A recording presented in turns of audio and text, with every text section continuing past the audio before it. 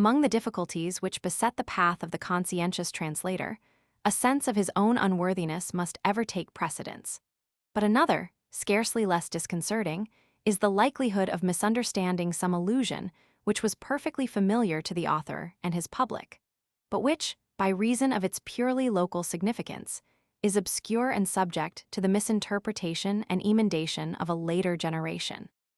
A translation worthy of the name is as much the product of a literary epoch as it is of the brain and labor of a scholar.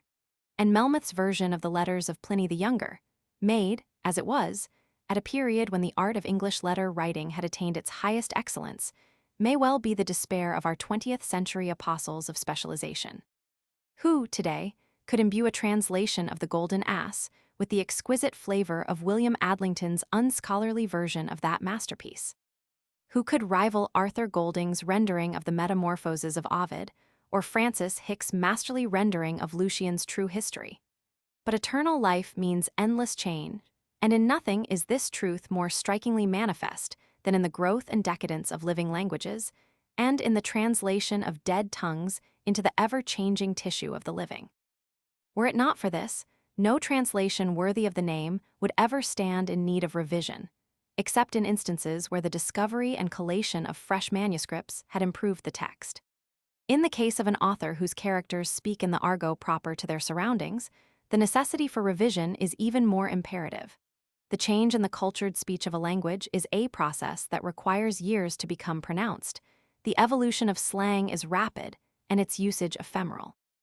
For example, Stephen Gaseley, in his bibliography of Petronius, calls attention to Harry Thurston Peck's rendering of Bell Pomum by He's a Daisy, and remarks appropriately enough that this was well enough for 1898, but we would now be more inclined to render it He's a Peach. Again, Peck renders Illud Erat Viver by That Was Life, but in the words of our lyric American jazz, we would be more inclined to render it That Was the Life. But, as Professor Gaseley has said, no rendering of this part of the Satyricon can be final, it must always be in the slang of the hour. Some, writes the immortal translator of Rabelais in his preface, have deservedly gained esteem by translating, yet not many condescend to translate but such as cannot invent, though to do the first well requires often as much genius as to do the latter. I wish, reader, thou mayest be as willing to do the author justice as I have strove to do him right. Many scholars have lamented the failure of Justus Lipsius to comment upon Petronius or edit an edition of the Satyricon. Had he done so, he might have gone far toward piercing the veil of darkness which enshrouds the authorship of the work and the very age in which the composer flourished. To me, personally, the fact that Lawrence Sterne did not undertake a version has caused much regret. The master who delineated Tristram Shandy's father and the intrigue between the widow Wadman and Uncle Toby would have drawn Trimalchio and his peers to admiration. WCF. Introduction. Of the many masterpieces which classical antiquity has bequeathed to modern times, few have attained, at intervals, to such popularity.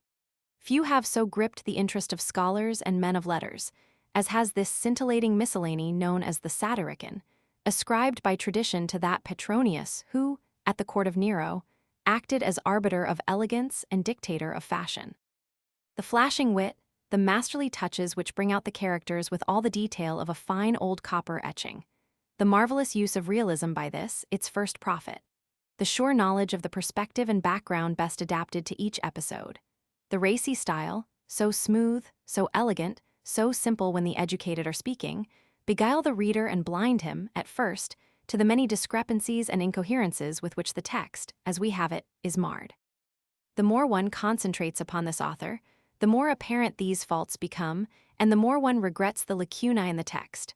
Notwithstanding numerous articles which deal with this work, some from the pens of the most profound scholars, its author is still shrouded in the mists of uncertainty and conjecture. He is as impersonal as Shakespeare, as aloof as Flaubert, in the opinion of Charles Whibley, and, it may be added, as genial as Rabelais. An enigmatic genius whose secret will never be laid bare with the resources at our present command. As I am not writing for scholars, I do not intend going very deeply into the labyrinth of critical controversy which surrounds the author and the work. But I shall deal with a few of the questions which, if properly understood, will enhance the value of the Satyricon and contribute, in some degree, to a better understanding of the author. For the sake of convenience, the questions discussed in this introduction will be arranged in the following order. 1. The Satyricon. 2. The author, A. His character, B. His purpose in writing, C. Time in which the action is placed, D. Localization of the principal episode. 3. Realism, A. Influence of the Satyricon upon the literature of the world. 4. The forgeries. 1. The Satyricon. Heinsius and Scaliger derive the word from the Greek, whence comes our English word satyr, but Casaubon, Dacier, and Spanheim derive it from the Latin satura, a plate filled with different kinds of food, and they refer to Porphyrion s. multis et variis rebus hoc carmen refertum est. The text, as we possess it, may be divided into 3 divisions. The first and last relate the adventures of Encolpius and his companions. The second, which is a digression, describes the dinner of Trimalchio. That the work was originally divided into books, we had long known from ancient glossaries, and we learn, from the title of the Traguriensian manuscript, that the fragments therein contained are excerpts from the 15th and 16th books. An interpolation of Fulgentius, Paris 7975, attributes to Book 14 the scene related in Chapter 20 of the work as we have it, and the glossary of Saint Benedict Floriacensis cites the passage, sed video T totum in Alaherer, qui Troia halison ostendit, Chapter 89, as from Book 15. As there is no reason to suppose that the chapters intervening between the end of the Scena, Chapter 79, and Chapter 89 are out of place, it follows that this passage may have belonged to Book 16 or even 17, but that it could not have belonged to Book 15. From the interpolation of Fulgentius, we may hazard the opinion that the beginning of the fragments, as we possess them, chapters 1 to 26, form part of Book 14. The Dinner of Trimalchio probably formed a complete book, 15, and the continuation of the adventures of Encolpius down to his meeting with Eumolpus, end of chapter 140, Book 16. The discomfiture of Eumolpus should have closed this book, but not the entire work, as the exit of the 2 principal characters is not fixed at the time our fragments come to an end. The original work, then, would probably have exceeded Tom Jones in length. 2.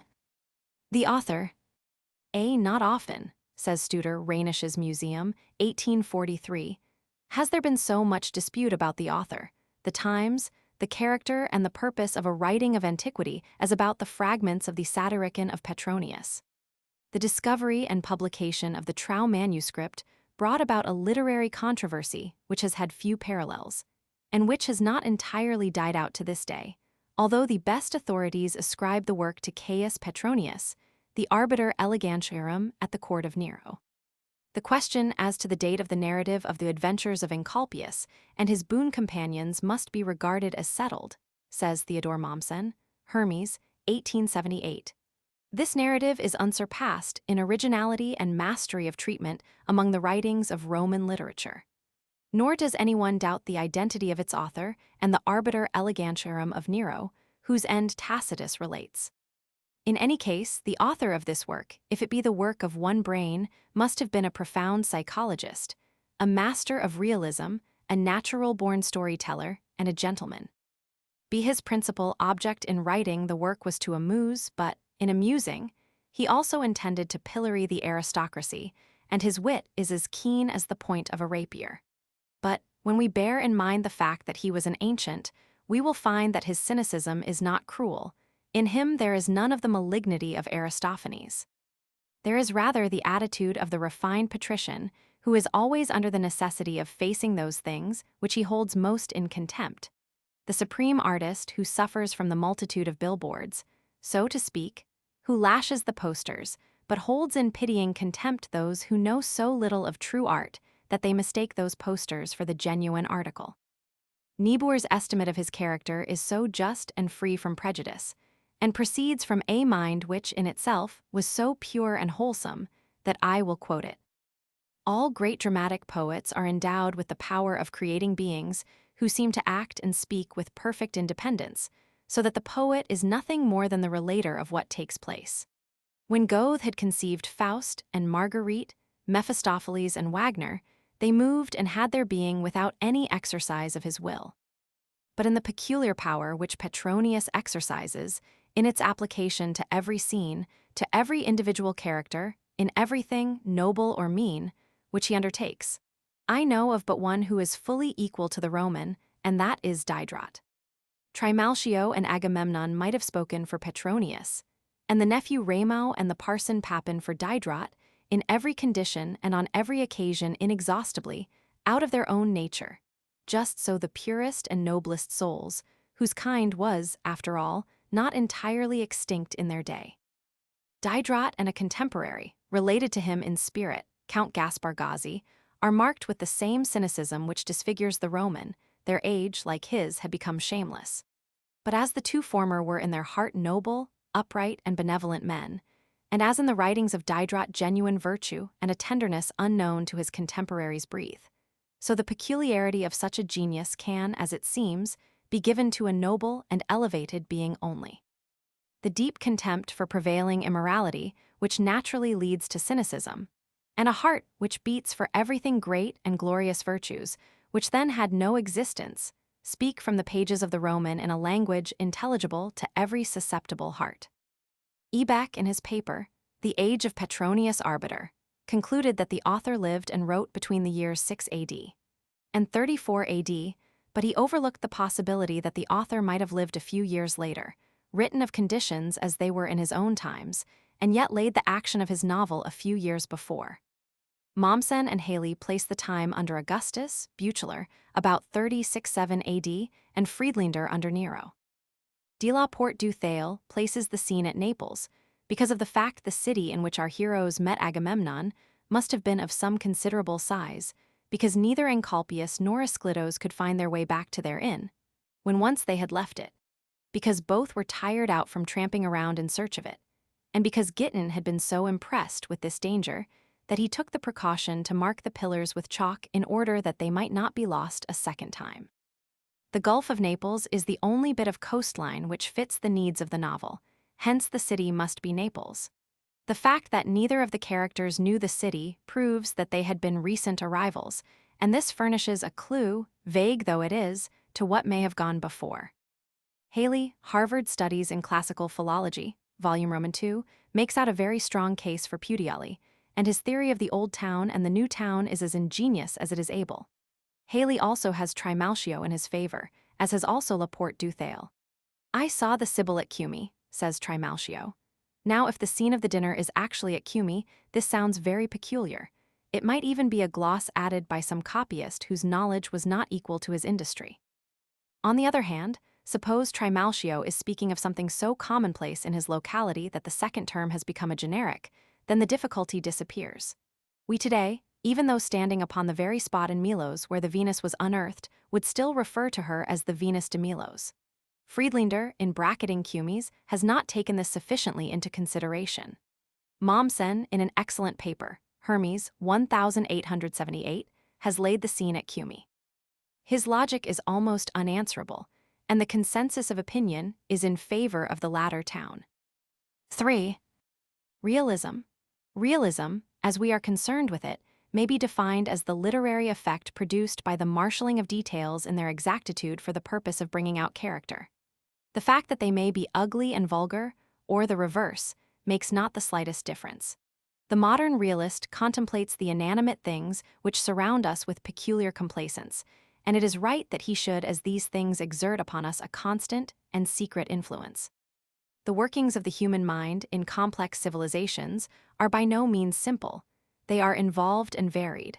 Our thoughts, our feelings, our wills associate themselves with an infinite number of sensations and images which play one upon the other, and which individualize, in some measure, every action we commit, and stamp it. The merit of our modern realists lies in the fact that they have studied the things which surround us and our relations to them, and thus have they been able to make their creations conform to human experience. The ancients gave little attention to this. The man, with them, was the important thing, the environment the unimportant. There are, of course, exceptions. The interview between Ulysses and Nausicaa is probably the most striking.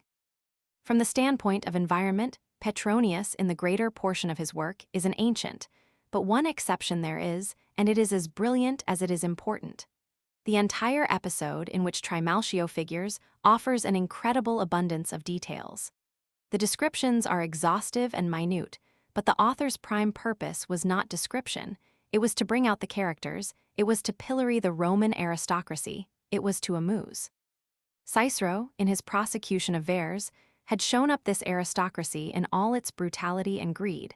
It remained for the author of the Scena to hold its absurdity up to the light of day, to lash an extravagance which, though utterly unbridled, was yet unable to exhaust the looted accumulations of years of political double-dealing and malfeasance in office.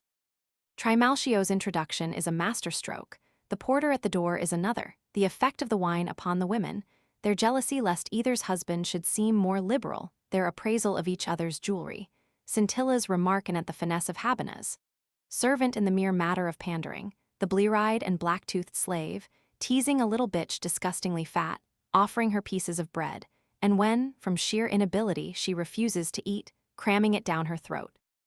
The effect of the alcohol upon Trimalchio, the little old lady girded round with a filthy apron, wearing clogs which were not mates, dragging in a huge dog on a chain, the incomparable humor in the passage in which Hessus, desperately seasick, sees that which makes him believe that even worse misfortunes are in store for him.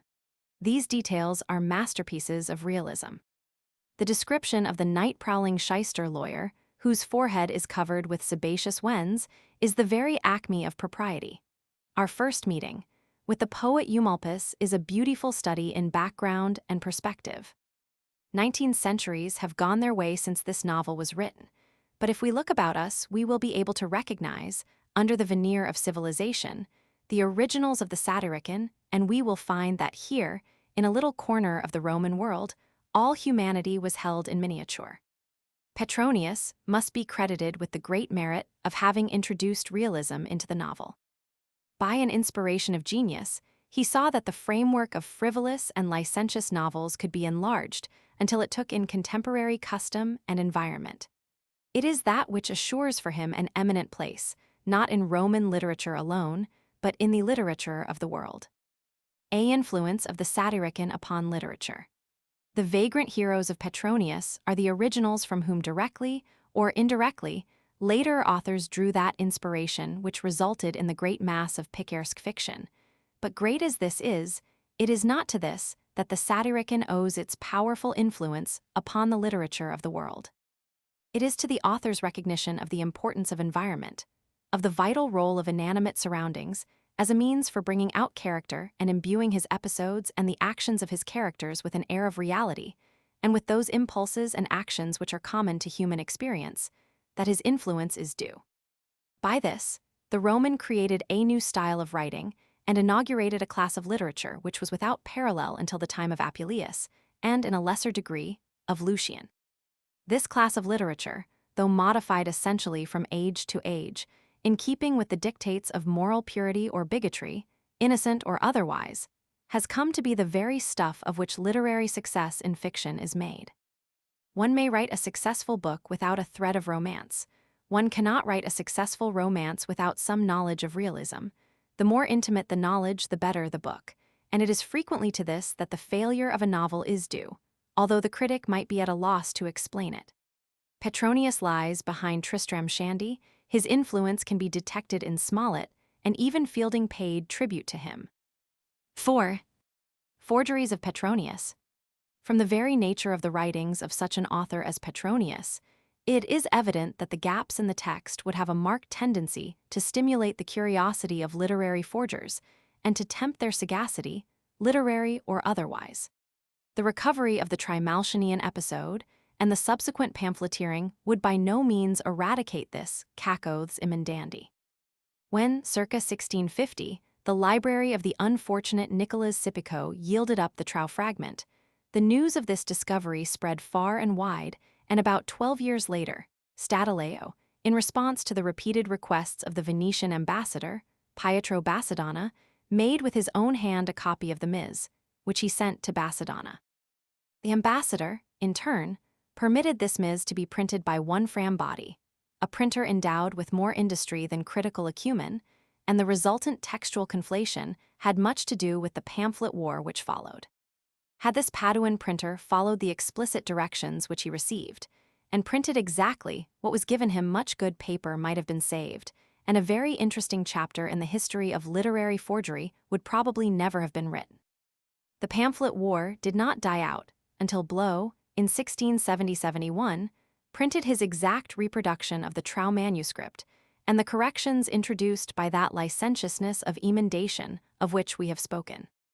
In October 1690, François Naudot, a French soldier of fortune, a commissary officer who combined belles lettres and philosophy with his official duties, wrote to Charpentier, president of the Academy of France, calling his attention to a copy of a manuscript which he Naudot possessed and which came into his hands in the following manner. One Dupin, a French officer detailed to service with Austria, had been present at the sack of Belgrade in 1688. That this Dupin had, while there, made the acquaintance of a certain Greek renegade, having, as a matter of fact, stayed in the house of this renegade.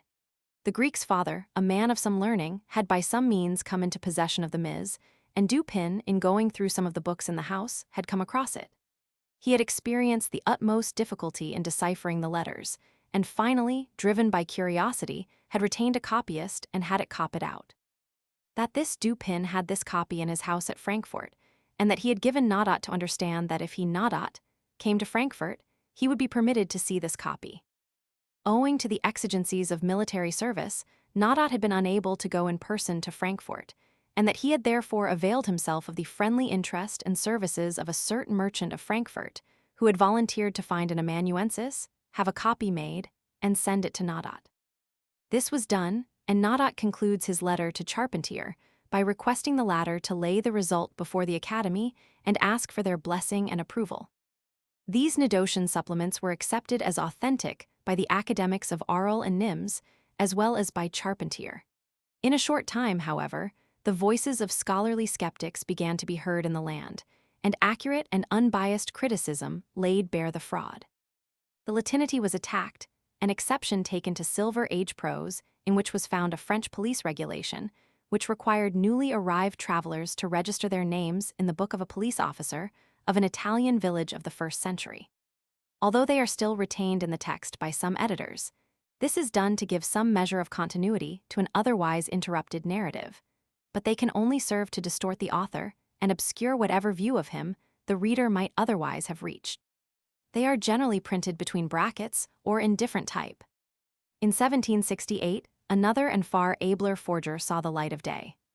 José Marchena, a Spaniard of Jewish extraction, was destined for an ecclesiastical career.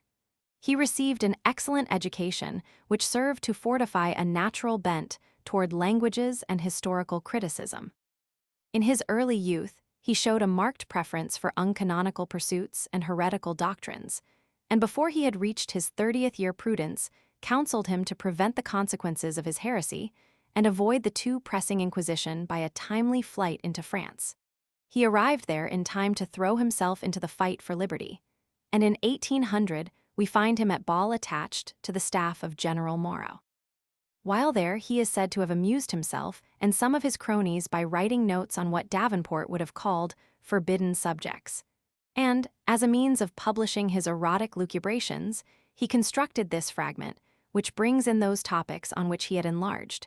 He translated the fragment into French, attached his notes, and issued the book. There is another story to the effect that he had been reprimanded by Moreau for having written a loose song, and that he exculpated himself by assuring the general that it was but a new fragment of Petronius which he had translated. 2 days later, he had the fragment ready to prove his contention. This is the account given by his Spanish biographer. In his preface, dedicated to the Army of the Rhine, he states that he found the fragment in a manuscript of the work of Saint Gennadius on the duties of priests, probably of the 9th century. A close examination revealed the fact that it was a palimpsest which, after treatment, permitted the restoration of this fragment. It is supposed to supply the gap in chapter 26 after the word verberabant. Its obscenity outrivals that of the preceding text, and the grammar style and Curiosa Felicitas Petroniana make it an almost perfect imitation. There is no internal evidence of forgery. If the text is closely scrutinized, it will be seen that it is composed of words and expressions taken from various parts of the Satyricon, and that in every line it has exactly the Petronian turn of phrase. Not only is the original edition unprocurable, to quote again from Mr. Gaisley's invaluable bibliography, but the reprint at Soleure, Brussels, 1865, consisted of only 120 copies and is hard to find. The most accessible place for English readers is in Bohn's translation, in which, however, only the Latin text is given, and the notes were a most important part of the original work. These notes, humorously and perhaps sarcastically ascribed to Lallemande, Sancti Theologiae Doctor, are 6 in number, all on various forms of vice, and show great knowledge, classical and sociological, of unsavory subjects. Now that the book is too rare to do us any harm, we may admit that the pastiche was not only highly amusing, but showed a perverse cleverness amounting almost to genius. Marchena died at Madrid in great poverty in 1821. A contemporary has described him as being rather short and heavy-set in figure, of great frontal development, and vain beyond belief. He considered himself invincible where women were concerned. He had a peculiar predilection in the choice of animal pets and was an object of fear and curiosity to the townspeople. His forgery might have been completely successful had he not acknowledged it himself within 2 or 3 years after the publication of his brochure. The fragment will remain a permanent tribute to the excellence of his scholarship, but it is his ode to Christ crucified which has made him more generally known, and it is one of the ironies of fate that caused this deformed giant of sarcasm to compose a poem of such tender and touching piety. Very little is known about Don Joe Antonio González de Salas, whose connecting passages, with the exception of one which is irrelevant, are here included. The learned editors of the Spanish Encyclopedia naively preface their brief sketch with the following assertion: "No tenemos noticias de su vida." De Salas was born in 1588 and died in 1654. His edition of Petronius was first issued in 1629 and reissued in 1643 with a copper plate of the editor. The Paris edition, from which he says he supplied certain deficiencies in the text, is unknown to bibliographers and is supposed to be fictitious. To distinguish the spurious passages, as a point of interest, in the present edition, the forgeries of Naudot are printed within round brackets, the forgery of Marchena within square brackets, and the additions of de Salas in italics, in this PG edext in curly brackets. The work is also accompanied by a translation of the 6 notes, the composition of which led Marchena to forge the fragment which first appeared in the year 1800. These have never before been translated. Thanks are due Ralph Strauss, Esquire, and Professor Stephen Gaisley. The Satyricon of Petronius Arbiter. Bracket code, Forgeries of Naudot, Editions of de Salas, D.W. Volume 1 Adventures of Encolpius and His Companions. Chapter the First. It has been so long since I promised you the story of my adventures that I have decided to make good my word today. And, seeing that we have thus fortunately met, not to discuss scientific matters alone, but also to enliven our jolly conversation with witty stories. Fabricius Veiento has already spoken very cleverly on the errors committed in the name of religion, and shown how priests, animated by an hypocritical mania for prophecy, boldly expound mysteries which are too often such to themselves. But are our rhetoricians tormented by another species of furies when they cry, "I received these wounds while fighting for the public liberty. I lost this eye in your defense. Give me a guide who will lead me to my children. My limbs are hamstrung and will not hold me up." Even these heroics could be endured if they made easier the road to eloquence. But as it is, their sole gain from this ferment of matter and empty discord of words is that when they step into the forum, they think they have been carried into another world. And it is my conviction that the schools are responsible for the gross foolishness of our young men, because, in them, they see or hear nothing at all of the affairs of everyday life, but only pirates standing in chains upon the shore, tyrants scribbling edicts in which sons are ordered to behead their own fathers, responses from oracles, delivered in time of pestilence, ordering the immolation of 3 or more virgins, every word a honeyed drop, every period sprinkled with poppy seed and sesame. Chapter the Second. Those who are brought up on such a diet can no more attain to wisdom than a kitchen scullion can attain to a keen sense of smell or avoid stinking of the grease. With your indulgence, I will speak out. You teachers are chiefly responsible for the decay of oratory. With your well-modulated and empty tones, you have so labored for rhetorical effect that the body of your speech has lost its vigor and died. Young men did not learn set speeches in the days when Sophocles and Euripides were searching for words in which to express themselves. In the days when Pindar and the 9 lyric poets feared to attempt Homeric verse, there was no private tutor to stifle budding genius. I need not cite the poets for evidence, for I do not find that either Plato or Demosthenes was given to this kind of exercise. A dignified, and if I may say it, a chaste, style is neither elaborate nor loaded with ornament. It rises supreme by its own natural purity. This windy and high-sounding bombast, a recent immigrant to Athens from Asia, touched with its breath the aspiring minds of youth, with the effect of some pestilential planet, and as soon as the tradition of the past was broken, eloquence halted and was stricken dumb. Since that, who has attained to the sublimity of Thucydides, who rivaled the fame of Hyperides? Not a single poem has glowed with a healthy color, but all of them, as though nourished on the same diet, lacked the strength to live to old age. Painting also suffered the same fate when the presumption of the Egyptians commercialized that incomparable art. I was holding forth along these lines one day when Agamemnon came up to us and scanned with a curious eye a person to whom the audience was listening so closely. Chapter the 3rd. He would not permit me to declaim longer in the portico than he himself had sweat in the school, but exclaimed, "Your sentiments do not reflect the public taste, young man, and you are a lover of common sense, which is still more unusual. For that reason, I will not deceive you as to the secrets of my profession. The teachers, who must gibber with lunatics, are by no means to blame for these exercises. Unless they spoke in accordance with the dictates of their young pupils, they would, as Cicero remarks, be left alone in the schools. And as designing parasites, when they seek invitations to the tables of the rich, have in mind nothing except what will, in their opinion, be most acceptable to their audience, for in no other way can they secure their ends. Save by setting snares for the ears. So it is with the teachers of rhetoric. They might be compared with the fisherman, who, unless he baits his hook with what he knows is most appetizing to the little fish, may wait all day upon some rock, without the hope of a catch." Chapter the 4th. What then is there to do? The parents who are unwilling to permit their children to undergo a course of training under strict discipline are the ones who deserve the reproof. In the first place, everything they possess, including the children, is devoted to ambition.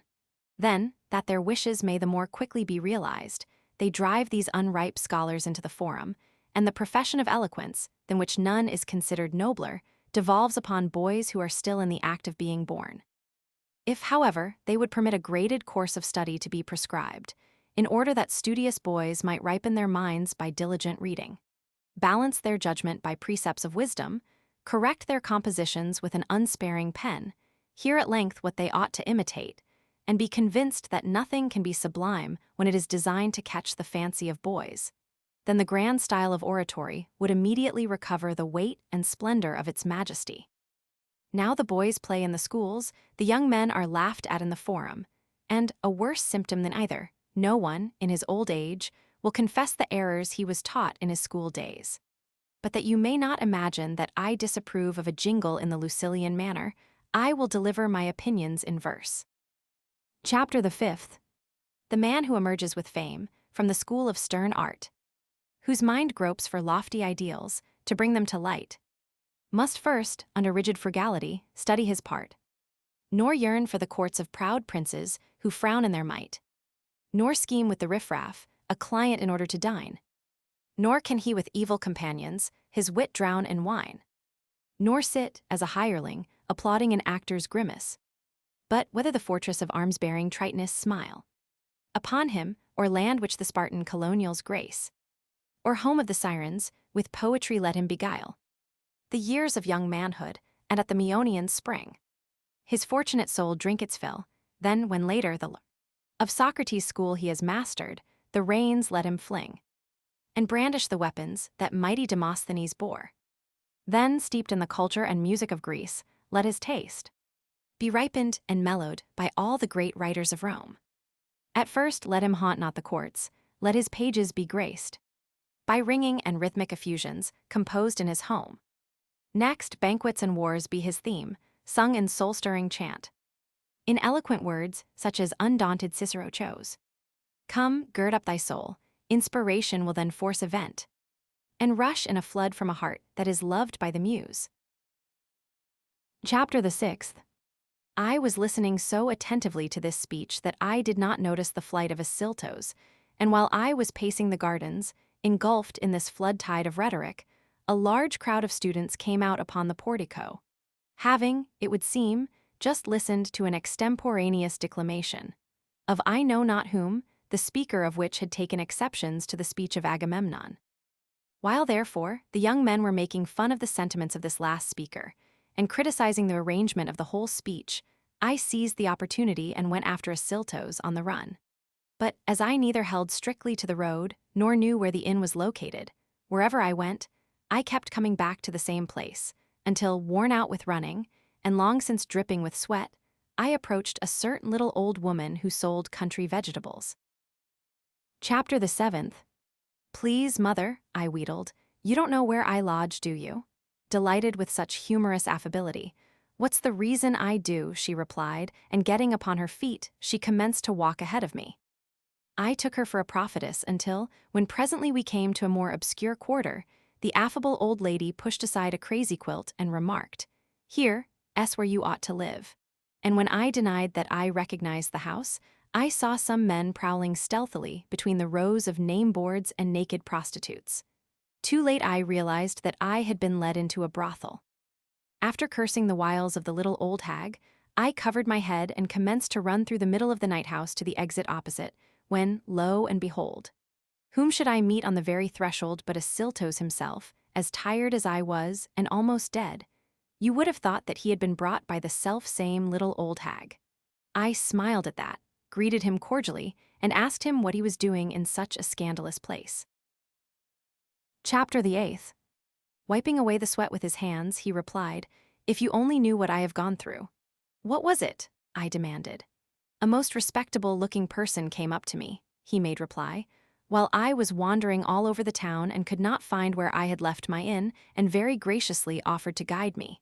He led me through some very dark and crooked alleys to this place, pulled out his tool, and commenced to beg me to comply with his appetite. A whore had already vacated herself for an as, and he had laid hands upon me, and, but for the fact that I was the stronger, I would have been compelled to take my medicine. While Ascyltos was telling me of his bad luck, who should come up again but this same very respectable-looking person, in company with a woman not at all bad-looking, and, looking at Ascyltos, he requested him to enter the house, assuring him that there was nothing to fear, and, since he was unwilling to take the passive part, he should have the active. The woman, on her part, urged me very persistently to accompany her, so we followed the couple at last, and were conducted between the rows of name boards, where we saw, in cells, many persons of each sex amusing themselves in such a manner, that it seemed to me that every one of them must have been drinking Satyricon. And catching sight of us, they attempted to seduce us with pederastic wantonness, and one wretch with his clothes girded up assaulted Ascyltos, and having thrown him down upon a couch, attempted to gore him from above. I succored the sufferer immediately, however, and having joined forces, we defied the troublesome wretch. Ascyltos ran out of the house and took to his heels, leaving me as the object of their lewd attacks, but the crowd, finding me the stronger in body and purpose, let me go unharmed. Chapter the 9th. After having tramped nearly all over the city, I caught sight of Gittin, as though through a fog, standing at the end of the street, on the very threshold of the inn, and I hastened to the same place. When I inquired whether my brother had prepared anything for breakfast, the boy sat down upon the bed and wiped away the trickling tears with his thumb. I was greatly disturbed by such conduct on the part of my brother, and demanded to be told what had happened. After I had mingled threats with entreaties, he answered slowly and against his will, That brother or comrade of yours rushed into the room a little while ago and commenced to attempt my virtue by force. When I screamed, he pulled out his tool and gritted out, If you're a Lucretia, you found your Tarquin. When I heard this, I shook my fists in Ascyltos' face. What have you to say for yourself? I snarled. you rutting pathic harlot, whose very breath is infected." Ascyltos pretended to bristle up, and shaking his fists more boldly still, he roared, "Won't you keep quiet, you filthy gladiator, you who escaped from the criminal's cage in the amphitheater to which you were condemned for the murder of your host? Won't you hold your tongue, you nocturnal assassin, who, even when you swived it bravely, never entered the lists with a decent woman in your life? Was I not a brother to you in the pleasure garden, in the same sense as that in which this boy now is in this lodging-house? You sneaked away from the master's lecture," I objected. Chapter the 10th. What should I have done, you triple fool, when I was dying of hunger? I suppose I should have listened to opinions as much to the purpose as the tinkle of broken glass or the interpretation of dreams. By Hercules, you are much more deserving of censure than I, you who will flatter a poet so as to get an invitation to dinner. Then we laughed ourselves out of a most disgraceful quarrel and approached more peaceably whatever remained to be done. But the remembrance of that injury recurred to my mind, and, "Ascyltos," I said, "I know we shall not be able to agree, so let us divide our little packs of common stock and try to defeat our poverty by our individual efforts. Both you and I know letters, but that I may not stand in the way of any undertaking of yours, I will take up some other profession. Otherwise, 1,000 trifles will bring us into daily collision and furnish cause for gossip through the whole town." Ascyltos made no objection to this, but merely remarked, "As we, in our capacity of scholars, have accepted an invitation to dinner, for this date, let us not lose our night. Since it seems to be the graceful thing to do, I will look out for another lodging and another brother tomorrow." Deferred pleasures are a long time coming, I sighed. It was lust that made this separation so hasty, for I had, for a long time, wished to be rid of a troublesome chaperone, so that I could resume my old relations with my Gittin. Bearing this affront with difficulty, Ascyltos rushed from the room without uttering a word.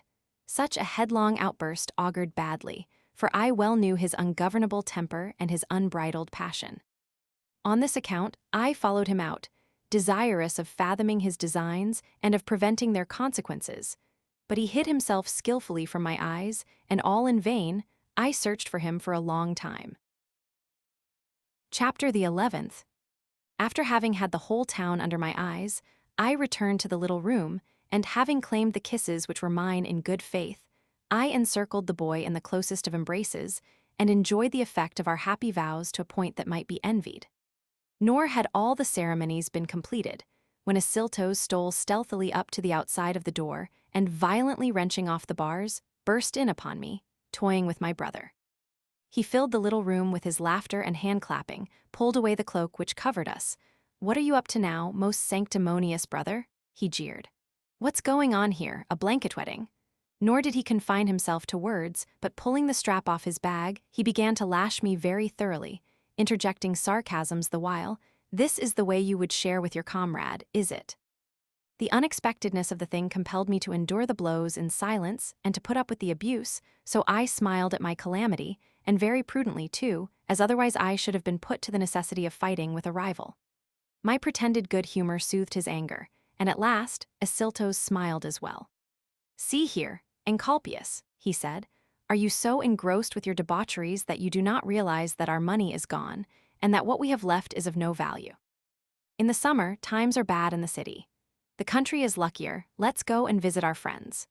Necessity compelled the approval of this plan, and the repression of any sense of injury as well, so, loading Gittin with our packs, we left the city and hastened to the country seat of Lycurgus, a Roman knight.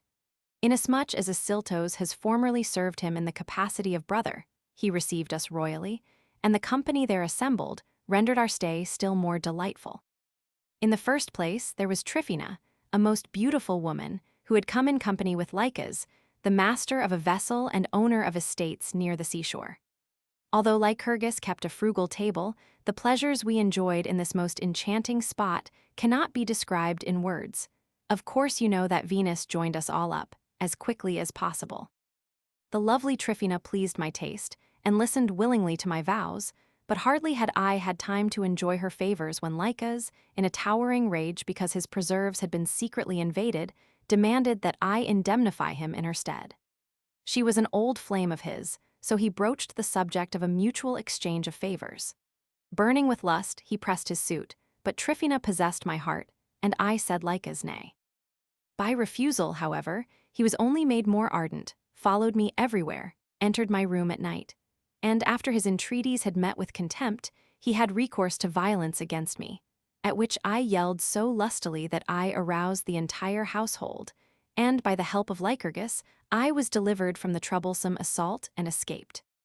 At last, perceiving that the house of Lycurgus was not suitable to the prosecution of his design, he attempted to persuade me to seek his hospitality, and when his suggestion was refused, he made use of Tryphaena's influence over me. She besought me to comply with Lyca's desires, and she did this all the more readily as by that she hoped to gain more liberty of action.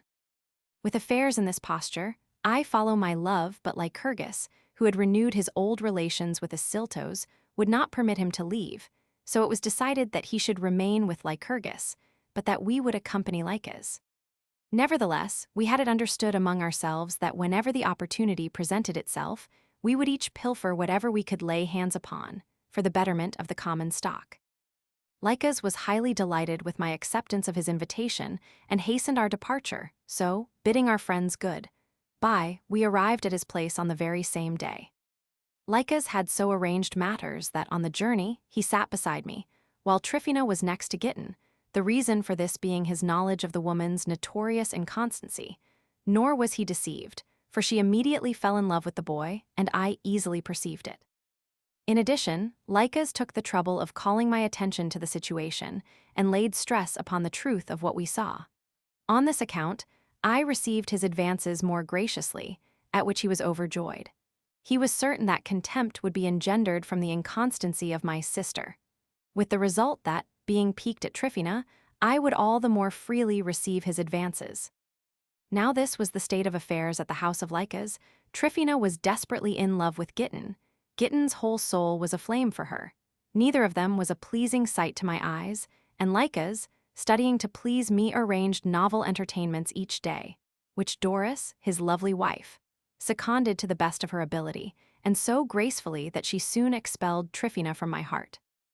A wink of the eye acquainted Doris of my passion, a coquettish glance informed me of the state of her heart, and this silent language, anticipating the office of the tongue, secretly expressed that longing of our souls which we had both experienced at the same instant. The jealousy of Lycas, already well known to me, was the cause of my silence, but love itself revealed to the wife the designs which Lycas had upon me. At our first opportunity of exchanging confidences, she revealed to me what she had discovered, and I candidly confessed, telling her of the coldness with which I had always met his advances. The far-sighted woman remarked that it would be necessary for us to use our wits. It turned out that her advice was sound, for I soon found out that complacency to the one meant possession of the other. Giton, in the meantime, was recruiting his exhausted strength, and Tryphaena turned her attention to me, but meeting with a repulse, she flounced out in a rage. The next thing this burning harlot did was to discover my commerce with both husband and wife.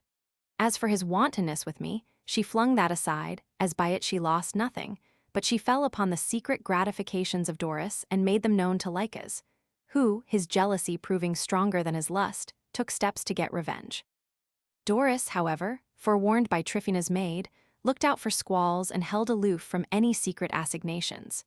When I became aware of all this, I heartily cursed the perfidy of Tryphaena and the ungrateful soul of Lycas, and made up my mind to be gone. Fortune favored me, as it turned out, for a vessel sacred to Isis and laden with prize money had only the day before run upon the rocks in the vicinity. After holding a consultation with Giton, at which he gladly gave consent to my plan, as Tryphaena visibly neglected him after having sapped his virility, we hastened to the seashore early on the following morning, and boarded the wreck, a thing easy of accomplishment as the watchmen, who were in the pay of Lycas, knew us well. But they were so attentive to us that there was no opportunity of stealing a thing until, having left Giton with them, I craftily slipped out of sight and sneaked aft where the statue of Isis stood, and despoiled it of a valuable mantle and a silver sistrum. From the master's cabin, I also pilfered other valuable trifles, and, stealthily sliding down a rope, went ashore. Giton was the only one who saw me, and he evaded the watchman and slipped away after me. I showed him the plunder when he joined me, and we decided to post with all speed to Ascyltos, but we did not arrive at the home of Lycurgus until the following day. In a few words, I told Ascyltos of the robbery, when he joined us, and of our unfortunate love affairs as well. He was for prepossessing the mind of Lycurgus in our favor, naming the increasing wantonness of Lycas as the cause of our secret and sudden change of habitation. When Lycurgus had heard everything, he swore that he would always be a tower of strength between us and our enemies. Until Tryphena and Doris were awake and out of bed, our flight remained undiscovered, for we paid them the homage of a daily attendance at the morning toilette. When our unwanted absence was noted, Lycas sent out runners to comb the seashore, for he suspected that we had been to the wreck. But he was still unaware of the robbery, which was yet unknown because the stern of the wreck was lying away from the beach, and the master had not, as yet, gone back aboard. Lycas flew into a towering rage when our flight was established for certain, and railed bitterly at Doris, whom he considered as the moving factor in it. Of the hard words and the beating he gave her I will say nothing, for the particulars are not known to me, but I will affirm that Tryphena, who was the sole cause of the unpleasantness, persuaded Lycas to hunt for his fugitives in the house of Lycurgus, which was our most probable sanctuary. She volunteered to accompany him in person, so that she could load us with the abuse which we deserved at her hands. They set out on the following day and arrived at the estate of Lycurgus, but we were not there, for he had taken us to a neighboring town to attend the feast of Hercules, which was there being celebrated. As soon as they found out about this, they hastened to take to the road and ran right into us in the portico of the temple. At sight of them, we were greatly put out, and Lycas held forth violently to Lycurgus upon the subject of our flight. But he was met with raised eyebrows and such a scowling forehead that I plucked up courage and, in a loud voice, passed judgment upon his lewd and base attempts and assaults upon me, not in the house of Lycurgus alone, but even under his own roof. And as for the meddling Tryphena, she received her just deserts, for at great length I described her moral turpitude to the crowd our altercation had caused a mob to collect, and to give weight to my argument, I pointed to limber-hammed Gittin, drained dry, as it were, and to myself, reduced almost to skin and bones by the raging lust of that nymphomaniac harlot. So humiliated were our enemies by the guffaws of the mob, that in gloomy ill humor they beat a retreat to plot revenge. As they perceived that we had prepossessed the mind of Lycurgus in our favor, they decided to await his return at his estate, in order that they might wean him away from his misapprehension. As the solemnities did not draw to a close until late at night, we could not reach Lycurgus, country place, so he conducted us to a villa of his, situated near the halfway point of the journey, and, leaving us to sleep there until the next day, he set off for his estate for the purpose of transacting some business. Upon his arrival, he found Lycas and Tryphena awaiting him, and they stated their case so diplomatically that they prevailed upon him to deliver us into their hands. Lycurgus, cruel by nature and incapable of keeping his word, was by this time striving to hit upon the best method of betraying us, and to that end he persuaded Lycas to go for help, while he himself returned to the villa and had us put under guard. To the villa he came, and greeted us with a scowl as black as any Lycas himself had ever achieved. Clenching his fists again and again, he charged us with having lied about Lycas, and, turning Ascyltos out, he gave orders that we were to be kept confined to the room in which we had retired to rest. Nor would he hear a word in our defense from Ascyltos, but taking the latter with him, he returned to his estate, reiterating his orders relative to our confinement, which was to last until his return. On the way back, Ascyltos vainly essayed to break down Lycurgus' determination, but neither prayers nor caresses, nor even tears could move him. Thereupon my brother conceived the design of freeing us from our chains, and, antagonized by the stubbornness of Lycurgus, he positively refused to sleep with him, and through this he was in a better position to carry out the plan which he had thought out. When the entire household was buried in its first sleep, Ascyltos loaded our little packs upon his back and slipped out through a breach in the wall, which he had previously noted, arriving at the villa with the dawn. He gained entrance without opposition and found his way to our room, which the guards had taken the precaution to bar. It was easy to force an entrance, as the fastening was made of wood, which same he pried off with a piece of iron. The fall of the lock roused us, for we were snoring away, in spite of our unfortunate situation. On account of the long vigil, the guard was in such a deep sleep that we alone were wakened by the crashing fall of the lock, and Ascyltos, coming in, told us in a few words what he had done for us.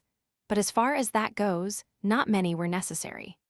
We were hurriedly dressing when I was seized with the notion of killing the guard and stripping the place.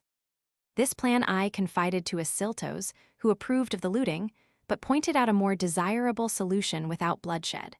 Knowing all the crooks and turns, as he did, he led us to a storeroom which he opened.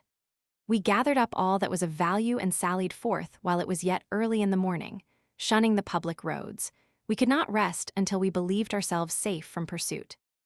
Ascyltos, when he had caught his breath, gloatingly exulted of the pleasure which the looting of a villa belonging to Lycurgus, a superlatively avaricious man, afforded him. He complained, with justice of his parsimony, affirming that he himself had received no reward for his canightly services, that he had been kept at a dry table and on a skimpy ration of food. This Lycurgus was so stingy that he denied himself even the necessities of life, his immense wealth to the contrary notwithstanding. The tortured Tantalus still stands, to parch in his shifting pool, and starve when fruit sways just beyond his grasp. The image of the miser rich, when his avaricious soul robs him of food and drink, in plenty's clasp. Ascyltos was for going to Naples that same day, but I protested the imprudence of going to any place where they would be on the lookout for us. Let's absent ourselves, for a while, and travel in the country. We are well supplied with means. This advice took his fancy, and we set out for a part of the country noted for the beauty of its estates, and where not a few of our acquaintances were enjoying the sports of the season. Scarcely had we covered half the distance, however, before it began to pour down rain by the bucketful, compelling us to run for the nearest village. Upon entering the inn, we noticed many other wayfarers who had put up there to escape the storm. The jam prevented our being watched, and at the same time made it easier for us to pry about with curious eyes, on the alert for something to appropriate. Ascyltos, unseen by anyone, picked up off the ground a little pouch in which he found some gold pieces. We were overjoyed with this auspicious beginning, but fearing that someone would miss the gold, we stealthily slipped out by the back door. A slave, who was saddling a horse in the courtyard, suddenly left his work and went into the house, as if he had forgotten something, and while he was gone I appropriated a superb mantle which was tied fast to the saddle. By untying the thongs, then, utilizing a row of outbuildings for cover, we made off into the nearest wood. When we had reached the depths of the grove, where we were in safety, we thoroughly discussed the surest method of secreting our gold, so that we would neither be accused of robbery nor robbed ourselves, and we finally decided to sew it into the hem of a ragged tunic, which I threw over my shoulders, after having turned the mantle over to Ascyltos for safekeeping. We then made ready to start for the city via the unfrequented roads. We were just about to emerge from the shelter of the wood when we heard, from somewhere on our left, "They can't get away, they came into this wood. Let's spread out and beat, and they will easily be caught." On hearing this, we were thrown into such a terrible fright that Ascyltos and Gittin dashed away cityward, through the underbrush, and I retreated in such a hurry that the precious tunic slipped off my shoulders without my knowing it. At last, completely fagged out and unable to take another step, I lay down under a tree, and there I first became aware of the loss of the tunic. Chagrin restored my strength, and I leaped to my feet to look for the treasure, and for a long time I beat around in vain. Worn out with work and vexation, I forced my way into the thickest part of the grove and remained there for 4 mortal hours, but at last, bored to extinction by the horrible solitude, I sought a way out. As I went ahead, I caught sight of a peasant. Then I had need of all my nerve, and it did not fail me. Marching boldly up to him, I asked my way to the city, complaining that I had been lost in the wood for several hours. Seeing my condition, he took pity upon me, for I was covered with mud and paler than death, and asked me whether I had seen anyone in the place. "Not a soul," I replied, whereupon he kindly conducted me to the high road, where he met 2 of his companions, who informed him that they had beaten along every path in the forest without having found anything except a tunic, which they showed him. As may be readily supposed, I did not have the audacity to claim it, though well aware of its value, and my chagrin became almost insupportable as I vented many a groaning curse over my lost treasure. The peasants paid no attention to me, and I was gradually left behind. As my weakness increased, my pace decreased. For this reason, it was late when I reached the city, and, entering the inn, beheld Ascyltos, stretched out, half dead, upon a cot too far gone to utter a single syllable, I threw myself upon another. Ascyltos became greatly excited at not seeing the tunic which he had entrusted to me, demanding it insistently. But I was so weak that my voice refused its office, and I permitted the apathy of my eyes to answer his demand. Then, by and by, regaining my strength little by little, I related the whole affair to Ascyltos in every detail. He thought that I was joking, and although my testimony was fortified by a copious flood of tears, it could easily be seen that he remained unconvinced, believing that I wanted to cheat him out of the gold. Giton, who was standing by during all this, was as downcast as myself, and the suffering of the lad only served to increase my own vexation. But the thing which bothered me most of all was the painstaking search which was being made for us. I told Ascyltos of this, but he only laughed it off, as he had so happily extricated himself from the scrape. He was convinced that, as we were unknown and as no one had seen us, we were perfectly safe. We decided, nevertheless, to feign sickness and to keep to our room as long as possible. But before we knew it, our money ran out, and spurred by necessity, we were forced to go abroad and sell some of our plunder. Chapter the 12th. Twilight was falling as we entered the marketplace, in which we noticed a quantity of things for sale, not any of much value, it is true, but such as could be disposed of to the best advantage when the semi-darkness would serve to hide their doubtful origin. As we had brought our stolen mantle, we proceeded to make use of so favorable an opportunity, and, in a secluded spot, displayed a corner of it, hoping the splendid garment would attract some purchaser.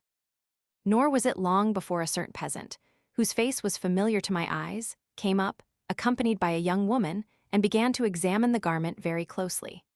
Ascyltos, in turn, cast a glance at the shoulders of our rustic customer, and was instantly struck dumb with astonishment. Nor could I myself look upon this man without some emotion, for he seemed to be the identical person who had picked up the ragged tunic in the lonely wood, and, as a matter of fact, he was.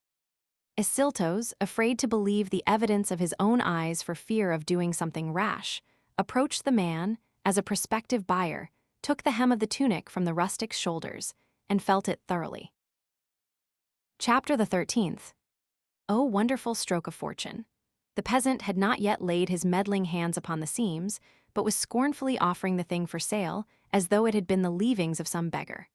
When Ascyltos had assured himself that the hoard was intact, and had taken note of the social status of the seller, he led me a little aside from the crowd and said, "Do you know, brother, that the treasure about which I was so worked up has come back to us?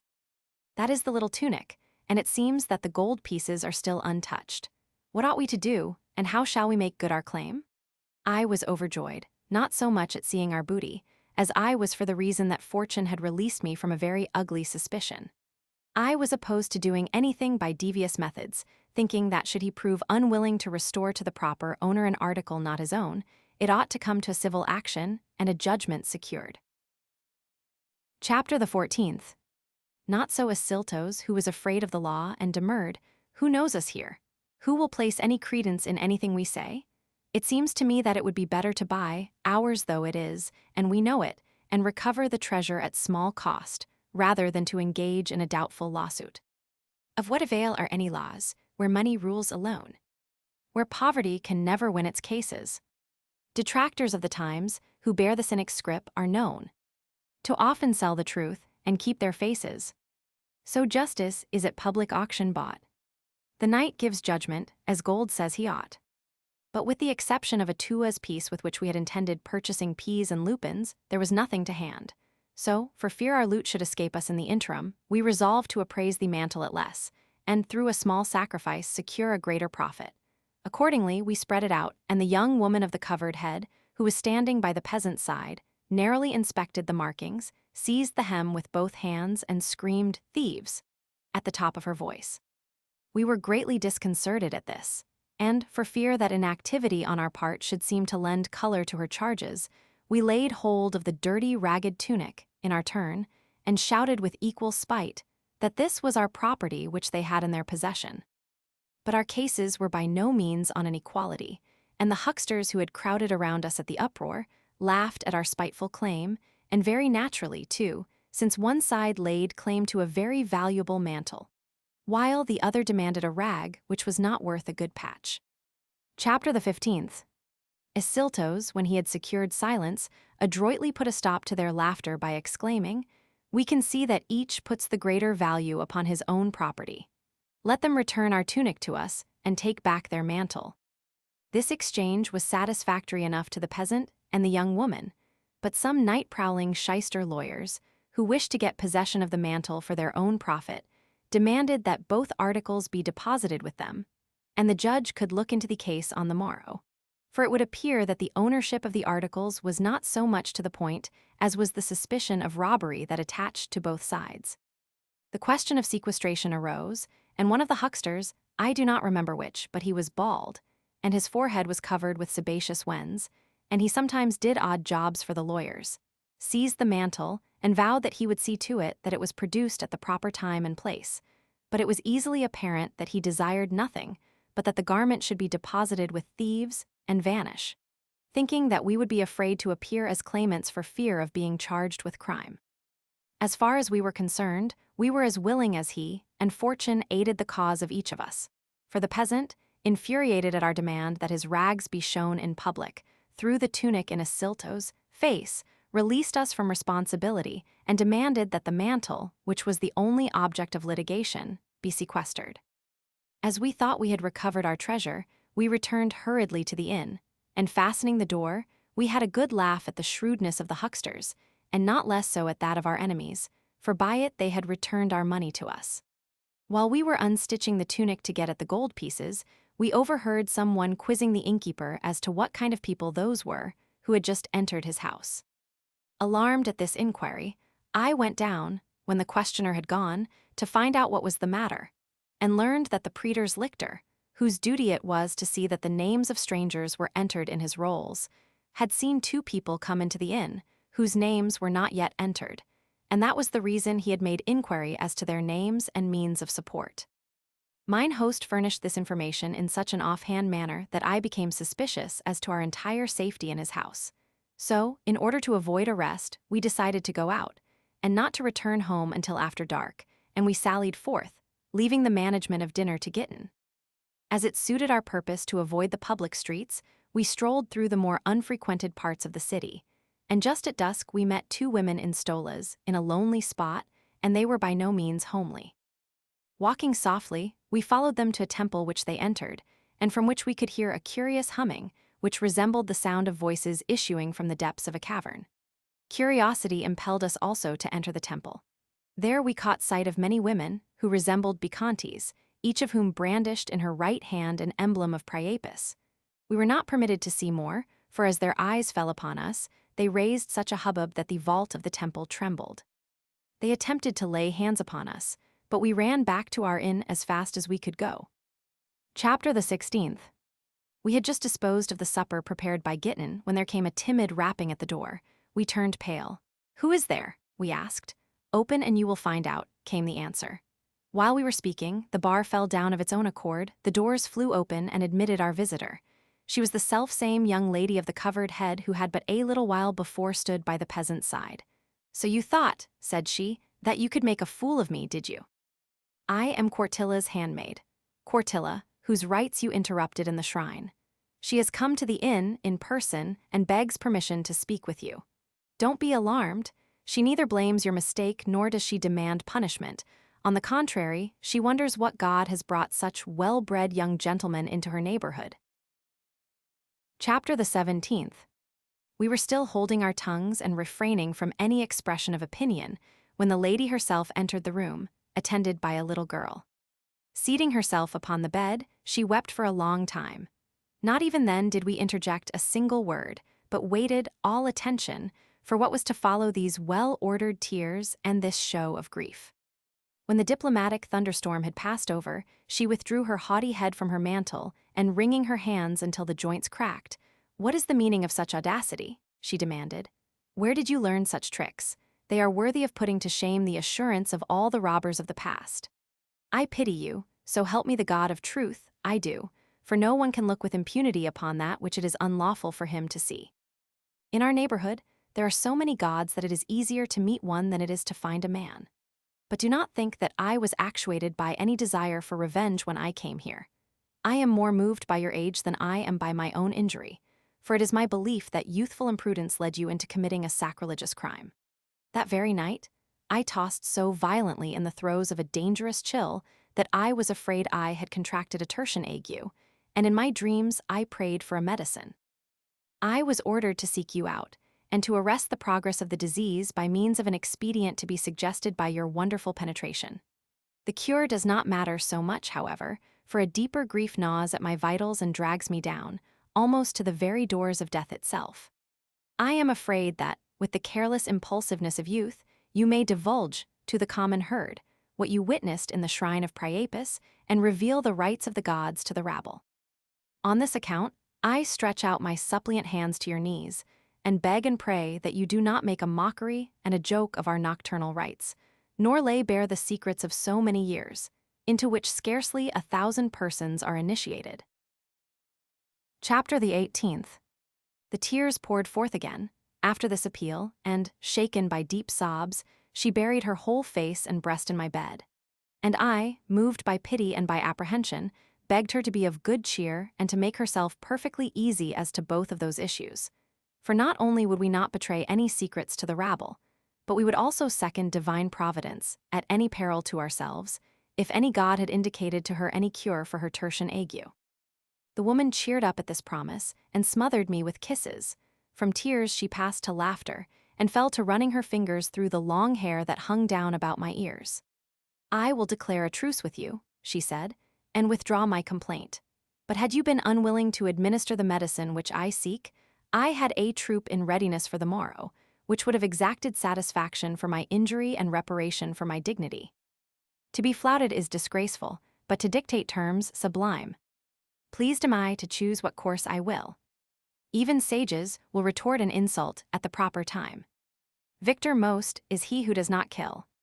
Then she suddenly clapped her hands and broke into such a peal of laughter that we were alarmed. The maid, who had been the first to arrive, did likewise on one side of us, as also did the little girl who had entered with the madame herself. Chapter the 19th. The whole place was filled with mocking laughter, and we, who could see no reason for such a change of front, stared blankly at each other and then at the women. Then Quartilla spoke up, finally. I gave orders that no mortal man should be admitted into this inn, this day, so that I could receive the treatment for my ague without interruption. Ascyltos was, for the moment, struck dumb by this admission of Quartilla's, and I turned colder than a Gallic winter, and could not utter a word. But the personnel of the company relieved me from the fear that the worst might be yet to come, for they were only 3 young women, too weak to attempt any violence against us, who were of the male sex at least, even if we had nothing else of the man about us, and this was an asset. Then, too, we were girded higher, and I had so arranged matters that if it came to a fight, I would engage Quartilla myself, Ascyltos the maid, and Gittin the girl. While I was turning over this plan in my mind, Quartilla came to close quarters to receive the treatment for her ague, but having her hopes disappointed, she flounced out in a rage, and returning in a little while, she had us overpowered by some unknown vagabonds, and gave orders for us to be carried away to a splendid palace. Then our determination gave place to astonishment, and death, sure and certain, began to obscure the eyes of suffering. Chapter the 20th. Pray, madame, I groaned, if you have anything worse in store, bring it on quickly, for we have not committed a crime so heinous as to merit death by torture. The maid, whose name was Psyche, quickly spread a blanket upon the floor and sought to secure an erection by fondling my member, which was already 1,000 times colder than death. Ascyltos, well aware by now of the danger of dipping into the secrets of others, covered his head with his mantle. In the meantime, the maid took 2 ribbons from her bosom and bound our feet with one and our hands with the other. Finding myself trussed up in this fashion, I remarked, "You will not be able to cure your mistress, ague, in this manner." "Granted," the maid replied, "but I have other and surer remedies at hand." She brought me a vessel full of Satyricon as she said this, and so cheerfully did she gossip about its virtues that I drank down nearly all of the liquor, and because Ascyltos had but a moment before rejected her advances, she sprinkled the dregs upon his back, without his knowing it. When this repartee had drawn to a close, Ascyltos exclaimed, "Do I deserve a drink?" Given away by my laughter, the maid clapped her hands and cried, "I put one by you, young man. Did you drink so much all by yourself?" "What's that you say?" Quartilla chimed in. "Did Encolpius drink all the Satyricon there was in the house?" And she laughed delightfully until her sides shook. Finally, not even Gitten himself could resist a smile, especially when the little girl caught him around the neck and showered innumerable kisses upon him, and he not at all averse to it. Chapter the 21st. We would have cried aloud in our misery, but there was no one to give us any help, and whenever I attempted to shout, "Help, all honest citizens," Psyche would prick my cheeks with her hairpin, and the little girl would intimidate Ascyltos with a brush dipped in Satyricon. Then a catamite appeared, clad in a myrtle-colored frieze robe and girded round with a belt. One minute he nearly gored us to death with his writhing buttocks, and the next he befouled us so with his stinking kisses that Quartilla, with her robe tucked high, held up her whalebone wand and ordered him to give the unhappy wretches quarter. Both of us then took a most solemn oath that so dread a secret should perish with us.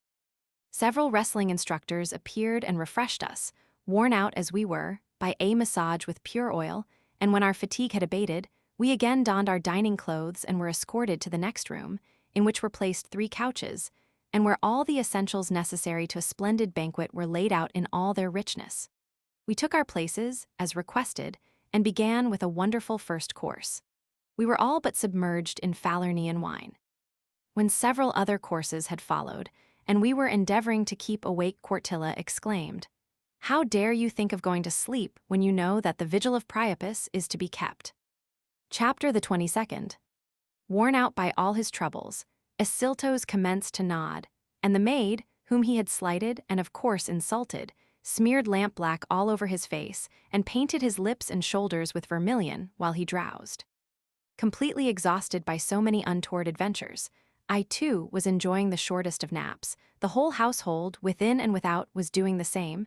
Some were lying here and there asleep at our feet, others leaned against the walls, and some even slept head to head upon the threshold itself. The lamps, failing because of a lack of oil, shed a feeble and flickering light, when 2 Syrians, bent upon stealing an amphora of wine, entered the dining room. While they were greedily pawing among the silver, they pulled the amphora in 2, upsetting the table with all the silver plate, and a cup, which had flown pretty high, cut the head of the maid, who was drowsing upon a couch. She screamed at that, thereby betraying the thieves and wakening some of the drunkards. The Syrians, who had come for plunder, seeing that they were about to be detected, were so quick to throw themselves down beside a couch and commence to snore as if they had been asleep for a long time, that you would have thought they belonged there. The butler had gotten up and poured oil in the flickering lamps by this time, and the boys, having rubbed their eyes open, had returned to their duty, when in came a female cymbal player, and the crashing brass awoke everybody. Chapter the 23rd. The banquet began all over again, and Quartilla challenged us to a drinking bout, the crash of the cymbals lending ardor to her revel. A catamite appeared, the stalest of all mankind, well worthy of that house. Heaving a sigh, he wrung his hands until the joints cracked, and spouted out the following verses. "Hither, hither quickly gather, pathic companions boon, artfully stretch forth your limbs and on with the dance and play, twinkling feet and supple thighs and agile buttocks in tune, hands well skilled in raising passions, Delian eunuchs gay." When he had finished his poetry, he slobbered a most evil-smelling kiss upon me, and then, climbing upon my couch, he proceeded with all his might and main to pull all of my clothing off. I resisted to the limit of my strength. He manipulated my member for a long time, but all in vain. Gummy streams poured down his sweating forehead, and there was so much chalk in the wrinkles of his cheeks that you might have mistaken his face for a roofless wall, from which the plaster was crumbling in a rain. Chapter the 24th. Driven to the last extremity, I could no longer keep back the tears. "Madame," I burst out, "is this the nightcap which you ordered served to me?"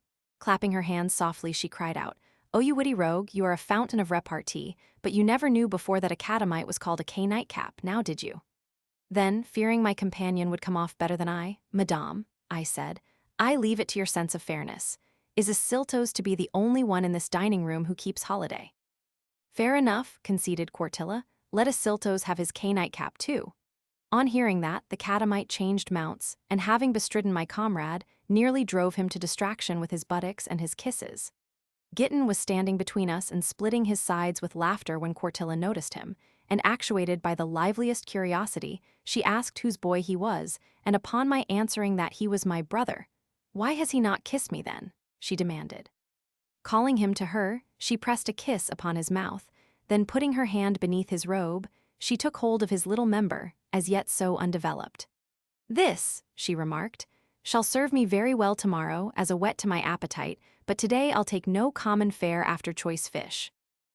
Chapter the 25th. She was still talking when Psyche, who was giggling, came to her side and whispered something in her ear. What it was, I did not catch. "By all means," ejaculated Quartilla, "a brilliant idea. Why shouldn't our pretty little Peniches lose her maidenhead when the opportunity is so favorable?" A little girl, pretty enough too, was led in at once. She looked to be not over 7 years of age, and she was the same one who had before accompanied Quartilla to our room. Amidst universal applause, and in response to the demands of all, they made ready to perform the nuptial rites. I was completely out of countenance, and insisted that such a modest boy as Gittin was entirely unfitted for such a wanton part, and moreover, that the child was not of an age at which she could receive that which a woman must take. "Is that so?" Quartilla scoffed. "Is she any younger than I was when I submitted to my first man? Juno, my patroness, curse me if I can remember the time when I ever was a virgin, for I diverted myself with others of my own age. As a child then, as the years passed, I played with bigger boys, until at last I reached my present age. I suppose that this explains the origin of the proverb, 'Who carried the calf may carry the bull,' as they say. As I feared that Gittin might run greater risk if I were absent, I got up to take part in the ceremony." Chapter the 26th. Psyche had already enveloped the child's head in the bridal veil. The catamite, holding a torch, led the long procession of drunken women which followed. They were clapping their hands, having previously decked out the bridal bed with a suggestive drapery. Quartilla, spurred on by the wantonness of the others, seized hold of Gittin and drew him into the bridal chamber. There was no doubt of the boy's perfect willingness to go, nor was the girl at all alarmed at the name of marriage. When they were finally in bed, and the door shut, we seated ourselves outside the door of the bridal chamber, and Quartilla applied a curious eye to a chink, purposely made, watching their childish dalliance with lascivious attention. She then drew me gently over to her side that I might share the spectacle with her, and when we both attempted to peep, our faces were pressed against each other. Whenever she was not engrossed in the performance, she screwed up her lips to meet mine, and pecked at me continually with furtive kisses. A thunderous hammering was heard at the door, while all this was going on, and everyone wondered what this unexpected interruption could mean, when we saw a soldier, one of the night watch, enter with a drawn sword in his hand and surrounded by a crowd of young rowdies. He glared about him with savage eyes and blustering mien, and catching sight of Quartilla, presently, "What's up now, you shameless woman?" he bawled. "What do you mean by making game of me with lying promises and cheating me out of the night you promised me, but you won't get off unpunished? You and that lover of yours are going to find out that I'm a man." At the soldier's orders, his companion bound Quartilla and myself together, mouth to mouth, breast to breast, and thigh to thigh, and not without a great deal of laughter. Then the catamite, also at the soldier's order, began to beslaver me all over with the fetid kisses of his stinking mouth, a treatment I could neither fly from nor in any other way avoid. Finally, he ravished me and worked his entire pleasure upon me. In the meantime, the Satyricon which I had drunk only a little while before spurred every nerve to lust, and I began to gore Quartilla impetuously, and she, burning with the same passion, reciprocated in the game. The rowdies laughed themselves sick, so moved were they by that ludicrous scene, for here was I, mounted by the stalest of catamites, involuntarily and almost unconsciously responding with as rapid a cadence to him as Quartilla did in her wriggling under me. While this was going on, Paniches, unaccustomed at her tender years to the pastime of Venus, raised an outcry and attracted the attention of the soldier by this unexpected howl of consternation, for this slip of a girl was being ravished, and Gittin the victor had won a not bloodless victory. Aroused by what he saw, the soldier rushed upon them, seizing Paniches, then Gittin, then both of them together in a crushing embrace. The virgin burst into tears and pleaded with him to remember her age, but her prayers availed her nothing, the soldier only being fired the more by her childish charms. Paniches covered her head at last, resolved to endure whatever the fates had in store for her. At this instant, an old woman, the very same who had tricked me on that day when I was hunting for our lodging, came to the aid of paniches, as though she had dropped from the clouds. With loud cries, she rushed into the house, swearing that a gang of footpads was prowling about the neighborhood, and the people invoked the help of all honest men, in vain, for the members of the night watch were either asleep or intent upon some carouse, as they were nowhere to be found. Greatly terrified at this, the soldier rushed headlong from Quartilla's house. His companions followed after him, freeing paniches from impending danger and relieving the rest of us from our fear. I was so weary of Quartilla's lechery that I began to meditate means of escape. I made my intentions known to Ascyltos, who, as he wished to rid himself of the importunities of Psyche, was delighted. Had not Gitten been shut up in the bridal chamber, the plan would have presented no difficulties, but we wished to take him with us, and out of the way of the viciousness of these prostitutes. We were anxiously engaged in debating this very point, when Paniches fell out of bed and dragged Gitten after her by her own weight. He was not hurt, but the girl gave her head a slight bump and raised such a clamor that Quartilla, in a terrible fright, rushed headlong into the room, giving us the opportunity of making off. We did not tarry, but flew back to our inn where, throwing ourselves upon the bed, we passed the remainder of the night without fear. Sallying forth next day, we came upon 2 of our kidnappers, one of whom Ascyltos savagely attacked the moment he set eyes upon him, and after having thrashed and seriously wounded him, he ran to my aid against the other. He defended himself so stoutly, however, that he wounded us both, slightly, and escaped unscathed. The 3rd day had now dawned, the date set for the free dinner at Trimalchio. But battered as we were, flight seemed more to our taste than quiet, so we hastened to our inn and, as our wounds turned out to be trifling, we dressed them with vinegar and oil and went to bed. The ruffian whom we had done for was still lying upon the ground, and we feared detection. Affairs were at this pass, and we were framing melancholy excuses with which to evade the coming revel, when a slave of Agamemnon's burst in upon our trembling conclave and said, "Don't you know with whom your engagement is today? The exquisite Trimalchio, who keeps a clock and a liveried bugler in his dining room, so that he can tell, instantly, how much of his life has run out." Forgetting all our troubles at that, we dressed hurriedly and ordered Gitten, who had very willingly performed his servile office, to follow us to the bath. Edext editor's bookmarks. Boys play in the schools, the young men are laughed at deferred pleasures, are a long time coming Egyptians. Commercialized, that incomparable art errors committed in the name of religion, everything including the children, is devoted to ambition, laughed ourselves, out of a most disgraceful quarrel, no one will confess the errors he was taught in his school days. Priests, animated by an hypocritical mania for prophecy, see or hear nothing at all of the affairs of everyday life. The teachers, who must gibber with lunatics, they secure their ends, save by setting snares for the ears. Volume 2, The Dinner of Trimalchio. Chapter the 27th. Having put on our clothes, in the meantime, we commenced to stroll around and soon, the better to amuse ourselves, approached the circle of players. All of a sudden we caught sight of a bald-headed old fellow, rigged out in a russet-colored tunic, playing ball with some long-haired boys. It was not so much the boys who attracted our attention, although they might well have merited it, as it was the spectacle afforded by this beslippered paterfamilias playing with a green ball. If one but touched the ground, he never stooped for it to put it back in play, for a slave stood by with a bagful from which the players were supplied. We noted other innovations as well, for 2 eunuchs were stationed at opposite sides of the ring, one of whom held a silver chamber pot, the other counted the balls, not those which bounced back and forth from hand to hand in play, but those which fell to the ground. While we were marveling at this display of refinement, Menelaus rushed up. "He is the one with whom you will rest upon your elbow," he panted. "What you see now is only a prelude to the dinner." Menelaus had scarcely ceased speaking when Trimalchio snapped his fingers. The eunuch, hearing the signal, held the chamber pot for him while he still continued playing. After relieving his bladder, he called for water to wash his hands, barely moistened his fingers, and dried them upon a boy's head. Chapter the 28th. To go into details would take too long.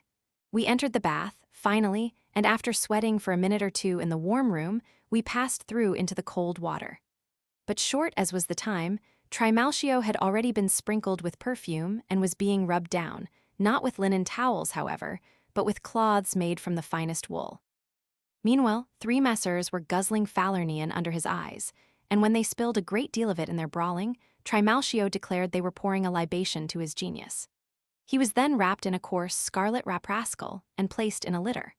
4 runners, whose liveries were decorated with metal plates, preceded him, as also did a wheelchair in which rode his favorite, a withered, blear-eyed slave, even more repulsive-looking than his master. A singing boy approached the head of his litter as he was being carried along and played upon small pipes the whole way, just as if he were communicating some secret to his master's ear. Marveling greatly, we followed and met Agamemnon at the outer door, to the post of which was fastened a small tablet bearing this inscription: "No slave to leave the premises without permission from the master. Penalty 100 lashes." In the vestibule stood the porter, clad in green and girded with a cherry-colored belt, shelling peas into a silver dish. Above the threshold was suspended a golden cage, from which a black and white magpie greeted the visitors. Chapter the 29th. I almost fell backwards and broke my legs while staring at all this, for to the left, as we entered, not far from the porter's alcove, an enormous dog upon a chain was painted upon the wall, and above him this inscription in capitals: "Beware the dog." My companions laughed, but I plucked up my courage and did not hesitate, but went on and examined the entire wall. There was a scene in a slave market, the tablets hanging from the slaves' necks, and Trimalchio himself, wearing his hair long, holding a caduceus in his hand, entering Rome, led by the hand of Minerva. Then again the painstaking artist had depicted him casting up accounts, and still again being appointed steward, everything being explained by inscriptions. Where the walls gave way to the portico, Mercury was shown lifting him up by the chin to a tribunal placed on high. Near by stood Fortune with her horn of plenty, and the 3 Fates, spinning golden flax. I also took note of a group of runners in the portico taking their exercise under the eye of an instructor, and in one corner was a large cabinet, in which was a very small shrine containing silver Lares, a marble Venus, and a golden casket by no means small, which held, so they told us, the first shavings of Trimalchio's beard. I asked the hall porter what pictures were in the middle hall. "The Iliad and the Odyssey," he replied, "and the gladiatorial games given under Linas." There was no time in which to examine them all. Chapter the 30th. We had now come to the dining room, at the entrance to which sat a factor, receiving accounts, and what gave me cause for astonishment, rods and axes were fixed to the doorposts, superimposed, as it were, upon the bronze beak of a ship, whereon was inscribed: "To Gaius Pompeius Trimalchio Augustul, sever from Cinemus his steward." A double lamp, suspended from the ceiling, hung beneath the inscription, and a tablet was fixed to each doorpost. One, if my memory serves me, was inscribed: "On December 30th and 31st our Gaius dines out." The other bore a painting of the moon in her phases and the 7 planets, and the days which were lucky and those which were unlucky, distinguished by distinctive studs. We had had enough of these novelties and started to enter the dining room when a slave, detailed to this duty, cried out, "Right foot first." Naturally, we were afraid that some of us might break some rule of conduct and cross the threshold the wrong way. Nevertheless, we started out, stepping off together with the right foot, when all of a sudden, a slave who had been stripped threw himself at our feet and commenced begging us to save him from punishment, as it was no serious offense for which he was in jeopardy. The steward's clothing had been stolen from him in the baths, and the whole value could scarcely amount to 10 sesterces. So we drew back our right feet and intervened with the steward, who was counting gold pieces in the hall, begging him to remit the slave's punishment. Putting a haughty face on the matter, "It's not the loss I mind so much," he said, "as it is the carelessness of this worthless rascal. He lost my dinner clothes, given me on my birthday they were, by a certain client, Tyrian purple too, but it had been washed once already. But what does it amount to? I make you a present of the scoundrel." Chapter the 31st. We felt deeply obligated by his great condescension, and the same slave for whom we had interceded rushed up to us as we entered the dining room, and to our astonishment, kissed us thick and fast, voicing his thanks for our kindness. "You'll know in a minute whom you did a favor for," he confided. "The master's wine is the thanks of a grateful butler." At length we reclined, and slave boys from Alexandria poured water cooled with snow upon our hands, while others following attended to our feet and removed the hangnails with wonderful dexterity. Nor were they silent even during this disagreeable operation, but they all kept singing at their work. I was desirous of finding out whether the whole household could sing, so I ordered a drink. A boy near at hand instantly repeated my order in a sing-song voice fully as shrill, and whichever one you accosted did the same. You would not imagine that this was the dining room of a private gentleman, but rather that it was an exhibition of pantomimes. A very inviting relish was brought on, for by now all the couches were occupied save only that of Trimalchio, for whom, after a new custom, the chief place was reserved. On the tray stood a donkey made of Corinthian bronze, bearing panniers containing olives, white in one and black in the other. 2 platters flanked the figure, on the margins of which were engraved Trimalchio's name and the weight of the silver in each. Dormice sprinkled with poppy seed and honey were served on little bridges soldered fast to the platter, and hot sausages on a silver gridiron, underneath which were damson plums and pomegranate seeds. Chapter the 32nd. We were in the midst of these delicacies when, to the sound of music, Trimalchio himself was carried in and bolstered up in a nest of small cushions, which forced a snicker from the less wary. A shaven pole protruded from a scarlet mantle, and around his neck, already muffled with heavy clothing, he had tucked a napkin having a broad purple stripe and a fringe that hung down all around. On the little finger of his left hand he wore a massive gilt ring, and on the first joint of the next finger, a smaller one which seemed to me to be of pure gold, but as a matter of fact it had iron stars soldered on all around it. And then, for fear all of his finery would not be displayed, he bared his right arm, adorned with a golden armband and an ivory circlet clasped with a plate of shining metal. Chapter the 33rd. Picking his teeth with a silver quill, "Friends," said he, "it was not convenient for me to come into the dining room just yet, but for fear my absence should cause you any inconvenience, I gave over my own pleasure.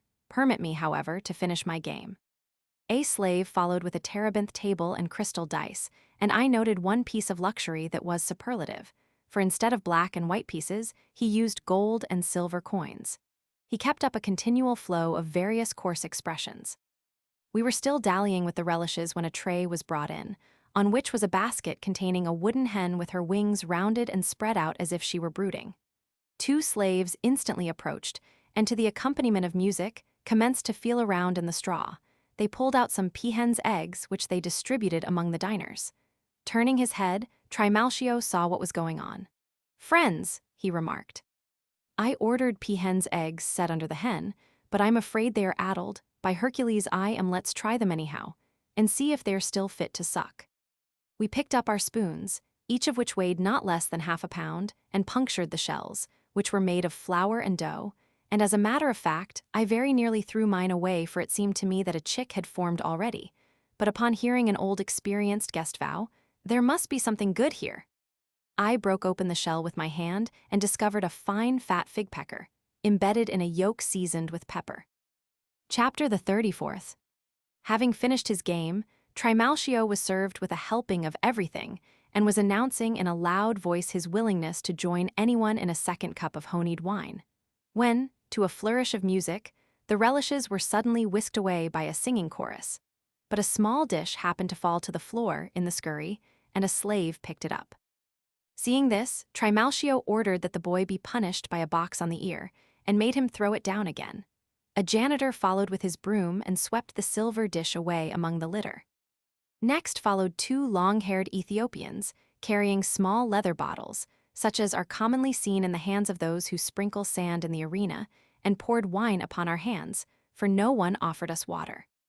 When complimented upon these elegant extras, the host cried out, "Mars loves a fair fight," and so I ordered each one a separate table. That way these stinking slaves won't make us so hot with their crowding. Some glass bottles, carefully sealed with gypsum, were brought in at that instant. A label bearing this inscription was fastened to the neck of each one. Opimian Falernian, 100 years old. While we were studying the labels, Trimalchio clapped his hands and cried, "Ami, to think that wine lives longer than poor little man. Let's fill up. There's life in wine, and this is the real Opimian, you can take my word for that." I offered no such vintage yesterday, though my guests were far more respectable.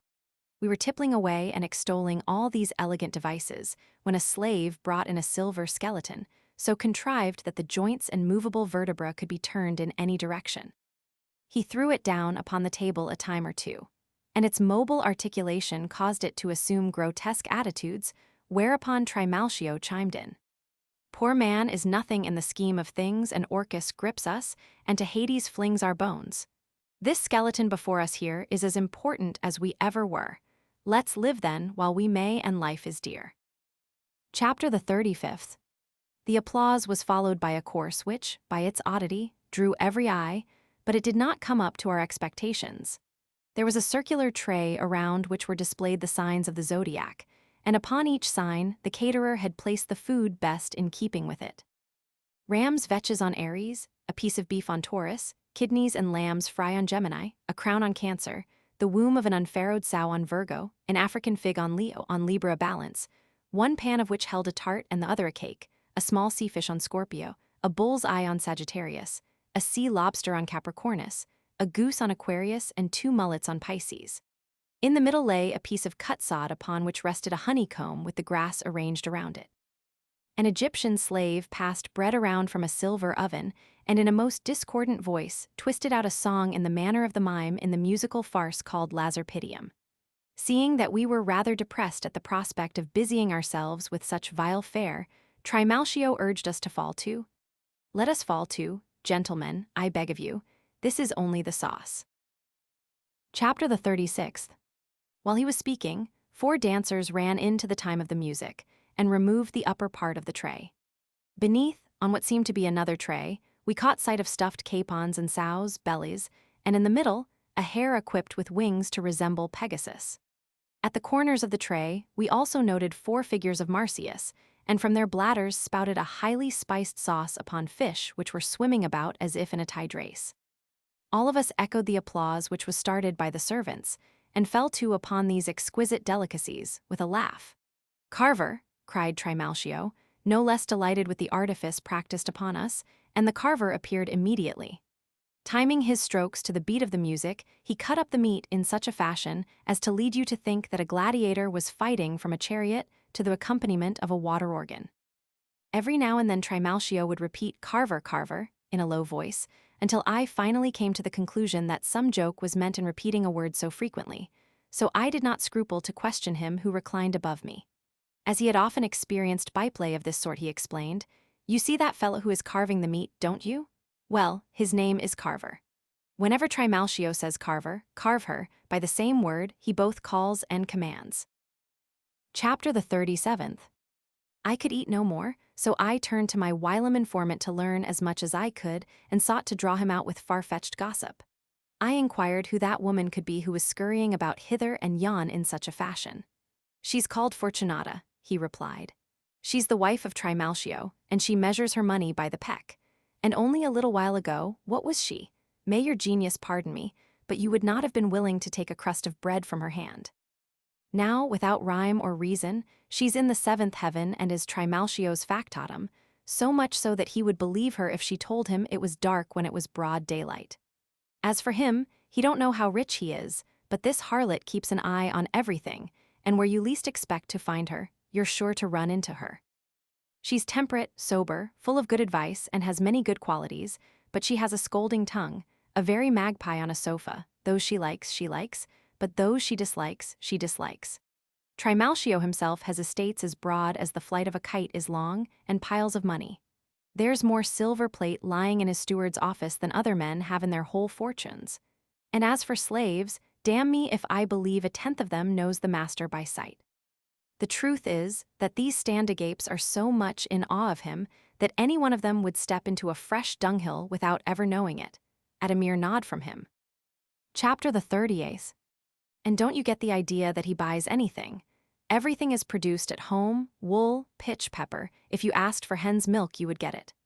Because he wanted his wool to rival other things in quality, he bought rams at Tarentum and sent M into his flocks with a slap on the arse. He had bees brought from Attica, so he could produce Attic honey at home, and, as a side issue, so he could improve the native bees by crossing with the Greek. He even wrote to India for mushroom seed one day, and he hasn't a single mule that wasn't sired by a wild ass. Do you see all those cushions? Not a single one, but what is stuffed with either purple or scarlet wool. He hasn't anything to worry about. Look out how you criticize those other fellow freedmen friends of his, they're all well-heeled. See the fellow reclining at the bottom of the end couch, he's worth his 800,000 any day, and he rose from nothing. Only a short while ago he had to carry faggots on his own back. I don't know how true it is, but they say that he snatched off an incubo's hat and found a treasure. For my part, I don't envy any man anything that was given him by a god. He still carries the marks of his box on the ear, and he isn't wishing himself any bad luck. He posted this notice only the other day. Caius Pomponius Diogenes has purchased a house, this garret for rent after the kalends of July. What do you think of the fellow in the freedman's place? He has a good front too, hasn't he? And he has a right to. He saw his fortune multiplied tenfold, but he lost heavily through speculation at the last. I don't think he can call his very hair his own, and it is no fault of his either, by Hercules, it is. There's no better fellow anywhere. His rascally freedmen cheated him out of everything. You know very well how it is. Everybody's business is nobody's business, and once let business affairs start to go wrong, your friends will stand from under. Look at the fix he's in and think what a fine trade he had. He used to be an undertaker. He dined like a king, boars roasted whole in their shaggy hides, bakers, pastries, birds, cooks, and bakers. More wine was spilled under his table than another has in his wine cellar. His life was like a pipe dream, not like an ordinary mortal's. When his affairs commenced to go wrong, and he was afraid his creditors would guess that he was bankrupt, he advertised an auction, and this was his placard. Julius Proculus will sell, at auction his superfluous furniture. Chapter the 39th.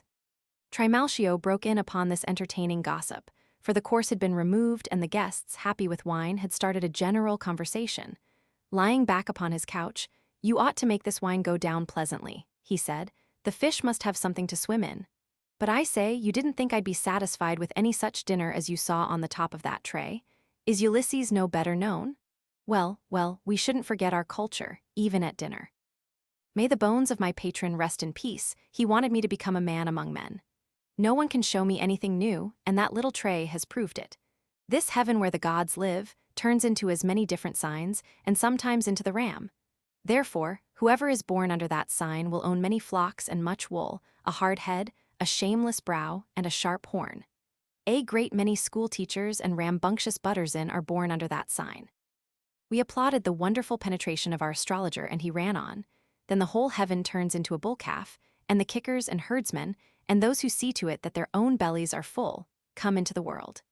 Teams of horses and oxen are born under the twins, and well-hung wenchers and those who bedung both sides of the wall. I was born under the crab, and therefore stand on many legs, and own much property on land and sea, for the crab is as much at home on one as he is in the other. For that reason, I put nothing on that sign for fear of weighing down my own destiny. Bulldozers and gluttons are born under the lion, and women and fugitives and chain gangs are born under the virgin. Butchers and perfumers are born under the balance, and all who think that it is their business to straighten things out. Poisoners and assassins are born under the scorpion. Cross-eyed people who look at the vegetables and sneak away with the bacon are born under the archer. Horny-handed sons of toil are born under Capricorn. Bartenders and pumpkin heads are born under the water carrier. Caterers and rhetoricians are born under the fishes. And so the world turns round, just like a mill, and something bad always comes to the top, and men are either being born or else they're dying. As to the sod and the honeycomb in the middle, for I never do anything without a reason, Mother Earth is in the center, round as an egg, and all that is good is found in her, just like it is in a honeycomb. Chapter the 40th. "Bravo!" we yelled, and, with hands uplifted to the ceiling, we swore that such fellows as Hipparchus and Aratus were not to be compared with him. At length, some slaves came in who spread upon the couches some coverlets upon which were embroidered nets and hunters stalking their game with boar spears, and all the paraphernalia of the chase. We knew not what to look for next, until a hideous uproar commenced, just outside the dining-room door, and some Spartan hounds commenced to run around the table all of a sudden. A tray followed them, upon which was served a wild boar of immense size, wearing a liberty cap upon its head, and from its tusks hung 2 little baskets of woven palm fiber, one of which contained Syrian dates, the other Theban. Around it hung little suckling pigs made from pastry, signifying that this was a brood sow with her pigs at suck. It turned out that these were souvenirs intended to be taken home. When it came to carving the boar, our old friend Carver, who had carved the capons, did not appear, but in his place a great bearded giant, with bands around his legs, and wearing a short hunting cape in which a design was woven. Drawing his hunting knife, he plunged it fiercely into the boar's side, and some thrushes flew out of the gash. Fowlers, ready with their rods, caught them in a moment, as they fluttered around the room, and Trimalchio ordered one to each guest, remarking, "Notice what fine acorns this forest-bred boar fed on." And as he spoke, some slaves removed the little baskets from the tusks and divided the Syrian and Theban dates equally among the diners. Chapter the 41st. Getting a moment to myself, in the meantime, I began to speculate as to why the boar had come with a liberty cap upon his head. After exhausting my invention with 1,000 foolish guesses, I made bold to put the riddle which teased me to my old informant. "Why, sure," he replied, "even your slave could explain that. There's no riddle, everything's as plain as day. This boar made his first bow as the last course of yesterday's dinner and was dismissed by the guests, so today he comes back as a freedman." I damned my stupidity and refrained from asking any more questions for fear I might leave the impression that I had never dined among decent people before. While we were speaking, a handsome boy, crowned with vine leaves and ivy, passed grapes around in a little basket and impersonated Bacchus happy, Bacchus drunk, and Bacchus dreaming, reciting in the meantime his master's verses in a shrill voice. Trimalchio turned to him and said, "Dionysus, be thou Liber," whereupon the boy immediately snatched the cap from the boar's head and put it upon his own. At that Trimalchio added, "You can't deny that my father's middle name was Liber." We applauded Trimalchio's conceit heartily and kissed the boy as he went around. Trimalchio retired to the close stool after this course, and we, having freedom of action with the tyrant away, began to draw the other guests out. After calling for a bowl of wine, Damas spoke up. "A day's nothing at all. It's night before you can turn around, so you can't do better than to go right to the dining room from your bed. It's been so cold that I can hardly get warm in a bath, but a hot drink is as good as an overcoat. I've had some long pegs, and between you and me, I'm a bit groggy. The booze has gone to my head." Chapter the 42nd. Here Seleucus took up the tale. "I don't bathe every day," he confided. "A bath uses you up like a fuller. Water's got teeth and your strength wastes away a little every day. But when I've downed a pot of mead, I tell the cold to suck my cock. I couldn't bathe today anyway because I was at a funeral. Dandy fellow, he was too. Good old Chrysanthus slipped his wind. Why, only the other day he said good morning to me, and I almost think I'm talking to him now. God's truth, we're only blown-up bladders strutting around, we're less than flies, for they have some good in them but we're only bubbles. And supposing he had not kept to such a low diet. Why, not a drop of water or a crumb of bread so much as passed his lips for 5 days, and yet he joined the majority. Too many doctors did away with him, or rather, his time had come, for a doctor's not good for anything except for a consolation to your mind. He was well carried out anyhow, in the very bed he slept in during his lifetime. And he was covered with a splendid pall, the morning was tastefully managed, he had freed some slaves, even though his wife was sparing with her tears, and what if he hadn't treated her so well? But when you come to women, women all belong to the kite species. No one ought to waste a good turn upon one of them. It's just like throwing it down a well. And old love's like a cancer. Chapter the 43rd. He was becoming very tiresome, and Phileros cried out, "Let's think about the living. He has what was coming to him, he lived respectably, and respectably he died. What's he got to kick about? He made his pile from an as and would pick a quadrans out of a dunghill with his teeth any old time. And he grew richer and richer, of course, just like a honeycomb. I expect that he left all of 100,000, by Hercules, I do. All in cold cash, too, but I've eaten dog's tongue and must speak the truth. He was foul-mouthed, had a ready tongue, he was a troublemaker and no man. Now his brother was a good fellow, a friend to his friend, free-handed, and he kept a liberal table. He picked a loser at the start, but his first vintage set him upon his legs, for he sold his wine at the figure he demanded, and what made him hold his head higher still, he came into a legacy from which he stole more than had been left to him.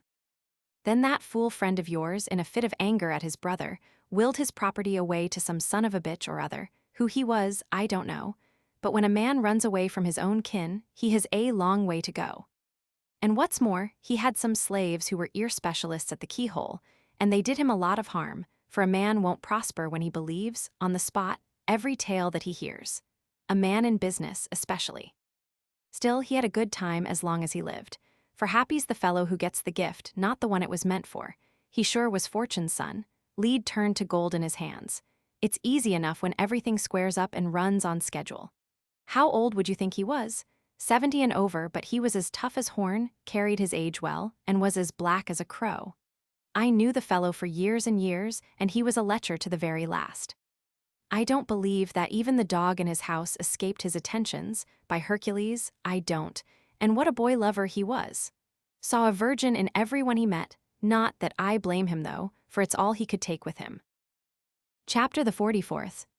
Phileros had his say, and Ganymedes exclaimed, "You gabble away about things that don't concern heaven or earth, and none of you cares how the price of grain pinches. I couldn't even get a mouthful of bread today. By Hercules, I couldn't. How the drought does hang on. We've had famine for a year. If the damned Aediles would only get what's coming to them. They graft with the bakers, scratch my arse and I'll scratch yours. That's the way it always is. The poor devils are out of luck, but the jaws of the capitalists are always keeping the Saturnalia. If only we had such lion-hearted sports as we had when I first came from Asia. That was the life. If the flour was not the very best, they would beat up those belly-robbing grafters till they looked like Jupiter had been at them. How well I remember Sapphinius. He lived near the old arch when I was a boy. For a man, he was one hot proposition. Wherever he went, the ground smoked. But he was square, dependable, a friend to a friend. You could safely play Mora with him in the dark. But how he did peel them in the town hall. He spoke no parables, not he. He did everything straight from the shoulder, and his voice roared like a trumpet in the forum. He never sweat nor spat. I don't know, but I think he had a strain of the Asiatic in him. And how civil and friendly-like he was, in returning everyone's greeting, called us all by name, just like he was one of us. And so provisions were cheap as dirt in those days. The loaf you got for an as, you couldn't eat, not even if someone helped you, but you see them no bigger than a bull's eye now, and the hell of it is that things are getting worse every day.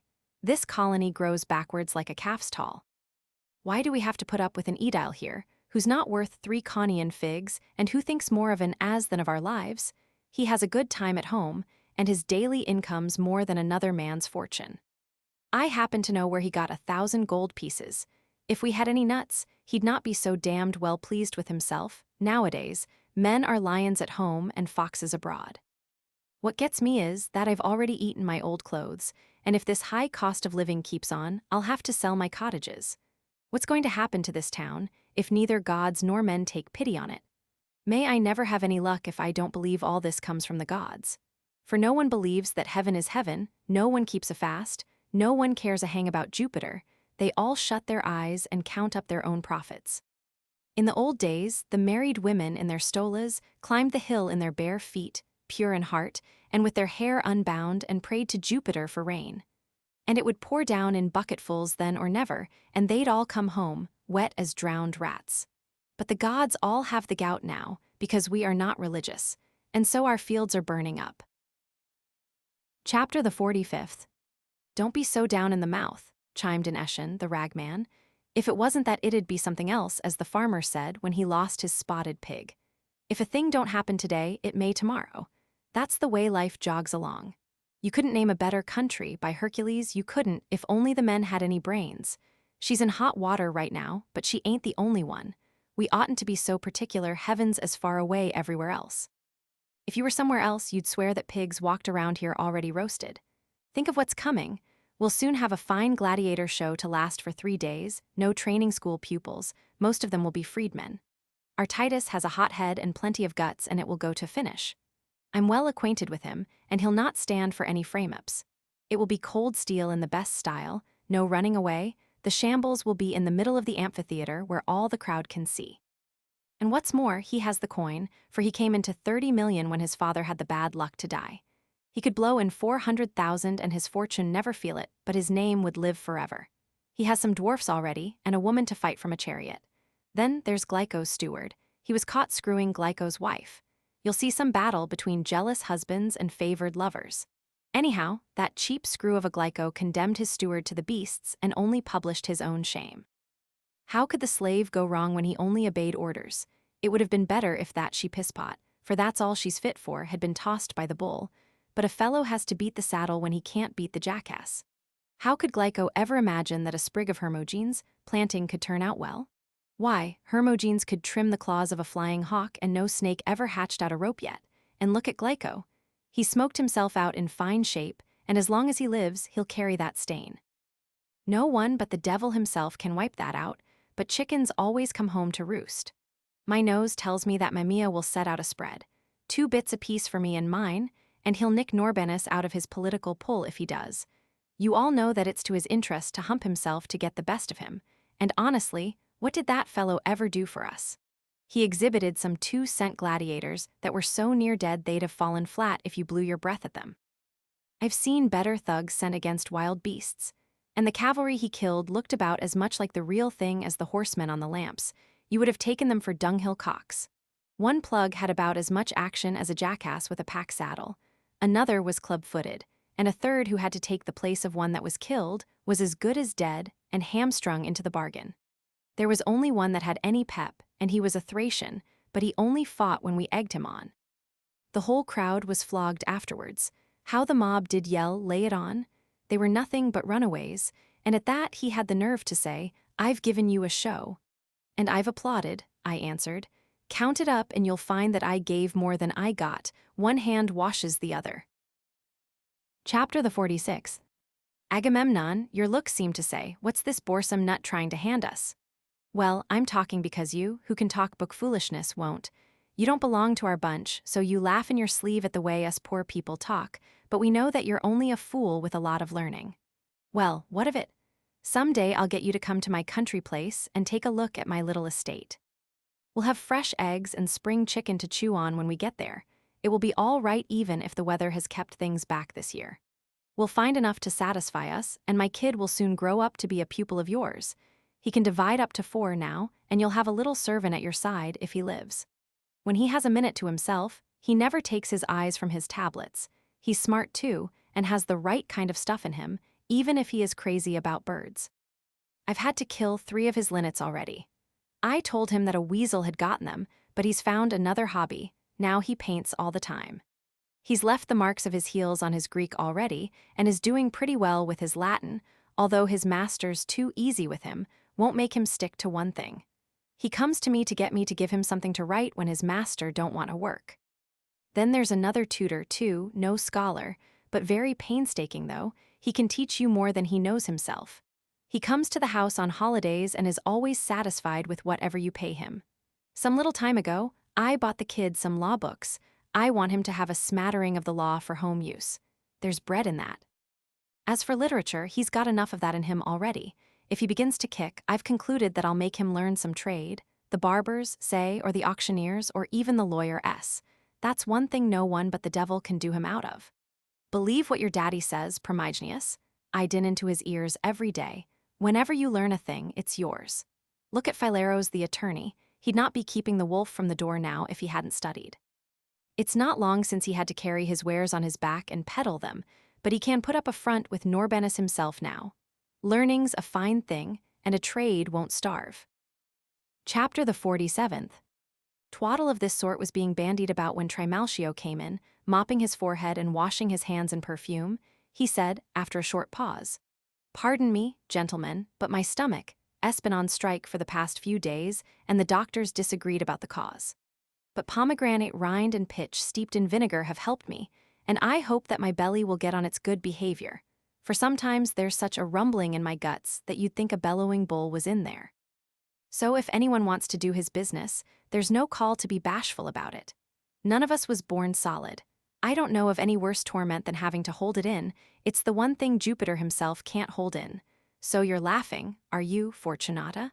Why, you're always keeping me awake at night yourself. I never objected yet to anyone in my dining room relieving himself when he wanted to, and the doctors forbid our holding it in.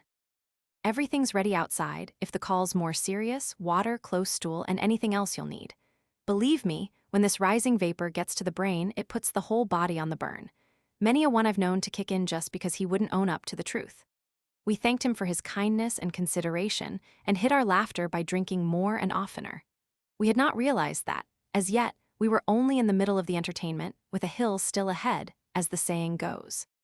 The tables were cleared off to the beat of music, and 3 white hogs, muzzled and wearing bells, were brought into the dining room. The announcer informed us that one was a 2-year-old, another 3, and the third just turned 6. I had an idea that some rope dancers had come in and that the hogs would perform tricks, just as they do for the crowd on the streets, but Trimalchio dispelled this illusion by asking, "Which one will you have served up immediately for dinner?" Any country cook can manage a dunghill cock, a Pentheus hash, or little things like that, but my cooks are well used to serving up calves boiled whole in their cauldrons. Then he ordered a cook to be called in at once, and without awaiting our pleasure, he directed that the oldest be butchered and demanded in a loud voice, "What division do you belong to?" When the fellow made answer that he was from the 40th, "Were you bought or born upon my estates?" Trimalchio continued. "Neither," replied the cook, "I was left to you by Pansa's will." "See to it that this is properly done," Trimalchio warned, "or I'll have you transferred to the division of messengers." And the cook, bearing his master's warning in mind, departed for the kitchen with the next course in tow. Chapter the 48th. Trimalchio's threatening face relaxed and he turned to us. "If the wine do please you," he said, "I'll change it. You ought to do justice to it by drinking it. I don't have to buy it, thanks to the gods. Everything here that makes your mouths water was produced on one of my country places which I've never yet seen, but they tell me it's down Terracina and Tarentum way. I've got a notion to add Sicily to my other little holdings, so in case I want to go to Africa, I'll be able to sail along my own coasts. But tell me the subject of your speech today, Agamemnon, for though I don't plead cases myself, I studied literature for home use, and for fear you should think I don't care about learning, let me inform you that I have 3 libraries, one Greek and the others Latin. Give me the outline of your speech if you like me." "A poor man and a rich man were enemies," Agamemnon began, when, "What's a poor man?" Trimalchio broke in. "Well put," Agamemnon conceded and went into details upon some problem or other. What it was I do not know. Trimalchio instantly rendered the following verdict: "If that's the case, there's nothing to dispute about. If it's not the case, it don't amount to anything anyhow." These flashes of wit, and others equally scintillating, we loudly applauded, and he went on. "Tell me, my dearest Agamemnon, do you remember the 12 labors of Hercules or the story of Ulysses, how the Cyclops threw his thumb out of joint with a pig-headed crowbar? When I was a boy, I used to read those stories in Homer. And then there's the Sibyl. With my own eyes I saw her, at Cumae, hanging up in a jar, and whenever the boys would say to her, 'Sibyl, Sibyl, what would you?' she would answer, 'I would die.'" Chapter the 49th. Before he had run out of wind, a tray upon which was an enormous hog was placed upon the table, almost filling it up. We began to wonder at the dispatch with which it had been prepared and swore that no cock could have been served up in so short a time. Moreover, this hog seemed to us far bigger than the boar had been. Trimalchio scrutinized it closely, and "What the hell?" he suddenly bawled out. "This hog hain't been gutted, has it? No, it hain't, by Hercules it hain't. Call that cook. Call that cook in here immediately." When the crestfallen cook stood at the table and owned up that he had forgotten to bowel him, "So you forgot, did you?" Trimalchio shouted. "You'd think he'd only left out a bit of pepper and cumin, wouldn't you? Off with his clothes."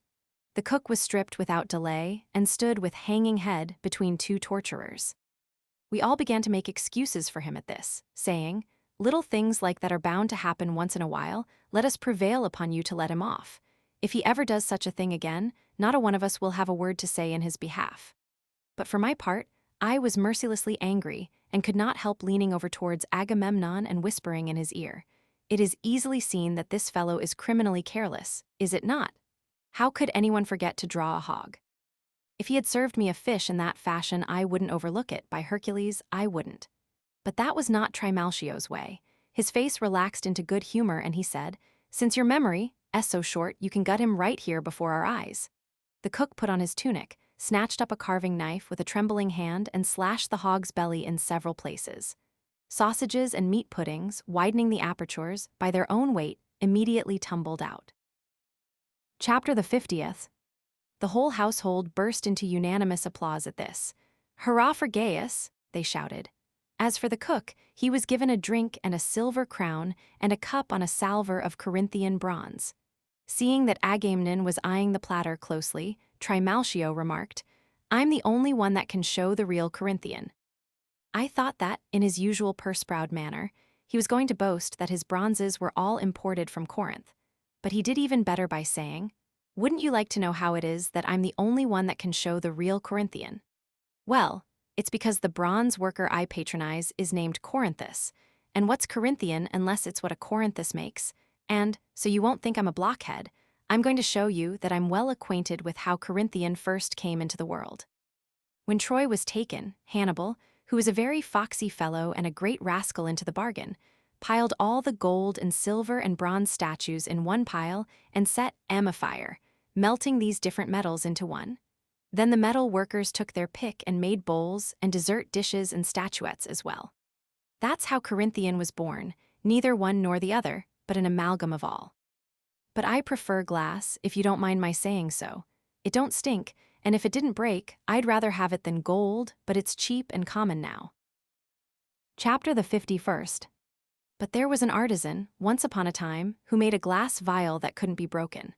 On that account he was admitted to Caesar with his gift. Then he dashed it upon the floor, when Caesar handed it back to him. The emperor was greatly startled, but the artisan picked the vial up off the pavement, and it was dented, just like a brass bowl would have been. He took a little hammer out of his tunic and beat out the dent without any trouble. When he had done that, he thought he would soon be in Jupiter's heaven, and more especially when Caesar said to him, "Is there anyone else who knows how to make this malleable glass? Think now." And when he denied that anyone else knew the secret, Caesar ordered his head chopped off, because if this should get out, we would think no more of gold than we would of dirt. Chapter the 52nd. And when it comes to silver, I'm a connoisseur. I have goblets as big as wine jars, 100 of 'em more or less, with engraving that shows how Cassandra killed her sons, and the dead boys are lying so naturally that you'd think 'em alive. I own 1,000 bowls which Mummius left to my patron, where Daedalus is shown shutting Niobe up in the Trojan horse, and I also have cups engraved with the gladiatorial contests of Hermeros and Petrates. They're all heavy, too. I wouldn't sell my taste in these matters for any money. A slave dropped a cup while he was running on in this fashion. Glaring at him, Trimalchio said, "Go hang yourself since you're so careless." The boy's lip quivered, and he immediately commenced to beg for mercy. "Why do you pray to me?" Trimalchio demanded at this. "I don't intend to be harsh with you, I'm only warning you against being so awkward." Finally, however, we got him to give the boy a pardon, and no sooner had this been done than the slave started running around the room crying, "Out with the water and in with the wine." We all paid tribute to this joke, but Agamemnon in particular, for he well knew what strings to pull in order to secure another invitation to dinner. Tickled by our flattery, and mellowed by the wine, Trimalchio was just about drunk. "Why hasn't one of you asked my Fortunata to dance?" he demanded.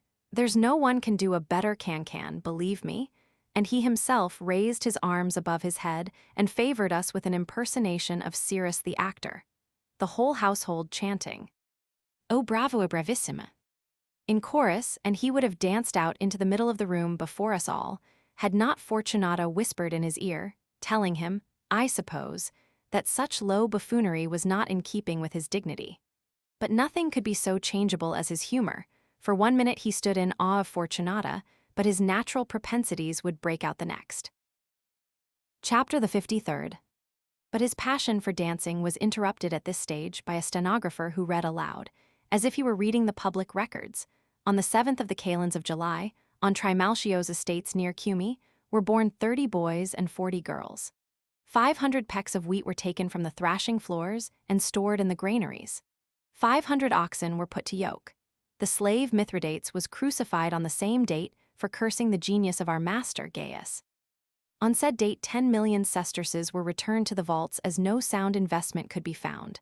On said date, a fire broke out in the gardens at Pompeii, said fire originating in the house of Nasta, the bailiff. "What's that?" demanded Trimalchio. "When were the gardens at Pompeii bought for me?" "Why, last year," answered the stenographer. "For that reason the item has not appeared in the accounts." Trimalchio flew into a rage at this. "If I'm not told within 6 months of any real estate that's bought for me," he shouted, I forbid its being carried to my account at all." Next, the edicts of his aediles were read aloud, and the wills of some of his foresters in which Trimalchio was disinherited by a codicil, then the names of his bailiffs, and that of a freedwoman who had been repudiated by a night watchman, after she had been caught in bed with a bath attendant, that of a porter banished to Baio, a steward who was standing trial, and lastly the report of a decision rendered in the matter of a lawsuit between some valets. When this was over with, some rope dancers came in, and a very boresome fool stood holding a ladder, ordering his boy to dance from rung to rung, and finally at the top, all this to the music of popular airs.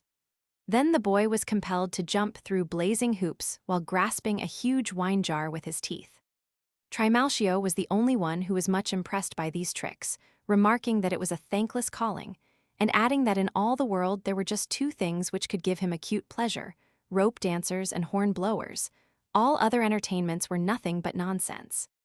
"I bought a company of comedians," he went on, "but I preferred for them to put on Aedeline farces, and I ordered my flute player to play Latin airs only."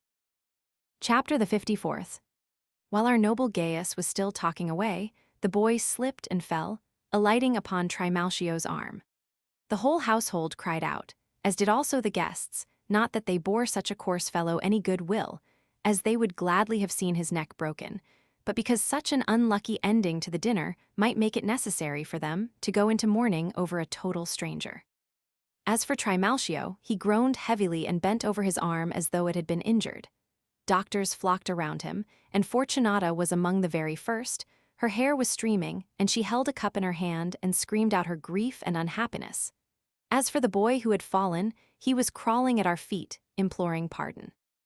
I was uneasy for fear his prayers would lead up to some ridiculous theatrical climax, for I had not yet been able to forget that cook who had forgotten to bowel that hog. And so, for this reason, I began to scan the whole dining room very closely, to see if an automaton would come out through the wall.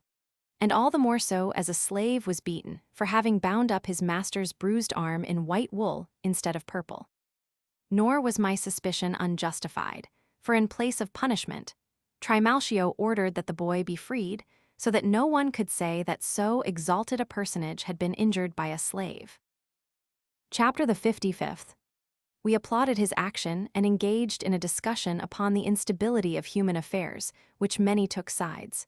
"A good reason," declared Trimalchio, "why such an occasion shouldn't slip by without an epigram." He called for his tablets at once, and after racking his brains for a little while, he got off the following: "The unexpected will turn up, our whole lives' fortune bungles up. Falernian, boy, hand round the cup." This epigram led up to a discussion of the poets, and for a long time the greatest praise was bestowed upon Mopsus the Thracian, until Trimalchio broke in with, "Professor, I wish you tell me how you'd compare Cicero and Publilius. I'm of the opinion that the first was the more eloquent, but that the last moralizes more beautifully, for what can excel these lines? Insatiable luxury crumbles the walls of war to satiate gluttony.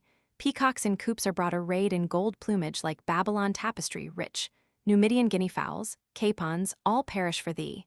And even the wandering stork welcome guess that he is the emblem of sacred maternity. Slender of leg and gloctoring exile from winter, herald of spring, still finds his last nest in the cauldron of gluttony base. India surrenders her pearls, and what mean they to thee? That thy wife decked with sea spoils adorning her breast and her head on the couch of a stranger lies lifting adulterous legs. The emerald green, the glass bauble, what mean they to thee, or the fire of the ruby? Except that pure chastity shine from the depth of the jewels. In garments of woven wind clad our brides might as well take their stand, their game naked to stalk, as seek it in gossamer tissue, transparent as air. Chapter the 56th. What should we say was the hardest calling after literature? He asked. That of the doctor or that of the money changer? I would say the doctor, because he has to know what poor devils have got in their insides and when the fevers do. But I hate them like the devil, for my part, because they're always ordering me on a diet of duck soup. And the money changer, because he's got to be able to see the silver through the copper plating. When we come to the dumb beasts, the oxen and sheep are the hardest worked. The oxen, thanks to whose labor we have bread to chew on, the sheep, because their wool tricks us out so fine.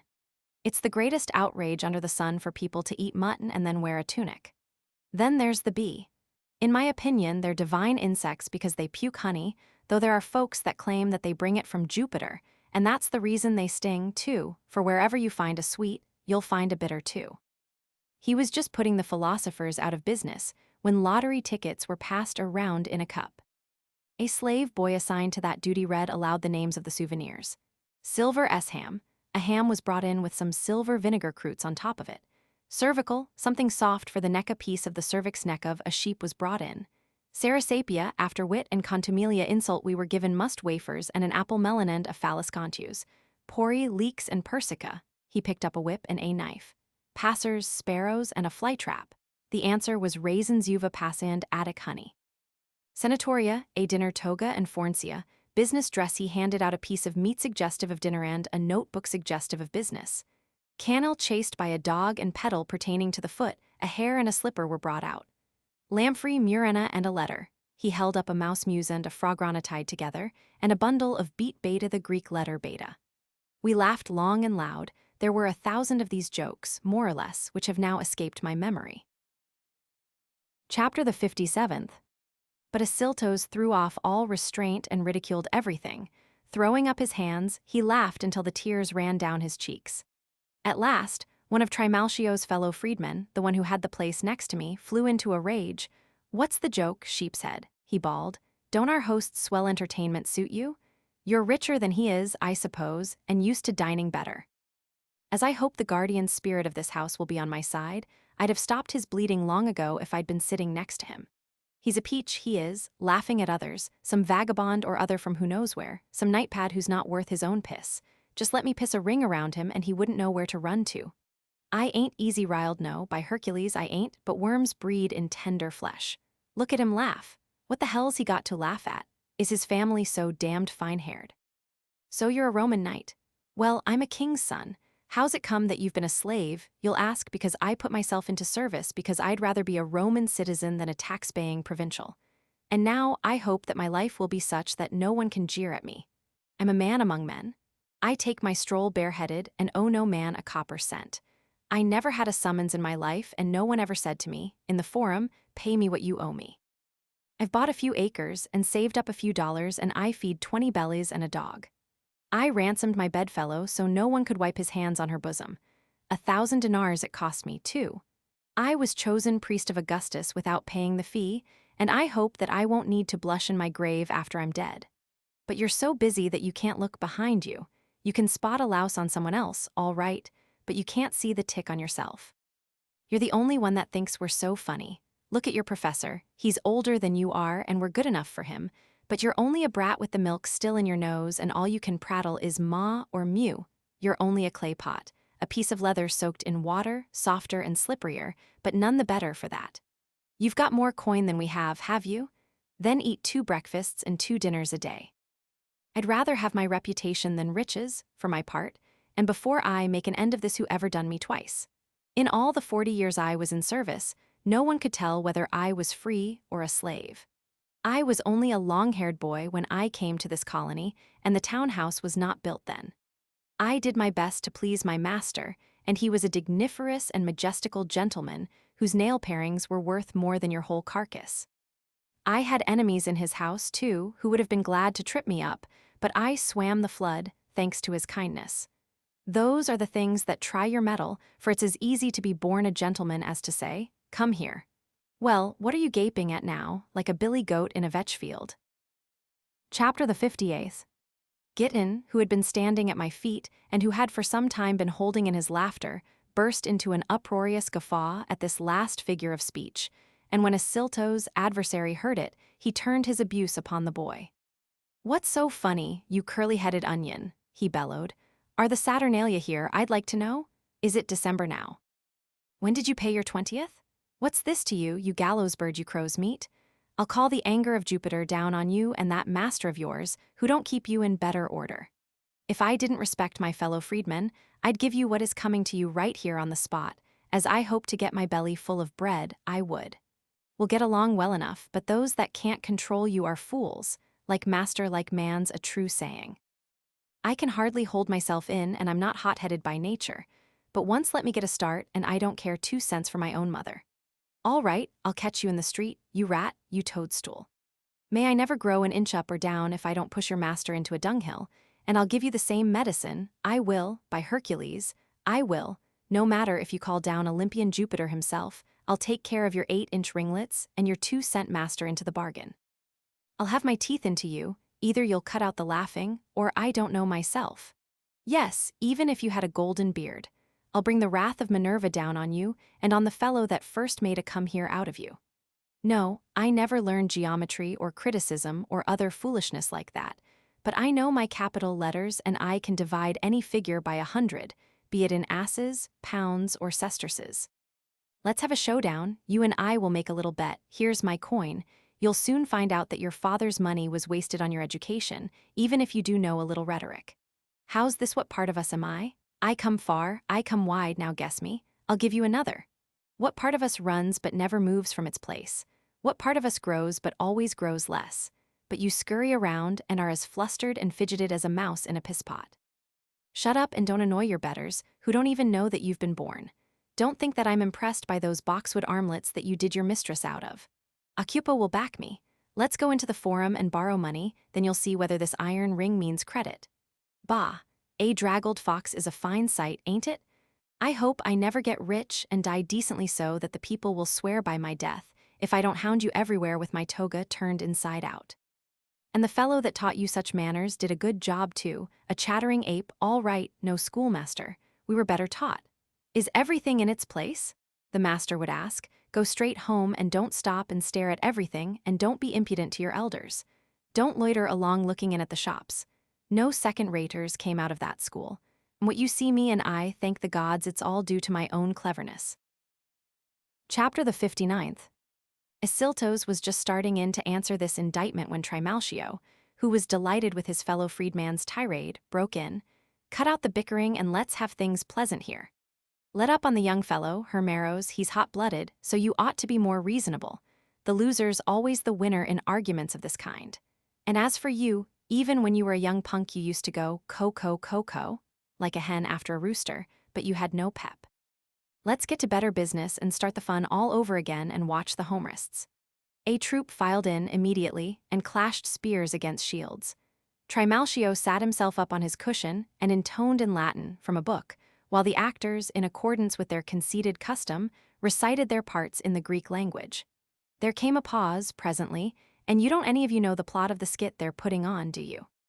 He asked. Diomedes and Ganymede were 2 brothers, and Helen was their sister. Agamemnon ran away with her and palmed off a doe on Diana in her place. So Homer tells how the Trojans and Parentines fought among themselves.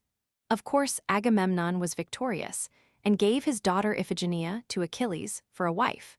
This caused Ajax to go mad, and he'll soon make the whole thing plain to you.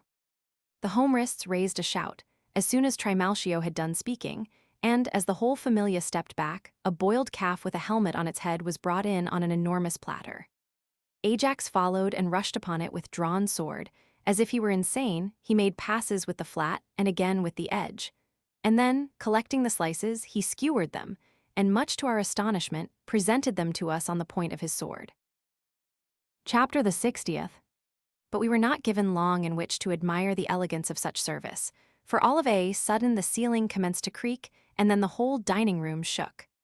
I leaped to my feet in consternation, for fear some rope walker would fall down, and the rest of the company raised their faces, wondering as much as I what new prodigy was to be announced from on high. Then lo and behold! The ceiling panels parted, and an enormous hoop, which appeared to have been knocked off a huge cask, was lowered from the dome above. Its perimeter was hung with golden chaplets and jars of alabaster filled with perfume. We were asked to accept these articles as souvenirs. When my glance returned to the table, I noticed that a dish containing cakes had been placed upon it, and in the middle an image of Priapus, made by the baker, and he held apples of all varieties and bunches of grapes against his breast, in the conventional manner. We applied ourselves wholeheartedly to this dessert, and our joviality was suddenly revived by a fresh diversion. For, at the slightest pressure, all the cakes and fruits would squirt a saffron sauce upon us, and even spurted unpleasantly into our faces. Being convinced that these perfumed dainties had some religious significance, we arose in a body and shouted, "Hurrah for the emperor, the father of his country!"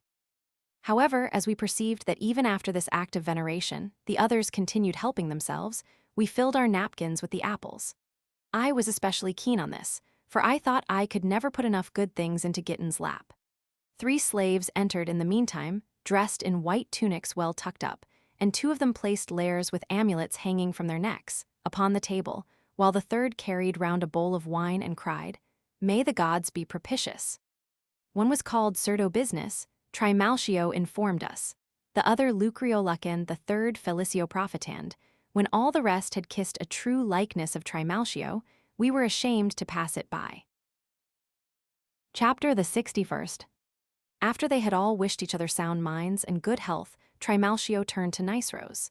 "You used to be better company at dinner," he remarked, "and I don't know why you should be dumb today with never a word to say. If you wish to make me happy, tell about that experience you had, I beg of you." Delighted at the affability of his friend, "I hope I lose all my luck if I'm not tickled to death at the humor I see you in," Niceros replied.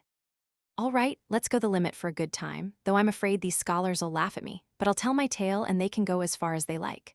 What t-hell do I care who laughs? It's better to be laughed at than laughed down." These words spake the hero and began the following tale. "We lived in a narrow street in the house Gavilla now owns when I was a slave. There, by the will of the gods, I fell in love with the wife of Terentius, the innkeeper. You knew Melissa of Tarentum, that pretty round-checked little wench.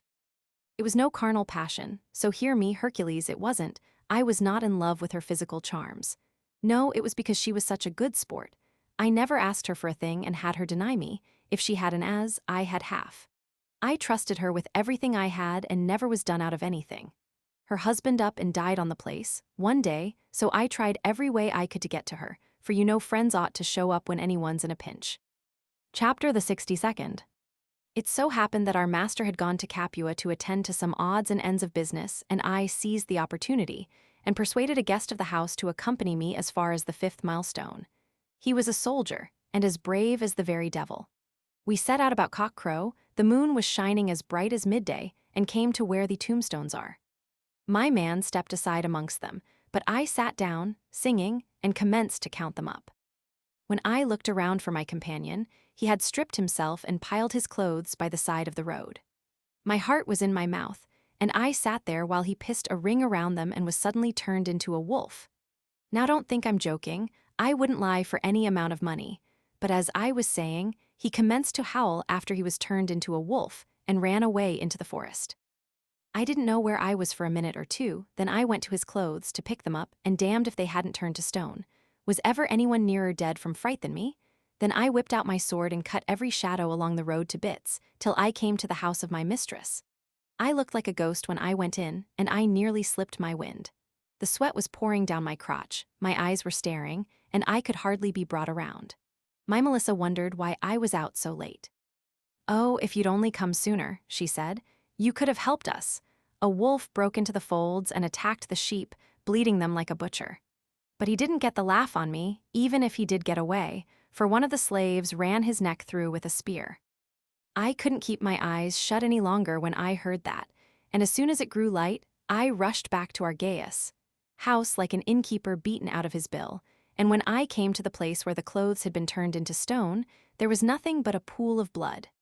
And moreover, when I got home, my soldier was lying in bed, like an ox, and a doctor was dressing his neck.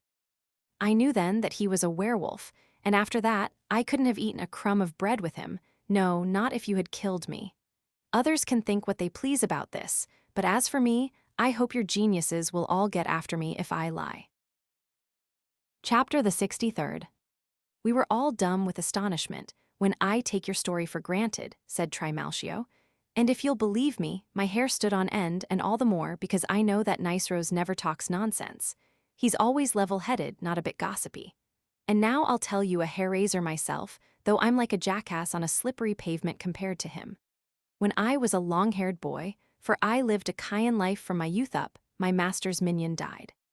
He was a jewel, so hear me, Hercules, he was perfect in every facet.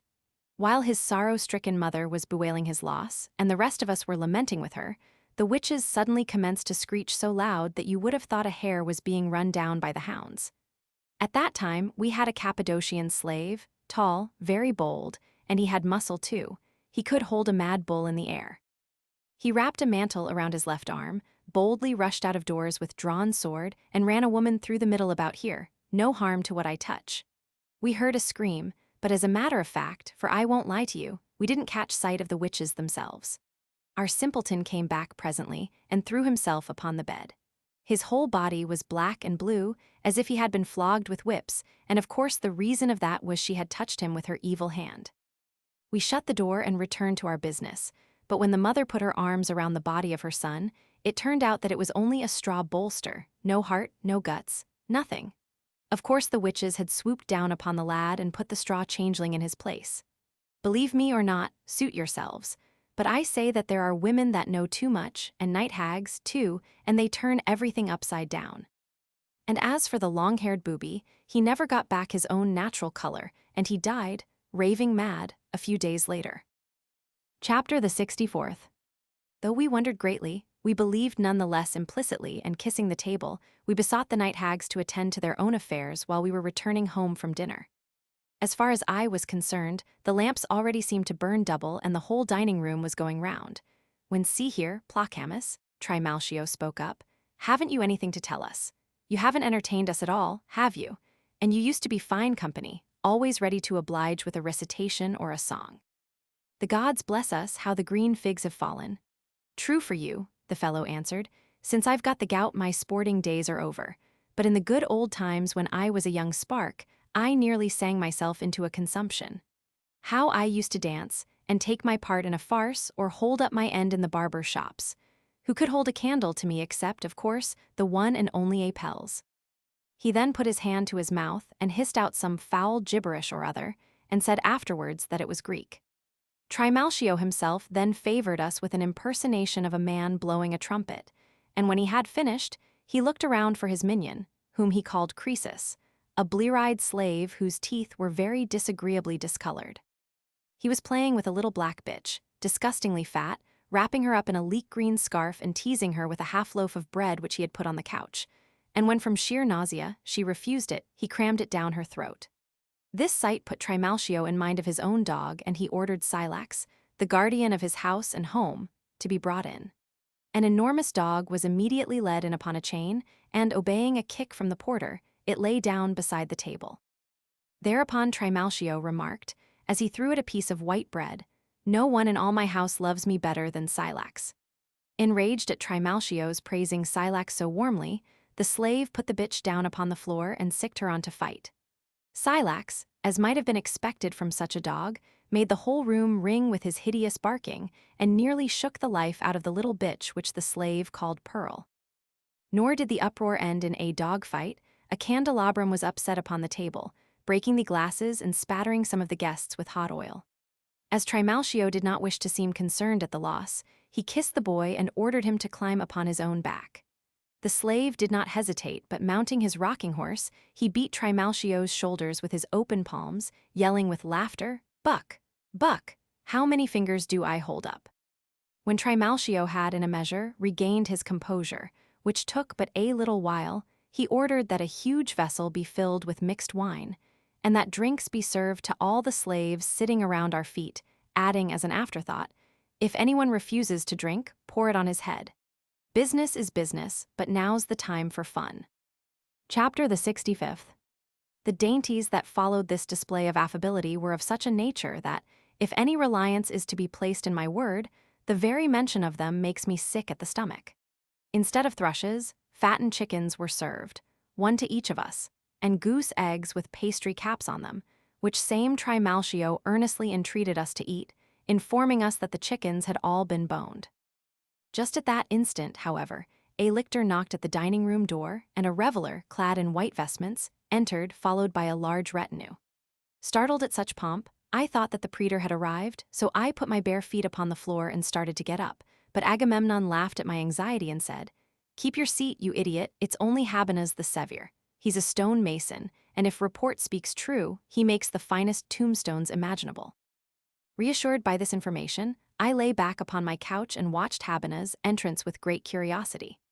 Already drunk and wearing several wreaths, his forehead smeared with perfume which ran down into his eyes, he advanced with his hands upon his wife's shoulders, and seating himself in the praetor's place, he called for wine and hot water. Delighted with his good humor, Trimalchio called for a larger goblet for himself, and asked him, at the same time, how he had been entertained. "We had everything except yourself, for my heart and soul were here, but it was fine, it was, by Hercules. Sissa was giving a novendial feast for her slave, whom she freed on his deathbed, and it's my opinion she'll have a large sum to split with the tax gatherers, for the dead man was rated at 50,000, but everything went off well, even if we did have to pour half our wine on the bones of the late lamented." Chapter the 66th. "But," demanded Trimalchio, "what did you have for dinner?" "I'll tell you if I can," answered he, "for my memory is so good that I often forget my own name. Let's see, for the first course we had a hog, crowned with a wine cup and garnished with cheese cakes and chicken livers cooked well done, beets of course, and whole wheat bread, which I'd rather have than white, because it puts strength into you, and when I take a crap afterwards, I don't have to yell. Following this came a course of tarts, served cold, with excellent Spanish wine poured over warm honey. I ate several of the tarts and got the honey all over myself.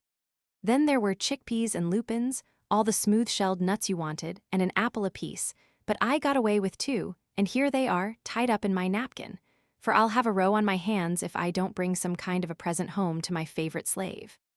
Oh yes, my wife has just reminded me, there was a haunch of bear meat as a side dish. Scintilla ate some of it without knowing what it was, and she nearly puked up her guts when she found out. But as for me, I ate more than a pound of it, for it tasted exactly like wild boar, and, says I, if a bear eats a man, shouldn't that be all the more reason for a man to eat a bear? The last course was soft cheese, new wine boiled thick, a snail apiece, a helping of tripe, liver pate, capped eggs, turnips, and mustard. But that's enough. Pickled olives were handed around in a wooden bowl, and some of the party greedily snatched 3 handfuls. We had ham too, but we sent it back. Chapter the 67th. "But why isn't Fortunata at the table, Gaius? Tell me." "What's that?" Trimalchio replied. "Don't you know her better than that? She wouldn't touch even a drop of water till after the silver was put away and the leftovers divided among the slaves. I'm going to beat it if she don't take her place," Habenas threatened and started to get up, and then, at a signal, the slaves all called out together Fortunata 4 times or more. She appeared, girded round with a sash of greenish yellow, below which a cherry-colored tunic could be seen, and she had on twisted anklets and sandals worked in gold. Then, wiping her hands upon a handkerchief which she wore around her neck, she seated herself upon the couch, beside Scintilla, Habena's wife, and clapping her hands and kissing her, "My dear," she gushed, "is it really you?" Fortunata then removed the bracelets from her pudgy arms and held them out to the admiring Scintilla, and by she took off her anklets and even her yellow hairnet, which was 24 carats fine. She would have us know. Trimalchio, who was on the watch, ordered every trinket to be brought to him. "You see these things, don't you?" he demanded. "They're what women fetter us with.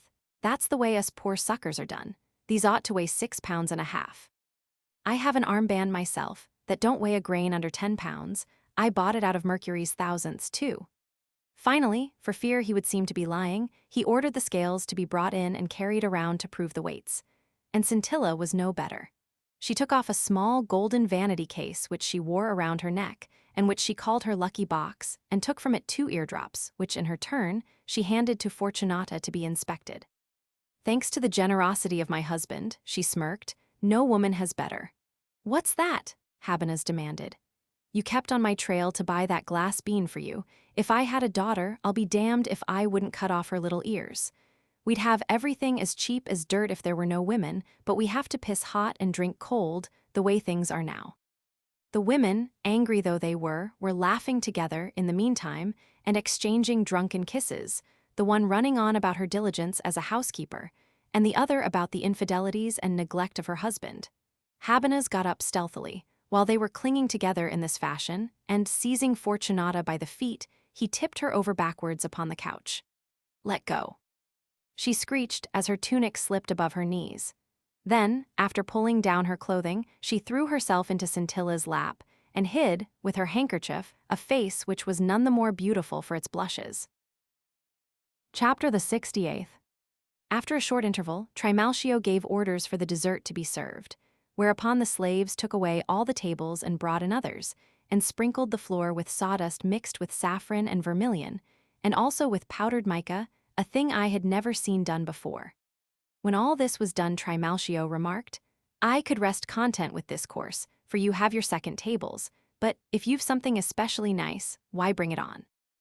Meanwhile, an Alexandrian slave boy, who had been serving hot water, commenced to imitate a nightingale, and when Trimalchio presently called out, "Change your tune," we had another surprise, for a slave, sitting at Habana's feet, egged on, I have no doubt, by his own master, bawled suddenly in a sing-song voice.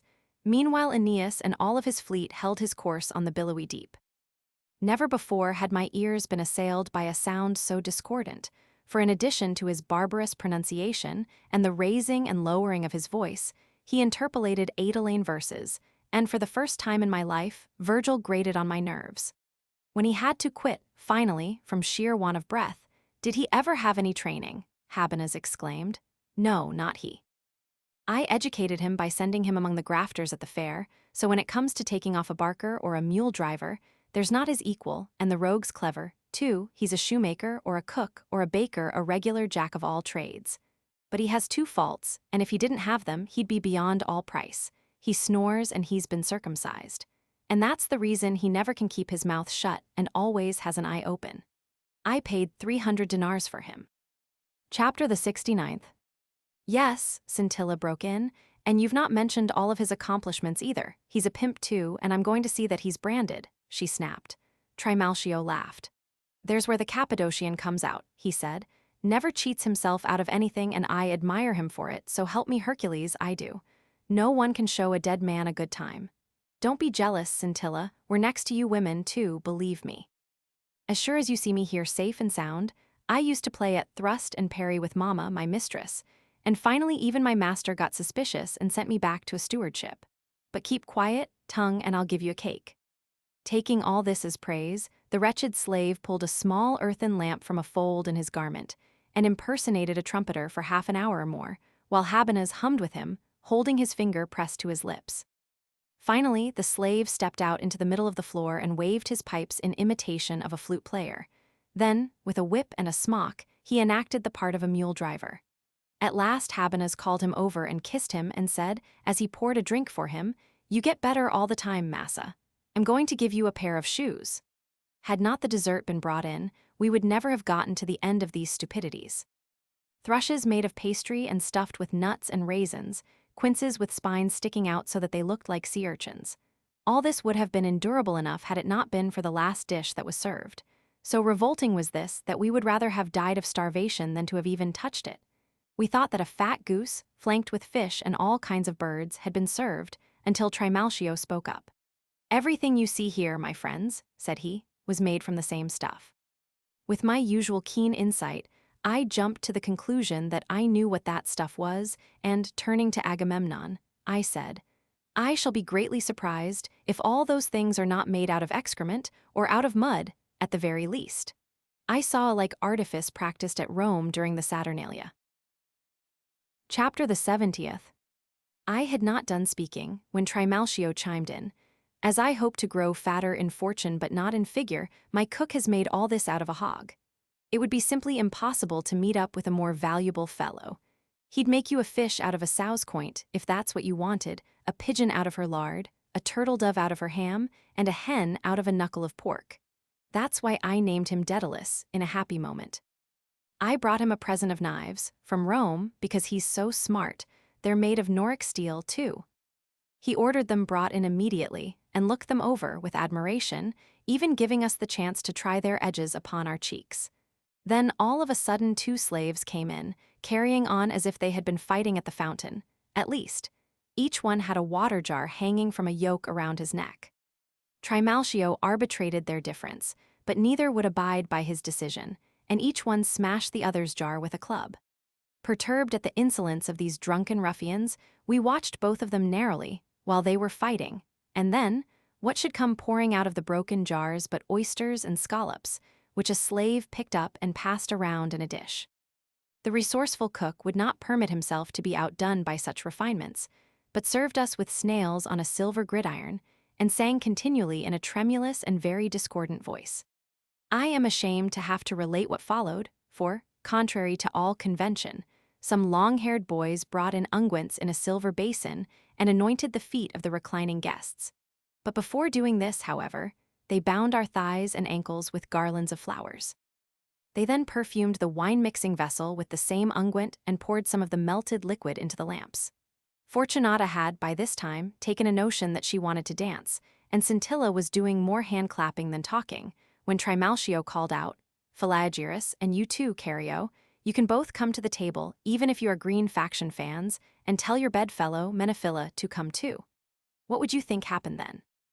We were nearly crowded off the couches by the mob of slaves that crowded into the dining room and almost filled it full. As a matter of fact, I noticed that our friend the cook, who had made a goose out of a hog, was placed next to me, and he stunk from sauces and pickle. Not satisfied with a place at the table, he immediately staged an impersonation of Ephesus the tragedian, and then he suddenly offered to bet his master that the Greens would take first place in the next circus games. Chapter the 71st. Trimalchio was hugely tickled at this challenge. "Slaves are men, my friends," he observed, "but that's not all. They suck the same milk that we did, even if hard luck has kept them down, and they'll drink the water of freedom if I live. To make a long story short, I'm freeing all of them in my will. To Philagyrus, I'm leaving a farm and his bedfellow too. Cario will get a tenement house and his 20th, and a bed and bedclothes to boot. I'm making Fortunata my heir, and I commend her to all my friends. I announce all this in public so that my household will love me as well now as they will when I'm dead." They all commenced to pay tribute to the generosity of their master, when he, putting aside his trifling, ordered a copy of his will brought in, which same he read aloud from beginning to end, to the groaning accompaniment of the whole household. Then looking at Habenas, "What say you, my dearest friend?" he entreated. "You'll construct my monument in keeping with the plans I've given you, won't you? I earnestly beg that you carve a little bitch at the feet of my statue, some wreaths and some jars of perfume, and all of the fights of Petrates. Then I'll be able to live even after I'm dead, thanks to your kindness. See to it that it has a frontage of 100 feet and a depth of 200. I want fruit trees of every kind planted around my ashes. And plenty of vines, too, for it's all wrong for a man to deck out his house when he's alive, and then have no pains taken with the one he must stay in for a longer time. And that's the reason I particularly desire that this notice be added. This monument does not descend to an heir. In any case, I'll see to it through a clause in my will that I'm not insulted when I'm dead. And for fear the rabble comes running up into my monument, to crap, I'll appoint one of my freedmen custodian of my tomb. I want you to carve ships under full sail on my monument, and me, in my robes of office, sitting on my tribunal, 5 gold rings on my fingers, pouring out coin from a sack for the people. For I gave a dinner and 2 dinars for each guest, as you know. Show a banquet hall too, if you can, and the people in it having a good time. On my right, you can place a statue of Fortunata holding a dove and leading a little bitch on a leash, and my favorite boy, and large jars sealed with gypsum, so the wine won't run out. Show one broken and a boy crying over it. Put a sundial in the middle, so that whoever looks to see what time it is must read my name, whether he wants to or not. As for the inscription, think this over carefully, and see if you think it's appropriate. Here rests G. Pompeius Trimalchio Freedman of Maecenas, decreed Augustal. Severe in his absence, he could have been a member of every decuria of Rome, but would not conscientious, brave, loyal, he grew rich from little and left 30 million sesterces. Behind he never heard a philosopher farewell Trimalchio farewell passerby. Chapter the 72nd. When he had repeated these words, Trimalchio began to weep copiously. Fortunata was crying already, and so was Habenas, and at last the whole household filled the dining room with their lamentations, just as if they were taking part in a funeral. Even I was beginning to sniffle when Trimalchio said, "Let's live while we can, since we know we've all got to die. I'd rather see you all happy anyhow, so let's take a plunge in the bath. You'll never regret it." "I'll bet my life on that, it's as hot as a furnace." "Fine business," seconded Habenas. "There's nothing suits me better than making 2 days out of one," and he got up in his bare feet to follow Trimalchio, who was clapping his hands. I looked at Ascyltos. "What do you think about this?" I asked. The very sight of a bath will be the death of me." "Let's fall in with his suggestion," he replied, "and while they are hunting for the bath we will escape in the crowd." Giton led us out through the porch, when we had reached this understanding, and we came to a door, where a dog on a chain startled us so with his barking that Ascyltos immediately fell into the fish pond. As for myself, I was tipsy and had been badly frightened by a dog that was only a painting, and when I tried to haul the swimmer out, I was dragged into the pool myself. The porter finally came to our rescue, quieted the dog by his appearance, and pulled us, shivering, to dry land. Giton had ransomed himself by a very cunning scheme. For what we had saved for him from dinner, he threw to the barking brute, which then calmed its fury and became engrossed with the food. But when, with chattering teeth, we besought the porter to let us out at the door, "If you think you can leave by the same door you came in at," he replied, "you're mistaken. No guest is ever allowed to go out through the same door he came in at. Some are for entrance, others for exit." Chapter the 73rd. What were we miserable wretches to do, shut up in this newfangled labyrinth?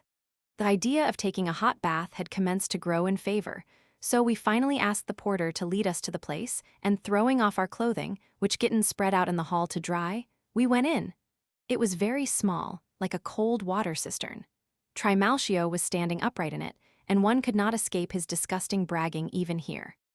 He declared that there was nothing nicer than bathing without a mob around, and that a bakery had formerly occupied this very spot.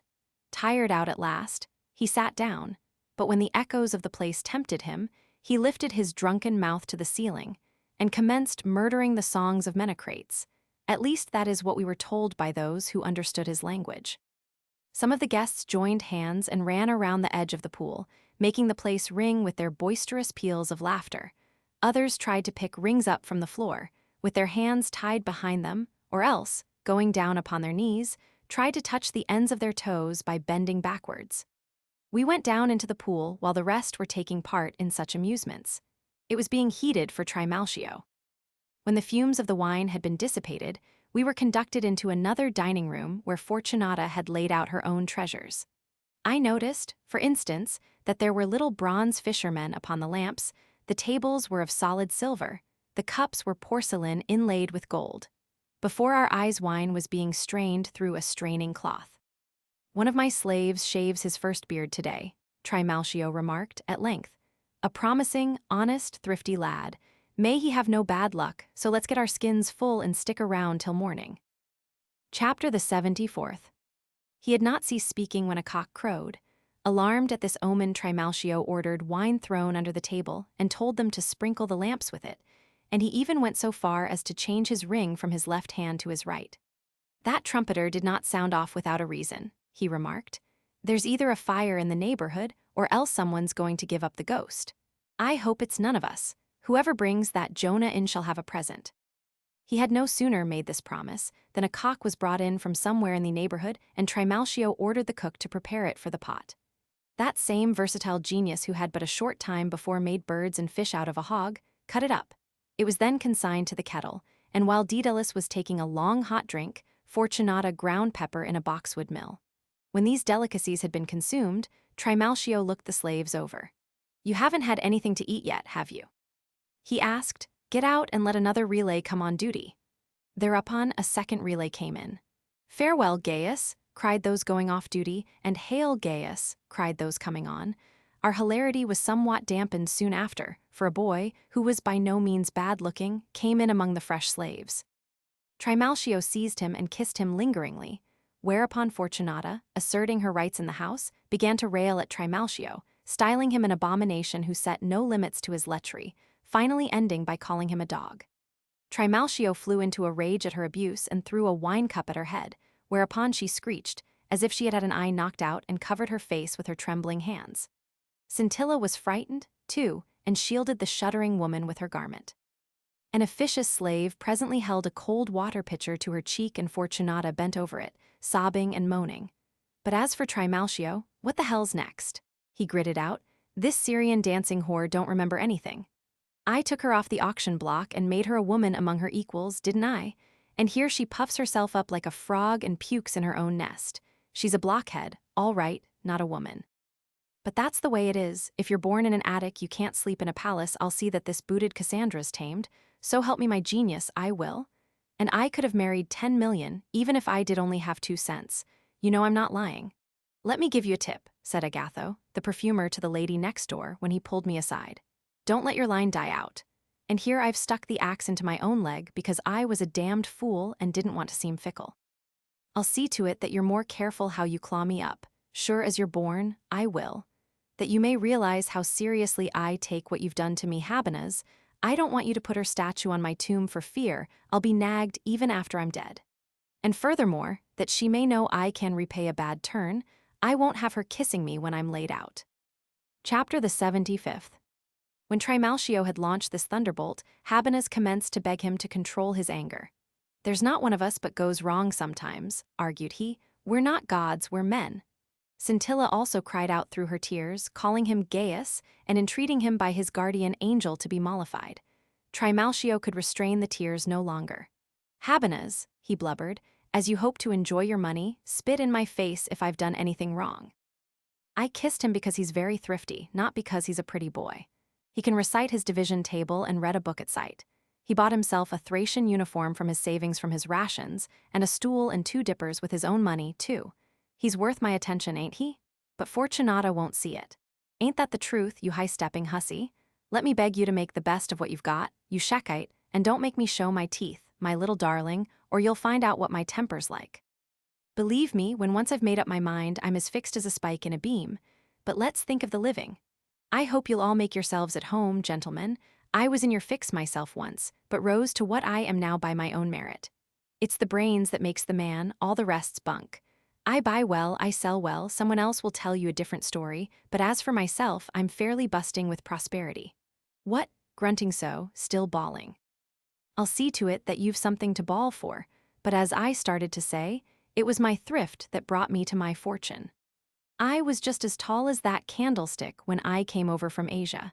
Every day I used to measure myself by it, and I would smear my lips with oil so my beard would sprout all the sooner. I was my master's mistress for 14 years, for there's nothing wrong in doing what your master orders, and I satisfied my mistress, too, during that time. You know what I mean, but I'll say no more, for I'm not one of your braggarts. Chapter the 76th. At last it came about by the will of the gods that I was master in the house, and I had the real master under my thumb then. What is there left to tell? I was made co-heir with Caesar and came into a senator's fortune. But nobody's ever satisfied with what he's got, so I embarked in business. I won't keep you long in suspense. I built 5 ships and loaded them with wine worth its weight in gold. It was then and sent them to Rome. You'd think I'd ordered it so, for every last one of them foundered. It's a fact, no fairy tale about it, and Neptune swallowed 30 million sesterces in one day. You don't think I lost my pep, do you? By Hercules, no. That was only an appetizer for me, just as if nothing at all had happened. I built other and bigger ships, better found, too, so no one could say I wasn't game. A big ship's a big venture, you know. I loaded them up with wine again, bacon, beans, Capuan perfumes, and slaves. Fortunata did the right thing in this affair, too, for she sold every piece of jewelry and all her clothes into the bargain, and put 100 gold pieces in my hand. They were the nest egg of my fortune. A thing's soon done when the gods will it. I cleared 10 million sesterces by that voyage, all velvet, and bought in all the estates that had belonged to my patron, right away. I built myself a house and bought cattle to resell, and whatever I touched grew just like a honeycomb. I chucked the game when I got to have an income greater than all the revenues of my own country, retired from business, and commenced to back freedmen. I never liked business anyhow, as far as that goes, and was just about ready to quit when an astrologer, a Greek fellow he was and his name was Serapa, happened to light in our colony, and he slipped me some information and advised me to quit. He was hep to all the secrets of the gods, told me things about myself that I'd forgotten, and explained everything to me from needle and thread up. Knew me inside out, he did, and only stopped short of telling me what I'd had for dinner the day before. You'd have thought he'd lived with me always. Chapter the 77th. Habenas, you were there, I think, I'll leave it to you. Didn't he say you took your wife out of a whorehouse? You're as lucky in your friends, too. No one ever repays your favor with another. You own broad estates, you nourish a viper under your wing, and why shouldn't I tell it I still have 30 years, 4 months, and 2 days to live? I'll also come into another bequest shortly. That's what my horoscope tells me. If I can extend my boundaries so as to join Apulia, I'll think I've amounted to something in this life. I built this house with Mercury on the job, anyhow. It was a hovel, as you know, it's a palace now. 4 dining rooms, 20 bedrooms, 2 marble colonnades, a storeroom upstairs, a bedroom where I sleep myself, a sitting room for this viper, a very good room for the porter, a guest chamber for visitors. As a matter of fact, Scorus, when he was here, would stay nowhere else, although he has a family place on the seashore. I'll show you many other things, too, in a jiffy. Believe me, if you have an as, you'll be rated at what you have. So your humble servant, who was a frog, is now a king. Stychus, bring out my funereal vestments while we wait, the ones I'll be carried out in, some perfume, too, and a draught of the wine in that jar. I mean the kind I intend to have my bones washed in. Chapter the 78th. It was not long before Stychus brought a white shroud and a purple-bordered toga into the dining room, and Trimalchio requested us to feel them and see if they were pure wool. Then, with a smile, "Take care, Stychus, that the mice don't get at these things and gnaw them, or the moths either. I'll burn you alive if they do. I want to be carried out in all my glory so all the people will wish me well." Then, opening a jar of nard, he had us all anointed. "I hope I'll enjoy this as well when I'm dead," he remarked, "as I do while I'm alive." He then ordered wine to be poured into the punch bowl. "Pretend," said he, "that you're invited to my funeral feast." The thing had grown positively nauseating, when Trimalchio, beastly drunk by now, bethought himself of a new and singular diversion and ordered some hornblowers brought into the dining room. Then, propped up by many cushions, he stretched himself out upon the couch. "Let on that I'm dead," said he, "and say something nice about me." The hornblowers sounded off a loud funeral march together, and one in particular, a slave belonging to an undertaker, made such a fanfare that he roused the whole neighborhood, and the watch, which was patrolling the vicinity, thinking Trimalchio's house was afire, suddenly smashed in the door and rushed in with their water and axes, as is their right, raising a rumpus all their own. We availed ourselves of this happy circumstance, and, leaving Agamemnon in the lurch, we took to our heels, as though we were running away from a real conflagration. Edext editor's bookmarks. Affairs start to go wrong. Your friends will stand from under doctors not good for anything. Except for a consolation, everybody's business is nobody's business. He can teach you more than he knows himself. Learning's a fine thing. And a trade won't starve men are lions at home. And foxes abroad no one can show a dead man a good time. The loser's always the winner in arguments. Too many doctors did away with him. We know that you're only a fool with a lot of learning. Whenever you learn a thing, it's yours believes. On the spot, every tale you can spot a louse on someone else. Volume 3 Further Adventures of Encolpius and His Companions. Chapter the 79th. There was no torch to light the way for us as we wandered around, nor did the silence of midnight give promise of our meeting any wayfarer with a light. In addition to this, we were drunk and unfamiliar with the district, which would confuse one, even in daylight. So for the best part of a mortal hour we dragged our bleeding feet over all the flints and pieces of broken tile, till we were extricated at last by Giton's cleverness. This prudent youngster had been afraid of going astray on the day before, so he had taken care to mark all the pillars and columns with chalk. These marks stood out distinctly, even through the pitchy night, and by their brilliant whiteness pointed out the way for us as we wandered about. Nevertheless, we had no less cause for being in a sweat even when we came to our lodging, for the old woman herself had been sitting and swilling so long with her guests that even if one had set her afire, she would not have known it. We would have spent the night on the doorsill had not Trimalchio's courier come up in state. With 10 wagons, he hammered on the door for a short time, and then smashed it in, giving us an entrance through the same breach. Hastening to the sleeping chamber, I went to bed with my brother, and, burning with passion as I was, after such a magnificent dinner, I surrendered myself wholly to sexual gratification. O goddesses and gods, that purple night how soft the couch! And we, embracing tight, with every wandering kiss our souls would meet. Farewell all mortal woes, to die were sweet. But my self-congratulation was premature, for I was overcome with wine, and when my unsteady hands relaxed their hold, Ascyltos, that never-failing wellspring of iniquity, stole the boy away from me in the night and carried him to his own bed, where he wallowed around without restraint with a brother not his own, while the latter, not noticing the fraud or pretending not to notice it, went to sleep in a stranger's arms, in defiance of all human rights. Awaking at last, I felt the bed over and found that it had been despoiled of its treasure. Then, by all that lovers hold dear, I swear I was on the verge of transfixing them both with my sword and uniting their sleep with death. At last, however, I adopted a more rational plan. I spanked Gitten into wakefulness and, glaring at Ascyltos, "Since you have broken faith by this outrage," I gritted out with a savage frown, "and severed our friendship, you had better get your things together at once and pick up some other bottom for your abominations." He raised no objection to this, but after we had divided everything with scrupulous exactitude, "Come on now," he demanded, "and we'll divide the boy." Chapter the 80th. I thought this was a parting joke till he whipped out his sword with a murderous hand. "You'll not have this prize you're brooding over all to yourself. Since I've been rejected, I'll have to cut off my share with this sword." I followed suit, on my side, and wrapping a mantle around my left arm, I put myself on guard for the duel. The unhappy boy, rendered desperate by our unreasoning fury, hugged each of us tightly by the knee, and in tears he humbly begged that this wretched lodging-house should not witness a Theban duel, and that we would not pollute with mutual bloodshed the sacred rites of a friendship that was, as yet, unstained. "If a crime must be committed," he wailed, "here is my naked throat, turn your swords this way and press home the points. I ought to be the one to die, I broke the sacred pledge of friendship." We lowered our points at these entreaties. "I'll settle this dispute," Ascyltos spoke up. "Let the boy follow whomsoever he himself wishes to follow. In that way he, at least, will have perfect freedom in choosing a brother." Imagining that a relationship of such long standing had passed into a tie of blood, I was not at all uneasy, so I snatched at this proposition with precipitate eagerness and submitted the dispute to the judge. He did not deliberate long enough to seem even to hesitate, for he got up and chose Ascyltos for a brother, as soon as the last syllable had passed my lips.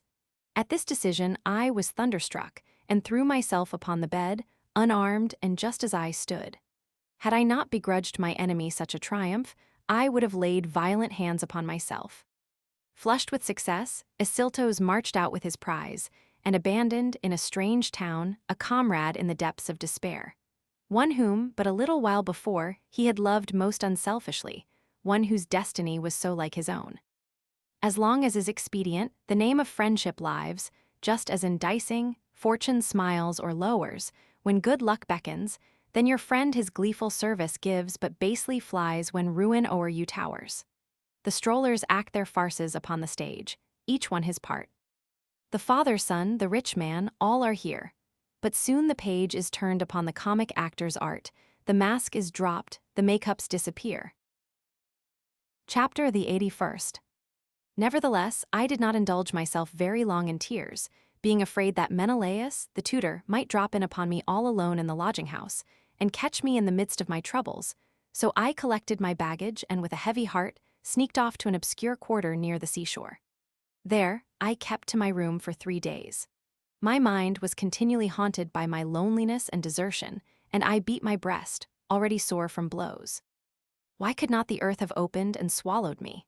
I wailed aloud, between the many deep-drawn groans, or the sea which rages even against the guiltless. Did I flee from justice, murder my ghost, and cheat the arena, in order that, after so many proofs of courage, I might be left lying here deserted, a beggar and an exile in a lodging-house in a Greek town? And who condemned me to this desolation? A boy stained by every form of vice, who, by his own confession, ought to be exiled. Free, through vice, expert in vice, whose favors came through a throw of the dice, who hired himself out as a girl to those who knew him to be a boy. And as to the other, what about him? In place of the manly toga, he donned the woman's stola when he reached the age of puberty. He resolved, even from his mother's womb, never to become a man. In the slave's prison he took the woman's part in the sexual act, he changed the instrument of his lechery when he double-crossed me, abandoned the ties of a long-standing friendship, and, shame upon him, sold everything for a single night's dalliance, like any other streetwalker. Now the lovers lie whole nights, locked in each other's arms, and I suppose they make a mockery of my desolation when they are resting up from the exhaustion caused by their mutual excesses. But not with impunity. If I don't avenge the wrong they have done me in their guilty blood, I'm no free man. Chapter the 82nd. I girded on my sword when I had said these words, and fortifying my strength with a heavy meal so that weakness would not cause me to lose the battle. I presently sallied forth into the public streets and rushed through all the arcades, like a maniac. But while, with my face savagely convulsed in a frown, I was meditating nothing but bloodshed and slaughter, and was continually clapping my hand to the hilt of my sword, which I had consecrated to this, I was observed by a soldier, that is, he either was a real soldier, or else he was some night-prowling thug who challenged me. "Halt! Who goes there? What legion are you from? Who's your centurion? Since when have men in your outfit gone on pass in white shoes?" He retorted, when I had lied stoutly about both centurion and legion. Both my face and my confusion proved that I had been caught in a lie, so he ordered me to surrender my arms and to take care that I did not get into trouble. I was held up, as a matter of course, and my revenge balked. I returned to my lodging house, and recovering by degrees from my fright, I began to be grateful to the boldness of the footpad. It is not wise to place much reliance upon any scheme, because fortune has a method of her own. Chapter the 83rd. Nevertheless, I found it very difficult to stifle my longing for revenge, and after tossing half the night in anxiety, I arose at dawn, and, in the hope of mitigating my mental sufferings and of forgetting my wrongs, I took a walk through all the public arcades and entered a picture gallery, which contained a wonderful collection of pictures in various styles. I beheld works from the hand of Zeuxis, still undimmed by the passage of the years, and contemplated, not without a certain awe, the crude drawings of protogenes which equaled the reality of nature herself. But when I stood before the work of Apelles, the kind which the Greeks call monochromatic, verily, I almost worshipped, for the outlines of the figures were drawn with such subtlety of touch, and were so lifelike in their precision, that you would have thought their very souls were depicted. Here, an eagle was soaring into the sky bearing the shepherd of Mount Ida to heaven. There, the comely Hylas was struggling to escape from the embrace of the lascivious Naiad. Here, too, was Apollo, cursing his murderous hand and adorning his unstrung lyre with the flower just created. Standing among these lovers, which were only painted, it seems that even the gods are racked by love, I cried aloud, as if I were in a wilderness. Jupiter could find none to his taste, even in his own heaven, so he had to sin on earth, but no one was betrayed by him. The nymph who ravished Hylas would have controlled her passion had she thought Hercules was coming to forbid it. Apollo recalled the spirit of a boy in the form of a flower, and all the lovers of fable enjoyed love's embraces without a rival, but I took as a comrade a friend more cruel than Lycurgus. But at that very instant, as I was telling my troubles to the winds, a white-haired old man entered the picture gallery. His face was careworn, and he seemed, I know not why, to give promise of something great, although he bestowed so little care upon his dress that it was easily apparent that he belonged to that class of literati which the wealthy hold in contempt. "I am a poet," he remarked, when he had approached me and stood at my side, "and one of no mean ability, I hope, that is, if anything is to be inferred from the crowns which gratitude can place even upon the heads of the unworthy. Then why, you demand, are you dressed so shabbily? For that very reason, love or art never yet made anyone rich. The trader trusts his fortune to the sea and takes his gains. The warrior, for his deeds, is girt with gold. The wily sycophant lies drunk on purple counterpanes. Young wives must pay debauchees or they're cold. But solitary, shivering, in tatters genius stands invoking a neglected art, for succor at its hands." Chapter the 84th. It is certainly true that a man is hated when he declares himself an enemy to all vice and begins to follow the right road in life, because, in the first place, his habits are different from those of other people, for who ever approved of anything to which he took exceptions? Then they whose only ambition is to pile up riches don't want to believe that men can possess anything better than that which they have themselves. Therefore, they use every means in their power to so buffet the lovers of literature that they will seem in their proper place below the moneybags. "I know not why it should be so," I said with a sigh, "but poverty is the sister of genius." "You have good reason," the old man replied, "to deplore the status of men of letters." "No," I answered, "that was not the reason for my sigh. There is another and far weightier cause for my grief." Then, in accordance with the human propensity of pouring one's personal troubles into another's ears, I explained my misfortune to him and dwelt particularly upon Ascyltos' perfidy. Oh, how I wish that this enemy who is the cause of my enforced continence could be mollified. I cried with many a groan, but he is an old hand at robbery, and more cunning than the pimps themselves.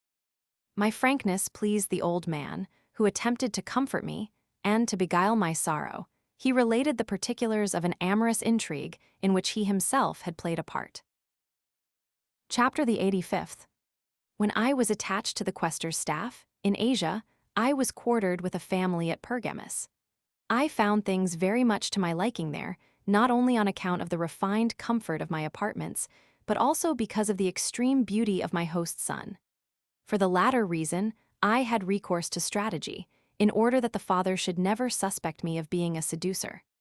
So hotly would I flare up, whenever the abuse of handsome boys was even mentioned at the table, and with such uncompromising sternness would I protest against having my ears insulted by such filthy talk, that I came to be looked upon, especially by the mother, as one of the philosophers.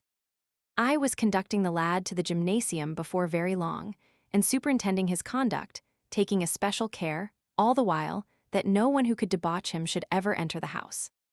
Then there came a holiday, the school was closed, and our festivities had rendered us too lazy to retire properly, so we lay down in the dining room. It was just about midnight, and I knew he was awake, so I murmured this vow in a very low voice, "O Lady Venus, could I but kiss this lad, and he not know it, I would give him a pair of turtle doves tomorrow." On hearing the price offered for this favor, the boy commenced to snore. Then, bending over the pretending sleeper, I snatched a fleeting kiss or two. Satisfied with this beginning, I arose early in the morning, brought a fine pair of turtle doves to the eager lad, and absolved myself from my vow. Chapter the 86th. Next night, when the same opportunity presented itself, I changed my petition. If I can feel him all over with a wanton hand, I vowed, and he not know it, I will give him 2 of the gamest fighting cocks for his silence. The lad nestled closer to me of his own accord, on hearing this offer, and I truly believe that he was afraid that I was asleep. I made short work of his apprehensions on that score, however, by stroking and fondling his whole body. I worked myself into a passionate fervor that was just short of supreme gratification. Then, when day dawned, I made him happy with what I had promised him. When the third night gave me my chance, I bent close to the ear of the rascal, who pretended to be asleep. "Immortal gods," I whispered, "if I can take full and complete satisfaction of my love from this sleeping beauty, I will tomorrow present him with the best Macedonian pacer in the market, in return for this bliss, provided that he does not know it." Never had the lad slept so soundly. First I filled my hands with his snowy breasts, then I pressed a clinging kiss upon his mouth, but I finally focused all my energies upon one supreme delight. Early in the morning, he sat up in bed, awaiting my usual gift. It is much easier to buy doves and gamecocks than it is to buy a pacer, as you know, and aside from that, I was also afraid that so valuable a present might render my motive subject to suspicion. So, after strolling around for some hours, I returned to the house and gave the lad nothing at all except a kiss. He looked all around, threw his arms about my neck. "Tell me, master," he cried, "where's the pacer?" "The difficulty of getting one fine enough has compelled me to defer the fulfillment of my promise," I replied, "but I will make it good in a few days." The lad easily understood the true meaning of my answer, and his countenance betrayed his secret resentment. Chapter the 87th. In the meantime, by breaking this vow, I had cut myself off from the avenue of access which I had contrived, but I returned to the attack all the same when the opportunity came. In a few days, a similar occasion brought about the very same conditions as before, and the instant I heard his father snoring, I began pleading with the lad to receive me again into his good graces, that is to say, that he ought to suffer me to satisfy myself with him, and he in turn could do whatever his own distended member desired. He was very angry, however, and would say nothing at all except, "Either you go to sleep, or I'll call father." But no obstacle is so difficult that depravity cannot twist around it, and even while he threatened, "I'll call father," I slipped into his bed and took my pleasure in spite of his half-hearted resistance. Nor was he displeased with my improper conduct, for, although he complained for a while that he had been cheated and made a laughingstock, and that his companions, to whom he had bragged of his wealthy friend, had made sport of him. "But you'll see that I'll not be like you," he whispered. "Do it again if you want to." All misunderstandings were forgotten, and I was readmitted into the lad's good graces. Then I slipped off to sleep, after profiting by his complaisance. But the youth, in the very flower of maturity, and just at the best age for passive pleasure, was by no means satisfied with only one repetition, so he roused me out of a heavy sleep. "Isn't there something you'd like to do?" he whispered. The pastime had not begun to cloy, as yet, and somehow or other, what with panting and sweating and wriggling, he got what he wanted, and worn out with pleasure, I dropped off to sleep again. Less than an hour had passed when he began to punch me with his hand. "Why are we not busy?" he whispered. I flew into a violent rage at being disturbed so many times, and threatened him in his own words, "Either you go to sleep, or I'll call father." Chapter the 88th. Heartened up by this story, I began to draw upon his more comprehensive knowledge as to the ages of the pictures, and as to certain of the stories connected with them, upon which I was not clear. And I likewise inquired into the causes of the decadence of the present age, in which the most refined arts had perished, and among them painting, which had not left even the faintest trace of itself behind. "Greed of money," he replied, "has brought about these unaccountable changes. In the good old times, when virtue was her own reward, the fine arts flourished, and there was the keenest rivalry among men for fear that anything which could be of benefit to future generations should remain long undiscovered. Then it was that Democritus expressed the juices of all plants and spent his whole life in experiments, in order that no curative property should lurk unknown in stone or shrub. That he might understand the movements of heaven and the stars, Eudoxus grew old upon the summit of a lofty mountain. 3 times did Chrysippus purge his brain with hellebore, that his faculties might be equal to invention. Turn to the sculptors if you will. Lysippus perished from hunger while in profound meditation upon the lines of a single statue, and Myron, who almost embodied the souls of men and beasts in bronze, could not find an heir. And we, sodden with wine and women, cannot even appreciate the arts already practiced, we only criticize the past. We learn only vice and teach it too. What has become of logic? Of astronomy? Where is the exquisite road to wisdom? Who even goes into a temple to make a vow that he may achieve eloquence or bathe in the fountain of wisdom? And they do not pray for good health and a sound mind. Before they even set foot upon the threshold of the temple, one promises a gift if only he may bury a rich relative. Another, if he can but dig up a treasure, and still another, if he is permitted to amass 30 millions of sesterces in safety. The Senate itself, the exponent of all that should be right and just, is in the habit of promising 1,000 pounds of gold to the capital, and that no one may question the propriety of praying for money, it even decorates Jupiter himself with spoils. Do not hesitate, therefore, at expressing your surprise at the deterioration of painting, since, by all the gods and men alike, a lump of gold is held to be more beautiful than anything ever created by those crazy little Greek fellows, Apelles and Phidias. Chapter the 89th. But I see that your whole attention is held by that picture which portrays the destruction of Troy, so I will attempt to unfold the story in verse. And now the 10th harvest beheld the beleaguered of Troia. Worn out with anxiety, fearing the honor of Calchas, the prophet hung wavering deep in the blackest despair. Apollo commanded, the forested peaks of Mount Ida were felled and dragged down, the hewn timbers were fitted to fashion. A war horse, unfilled is a cavity left, and this cavern, roofed over, capacious enough for a camp, here lie hidden the raging impetuous valor of 10 years of warfare. Malignant Greek troops pack the recess, lurk in their own offering. Alas, my poor country, we thought that their 1,000 grim warships were beaten and scattered, our arable lands freed from warfare. Inscription cut into the horse, and the crafty behavior of Sinon, his mind ever powerful for evil, affirmed it. Delivered from war, now the crowd, carefree, hastens to worship, and pours from the portals, their cheeks wet with weeping, the joy of their tremulous souls brings to eyes tears which terror had banished. Laocoon, priest unto Neptune, with hair loosed. An outcry evoked from the mob, he drew back his javelin and launched it. The belly of wood was his target, the weapon recoiled, for the fates stayed his hand, and this artifice won us. His feeble hand nerved he anew, and the lofty side sounded. His 2-edged axe tried them severely, the young troops in ambush gasped, and as long as the reverberations re-echoed. The wooden mass breathed out a fear that was not of its own. Imprisoned, the warriors advanced to take Troia captive and finish the struggle by stratagem new and unheard of. Behold other portents, where Teneto's steep breaks the ocean, where great surging billows dash high, to be broken and leap back, to form a deep hollow of calm and resemble the plashing of oars carried far through the silence of night, as when ships pass, and drive through the calm as it smashes against their fir bows. Then backward we look towards the rocks. The tide carries two serpents that coil and uncoil as they come, and their breasts, which are swollen. Aside dash the foam as the bows of tall ships, and the ocean is lashed by their tails, their manes free on the water as savage as even their eyes. Now a blinding beam kindles the billows. The sea with their hissing is sibilant, all stare in terror. Laocoon's twin sons in Phrygian raiment are standing, with priests wreathed for sacrifice. Them did the glistening serpents enfold in their coils, with their little hands shielding their faces. The boys, neither thinking of self, but each one of his brother. Fraternal love's sacrifice, death himself slew those poor children.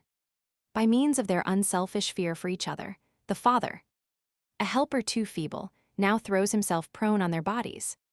The serpents, now glutted with death, coil around him and drag him to earth, and the priest at his altar a victim lies beating the ground. Thus the city of Troy, doomed to sack and destruction, first lost her own gods by profaning their shrines and their worship. The full moon now lifted her luminous beam, and the small stars led forth with her torch all ablaze, when the Greeks drew the bolts and poured forth their warriors on Priam's sons, buried in darkness and sodden with wine. First the leaders made trial of their weapons, just as the horse, when unhitched from Thessalian neck yoke, first tosses his head and his mane, ere to pasture he rushes. They draw their swords, brandish their shields, and rush into the battle. One slays the wine-drunken Trojans, prolonging their dreams to death, which ends all. Still another takes brands from the altars and calls upon Troy's sacred temples to fight against Trojans. Chapter the 90th. Some of the public who were loafing in the portico threw stones at the reciting Eumolpus, and he, taking note of this tribute to his genius, covered his head and bolted out of the temple. Fearing they might take me for a poet too, I followed after him in his flight and came to the seashore, where we stopped as soon as we were out of range. "Tell me," I demanded, "what are you going to do about that disease of yours? You've loafed with me less than 2 hours, and you've talked more often like a poet than you have like a human being. For this reason, I'm not at all surprised that the rabble chases you with rocks. I'm going to load my pockets with stones, too, and whenever you begin to go out of your head, I'm going to let blood out of it." His expression changed. "My dear young man," said he, "today is not the first time I have had such compliments showered upon me. The audience always applauds me in this fashion when I go into the theater to recite anything, but I'll abstain from this sort of diet for the whole day for fear of having trouble with you." "Good," I replied. "We'll dine together if you'll swear off crankiness for the day." So saying, I gave the housekeeper the orders for our little supper, and we went straight off to the baths. Chapter the 91st. There I catch sight of Gitten laden with towels and scrapers, leaning downhearted and embarrassed against the wall. You could see that he did not serve of his own free will. Then, that I might assure myself that I saw aright, "Take pity on me, brother," he cried, turning towards me a face lighted up with joy. "There are no arms here. I can speak freely. Take me away from that bloody robber, and punish your penitent judge as severely as you like. To have perished, should you wish it, will be a consolation great enough in my misery." Fearing someone might overhear our plans, I bade him hush his complaints, and leaving Eumolpus behind, for he was reciting a poem in the bath, I pull Gitten down a dark and dirty passage, after me, and fly with all speed to my lodgings. Arriving there, I slam the door shut, embrace him convulsively, and press my face against his, which is all wet with tears. For a long time, neither of us could find his voice, and as for the lad, his shapely bosom was heaving continuously with choking sobs. "Oh, the disgraceful inconsistency of it all," I cried, "for I love you still, although you abandoned me, and no scar from that gaping wound is left upon this breast. What can you say that will justify you in yielding your love to a stranger? Did I merit such an affront?" He held his head higher when he found that he was loved. For one to love, and at the same time blame, that were a labor Hercules to tame. Conflicting passions yield in Cupid's name. And furthermore, I went on, I was not the one that laid the cause of our love before another judge, but I will complain no more, I will remember nothing, if you will prove your penitence by keeping faith. He wiped his face upon his mantle, while I poured out these words with groans and tears. Encolpius, said he, I beseech you, I appeal to your honest recollection, did I leave you, or did you throw me over? For my part, I admit, and openly at that I sought refuge with the stronger, when I beheld two armed men. I kissed that bosom, so full of prudence, threw my arms around his neck and pressed him tightly against my breast, that he might see unmistakably that he had gotten back into my good graces, and that our friendship lived again in perfect confidence. Chapter the 92nd. Night had fallen by this time, and the woman to whom I had given my order had prepared supper, when Eumolpus knocked at the door. How many of you are there? I called out, and as I spoke, I peeped cautiously through a chink in the door to see if Ascyltos had come with him. Then, as I perceived that he was the only guest, I quickly admitted him. He threw himself upon the pallet and caught sight of Gittin, waiting table, whereupon he nodded his head. I like your Ganymede, he remarked. This day promises a good ending. I did not take kindly to such an inquisitive beginning, fearing that I had let another Ascyltos into my lodging. Eumolpus stuck to his purpose. I like you better than the whole bathful, he remarked, when the lad had served him with wine. Then he thirstily drained the cup dry and swore that never before had he tasted a wine with such a satisfying tang to it. While I was bathing, he went on, I was almost beaten up for trying to recite a poem to the people sitting around the basin, and when I had been thrown out of the baths just like I was out of the theater, I hunted through every nook and cranny of the building, calling Encolpius, Encolpius at the top of my voice. A naked youth at the other end, who had lost his clothes, was bawling just as loudly and no less angrily for Gittin. As for myself, the slaves took me for a maniac and mimicked me in the most insolent manner. But a large crowd gathered around him, clapping its hands in awestruck admiration, for so heavy and massive were his private parts, that you would have thought that the man himself was but an appendage of his own member. Oh, such a man! He could do his bit all right. I haven't a doubt but that he could begin on the day before and never finish till the day after the next. And he soon found a friend, of course.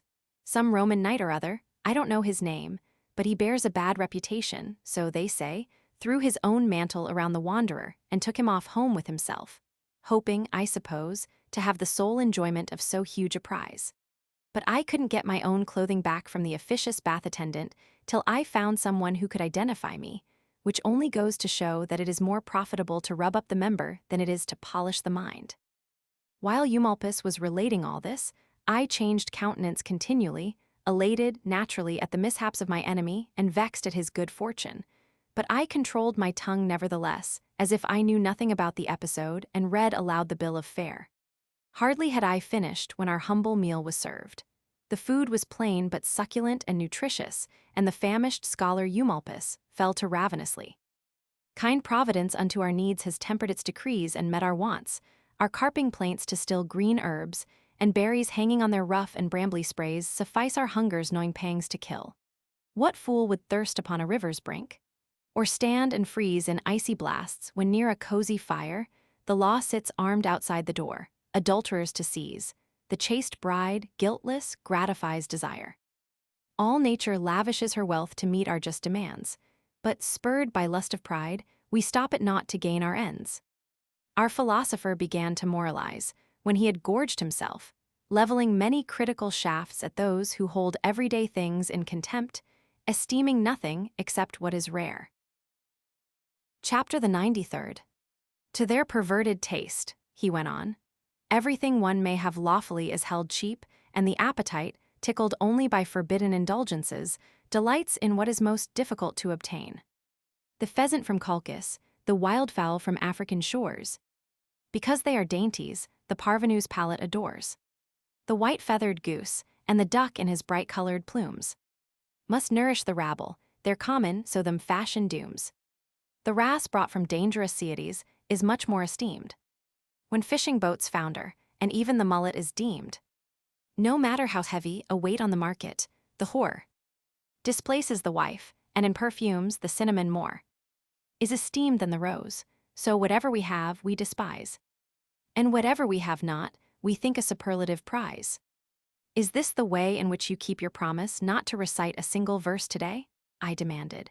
Bear in mind your promise and spare us, at least, for we have thrown no rocks at you yet. If a single one of those fellows drinking under this very roof were to smell out a poet in their midst, he would arouse the whole neighborhood and involve all of us in the same misunderstanding. Giton, who was one of the gentlest of lads, took me to task for having spoken in that manner, denying that I did rightly in criticizing my elders, and at the same time forgetting my duties as host by offering an affront to one whom I had invited out of kindness. And much more, full of moderation and propriety, which was in exquisite keeping with his good looks. Chapter the 94th. Happy the mother, cried Eumolpus, who bore such a son as you. May your fortune be in keeping with your merit. Beauty and wisdom are rarely found mixed, and that you may not think that all your words are wasted, know that you have found a lover. I will fill my verses with your praise.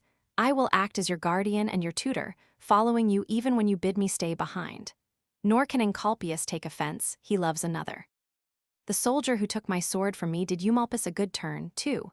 Otherwise, the rage which I had felt against Ascyltos would have been quenched in the blood of Eumolpus.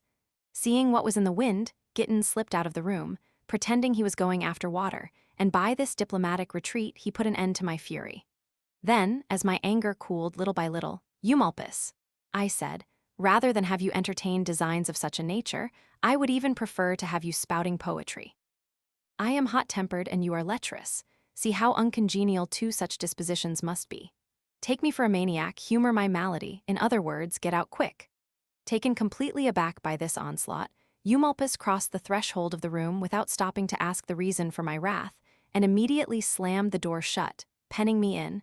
As I was not looking for any move of that kind then, having quickly removed the key, he hurried away in search of Giton. Finding that I was locked in, I decided to hang myself, and had already fastened my belt to the bedstead which stood alongside of the wall, and was engaged in fastening the noose around my neck, when the doors were unlocked and Eumolpus came in with Giton, recalling me to light when I was just about to turn the fatal goalpost. Giton was greatly wrought up and his grief turned to fury. Seizing me with both hands, he threw me upon the bed. If you think, Encolpius, he shrieked, that you can contrive to die before I do, you're wrong. I thought of suicide first. I hunted for a sword in Ascyltos' house. I would have thrown myself from a precipice if I had not found you. You know that death is never far from those who seek him, so take your turn and witness the spectacle you wish to see. So saying, he snatched a razor from Eumolpus, servant, slashed his throat once, twice, and fell down at our feet. I uttered a loud cry, rushed to him as he fell, and sought the road to death by the same steel. Giton, however, showed not the faintest trace of any wound, nor was I conscious of feeling any pain. The razor, it turned out, was untempered and dull, and was used to imbue boy apprentices with the confidence of the experienced barber. Hence it was in a sheath, and for the reason given above, the servant was not alarmed when the blade was snatched, nor did Eumolpus break in upon this farcical death scene. Chapter the 95th. The landlord made his appearance with a part of our little supper, while this lovers' comedy was being enacted, and taking in the very disorderly spectacle which we presented, lying there and wallowing as we were. Are you drunk? He demanded. Or are you runaway slaves, or both? Who turned up that bed there? What's the meaning of all these sneaking preparations? You didn't want to pay the room rent, you didn't, by Hercules, you didn't. You wanted to wait till night and run away into the public streets, but that won't go here. This is no widow's joint, I'll show you that, not yet at AI. This place belongs to Marcus Manicius.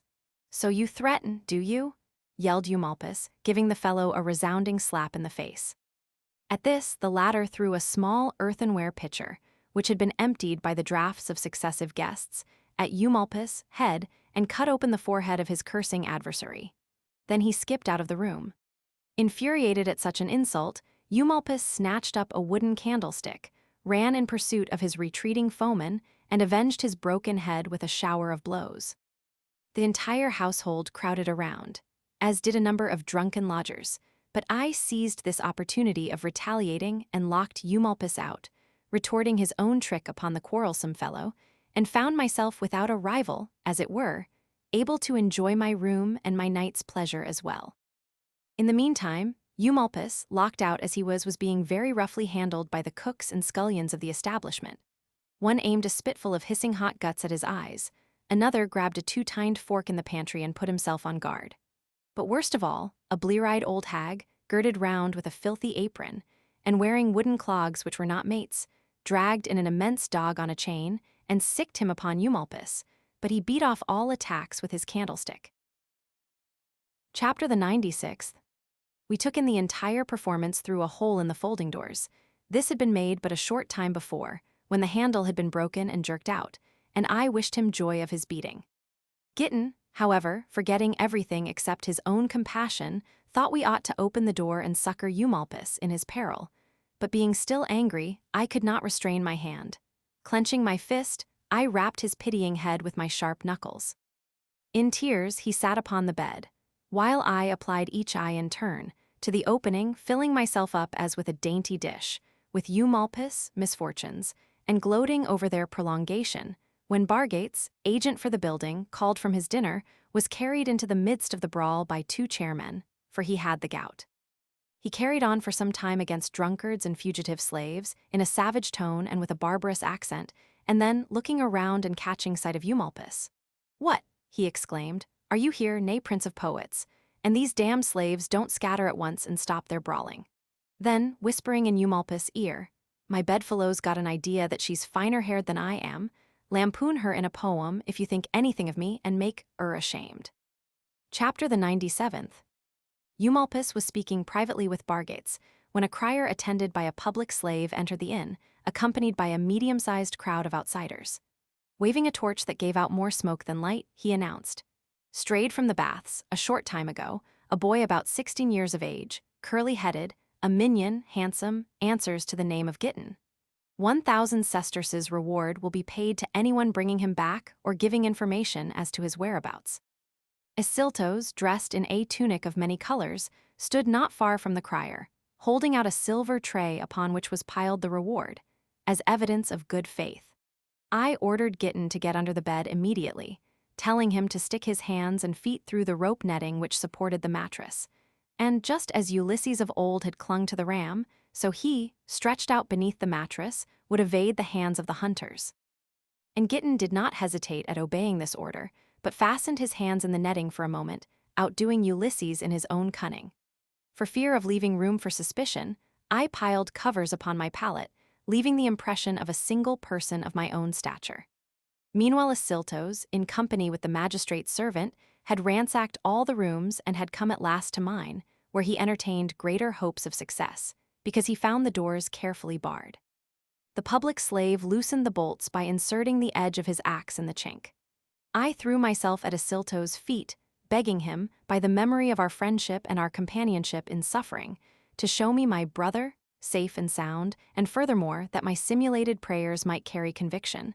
I added, "I know very well, Ascyltos, that you have come here seeking my life. If not, why the axes? Well, fatten your grudge, then. Here's my neck. Pour out that blood you seek to shed under pretext of a search." Ascyltos repelled this suspicion, affirming that he sought nothing except his own fugitive and desired the death of neither man nor suppliant, and least of all did he wish to harm one whom, now that their quarrel was over, he regarded as his dearest friend. Chapter the 98th. The public servant, however, was not derelict in the performance of his duty, for snatching a cane from the innkeeper, he poked underneath the bed, ransacking every corner, even to the cracks in the wall. Twisting his body out of reach and cautiously drawing a full breath, Gitten pressed his mouth against the very bugs themselves. The pair had scarcely left the room when Eumolpus burst in great excitement, for the doors had been broken and could keep no one out. "The 1,000 sesterces are mine," he shouted.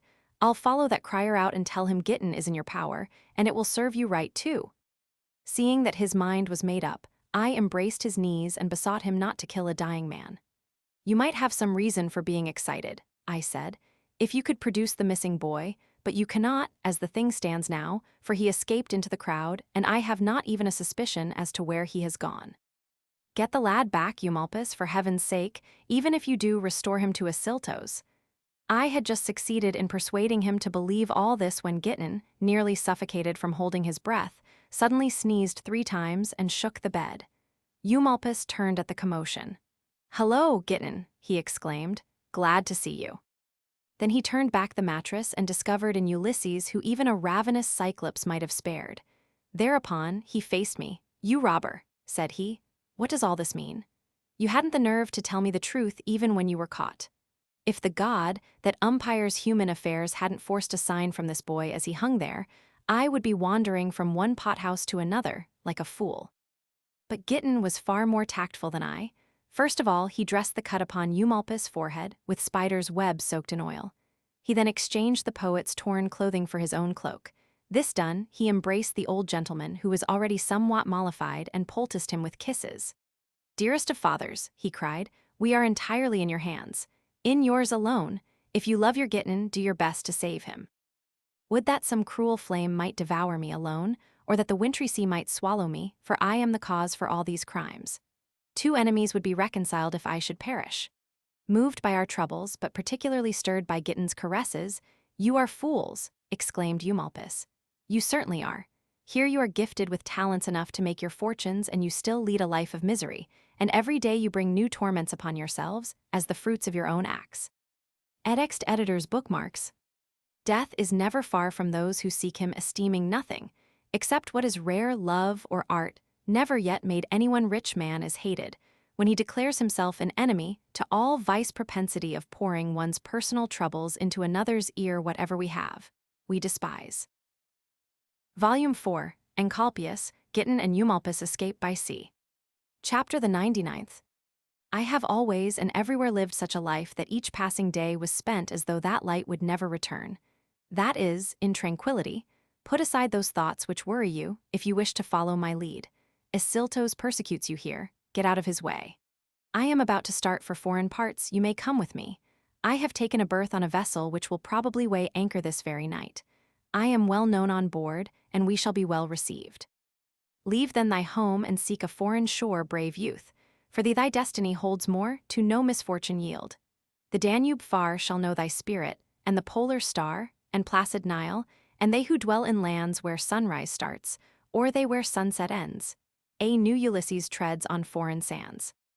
To me, this advice seemed both sound and practical, because it would free me from any annoyance by Ascyltos, and because it gave promise of a happier life. I was overcome by the kindly sympathy of Eumolpus, and was especially sorry for the latest injury I had done him. I began to repent my jealousy, which had been the cause of so many unpleasant happenings, and with many tears, I begged and pled with him to admit me into favor, as lovers cannot control their furious jealousy, and vowing at the same time that I would not by word or deed give him cause for offense in the future. And he, like a learned and cultivated gentleman, ought to remove all irritation from his mind and leave no trace of it behind. The snows belong upon the ground in wild and uncultivated regions, but where the earth has been beautified by the conquest of the plow, the light snow melts away while you speak of it. And so it is with anger in the heart. In savage minds it lingers long, it glides quickly away from the cultured. That you may experience the truth of what you say, exclaimed Eumolpus, see, I end my anger with a kiss. May good luck go with us. Get your baggage together and follow me, or go on ahead if you prefer. While he was speaking, a knock sounded at the door, and a sailor with a bristling beard stood upon the threshold. "You're hanging in the wind, Eumolpus," said he, "as if you didn't know that son of a bitch of a skipper." Without further delay, we all got up. Eumolpus ordered his servant, who had been asleep for some time, to bring his baggage out. Gittin and I packed together whatever we have for the voyage, and after praying to the stars, we went aboard. Chapter the 100th. We picked out a retired spot on the poop, and Eumolpus dozed off, as it was not yet daylight. Neither Gittin nor myself could get a wink of sleep, however. Anxiously, I reflected that I had received Eumolpus as a comrade, a rival more formidable than Ascyltos, and that thought tortured me, but reason soon put my uneasiness to flight. "It is unfortunate," said I to myself, "that the lad has so taken our friend's fancy, but what of it? Is not nature's every masterpiece common to all?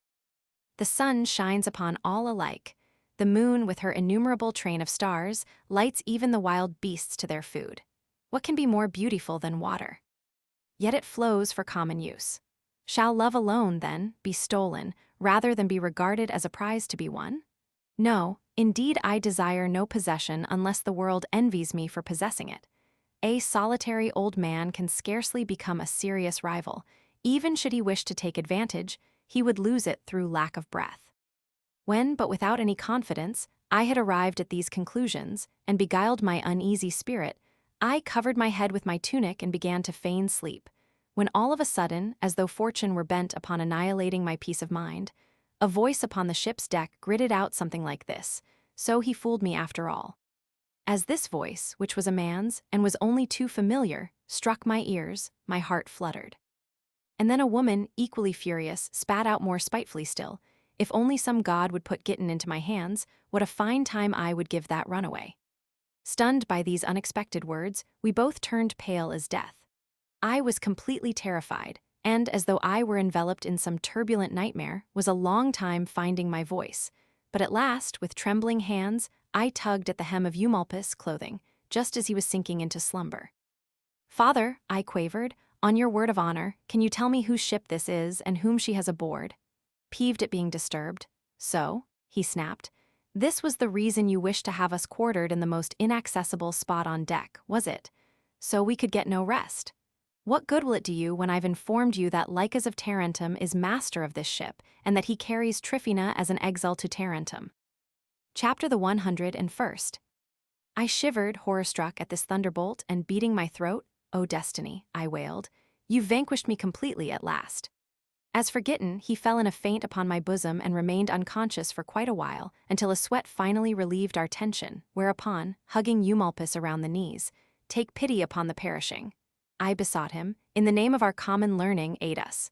Death himself hangs over us, and he will come as a relief unless you help us." Overwhelmed by this implication, Eumolpus swore by all the gods and goddesses that he knew nothing of what had happened, nor had he had any ulterior purpose in mind, but that he had brought his companions upon this voyage which he himself had long intended taking, with the most upright intentions and in the best of good faith. "But," demanded he, "what is this ambush? Who is this Hannibal who sails with us?" Lycas of Tarentum is a most respectable citizen and the owner, not only of this ship, which he commands in person, but of landed estates as well as commercial houses under the management of slaves. He carries a cargo consigned to market. He is the Cyclops, the arch-pirate, to whom we owe our passage. And then, besides himself, there is Tryphena, a most charming woman, traveling about here and there in search of pleasure. "But," objected Gitten, "they are the very ones we are most anxious to avoid." Whereupon he explained to the astonished Eumolpus the reasons for their enmity and for the danger which threatened us. So muddled did he become at what had been told him that he lost the power of thinking and requested each of us to offer his own opinion. "Just imagine," said he, "that we are trapped in the Cyclops cave. Some way out must be found, unless we bring about a shipwreck and free ourselves from all dangers. Bribe the pilot, if necessary, and persuade him to steer the ship into some port," volunteered Gitten. "Tell him your brother's nearly dead from seasickness. Your woebegone face and streaming tears will lend color to your deception, and the pilot may be moved to mercy and grant your prayer." Eumolpus denied the practicability of this. "It is only with difficulty," affirmed he, "that large ships are warped into landlocked harbors, nor would it appear probable that my brother could have been taken so desperately in so short a time. And then, Lycas will be sure to want to visit a sick passenger, as part of his duties. You can see for yourselves what a fine stroke it would be, bringing the captain to his own runaways. But supposing that the ship could be put off her course, supposing that Lycas did not hold sick call, how could we leave the ship in such a manner as not to be stared at by all the rest, with muffled heads? With bare? If muffled, who would not want to lend the sick man a hand? If bare, what would it mean if not prescribing ourselves?" Chapter the 102nd. "Why would it not be better to take refuge in boldness?" I asked. "Slide down a rope into the ship's boat, cut the painter, and leave the rest to luck. And furthermore, I would not involve Eumolpus in this adventure, for what is the good of getting an innocent man into troubles with which he has no concern? I shall be well content if chance helps us into the boat." "Not a bad scheme," Eumolpus agreed, "if it could only be carried out, but who could help seeing you when you start? Especially the man at the helm, who stands watch all night long and observes even the motions of the stars. But it could be done in spite of that, when he dozed off for a second, that is, if you chose some other part of the ship from which to start.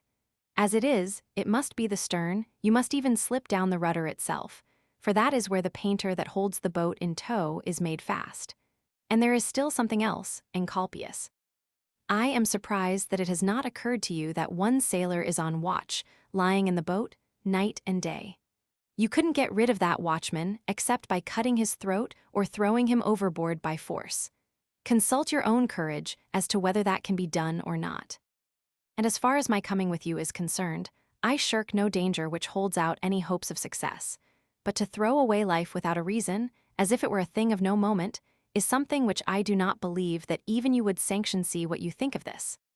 I will wrap you up in 2 hide baggage covers, tie you up with thongs, and stow you among my clothing, as baggage, leaving the ends somewhat open, of course, so you can breathe and get your food.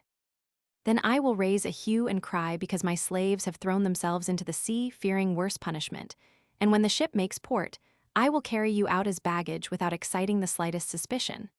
Oh, so you would bundle us up like we were solid, I sneered. Our bellies wouldn't make trouble for us, of course, and we'll never sneeze nor snore. And all because a similar trick turned out successfully before. Think the matter over. Being tied up could be endured for one day, but suppose it might have to be for longer. What if we should be becalmed?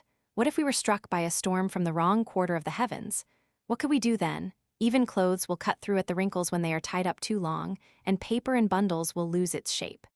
Do you imagine that we, who are young and unused to hardship, could endure the filthy rags and lashings necessary to such an operation, as statues do? No, that's settled. Some other road to safety must be found. I have thought up a scheme, see what you think of it. Eumolpus is a man of letters. He will have ink about him, of course. With this remedy, then, let's change our complexions from hair to toenails. Then, in the guise of Ethiopian slaves, we shall be ready at hand to wait upon you, light-hearted as having escaped the torturer, and with our altered complexions, we can impose upon our enemies. Yes, indeed, sneered Gittin, and be sure and circumcise us, too, so we will be taken for Jews, pierce our ears so we will look like Arabs, chalk our faces so that Gaul will take us for her own sons, as if color alone could change one's figure. As if many other details did not require consideration if a passable imposture is to result. Even granting that the stained face can keep its color for some time, suppose that not a drop of water should spot the skin, suppose that the garment did not stick to the ink, as it often does, where no gum is used, tell me. We can't make our lips so hideously thick, can we? We can't kink our hair with a curling iron, can we? We can't harrow our foreheads with scars, can we? We can't force our legs out into the form of a bow or walk with our ankle bones on the ground, can we? Can we trim our beards after the foreign style? No. Artificial color dirties the body without changing it. Listen to the plan which I have thought out in my desperation. Let's tie our garments around our heads and throw ourselves into the deep. Chapter the 103rd. Gods and men forbid that you should make so base an ending of your lives, cried Eumolpus. No, it will be better to do as I direct. As you may gather from his razor, my servant is a barber. Let him shave your heads and eyebrows, too, and quickly at that. I will follow after him, and I will mark my inscriptions so cleverly upon your foreheads that you will be mistaken for slaves who have been branded. The same letters will serve both to quiet the suspicions of the curious and to conceal, under semblance of punishment, your real features. We did not delay the execution of this scheme, but, sneaking stealthily to the ship's side, we submitted our heads and eyebrows to the barber, that he might shave them clean. Eumolpus covered our foreheads completely, with large letters, and with a liberal hand, spread the universally known mark of the fugitive over the face of each of us. As luck would have it, one of the passengers, who was terribly seasick, was hanging over the ship's side easing his stomach. He saw the barber busy at his unseasonable task by the light of the moon, and cursing the omen which resembled the last offering of a crew before shipwreck, he threw himself into his bunk. Pretending not to hear his puking curses, we reverted to our melancholy train of thought, and settling ourselves down in silence, we passed the remaining hours of the night in fitful slumber. On the following morning, Eumolpus entered Lyca's cabin as soon as he knew that Tryphena was out of bed, and, after some conversation upon the happy voyage of which the fine weather gave promise, Lycas turned to Tryphena and remarked. Chapter the 104th. Priapus appeared to me in a dream and seemed to say no that Encolpius, whom you seek, has by me been led aboard your ship. Tryphena trembled violently. You would think we had slept together, she cried, For a bust of Neptune, which I saw in the gallery at Baiae, said to me, "In my dream you will find Giton aboard Lyca's ship." From which you can see that Epicurus was a man inspired, remarked Eumolpus. He passed sentence upon mocking phantasms of that kind in a very witty manner. Dreams that delude the mind with flitting shades by neither powers of air nor gods are sent, each makes his own. And when relaxed in sleep the members lie, the mind, without restraint, can flit and reenact by night the deeds that occupied the day. The warrior fierce, who cities shakes and towns destroys by fire maneuvering armies seas, and javelins, and funerals of kings and bloody fields.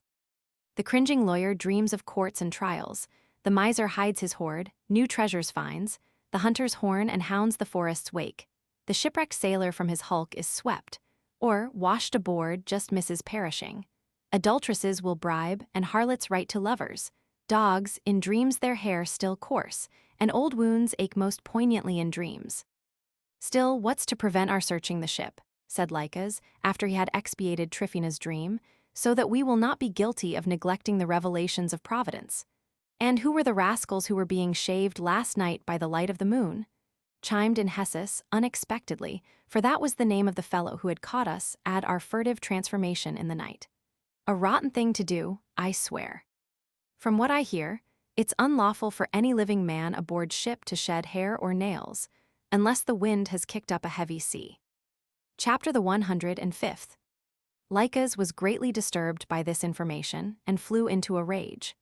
"So someone aboard my ship cut off his hair, did he?" he bawled, "and at dead of night, too. Bring the offenders aft on deck here and step lively, so that I can tell whom to punish from their heads, that the ship may be freed from the curse." "I ordered it done," Eumolpus broke in, "and I didn't order it as an unlucky omen either, seeing that I had to be aboard the same vessel. I did it because the scoundrels had long matted hair. I ordered the filth cleared off the wretches because I did not wish to even seem to make a prison out of your ship. Besides, I did not want the seared scars of the letters to be hidden in the least by the interference of the hair, as they ought to be in plain sight for everyone to read, and at full length too. In addition to their other misdemeanors, they blew in my money on a streetwalker whom they kept in common. Only last night I dragged them away from her, reeking with wine and perfumes as they were, and they still stink of the remnants of my patrimony. Thereupon, 40 stripes were ordered for each of us, that the tutelary genius of the ship might be propitiated, and they were not long about it either. Eager to propitiate the tutelary genius with our wretched blood, the savage sailors rushed upon us with their ropes' ends. For my part, I endured 3 lashes with Spartan fortitude, but at the very first blow, Giton set up such a howling that his all too familiar voice reached the ears of Tryphena. Nor was she the only one who was in a flutter, for, attracted by this familiar voice, all the maids rushed to where he was being flogged. Giton had already moderated the ardor of the sailors by his wonderful beauty. He appealed to his torturers without uttering a word. "It's Giton! It's Giton!" The maids all screamed in unison. "Hold your hands, you brutes! Help, madame, it's Giton!" Tryphena turned willing ears. She had recognized that voice herself and flew to the boy. Lycas, who knew me as well as if he had heard my voice, now ran up. He glanced at neither face nor hands, but directed his eyes towards parts lower down. Courteously he shook hands with them. "How do you do, Encolpius?" he said. Let no one be surprised at Ulysses' nurse discovering, after 20 years, the scar that established his identity, since this man, so keenly observant, had, in spite of the most skillful disguise of every feature and the obliteration of every identifying mark upon my body, so surely hit upon the sole means of identifying his fugitive. Deceived by our appearance, Tryphena wept bitterly, believing that the marks upon our foreheads were, in truth, the brands of prisoners. She asked us gently into what slave's prison we had fallen in our wanderings, and whose cruel hands had inflicted this punishment. Still, fugitives whose members had gotten them into trouble certainly deserved some punishment. Chapter the 106th. In a towering passion, Lycas leaped forward. "Oh, you silly woman," he shouted, as if those scars were made by the letters on the branding iron. If only they had really blotched up their foreheads with those inscriptions, it would be some satisfaction to us, at least. But as it is, we are being imposed upon by an actor's tricks and hoaxed by a fake inscription. Tryphena was disposed to mercy, as all was not lost for her pleasures, but Lycus remembered the seduction of his wife and the insults to which he had been subjected in the portico of the Temple of Hercules. "Tryphena," he gritted out, his face convulsed with savage passion, "you are aware, I believe, that the immortal gods have a hand in human affairs. What did they do but lead these scoundrels aboard this ship in ignorance of the owner and then warn each of us alike, by a coincidence of dreams, of what they had done? Can you then see how it would be possible to let off those whom a god has himself delivered up to punishment? I am not a cruel man. What moves me is this: I am afraid I shall have to endure myself whatever I remit to them."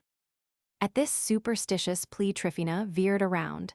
Denying that she would plead for quarter, she was even anxious to help along the fulfillment of this retribution, so entirely just. She had herself suffered an insult no less poignant than had Lycus, for her chastity had been called in question before a crowd.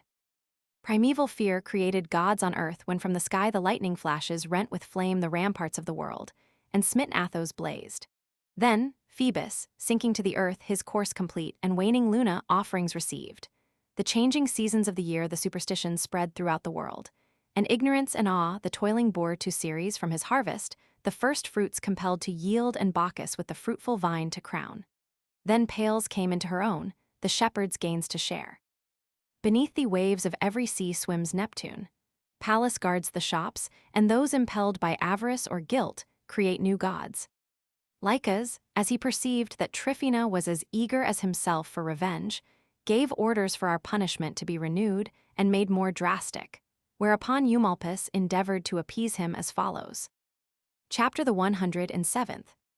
"Lycus," said he, "these unfortunates upon whom you intend to wreak your vengeance implore your compassion and have chosen me for this task. I believe that I am a man, by no means unknown, and they desire that, somehow, I will effect a reconciliation between them and their former friends. Surely you do not imagine that these young men fell into such a snare by accident, when the very first thing that concerns every prospective passenger is the name of the captain to whom he entrusts his safety. Be reasonable, then, forgo your revenge and permit free men to proceed to their destination without injury. When penitence manages to lead their fugitives back, harsh and implacable masters restrain their cruelty, and we are merciful to enemies who have surrendered. What could you ask or wish for more? These well-born and respectable young men be suppliant before your eyes, and, what ought to move you more strongly still, were once bound to you by the ties of friendship. If they had embezzled your money or repaid your faith in them with treachery, by Hercules, you have ample satisfaction from the punishment already inflicted. Look, can you read slavery on their foreheads, and see upon the faces of free men the brand marks of a punishment which was self-inflicted?" Lycus broke in upon this plea for mercy. "Don't try to confuse the issue," he said. "Let every detail have its proper attention, and first of all, why did they strip all the hair off their heads if they came of their own free will? A man meditates deceit, not satisfaction, when he changes his features. Then again, if they sought reconciliation through a mediator, why did you do your best to conceal them while employed in their behalf?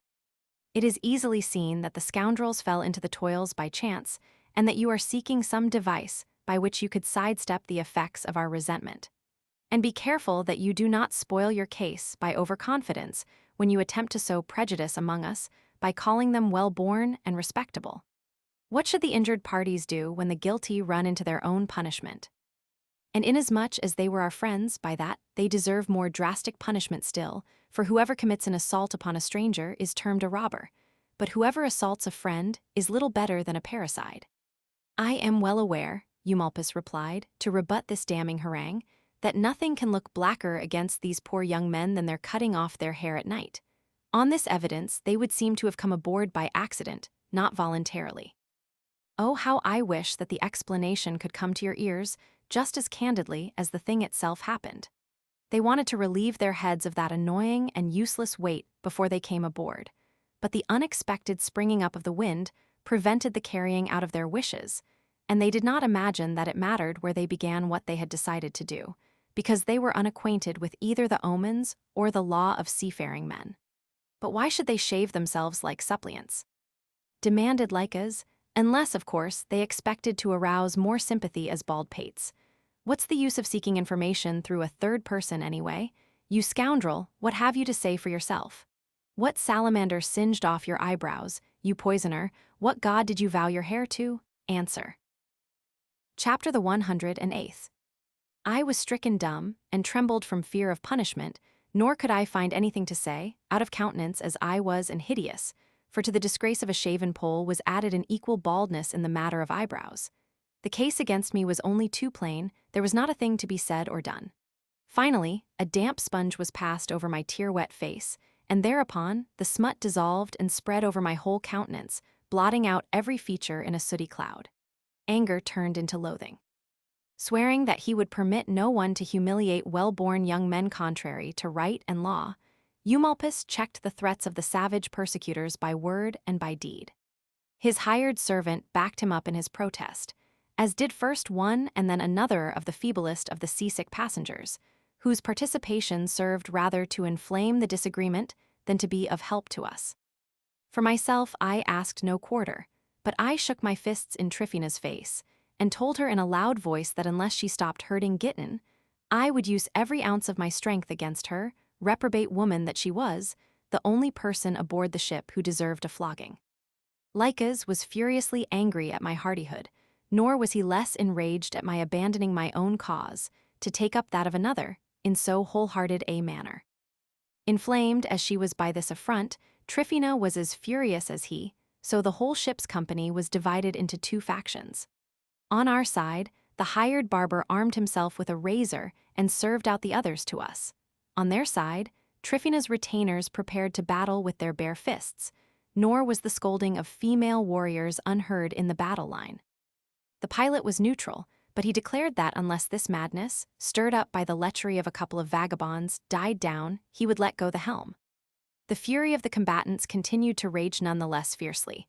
Nevertheless, they fighting for revenge, we for life.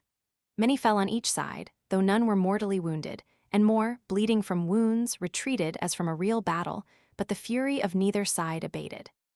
At last the gallant Gittin turned the menacing razor against his own virile parts, and threatened to cut away the cause of so many misfortunes. This was too much for Tryphina. She prevented the perpetration of so horrid a crime by the out-and-out promise of quarter. Time and time again, I lifted the barber's blade to my throat, but I had no more intention of killing myself than had Gittin of doing what he threatened. But he acted out the tragic part more realistically than I, as it was, because he knew that he held in his hand the same razor with which he had already cut his throat. The lines still stood at the ready, and it was plain to be seen that this would be no everyday affair, when the pilot, with difficulty, prevailed upon Tryphina to undertake the office of herald and propose a truce. So, when pledges of good faith had been given and received, in keeping with the ancient precedent, she snatched an olive branch from the ship's figurehead, and holding it out, advanced boldly to parley. "What fury," she exclaims, "turns peace to war? What evil deed was by these hands committed? Trojan hero, there is none absconding in this ship with bride of Atreus, cuckold seed nor crazed Medea, stained by life's blood of her father's son, but passion scorned becomes a power. Alas! Who courts his end by drawing sword amidst these waves? Why die before our time? Strive not with angry seas to vie, and to their fury lend your rage by piling waves upon its savage floods sublime." Chapter the 109th. The woman poured out this rhapsody in a loud, excited voice. The battle line wavered for an instant, then all hands were recalled to peace and terminated the war.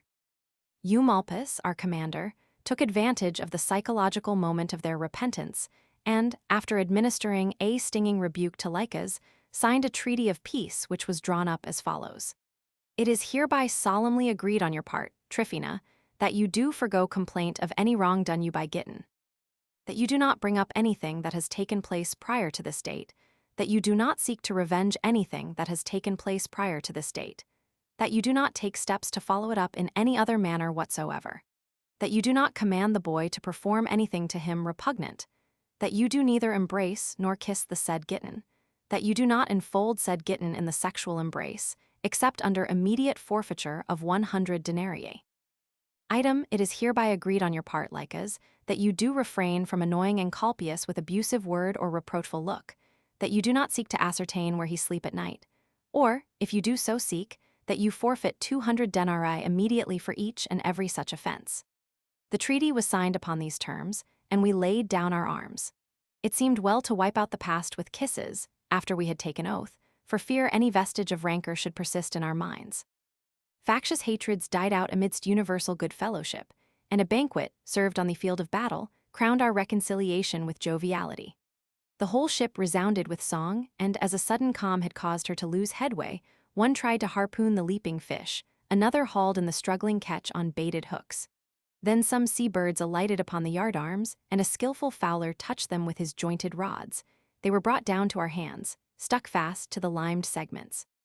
The breeze caught up the down, but the wing and tail feathers twisted spirally as they fell into the sea foam. Lycas was already beginning to be on good terms with me, and Tryphena had just sprinkled Gitten with the last drops in her cup, when Eumolpus, who was himself almost drunk, was seized with the notion of satirizing bald pates and branded rascals. But when he had exhausted his chilly wit, he returned at last to his poetry and recited this little elegy upon hair. Gone are those locks that to thy beauty lent such lustrous charm, and blighted are the locks of spring by bitter winter's sway.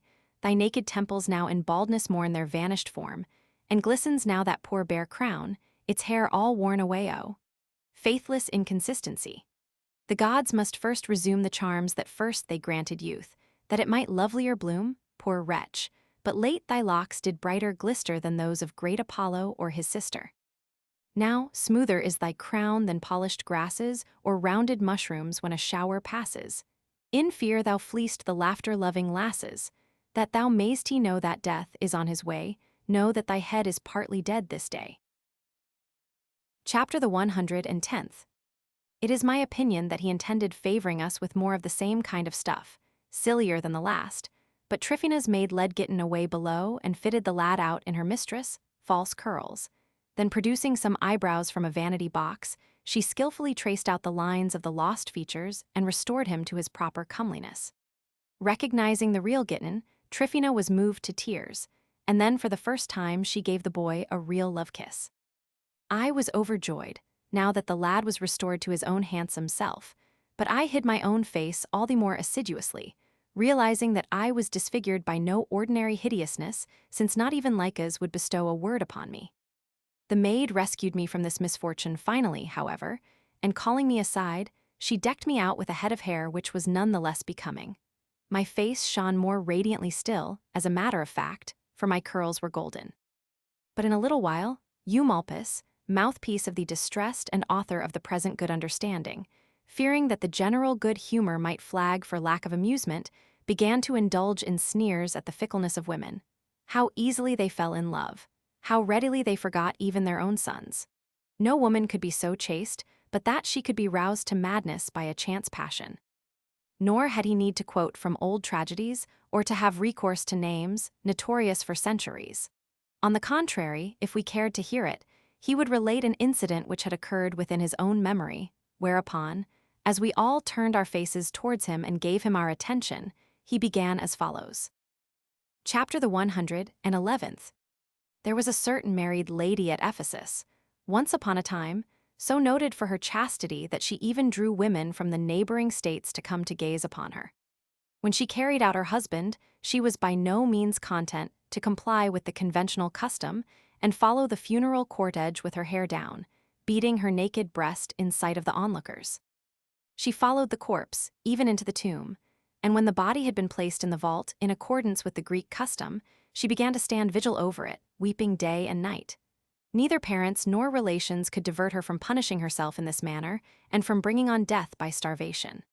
The magistrates, the last resort, were rebuffed and went away, and the lady, mourned by all as an unusual example, dragged through the 5th day without nourishment. A most faithful maid was in attendance upon the poor woman.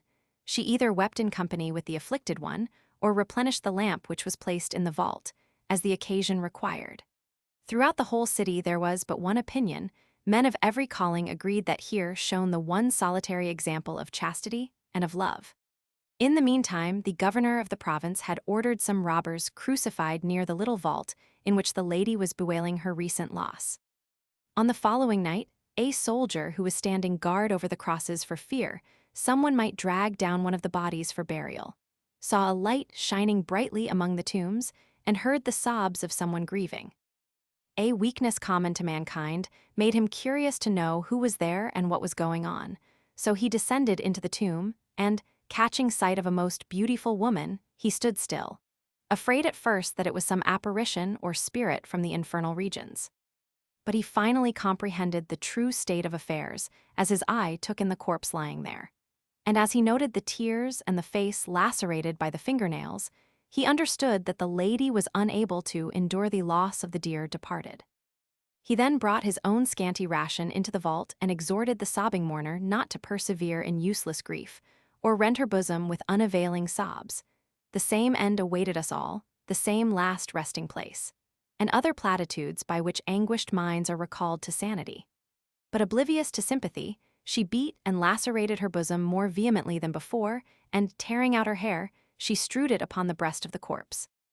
Notwithstanding this, the soldier would not leave off, but persisted in exhorting the unfortunate lady to eat, until the maid, seduced by the smell of the wine, I suppose, was herself overcome and stretched out her hand to receive the bounty of their host.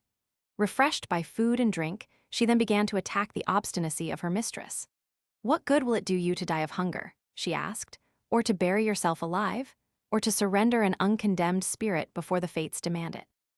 Think you the ashes or sepultured dead can feel aught of thy woe? Would you recall the dead from the reluctant fates? Why not shake off this womanish weakness and enjoy the blessings of light while you can? The very corpse lying there ought to convince you that your duty is to live. When pressed to eat or to live, no one listens unwillingly, and the lady, thirsty after an abstinence of several days, finally permitted her obstinacy to be overcome. Nor did she take her fill of nourishment with less avidity than had the maid who had surrendered first." Chapter the 112th. But to make a long story short, you know the temptations that beset a full stomach. The soldier laid siege to her virtue with the selfsame blandishments by which he had persuaded her that she ought to live. Nor, to her modest eye, did the young man seem uncouth or wanting in address. The maid pled in his behalf and kept repeating, "Why will you fight with a passion that, to you, is pleasure, remembering not in whose lands you are taking your leisure? But why should I keep you longer in suspense?" The lady observed the same abstinence when it came to this part of her body, and the victorious soldier won both of his objectives. So they lay together, not only that night, in which they pledged their vows, but also the next, and even the third, shutting the doors of the vault, of course, so that anyone, acquaintance or stranger, coming to the tomb, would be convinced that this most virtuous of wives had expired upon the body of her husband. As for the soldier, so delighted was he with the beauty of his mistress and the secrecy of the intrigue, that he purchased all the delicacies his pay permitted and smuggled them into the vault as soon as darkness fell. Meanwhile, the parents of one of the crucified criminals, observing the laxness of the watch, dragged the hanging corpse down at night and performed the last rite. The soldier was hoodwinked while absent from his post of duty, and when on the following day he caught sight of one of the crosses without its corpse, he was in terror of punishment and explained to the lady what had taken place.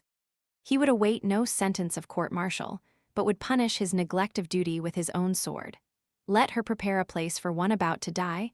Let that fatal vault serve both the lover and the husband. "Not that," cried out the lady, no less merciful than chaste. "The gods forbid that I should look at the same time upon the corpses of the two men dearest to me. I would rather hang the dead than slay the living." So saying, she gave orders for the body of her husband to be lifted out of the coffin and fastened upon the vacant cross. The soldier availed himself of the expedient suggested by this very ingenious lady, and next day everyone wondered how a dead man had found his way to the cross. Chapter the 113th. The sailors received this tale with roars of laughter, and Tryphena blushed not a little and laid her face amorously upon Giton's neck. But Lycas did not laugh. "If that governor had been a just man," said he, shaking his head angrily, "he would have ordered the husband's body taken down and carried back into the vault and crucified the woman." No doubt the memory of Hedel haunted his mind, and the looting of his ship in that wanton excursion. But the terms of the treaty permitted the harboring of no old grudges, and the joy which filled our hearts left no room for anger. Tryphena was lying in Giton's lap by this time, covering his bosom with kisses 1 minute and rearranging the curls upon his shaven head the next. Uneasy and chagrined at this new league, I took neither food nor drink, but looked askance at them both, with grim eyes. Every kiss was a wound to me, every artful blandishment which the wanton woman employed, and I could not make up my mind as to whether I was more angered at the boy for having supplanted me with my mistress, or at my mistress for debauching the boy. Both were hateful to my sight, and more galling than my late servitude. And to make the matter all the more aggravating, Tryphena would not even greet me as an acquaintance, whom she had formerly received as a lover, while Gittin did not think me worthy of a here's to you in ordinary civility, nor even speak to me in the course of the common conversation. I suppose he was afraid of reopening a tender scar at the moment when a return to her good graces had commenced to draw it together. Tears of vexation dropped upon my breast, and the grown eye smothered in a sigh nearly racked my soul. The vulture tearing at the liver's deep and vital parts, that racks our breasts and rends our very heartstrings, is not that bird the charming poet sings with all his arts. Tease jealousy, or hate that human heart stings. In spite of my ill humor, Lycus saw how well my golden curls became me, and becoming enamored anew, began winking his wanton eyes at me and sought admission to my good graces upon a footing of pleasure. Nor did he put on the arrogance of a master, but spoke as a friend asking a favor. Long and ardently he tried to gain his ends, but all in vain, till at last, meeting with a decisive repulse, his passion turned to fury, and he tried to carry the place by storm. But Tryphena came in unexpectedly and caught him in his wanton attempt, whereupon he was greatly upset and hastily adjusted his clothing and bolted out of the cabin. Tryphena was fired with lust at this sight. What was Lycus up to? She demanded. What was he after in that ardent assault? She compelled me to explain, burned still more hotly at what she heard, and recalling memories of our past familiarities, she desired me to renew our old amour. But I was worn out with so much venery and slighted her advances. She was burning up with desire by this time, and threw her arms around me in a frenzied embrace, hugging me so tightly that I uttered an involuntary cry of pain. One of her maids rushed in at this, and, thinking that I was attempting to force from her mistress the very favor which I had refused her, she sprang at us and tore us apart. Thoroughly enraged at the disappointment of her lecherous passion, Tryphena upbraided me violently, and with many threats she hurried out to find Lycus for the purpose of exasperating him further against me and of joining forces with him to be revenged upon me. Now you must know that I had formerly held a very high place in this waiting maid's esteem, while I was prosecuting my intrigue with her mistress, and for that reason she took it very hard when she surprised me with Tryphena, and sobbed very bitterly. I pressed her earnestly to tell me the reason for her sobs, and after pretending to be reluctant, she broke out. You will think no more of her than of a common prostitute if you have a drop of decent blood in your veins. You will not resort to that female catamite if you are a man. This disturbed my mind, but what exercised me most was the fear that Eumolpus would find out what was going on and, being a very sarcastic individual, might revenge my supposed injury in some poetic lampoon, in which event his ardent zeal would without doubt expose me to ridicule, and I greatly dreaded that. But while I was debating with myself as to the best means of preventing him from getting at the facts, who should suddenly come in but the man himself? And he was not uninformed as to what had taken place, for Tryphena had related all the particulars to Gittin and had tried to indemnify herself for my repulse, at the expense of my little friend. Eumolpus was furiously angry because of all this, and all the more so as lascivious advances were in open violation of the treaty which had been signed. The minute the old fellow laid eyes upon me, he began bewailing my lot and ordered me to tell him exactly what had happened. As he was already well informed, I told him frankly of Lycus' lecherous attempt and of Tryphena's wanton assault.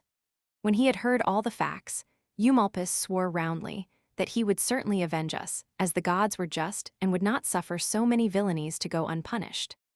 Chapter the 114th. We were still discussing this and other matters when the sea grew rough, and clouds, gathering from every quarter, obscured with darkness the light of day. The panic-stricken sailors ran to their stations and took in sail before the squall was upon them. But the gale did not drive the waves in any one direction, and the helmsman lost his bearings and did not know what course to steer.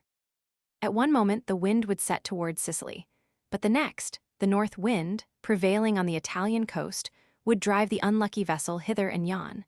And, what was more dangerous than all the rain squalls, a pall of such black density blotted out the light that the helmsman could not even see as far forward as the bow. At last, as the savage fury of the sea grew more malignant, the trembling Lycas stretched out his hands to me imploringly. "Save us from destruction, Encolpius," he shouted. "Restore that sacred robe and holy rattle to the ship. Be merciful, for heaven's sake, just as you used to be." He was still shouting when a windsquall swept him into the sea. The raging elements whirled him around and around in a terrible maelstrom and sucked him down. Tryphena, on the other hand, was seized by her faithful servants, placed in a skiff, along with the greater part of her belongings, and saved from certain death. Embracing Giton, I wept aloud. Did we deserve this from the gods, I cried, to be united only in death? No, malignant fortune grudges even that. Look, in an instant the waves will capsize the ship. Think, in an instant the sea will sever this lover's embrace.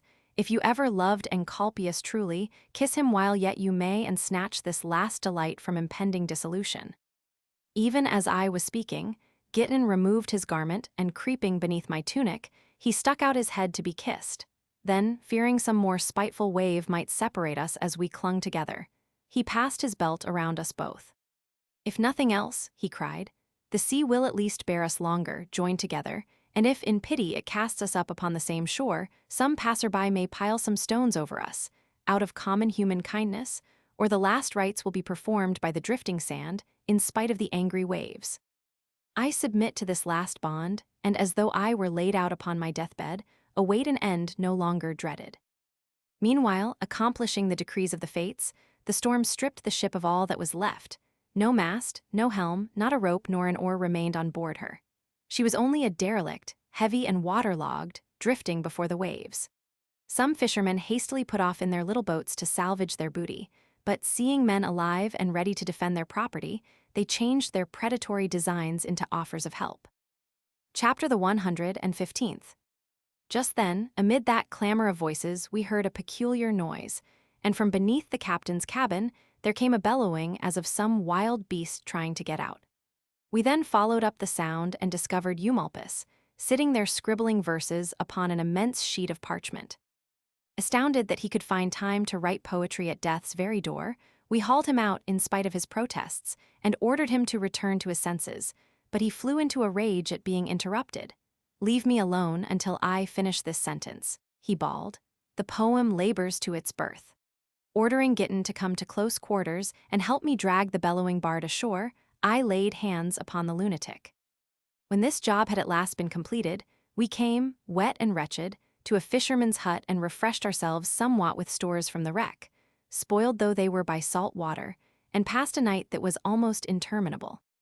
As we were holding a council, next day, to determine to what part of the country we had best proceed, I suddenly caught sight of a human body, turning around in a gentle eddy and floating towards the shore. Stricken with melancholy, I stood still and began to brood with wet eyes upon the treachery of the sea. "And perhaps," said I, "a wife safe in some faraway country of the earth awaits this man, or a son who little dreams of storms or wrecks, or perhaps he left behind a father whom he kissed goodbye at parting. Such is the end of mortals' plans, such is the outcome of great ambitions. See how man rides the waves." Until now, I had been sorrowing for a mere stranger, but a wave turned the face, which had undergone no change towards the shore, and I recognized Lycas, so evil-tempered and so unrelenting but a short time before, now cast up almost at my feet. I could no longer restrain the tears at this. I beat my breast again and yet again with my hands. "Where is your evil temper now?" I cried. "Where is your unbridled passion? You be there, a prey to fish and wild beasts, you who boasted but a little while ago of the strength of your command. Now you have not a single plank left of your great ship. Go on, mortals, set your hearts upon the fulfillment of great ambitions. Go on, schemers, and in your will's control for 1,000 years the disposal of the wealth you got by fraud. Only yesterday this man audited the accounts of his family estate, yea, even reckoned the day he would arrive in his native land, and settled it in his mind. Gods and goddesses, how far he lies from his appointed destination. But the waves of the sea are not alone in thus keeping faith with mortal men. The warrior's weapons fail him. The citizen is buried beneath the ruins of his own Penates when engaged in paying his vows to the gods. Another falls from his chariot and dashes out his ardent spirit. The glutton chokes at dinner. The niggard starves from abstinence. Give the dice a fair throw, and you will find shipwreck everywhere. Ah, but one overwhelmed by the waves obtains no burial, as though it matters in what manner the body, once it is dead, is consumed. By fire, by flood, by time. Do what you will, these all achieve the same end. Ah, but the beasts will mangle the body as though fire would deal with it any more gently. When we are angry with our slaves, that is the punishment which we consider the most severe. What folly it is, then, to do everything we can to prevent the grave from leaving any part of us behind, when the fates will look out for us, even against our wills. After these reflections, we made ready to pay the last rites to the corpse.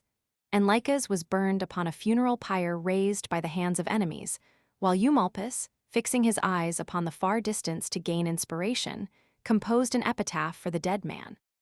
His fate was unavoidable. No rock-hewn tomb, nor sculptured marble his. His noble corpse 5 feet of earth received. He rests in peace beneath this humble mound. Chapter the 116th. We set out upon our intended journey, after this last office had been wholeheartedly performed, and in a little while arrived, sweating, at the top of a mountain, from which we made out, at no great distance, a town, perched upon the summit of a lofty eminence. Wanderers as we were, we had no idea what town it could be, until we learned from a caretaker that it was Crotona, a very ancient city, and once the first in Italy. When we earnestly inquired, upon learning this, what men inhabited such historic ground, and the nature of the business in which they were principally engaged, now that their wealth had been dissipated by the oft-recurring wars. "My friends," replied he, "if you are men of business, change your plans and seek out some other conservative road to a livelihood, but if you can play the part of men of great culture, always ready with a lie, you are on the straight road to riches. The study of literature is held in no estimation in that city, eloquence has no niche there, economy and decent standards of morality come into no reward of honor there. You must know that every man whom you will meet in that city belongs to one of 2 factions. They either take in, or else they are taken in. No one brings up children in that city, for the reason that no one who has heirs is invited to dinner or admitted to the games. Such an one is deprived of all enjoyments and must lurk with the rabble. On the other hand, those who have never married a wife, or those who have no near relatives, attain to the very highest honors. In other words, they are the only ones who are considered soldierly, or the bravest of the brave, or even good. You will see a town which resembles the fields in time of pestilence," he continued, "in which there is nothing but carcasses to be torn at, and carrion crows tearing at them." Chapter the 117th. Eumolpus, who had a deeper insight, turned this state of affairs over in his mind and declared that he was not displeased with a prospect of that kind. I thought the old fellow was joking in the carefree way of poets, until he complained, "If I could only put up a better front. I mean that I wish my clothing was in better taste, that my jewelry was more expensive. All this would lend color to my deception. I would not carry this scrip, by Hercules, I would lead you all to great riches." For my part, I undertook to supply whatever my companion in robbery had need of, provided he would be satisfied with the garment, and with whatever spoils the villa of Lycurgus had yielded when we robbed it. As for money against present needs, the mother of the gods would see to that, out of regard to her own good name. "Well, what's to prevent our putting on an extravaganza?" demanded Eumolpus. "Make me the master if the business appeals to you." No one ventured to condemn a scheme by which he could lose nothing. And so, that the lie would be kept safe among us all, we swore a solemn oath, the words of which were dictated by Eumolpus, to endure fire, chains, flogging, death by the sword, and whatever else Eumolpus might demand of us, just like regular gladiators. After the oath had been taken, we paid our respects to our master with pretended servility, and were informed that Eumolpus had lost a son, a young man of great eloquence and promise, and that it was for this reason the poor old man had left his native land, that he might not see the companions and clients of his son, nor even his tomb, which was the cause of his daily tears. To this misfortune, a recent shipwreck had been added, in which he had lost upwards of 2 millions of sesterces. Not that he minded the loss, but, destitute of a train of servants, he could not keep up his proper dignity. Furthermore, he had invested in Africa 30 millions of sesterces in estates and bonds. Such a horde of his slaves was scattered over the fields of Numidia that he could have even sacked Carthage. We demanded that Eumolpus cough frequently, to further this scheme, that he have trouble with his stomach, and find fault with all the food when in company, that he keep talking of gold and silver and estates, the incomes from which were not what they should be, and of the everlasting unproductiveness of the soil. That he cast up his accounts daily, that he revise the terms of his will monthly, and, for fear any detail should be lacking to make the farce complete, he was to use the wrong names whenever he wished to summon any of us, so that it would be plain to all that the master had in mind some who were not present. When everything had been thus provided for, we offered a prayer to the gods, that the matter might turn out well and happily, and took to the road. But Giton could not bear up under his unaccustomed load, and the hired servant Corax, a shirker of work, often put down his own load and cursed our haste, swearing that he would either throw his packs away or run away with his load. "What do you take me for, a beast of burden?" he grumbled, "or a scow for carrying stone? I hired out to do the work of a man, not that of a pack horse, and I'm as free as you are, even if my father did leave me poor." Not satisfied with swearing, he lifted up his leg from time to time and filled the road with an obscene noise and a filthy stench. Giton laughed at his impudence and imitated every explosion with his lips, but Eumolpus relapsed into his usual vein, even in spite of this. Chapter the 118th. "Young men," said he, "many are they who have been seduced by poetry, for, the instant a man has composed a verse in feet, and has woven a more delicate meaning into it by means of circumlocutions, he straightway concludes that he has scaled Helicon. Take those who are worn out by the distressing detail of the legal profession, for example. They often seek sanctuary in the tranquility of poetry, as a more sheltered haven, believing themselves able more easily to compose a poem than a rebuttal charged with scintillating epigrams. But a more highly cultivated mind loves not this conceited affectation, nor can it either conceive or bring forth, unless it has been steeped in the vast flood of literature. Every word that is what I would call low ought to be avoided, and phrases far removed from plebeian usage should be chosen. Let ye rabble rout avant be your rule. In addition, care should be exercised in preventing the epigrams from standing out from the body of the speech. They should gleam with the brilliancy woven into the fabric. Homer is an example, and the lyric poets, and our Roman Virgil, and the exquisite propriety of Horace. Either the others did not discover the road that leads to poetry, or, having seen, they feared to tread it. Whoever attempts that mighty theme, the Civil War, for instance, will sink under the load unless he is saturated with literature. Events, past and passing, ought not to be merely recorded in verse. The historian will deal with them far better. By means of circumlocutions and the intervention of the immortals, the free spirit, racked by the search for epigrams having a mythological allusion, should plunge headlong and appear as the prophecy of a mind inspired rather than the attested faith of scrupulous exactitude in speech. This hasty composition may please you, even though it has not yet received its final polishing. Chapter the 119th. The conquering Roman now held the whole world in his sway.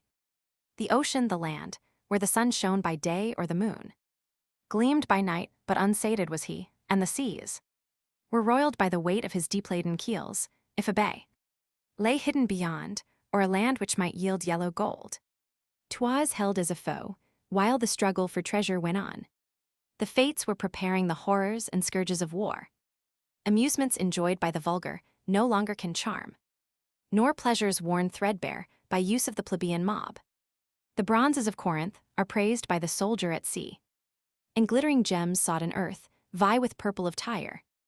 Numidia curses her here or there, the exquisite silks of China, Arabia's people have stripped their own fields. Behold other woes and calamities outraging peace. Wild beasts in the forest are hunted, for gold, and remote. African Hammon is covered by beaters, for fear. Some beast that slays men with his teeth shall escape, for by that his value to men is enhanced, the vessels receive. Strange ravening monsters, the tiger behind gilded bars. And pacing his cage is transported to Rome, that his jaws may drip with the life-blood of men to the plaudits of men. O shame, to point out our impending destruction, the crime of Persia enacted anew, in his puberty's bloom. The man-child is kidnapped, surrenders his powers to the knife, is forced to the calling of Venus, delayed and hedged round. The hurrying passage of life's finest years is held back. And nature seeks nature but finds herself not, everywhere. These frail-limbed and mincing effeminates, flowing of locks, bedecked with an infinite number of garments of silk, whose names ever change, the wantons and lechers to snare, are eagerly welcomed, from African soil now behold. The citronwood tables, their well-burnished surface reflects, are Tyrian purples and slaves by the hoard, and whose spots resemble the gold that is cheaper than they and ensnare. Extravagance, sterile and ignobly prized is the wood, but round it is gathered a company sodden with wine, and soldiers of fortune whose weapons have rusted, devour the spoils of the world. Art caters to appetite, wrasse, from Sicily brought to their table, alive in his own sea water. The oysters from Lucrine's shore torn, at the feast, are served to make famous the host, and the appetite cloyed. To tempt by extravagance, fasces has now been despoiled. Of birds it's literal silent, no sound there is heard, save only the wind as it rustles among the last leaves. Corruption no less vile is seen in the campus of Mars. Our quirites are bribed, and for plunder and promise of gain, their votes they will alter. The people is venal, corrupt. The Senate, support has its price, and the freedom and worth of age is decayed. Scattered largesse now governs their power. Corrupted by gold, even dignity lies in the dust. Cato defeated and hooted by mobs, but the victor is sadder, ashamed to have taken the rods from a Cato. In this lay the shame of the nation and character's downfall. 'Twas not the defeat of a man, no, the power and the glory of Rome were brought low. Represented in him was the honor of sturdy republican Rome, so abandoned and wretched. The city has purchased dishonor, has purchased herself, despoiled by herself, no avenger to wipe out the stigma. Twin maelstroms of debt and of usury suck down the commons. No home with clear title, no citizen free from a mortgage. But as some slow wasting disease, all unheralded fastens its hold on the vitals, destroying the vigor of manhood. So fear of the evils impending impels them to madness. Despair turns to violence, luxury's ravages needs must repaired be by bloodshed, for indigence safely can venture. Can art or sane reason rouse wallowing Rome from the awful, and break the voluptuous slumber in which she is sunken? Or must it be fury and war, and the bloodlust of daggers? Chapter the 120th. 3 chieftains did fortune bring forth, whom the fury of battles destroyed, and interred, each one under a mountain of weapons. The Parthian has Crassus, Pompeius the Great by the waters of Egypt lies, Julius ungrateful Rome stained with his life-blood. And earth has divided their ashes, unable to suffer the weight of so many tombs. These are the wages of glory.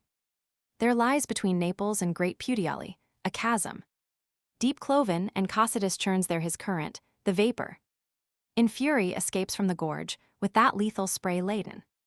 No green in the Audioton is there, no grass gladdens the meadow. The supple twigs never resound with the twittering singing of birds in the springtime, but chaos, volcanic black boulders of pumice lie happy within their drear setting of cypress.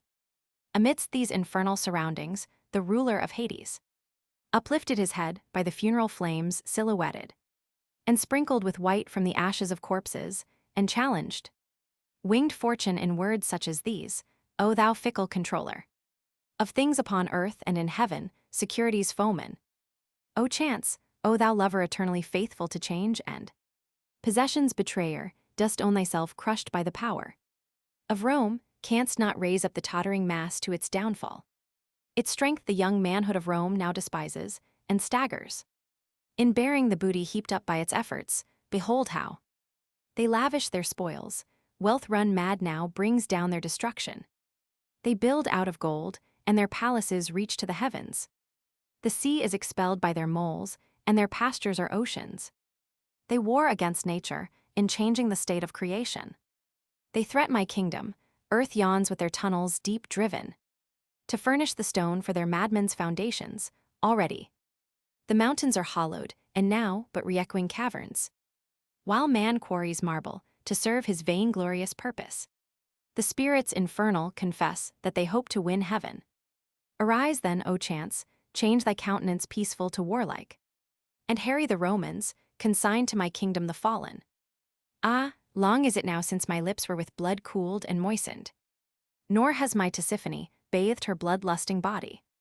Since Sulla's sword drank to repletion, and earth's bristling harvest grew ripe upon blood and thrust up to the light of the sunshine. Chapter the 121st. He spake, and attempted to clasp the right hand of Fortuna, but ruptured the crust of the earth, deeply cloven asunder. Then from her capricious heart Fortune made answer, O Father, whom Cocytus deepest abysses obey, if to forecast the future I may, without fear, thy petition shall prosper. For no less consuming the anger that wars in this bosom, the flame no less poignant, that burns to my marrow all favors. I gave to the bulwarks of Rome now, I hate them, my gifts I repent, the same God who built up their dominion shall bring down destruction upon it, in burning their manhood.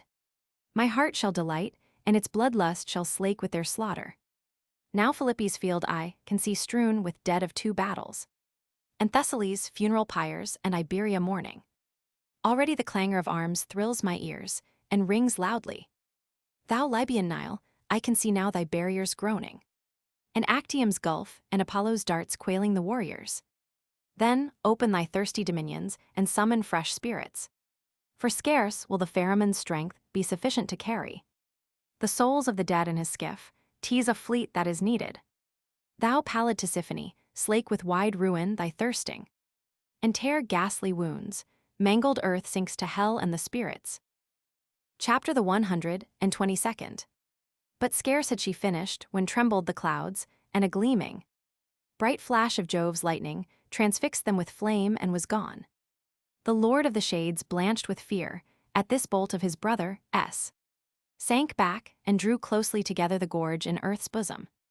By auspices straightway the slaughter of men and the evils impending are shown by the gods. Here the Titan unsightly blood-red veils his face with a twilight on strife fratricidal. Already he gazed, thou hadst thought, there silvery Cynthia, obscuring her face at the full, denied light to the outrage. The mountain crests riven by rock slides roll, thundering downward, and wandering rivers to rivulets shrunk, writhed no longer. Familiar marges between, with the clangor of armor. The heavens resound, from the stars wafts the thrill of a trumpet. Sounding the call to arms, Aetna now roused to eruption. Unwanted darts flashes of flame to the clouds, flitting phantoms appear midst the tombs and unburied bones, gibbering menace. A comet, strange stars in its diadem, leads a procession, and reddens the skies with its fire. Showers of blood fall from heaven. These portents the deity shortly fulfilled, for now Caesar forsook vacillation, and spurred by the love of revenge, sheathed the Gallic sword, brandished the brand that proclaimed civil warfare. There high in the Alps, where the crags, by a Greek god once trodden, slope down and permit of approach, is a spot ever sacred. To Hercules' altar, the winter with frozen snow seals it, and rears to the heavens a summit eternally hoary.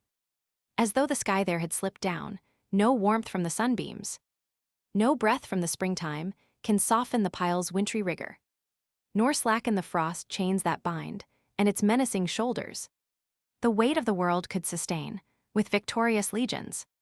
These crests Caesar trod and selected a camp, gazing downwards on Italy's plains rolling far from the top of the mountain.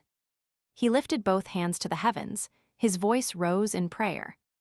Omnipotent Jove, and thou, refuge of Saturn whose glory was brightened by feats of my armies and crowned with my triumphs, bear witness, unwillingly summon I Mars to these armies. Unwillingly draw I the sword, but injustice compels me, while enemy blood dyes the Rhine, and the Alps are held firmly, repulsing a second assault of the Gauls on our city. She dubs me an outcast, and victory makes me an exile. To triumphs 80, and defeats of the Germans, my treason I trace. How can they fear my glory or see in my battles a menace, but hirelings and vile, to whom my Rome is but a stepmother? Methinks that no craven this sword arm shall hamper, and take not a stroke in riposte. On to victory, comrades. While anger seethes hot, with the sword we will seek a decision.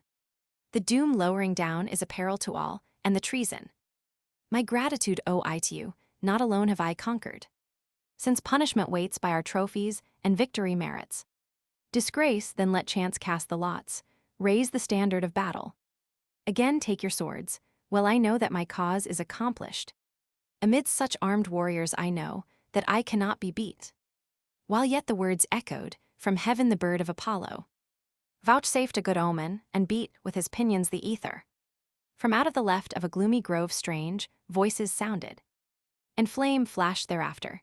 The sun gleamed with brighter refulgence. Unwanted, his face in a halo of golden flame shining. Chapter the 123rd.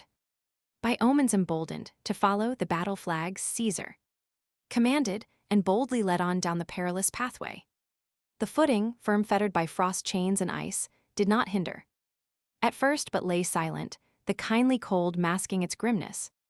But after the squadrons of cavalry shattered the clouds, bound by ice, and the trembling steeds crushed in the mail of the rivers. Then melted the snows, and soon torrents newborn from the heights of the mountains rush down, but these also, as if by commandment, grow rigid and turn into ice in their headlong rush downwards. Now that which rushed madly a moment before must be hacked through. But now it was treacherous, baffling their steps and their footing, deceiving, and men, horses, arms fall in heaps in confusion. And see, now the clouds by an icy gale smit their burden. Discharge, lo, the gusts of the whirlwind swirl fiercely about them. The sky in convulsions, with swollen hail buffets them sorely. Already the clouds themselves rupture and smother their weapons. An avalanche icy roars down like a billow of ocean. Earth lay overwhelmed by the drifts of the snow, and the planets of heaven are blotted from sight, overwhelmed are the rivers that cling to their banks, but unconquered is Caesar, his javelin. He leans on and scrunches with firm step a passage the bristling grim ice fields across, as spurred on by the lust of adventure. Amphitrion's offspring came striding the Caucasus slopes down, or Jupiter's menacing mien as, from lofty Olympus, he leaped the doomed giants to crush and to scatter their weapons.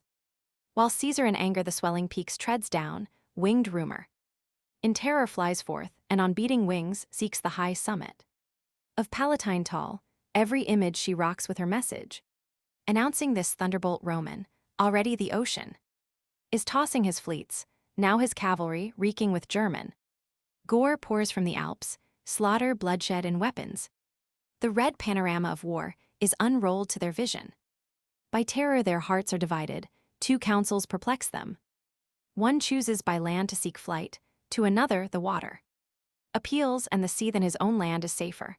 Another will stand to his arms and advantage extort from fate's mandate. The depth of their fear marks the length of their flight, in confusion. The people itself, shameful spectacle driven by terror, is led to abandon the city. Rome glories in fleeing. The quirates from battle blench, cowed by the breath of a rumor, relinquish their firesides to mourning. One citizen, palsied with terror, his children embraces, another his penates conceals in his bosom, then weeping takes leave of his threshold, and slaughters the distant invader with curses, their spouses. Some clasp to their sorrow-racked bosoms, youths carry their fathers, bowed down with old age, uninured to the bearing of burdens. They seize what they dread to lose most, inexperience drags all its chattels to camp and to battle, as when powerful Auster piles up the churned waters and tumbles them, never a yardarm, nor rudder to answer the hand here. One fashions a life raft of pine planks, another steers into some bay on a lee shore. Another will crack on and run from the gale, and to fortune trust all, but why sorrow for trifles? The consuls with Pompey, the great he, the terror of Pontus, of savage Hydesps, explorer, the reef that wrecked pirates, caused Jove to turn livid, when thrice was a triumph decreed him, whom Pontus vexed water, and pacified billows of Bosphorus worshipped, disgraceful there.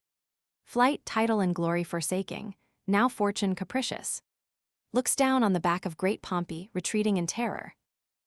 Chapter the 124th. So great a misfortune disrupted the conquered of heaven, and gods swelled the rout in their panic. Behold through creation The gentle divinities flee from the ravening earth. In their loathing they turn from humanity, doomed to destruction.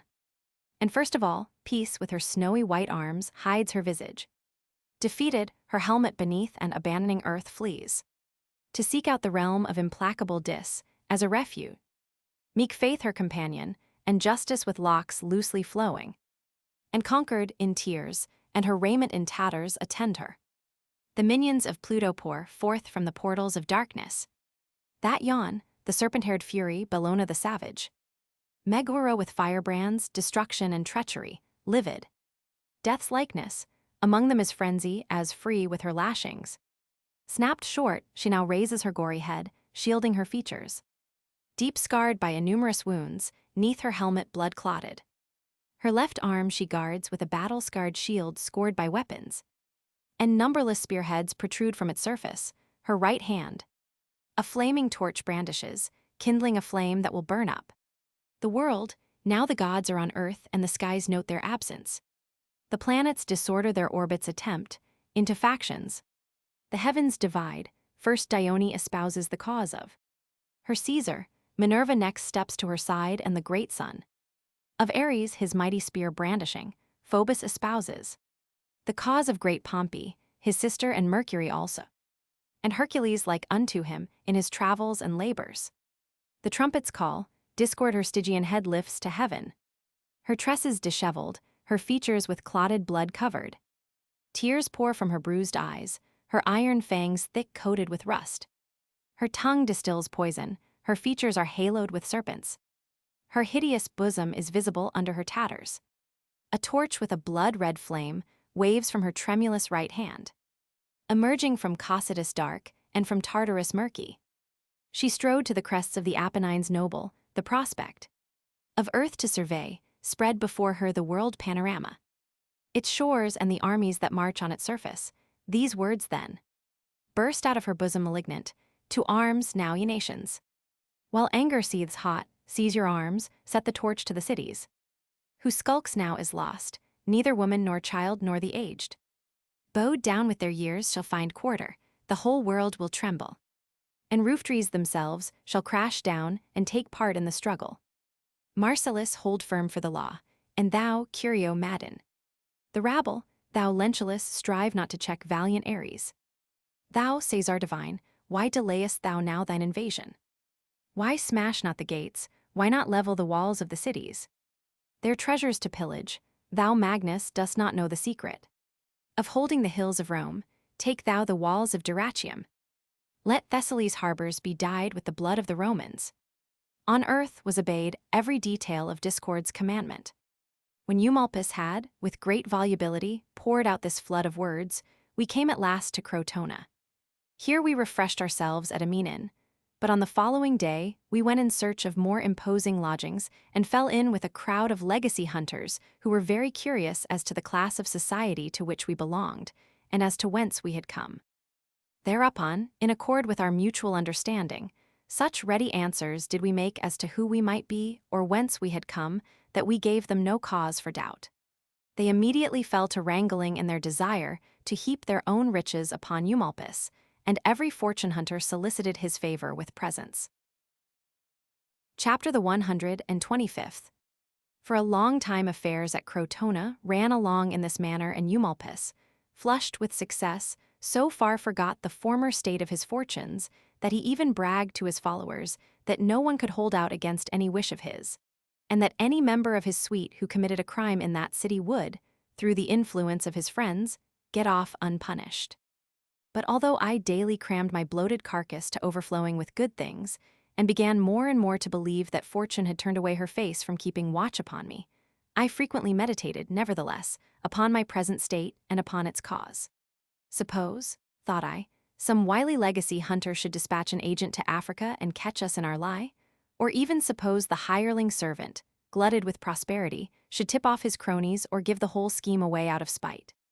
There would be nothing for it but flight, and, in a fresh state of destitution, a recalling of poverty which had been driven off. Gods and goddesses, how ill it fares with those living outside the law, they are always on the lookout for what is coming to them. Turning these possibilities over in my mind, I left the house, in a state of black melancholy, hoping to revive my spirits in the fresh air. But scarcely had I set foot upon the public promenade when a girl, by no means homely, met me, and, calling me Polyinos, the name I had assumed since my metamorphosis, informed me that her mistress desired leave to speak with me. "You must be mistaken," I answered in confusion. "I am only a servant and a stranger, and am by no means worthy of such an honor." Chapter the 126th. "You yourself," she replied, "are the one to whom I was sent, but, because you are well aware of your good looks, you are proud and sell your favors instead of giving them. What else can those wavy well-combed locks mean, or that face, rouged and covered with cosmetics, or that languishing, wanton expression in your eyes? Why that gait, so precise that not a footstep deviates from its place, unless you wish to show off your figure in order to sell your favors? Look at me, I know nothing about omens, and I don't study the heavens like the astrologers, but I can read men's intentions in their faces, and I know what a flirt is after when I see him out for a stroll. So if you'll sell us what I want, there's a buyer ready. But if you will do the graceful thing and lend, let us be under obligations to you for the favor. And as for your confession that you are only a common servant, by that you only fan the passion of the lady who burns for you. For some women will only kindle for canaille, and cannot work up an appetite unless they see some slave or runner with his clothing girded up. A gladiator arouses one, or a mule driver all covered with dust, or some actor posturing in some exhibition on the stage. My mistress belongs to this class. She jumps the 14 rows from the stage to the gallery and looks for a lover among the gallery gods at the back, puffed up with this delightful chatter. "Come now, confess, won't you?" I queried. "Is this lady who loves me yourself?" The waiting maid smiled broadly at this blunt speech. "Don't have such a high opinion of yourself," said she. "I've never given in to any servant yet. The gods forbid that I should ever throw my arms around a gallows bird. Let the married women see to that, and kiss the marks of the scourge if they like. I'll sit upon nothing below a knight, even if I am only a servant." I could not help marveling, for my part, at such discordant passions, and I thought it nothing short of a miracle that this servant should possess the hauteur of the mistress, and the mistress the low tastes of the wench. Each one will find what suits his taste. One thing is not for all. One gathers roses as his share, another thorns in thrall. After a little more teasing, I requested the maid to conduct her mistress to a clump of plane trees. Pleased with this plan, the girl picked up the skirt of her garment and turned into a laurel grove that bordered the path. After a short delay, she brought her mistress from her hiding place and conducted her to my side. A woman more perfect than any statue. There are no words with which to describe her form, and anything I could say would fall far short. Her hair, naturally wavy, flowed completely over her shoulders. Her forehead was low, and the roots of her hair were brushed back from it. Her eyebrows, running from the very springs of her cheeks, almost met at the boundary line between a pair of eyes brighter than stars shining in a moonless night. Her nose was slightly aquiline, and her mouth was such an one as Praxiteles dreamed Diana had. Her chin, her neck, her hands, the gleaming whiteness of her feet under a slender band of gold. She turned Parian marble dull. Then, for the first time, Doris, tried lover, thought lightly of Doris. "O Jove, what's come to pass that thou, thine armor cast away, art mute in heaven? And but an idle tale, at such a time the horns should sprout, the raging bull hold sway, or they white hair beneath swan's down conceal, here's Dana's self. But touch that lovely form, thy limbs will melt beneath thy passions, storm." Chapter the 127th. She was delighted, and so bewitchingly did she smile that I seemed to see the full moon showing her face from behind a cloud. Then, punctuating her words with her fingers, "Dear boy, if you are not too critical to enjoy a woman of wealth who has but this year known her first man, I offer you a sister," said she. "You have a brother already, I know, for I didn't disdain to ask, but what is to prevent your adopting a sister, too? I will come in on the same footing, only deem my kisses worthy of recognition and caress me at your own pleasure." "Rather let me implore you by your beauty," I replied. "Do not scorn to admit an alien among your worshippers. If you permit me to kneel before your shrine, you will find me a true votary, and that you may not think I approach this temple of love without a gift, I make you a present of my brother." "What?" she exclaimed. "Would you really sacrifice the only one without whom you could not live?"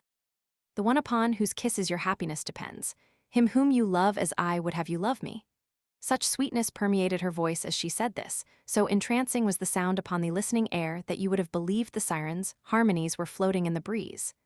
I was struck with wonder, and dazzled by I know not what light that shone upon me, brighter than the whole heaven, but I made bold to inquire the name of my divinity. "Why, didn't my maid tell you that I am called Circe?" she replied. "But I am not the sun-child, nor has my mother ever stayed the revolving world in its course at her pleasure. But if the fates bring us two together, I will owe heaven a favor. I don't know what it is, but some god's silent purpose is beneath this. Circe loves not Polyinos without some reason. A great torch is always flaming when these names meet. Take me in your arms then, if you will. There's no prying stranger to fear, and your brother is far away from this spot." So saying, Circe clasped me in arms that were softer than down, and drew me to the ground, which was covered with colored flowers. With flowers like these did Mother Earth great Ida's summit strew when Jupiter, his heart aflame, enjoyed his lawful love there glowed the rose, the flowering rush, the violet's deep blue, from out green meadows snow-white lilies laughed. Then from above, this setting summoned Venus to the green and tender sod, bright day smiled kindly on the secret amour of the god. Side by side upon the grassy plot we lay, exchanging 1,000 kisses, the prelude to more poignant pleasure. But alas, my sudden loss of vigor disappointed Circe. Chapter the 128. Infuriated at this affront, "What's the matter?" demanded she. "Do my kisses offend you? Is my breath fetid from fasting? Is there any evil-smelling perspiration in my armpits? Or if it's nothing of this kind, are you afraid of Gittin?" Under her eyes, I flushed hotly, and if I had any virility left, I lost it then. My whole body seemed to be inert. "My queen," I cried, "do not mock me in my humiliation. I am bewitched."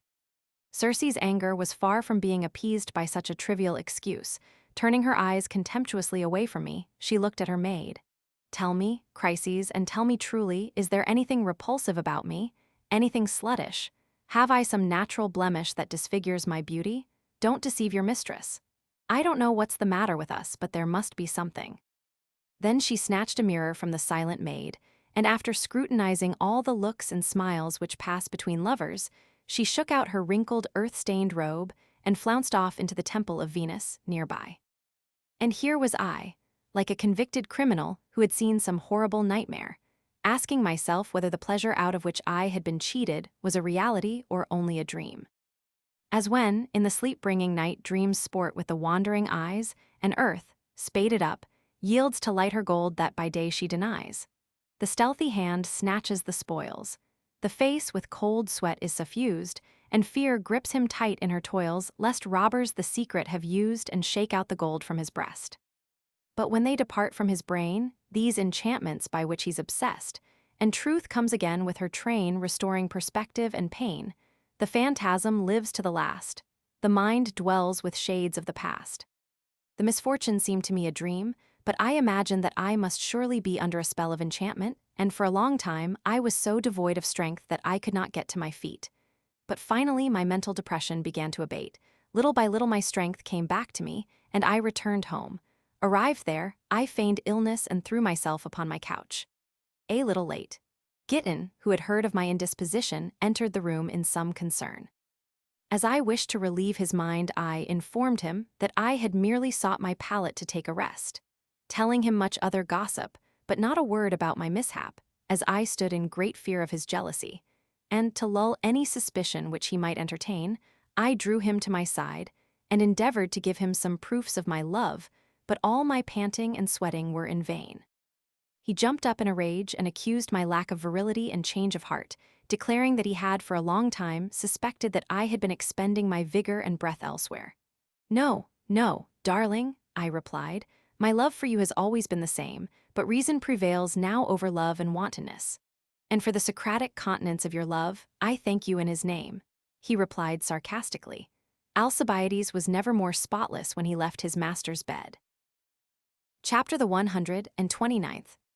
"Believe me, brother, when I tell you that I do not know whether I am a man or not," I vainly protested. "I do not feel like one. If I am, dead and buried lies that part in which I was once an Achilles." Gittin, seeing that I was completely enervated, and fearing that it might give cause for scandal if he were caught in this quiet place with me, tore himself away and fled into an inner part of the house. He had just gone when Chryses entered the room and handed me her mistress's tablets, in which were written the following words. Circe to Polyaeno's greeting. Were I a wanton, I should complain of my disappointment, but as it is I am beholden to your impotence, for by it I dallied thee longer in the shadow of pleasure. Still, I would like to know how you are and whether you got home upon your own legs, for the doctors say that one cannot walk without nerves. Young man, I advise you to beware of paralysis, for I never in my life saw a patient in such great danger. You're as good as dead, I'm sure. What if the same numbness should attack your hands and knees? You would have to send for the funeral trumpeters. Still, even if I have been affronted, I will not begrudge a prescription to one as sick as you. Ask Gittin if you would like to recover. I am sure you will get back your strength if you will sleep without your brother for 3 nights. So far as I am concerned, I am not in the least alarmed about finding someone to whom I shall be as pleasing as I was to you. My mirror and my reputation do not lie. Farewell if you can. Such things will happen, said Chryses, when she saw that I had read through the entire indictment, and especially in this city, where the women can lure the moon from the sky, but will find a cure for your trouble. Just return a diplomatic answer to my mistress and restore her self-esteem by frank courtesy, for, truth to tell, she has never been herself from the minute she received that affront. I gladly followed the maid's advice and wrote upon the tablets as follows. Chapter the 130th. Polyaenos to Circe greeting. Dear lady, I confess that I have often given cause for offense, for I am only a man, and a young one too, but I never committed a deadly crime until today. You have my confession of guilt. I deserve any punishment you may see fit to prescribe. I betrayed a trust, I murdered a man, I violated a temple. Demand my punishment for these crimes. Should it be your pleasure to slay me, I will come to you with my sword. If you are content with a flogging, I will run naked to my mistress. Only bear in mind that it was not myself, but my tools that failed me. I was a soldier and ready, but I had no arms. What threw me into such disorder I do not know. Perhaps my imagination outran my lagging body. By aspiring to too much, it is likely that I spent my pleasure in delay. I cannot imagine what the trouble was. You bid me beware of paralysis, as if a disease which prevented my enjoying you could grow worse. But my apology amounts briefly to this. If you will grant me an opportunity of repairing my fault, I will give you satisfaction. Farewell. After dismissing Chryses with these fair promises, I paid careful attention to my body which had so evilly served me, and omitting the bath, I anointed myself, in moderation, with unguents and placed myself upon a more strengthening diet such as onions and snails' heads without condiments, and I also drank more sparingly of wine. Then, taking a short walk before settling down to sleep, I went to bed without Gittin. So anxious was I to please her that I feared the outcome if my brother lay tickling my side. Chapter the 131st. Finding myself vigorous in mind and body when I arose next morning, I went down to the same clump of plane trees, though I dreaded the spot as one of evil omen, and commenced to wait for Chryses to lead me on my way. I took a short stroll and had just seated myself where I had sat the day before, when she came under the trees, leading a little old woman by the hand. Well, Mr. Squeamish, she chirped when she had greeted me, have you recovered your appetite? In the meantime, the old hag, a wine-soaked crone with twitching lips, brought out a twisted hank of different-colored yarns and put it about my neck. She then kneaded dust and spittle, and dipping her middle finger into the mixture, she crossed my forehead with it, in spite of my protests. As long as life remains, there's hope. Thou rustic god, O hear our prayer. Great Priapus, I thee invoke, temper our arms to dare. When she had made an end of this incantation, she ordered me to spit 3 times, and 3 times to drop stones into my bosom. Each stone she wrapped up in purple after she had muttered charms over it. Then, directing her hands to my privates, she commenced to try out my virility. Quicker than thought the nerves responded to the summons, filling the crone's hand with an enormous erection. Skipping for joy, look, Chryses, look, she cried out. See what a hair I've started for someone else to course. This done, the old lady handed me over to Chryses, who was greatly delighted at the recovery of her mistress's treasure. She hastily conducted me straight to the ladder, introducing me into a lovely nook that nature had furnished with everything which could delight the eye. Shorn of its top, the swaying pine here casts a summer shade and quivering cypress, and the stately plane and berry-laden laurel. A brook's wimpling waters strayed lashed into foam, but dancing on again and rolling pebbles in their chattering flow. 'Twas love's own nook, as forest nightingale and urban Procne undertook to bear true witness, hovering, the gleaming grass above and tender violets, wooing with song their stolen love. Fanning herself with a branch of flowering myrtle, she lay, stretched out with her marble neck resting upon a golden cushion. When she caught sight of me, she blushed faintly. She recalled yesterday's affront, I suppose. At her invitation, I sat down by her side as soon as the others had gone, whereupon she put the branch of myrtle over my face and emboldened, as if a wall had been raised between us. "Well, Mr. Paralytic," she teased, "have you brought all of yourself along today?" "Why ask me?" I replied. "Why not try me instead?" And throwing myself bodily into her arms, I reveled in her kisses with no witchcraft to stop me. Chapter the 132nd. The loveliness of her form drew me to her and summoned me to love. Our lips were pressed together in a torrent of smacking kisses, our groping hands had discovered every trick of excitation, and our bodies, clasped in a mutual embrace, had fused our souls into one. And then, in the very midst of these ravishing preliminaries, my nerves again played me false, and I was unable to last until the instant of supreme bliss. Lashed to fury by these inexcusable affronts, the lady at last ran to avenge herself, and, calling her house servants, she gave orders for me to be hoisted upon their shoulders and flogged. Then, still unsatisfied with the drastic punishment she had inflicted upon me, she called all the spinning women and scrubbing wenches in the house and ordered them to spit upon me. I covered my face with my hands, but I uttered no complaint, as I well knew what I deserved, and, overwhelmed with blows and spittle, I was driven from the house. Proslenos was kicked out too, Chryses was beaten, and all the slaves grumbled among themselves and wondered what had upset their mistress's good humor. I took heart after having given some thought to my misfortunes, and artfully concealing the marks of the blows for fear that Eumolpus would make merry over my mishaps, or, worse yet, that Gittin might be saddened by my disgrace, I did the only thing I could do to save my self-respect. I pretended that I was sick and went to bed. There, I turned the full fury of my resentment against that recreant, which had been the sole cause of all the evil accidents which had befallen me. 3 times I grasped the two-edged blade the recreant to cut away, 3 times by fear my hand was stayed, and palsied terror said me nay that which I might have done before.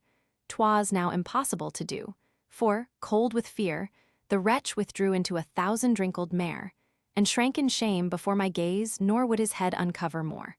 But though the scamp in terror skulked, with words I flayed him as he sulked. Raising myself upon my elbow, I rebuked the shirker in some such terms as these. "What have you to say for yourself, you disgrace to gods and men?" I demanded, "for your name must never be mentioned among refined people. Did I deserve to be lifted up to heaven and then dragged down to hell by you?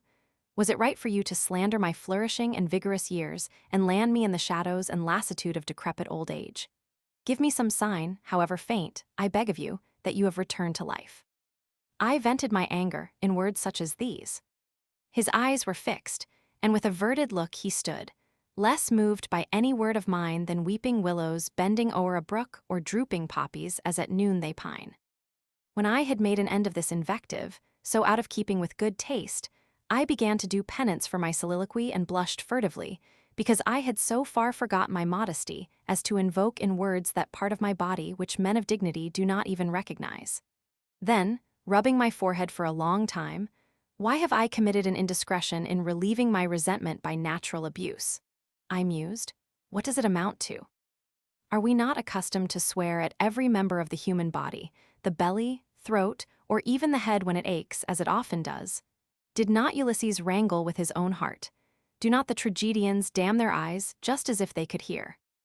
Gouty patients swear at their feet, rheumatics at their hands, blear-eyed people at their eyes, and do not those who often stub their toes blame their feet for all their pain? Why will our catos with their frowning brows condemn a work of fresh simplicity? A cheerful kindness my pure speech endows. What people do, I write to my capacity. For who knows not the pleasures Venus gives? Who will not in a warm bed tease his members? Great Epicurus taught a truth that lives, love, and enjoy life. All the rest is embers. Nothing can be more insincere than the silly prejudices of mankind, and nothing sillier than the morality of bigotry. Chapter the 133rd. I called Gittin when I had finished my meditation. Tell me, little brother, I demanded. Tell me, on your honor. Did Ascyltos stay awake until he had exacted his will of you, the night he stole you away from me?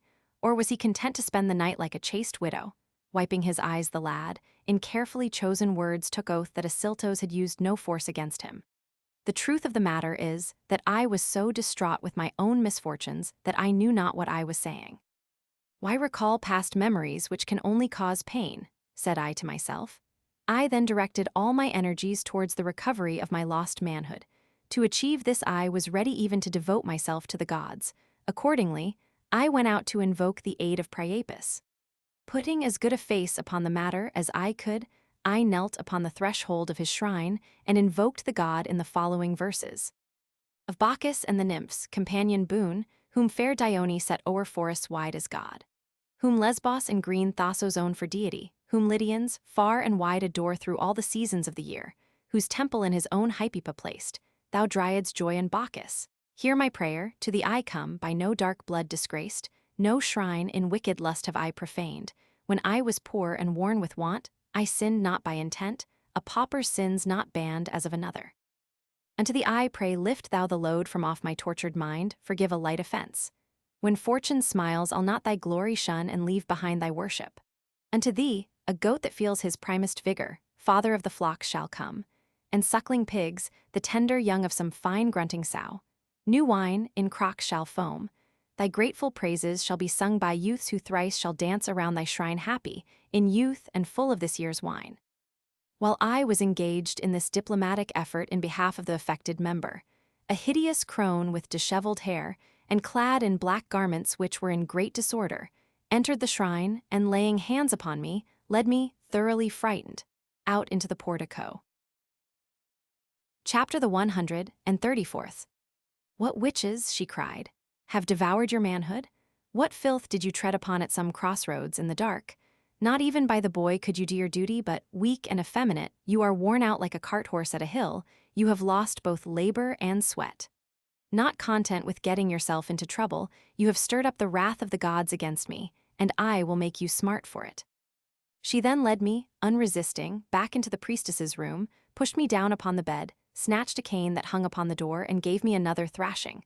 I remained silent, and had the cane not splintered at the first stroke, thereby diminishing the force of the blow, she might easily have broken my arms or my head.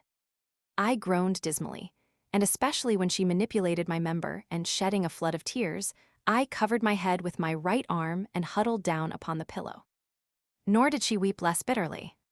The sailor, naked from his foundered bark, some shipwrecked mariner seeks out to hear his woe, when hail beats down a farmer's crop. His cark seeks consolation from another, too. Death levels caste and sufferers unites, and weeping parents are as one in grief. We also will beseech the starry heights, united prayers climb best, is the belief. She seated herself upon the other side of the bed and in quavering tones commenced to accuse the delays of old age. At last the priestess came in. Why, she cried, what has brought you into my cell as if you were visiting a newly made grave, and on a feast day too, when even mourners ought to smile? Onothea, the old hag replied, this young man here was born under an unlucky star. He can't dispose of his goods to either boy or girl. Such an unfortunate fellow you never saw. He has no tool at all, only a piece of leather soaked in water. I wish you would tell me what you think of a man who could get up from Circe's bed without having tasted pleasure. On hearing these words, Onothea sat down between us, and after shaking her head for a while, I'm the only one that knows how to cure that disease, said she, and for fear you think I'm talking to hear myself talk, I'll just have the young fellow sleep with me for a night, and if I don't make it as hard as horn. All that you see in the world must give heed to my mandates. Blossoming earth, when I will it, must languish a desert. Riches pour forth, when I will it, from crags and grim boulders. Waters will spurt that will rival the Nile at its flooding. Seas calm their billows before me, gales silence their howlings. Hearing my step, and the rivers sink into their channels. Dragons, Hyrcanian tigers stand fast at my bidding. Why should I tell you of small things, the image of Luna? Drawn by my spells must descend, and Apollo a tremble. Backs up his horses and turns from his course at my order. Such is the power of my word, by the rights of a virgin. Quenched is the raging of bulls, and the sun's daughter Circe. changed and transfigured the crew of the wily Ulysses. Proteus changes his form when his good pleasure dictates. I, who am skilled in these arts, can the shrubs of Mount Ida plant in the ocean, turn rivers to flow up the mountains. Chapter the 135th. At this declaration, which was so awe-inspiring, I shuddered in terror and commenced to scrutinize the crone more narrowly. "Come now," said Oenothea, "obey my orders," and carefully wiping her hands, she bent over the cot and kissed me once, twice. On the middle of the altar, Oenothea placed an old table, upon which she heaped live coals. Then with melted pitch she repaired a goblet which had become cracked through age. Next she replaced, in the smoke-stained wall, a peg which had come out when she took down the wooden goblet. Then, having donned a mantle in the shape of a piece of square-cut cloth, she set a huge kettle upon the hearth and at the same time speared with a fork a cloth hanging upon the methux and lifted it down. It contained some beans which had been laid away for future use, and a very small and stale piece of pig's cheek, scored with 1,000 slashes. When she had untied the string which fastened the cloth, she poured some of the beans upon the table and ordered me to shell them quickly and carefully. I obey her mandate and with careful fingers separate the beans from the filthy pods which contain them. But she, accusing my clumsiness, hastily snatched them and skillfully tearing off the pods with her teeth, spat them upon the ground, where they looked like dead flies. I wondered then at the ingenuity of poverty and its expedients for emergency. So ardent a follower of this virtue did the priestess seem that it was reflected in everything around her. Her dwelling, in particular, was a very shrine of poverty. No Indian ivory set in gold gleamed here, no trodden marble glistened here, no earth mocked for its gifts, but Ceres' festive grove, with willow wickerwork, toise set around, new cups of clay by revolutions shaped of lowly wheel. For honey soft, a bowl, platters of green bark wickerwork, a jar stained by the lifeblood of the god of wine, the walls around with chaff and spattered clay were covered. Hanging from protruding nails were slender stalks of the green rush, and then suspended from the smoky beam, the stores of this poor cottage. Service berries soft, entwined in fragrant wreaths hung down, dried savory and raisins by the bunch, and hostess here like she on Attic soil, of Hecate's pure worship worthy she, whose fame Calamachos so grandly sang, 'twill live forever through the speaking years. Chapter the 136th. In the meantime, having shelled the beans, she took a mouthful of the meat and with the fork was replacing the pig's cheek, which was coeval with herself, upon the meat hook, when the rotten stool, which she was using to augment her height, broke down under the old lady's weight and let her fall upon the hearth. The neck of the pot was broken, putting out the fire, which was just getting a good start. Her elbow was burned by a flaming brand, and her whole face was covered by the ashes raised by her fall. I jumped up in dismay and, not without laughing, helped the old lady to her feet. She hastily scurried out into the neighborhood to replenish the fire, for fear anything should delay the sacrifice. I was on my way to the door of the cell when lo, and behold, 3 sacred geese which were accustomed, I suppose, to demand their feed from the old woman at midday, made a rush at me, and surrounding me, made me nervous with their abominable rabid cackling. One tore at my tunic, another undid the lacings of my sandals and tugged at them, but one in particular, the ringleader and moving spirit of this savage attack, did not hesitate to worry at my leg with his serrated bill. Unable to see the joke, I twisted off one of the legs of the little table, and thus armed, began to belabor the pugnacious brute. Nor did I rest content with a light blow, I avenged myself by the death of the goose. 'Twas thus, I ween, the birds of Stymphalus to heaven fled, by Heracles impelled, the harpies, too, whose reeking pinions held that poison which the feast of Phineus contaminated. All the air above with their unwonted lamentations shook, the heavens in uproar and confusion move, the stars, in dread, their orbits then forsook. By this time, the 2 remaining geese had picked up the beans which had been scattered all over the floor and bereft, I suppose, of their leader, had gone back into the temple. And I, well content with my revenge and my booty, threw the dead goose behind the cot and bathed the trifling wound in my leg with vinegar. Then, fearing a scolding, I made up my mind to run away, and collecting together all my belongings, started to leave the house. I had not yet stepped over the threshold of the cell, however, when I caught sight of Oenothea returning with an earthen vessel full of live coals. Thereupon I retraced my steps, and throwing off my garments, I took my stand just inside the door, as if I were awaiting her return. She banked her fire with broken reeds, piled some pieces of wood on top, and began to excuse her delay on the ground that her friend would not permit her to leave until after the customary 3 drinks had been taken. "But what were you up to in my absence?" she demanded. "Where are the beans?" Thinking that I had done a thing worthy of all praise, I informed her of the battle in all its details, and that she might not be downcast any longer, I produced the dead goose in payment for her loss. When the old lady laid eyes upon that, she raised such a clamor that you would have thought that the geese had invaded the room again. Confounded and thunderstruck at the novelty of my crime, I asked her why she was so angry, and why she pitied the goose rather than myself. Chapter the 137th.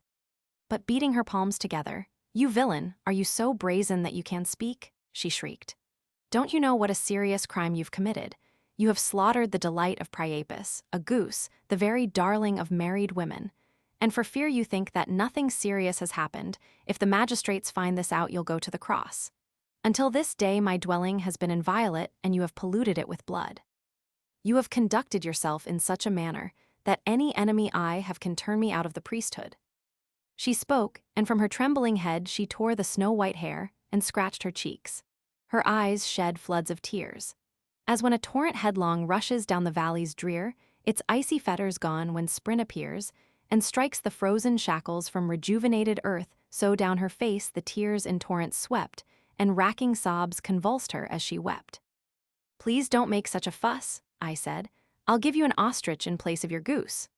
While she sat upon the cot, and to my stupefaction bewailed the death of the goose, Proslenos came in with the materials for the sacrifice.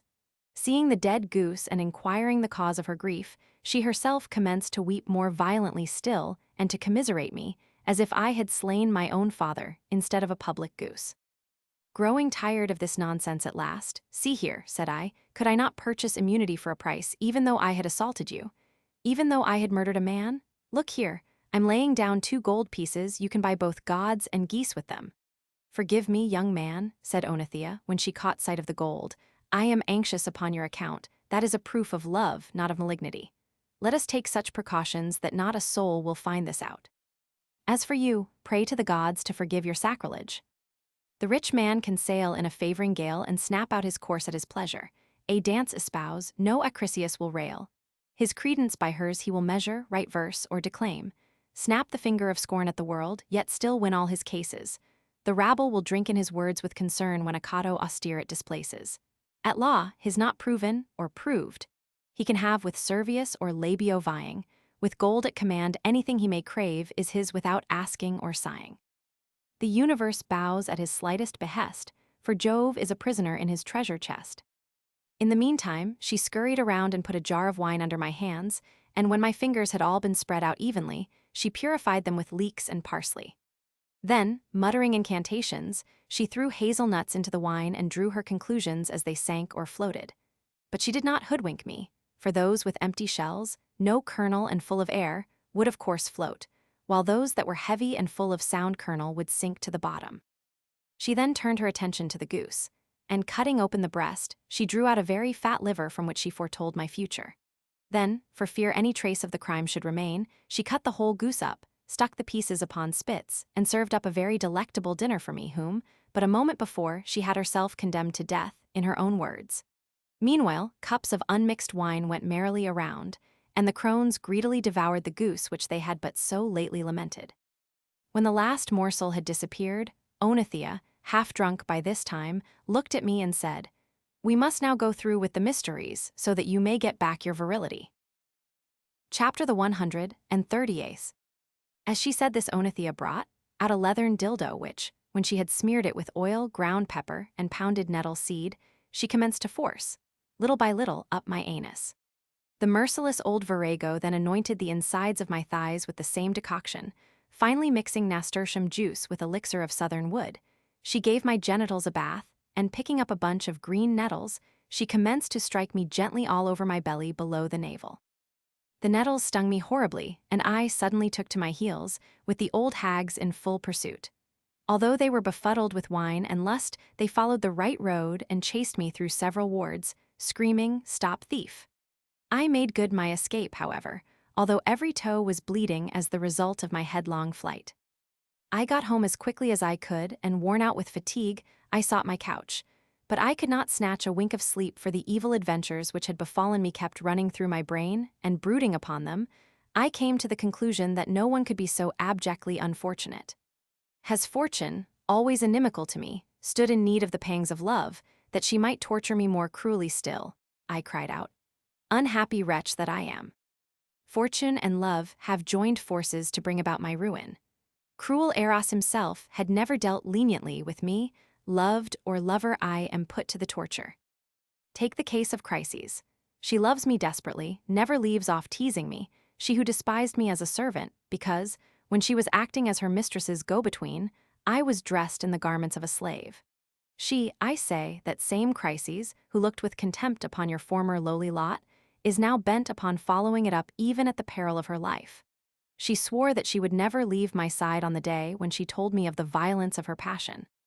But Circe owns me, heart and soul, all others I despise. Who could be lovelier than she?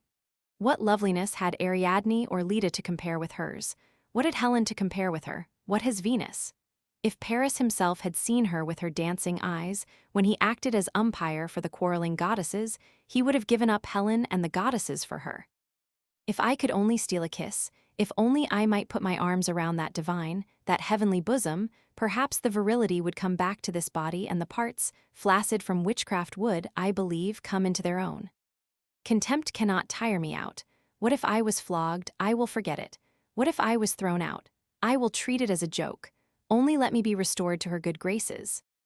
At rest on my pallet, night's silence had scarce settled down to soothe me, and eyes heavy laden with slumber to lull, when torturing Amor laid hold of me, seizing my hair, and dragging me, wounding me, ordered a vigil till dawn.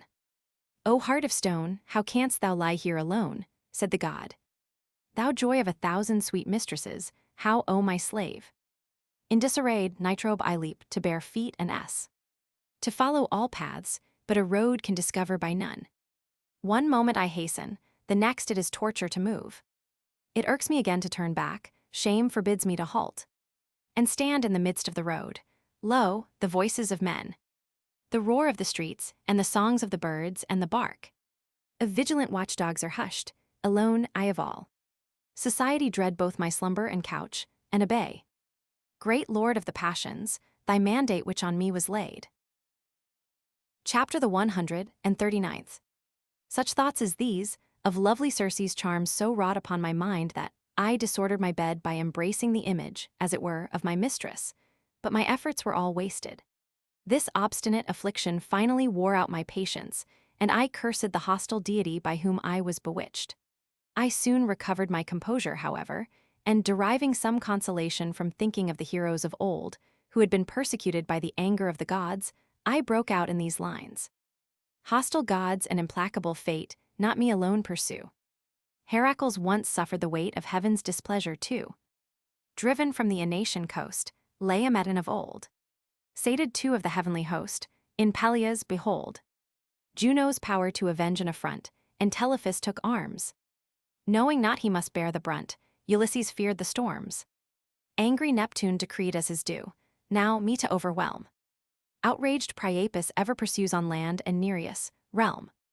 Tortured by these cares, I spent the whole night in anxiety, and at dawn, Giton, who had found out that I had slept at home, entered the room and bitterly accused me of leading a licentious life. He said that the whole household was greatly concerned at what I had been doing, that I was so rarely present to attend to my duties, and that the intrigue in which I was engaged would very likely bring about my ruin. I gathered from this that he had been well informed as to my affairs, and that someone had been to the house inquiring for me. Thereupon, I began to ply Giton with questions as to whether anyone had made inquiry for me. Not today, he replied, but yesterday a woman came in at the door, not bad-looking either, and after talking to me for quite a while, and wearing me out with her far-fetched conversation, finally ended by saying that you deserved punishment, and that you would receive the scourging of a slave if the injured party pressed his complaint. This news afflicted me so bitterly that I leveled fresh recriminations against fortune, and I had not yet finished grumbling when Chryses came in, and throwing herself upon me, embraced me passionately. I have you, she cried. just as I hoped I would. You are my heart's desire, my joy. You can never put out this flame of mine unless you quench it in my blood." I was greatly embarrassed by this wantonness of Chryses, and had recourse to flattery in order that I might rid myself of her, as I feared that her passionate outcries would reach the ears of Eumolpus, who, in the arrogance of success, had put on the manner of the master. So, on this account, I did everything I could think of to calm Chryses. I feigned love, whispered compliments, in short, so skillfully did I dissimulate that she believed I was love's own captive. I showed her what pressing peril overhung us should she be caught in that room with me, as Eumolpus was only too ready to punish the slightest offense. On hearing this, she left me hurriedly, and all the more quickly as she caught sight of Giton, who had only left me a little before she had come in, on his way to my room. She was scarcely gone when one of the newly engaged servants rushed in and informed me that the master was furiously angry with me because of my 2 days' absence from duty. I would do well, therefore, to prepare some plausible excuse, as it was not likely that his angry passion would be placated until someone had been flogged. Seeing that I was so vexed and disheartened, Giton said not a word about the woman, contenting himself with speaking of Eumolpus, and advising me that it would be better to joke with him than to treat the matter seriously. I followed this lead and appeared before the old fellow, with so merry a countenance that, instead of showing severity, he received me with good humor and rallied me upon the success of my love affairs, praising the elegance of my figure which made me such a favorite with the ladies. "I know very well," he went on, "that a lovely woman is dying for love of you, Encolpius, and this may come in handy for us, so play your part and I'll play mine too." Chapter the 140th. He was still speaking, when in came a matron of the most exclusive social set, Philomene by name, who had often, when young, extorted many a legacy by means of her charms. But an old woman now, the flower of her beauty faded, she threw her son and daughter in the way of childless old men, and through this substitution she contrived to continue her established policy. She came to Eumolpus, both to commend her children to his practical judgment and to entrust herself and her hopes to his good nature, he being the only one in all the world who could daily instruct young children in healthy precepts. In short, she left her children in Eumolpus' house in order that they might hear the words that dropped from his lips, as this was the only legacy she could leave to them. Nor did she do otherwise than as she had promised, but left in his bedchamber a very beautiful daughter and her brother, a lad, and pretended that she herself was compelled to go out to a temple to offer up her vows. Eumolpus, who was so continent that even I was a boy in his eyes, lost no time in inviting the damsel to sacrifice to the aversive Venus. But as he had told everyone that he was gouty and that his back was weak, and as he stood in danger of upsetting the whole farce if he did not carefully live up to the pretense, he therefore, that the imposture might be kept up, prevailed upon the young lady to seat herself upon that goodness which had been commended to her, and ordered Corax to crawl under the bed upon which he himself was lying, and after bracing himself by putting his hands upon the floor, to hoist his master up and down with his own back. Corax carried out the order in full and skillfully seconded the wriggling of the girl with a corresponding seesaw. Then, when the crisis was about due, Eumolpus, in a ringing voice, called out to Corax to increase the cadence. And thus the old lecher, suspended between his servant and his mistress, enjoyed himself just as if he were in a swing. Time and again, Eumolpus repeated this performance, to the accompaniment of ringing laughter in which he himself joined. At last, fearing I might lose an opportunity through lack of application, I also made advances to the brother, who was enjoying the gymnastics of his sister through the keyhole, to see if he would prove amenable to assault. Nor did this well-trained lad reject my advances, but alas, I discovered that the god was still my enemy. However, I was not so blue over this failure as I had been over those before, and my virility returned a little later, and suddenly finding myself in better fettle, I cried out, "Great are the gods who have made me whole again, in his loving kindness. Mercury, who conducts and reconducts the souls, has restored to me that which a hostile hand had cut away. Look, you will find that I am more graciously endowed than was Protestilaus or any other of the heroes of old." So saying, I lifted up my tunic and showed Eumolpus that I was whole. At first he was startled, then, that he might believe his own eyes, he handled this pledge of the good will of the gods with both hands. Our good humor was revived by this blessing, and we laughed at the diplomacy of Philomene, and at the skill with which her children plied their calling, little likely to profit them much with us, however, as it was only in hopes of coming into a legacy that she had abandoned the boy and girl to us. Meditating upon this unscrupulous method of getting around childless old men, I began to take thought of the present state of our own affairs and made use of the occasion to warn Eumolpus that he might be bitten in biting the biters. Everything that we do, I said, should be dictated by prudence. Socrates, whose judgment was riper than that of the gods or of men, used to boast that he had never looked into a tavern, nor believed the evidence of his own eyes in any crowded assembly, which was disorderly. So nothing is more in keeping than always conversing with wisdom. Live coals are more readily held in men's mouths than a secret. Whatever you talk of at home will fly forth in an instant. Become a swift rumor and beat at the walls of your city. Nor is it enough that your confidence thus has been broken. As rumor but grows in the telling and strives to embellish. The covetous servant who feared to make public his knowledge. A hole in the ground dug, and therein did whisper his secret. That told of a king's hidden ears, this the earth straightway echoed. And rustling reeds added that Midas was king in the story. Every word of this is true, I insisted, and no one deserves to get into trouble more quickly than he who covets the goods of others. How could cheats and swindlers live unless they threw purses or little bags clinking with money into the crowd for bait? Just as dumb brutes are enticed by food, human beings are not to be caught unless they have something in the way of hope at which to nibble. That was the reason that the Crotonians gave us such a satisfactory reception. But the ship does not arrive from Africa with your money and your slaves as you promised. The patience of the fortune hunters is worn out, and they have already cut down their liberality so that either I am mistaken or else our usual luck is about to return to punish you.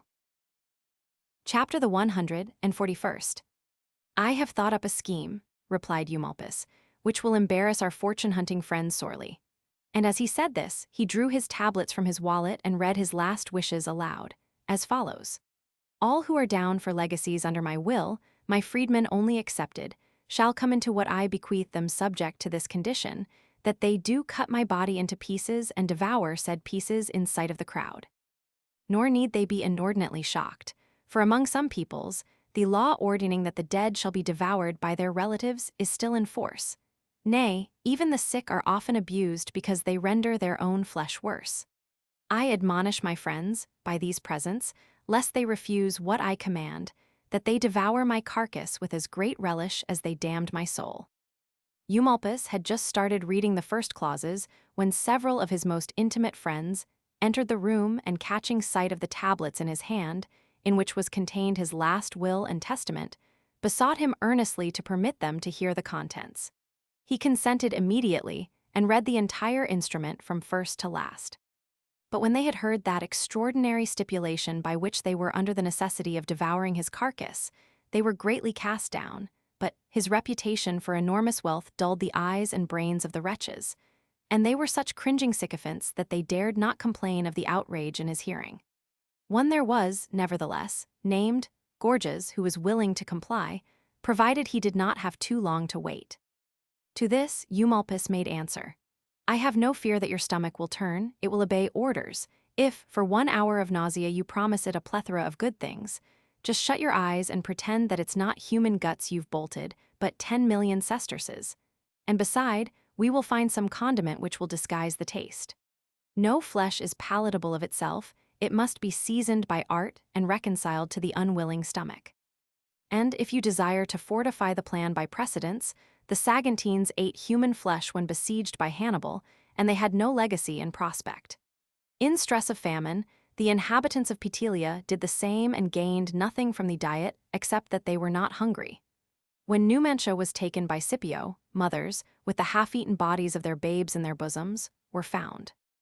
Therefore, since it is only the thought of eating human flesh that makes you squeamish, you must try to overcome your aversion with all your heart, so that you may come into the immense legacies I have put you down for. So carelessly did Eumolpus reel off these extravagances that the fortune hunters began to lose faith in the validity of his promises, and subjected our words and actions to a closer scrutiny immediately. Their suspicions grew with their experience, and they came to the conclusion that we were out-and-out grafters. And thereupon, those who had been put to the greatest expense for our entertainment resolved to seize us and take it out in just revenge. But Chryses, who was privy to all their scheming, informed me of the designs which the Crotonians had hatched. And when I heard this news, I was so terrified that I fled instantly, with Giton, and left Eumolpus to his fate. I learned, a few days later, that the Crotonians, furious because the old fox had lived so long and so sumptuously at the public expense, had put him to death in the Massilian manner. That you may comprehend what this means, know that, whenever the Massilians were ravaged by the plague, one of the poor would offer himself to be fed for a whole year upon choice food at public charge. After which, decked out with olive branches and sacred vestments, he was led out through the entire city, loaded with imprecations, so that he might take to himself the evils from which the city suffered, and then thrown headlong from the cliff. Notes: Prostitution. There are two basic instincts in the character of the normal individual: the will to live and the will to propagate the species. It is from the interplay of these instincts that prostitution took origin, and it is for this reason that this profession is the oldest in human experience, the first offspring, as it were, of savagery and of civilization. When fate turns the leaves of the book of universal history, she enters, upon the page devoted thereto, the record of the birth of each nation in its chronological order, and under this record appears the scarlet entry to confront the future historian and arrest his unwilling attention, the only entry which time and even oblivion can never efface. If, prior to the time of Augustus Caesar, the Romans had laws designed to control the social evil, we have no knowledge of them, but there is nevertheless no lack of evidence to prove that it was only too well known among them long before that happy age, Livii, 4, Roman 2, 18. And the peculiar story of the Bacchanalian cult, which was brought to Rome by foreigners about the 2nd century BC. Livy Roman 39, 917, and the comedies of Plautus and Terence, in which the Pandar and the harlot are familiar characters. Cicero, Pro Celio, chapter Roman 20 says, "If there is anyone who holds the opinion that young men should be interdicted from intrigues with the women of the town, he is indeed austere. That ethically he is in the right, I cannot deny, but nevertheless he is at loggerheads not only with the license of the present age, but even with the habits of our ancestors and what they permitted themselves. For when was this not done? When was it rebuked? When found fault with? The Floralia, first introduced about 238 BC, had a powerful influence in giving impetus to the spread of prostitution. The account of the origin of this festival, given by Lactantius, while no credence is to be placed in it, is very interesting. When Flora, through the practice of prostitution, had come into great wealth, she made the people her heir, and bequeathed a certain fund, the income of which was to be used to celebrate her birthday by the exhibition of the games they call the Floralia Instit. Divin, Roman 26. In chapter 10 of the same book, he describes the manner in which they were celebrated. They were solemnized with every form of licentiousness.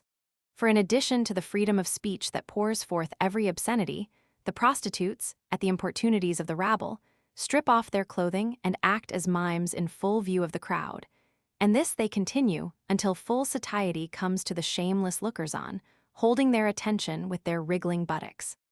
Cato, the censor, objected to the latter part of this spectacle, but with all his influence he was never able to abolish it. The best he could do was to have the spectacle put off until he had left the theater. Within 40 years after the introduction of this festival, P. Scipio Africanus, in his speech in defense of Tib. Ascyltos said, "If you elect to defend your profligacy, well and good. But as a matter of fact, you have lavished, on one harlot, more money than the total value, as declared by you to the census commissioners, of all the plenishing of your Sabine farm. If you deny my assertion, I ask who dare wager 1,000 sesterces on its untruth? You have squandered more than a third of the property you inherited from your father and dissipated it in debauchery." Aulus Gellius, Nox Attici, Romans 7:11. It was about this time that the Oppian Law came up for repeal. The stipulations of this law were as follows. No woman should have in her dress above half an ounce of gold, nor wear a garment of different colors, nor ride in a carriage in the city or in any town, or within a mile of it, unless upon occasion of a public sacrifice. This sumptuary law was passed during the public distress consequent upon Hannibal's invasion of Italy.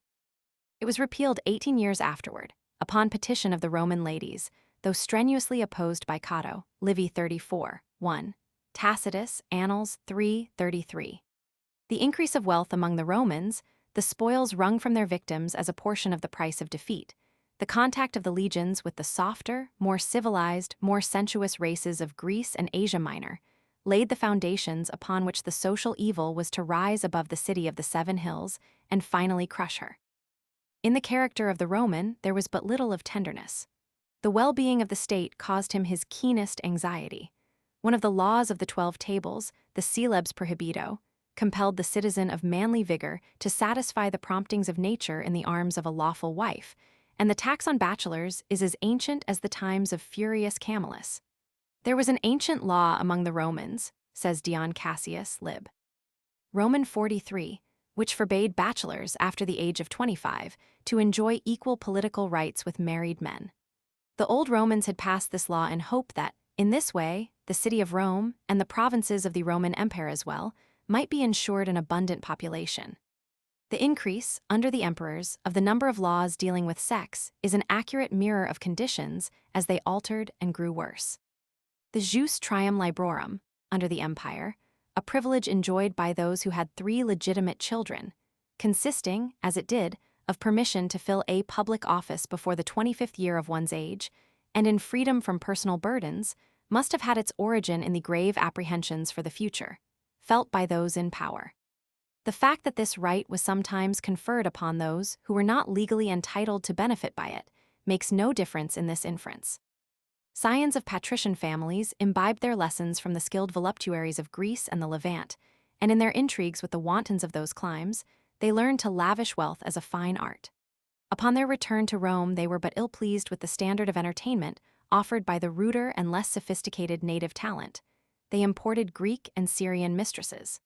Wealth increased, its message sped in every direction, and the corruption of the world was drawn into Italy as by a lodestone. The Roman matron had learned how to be a mother. The lesson of love was an unopened book.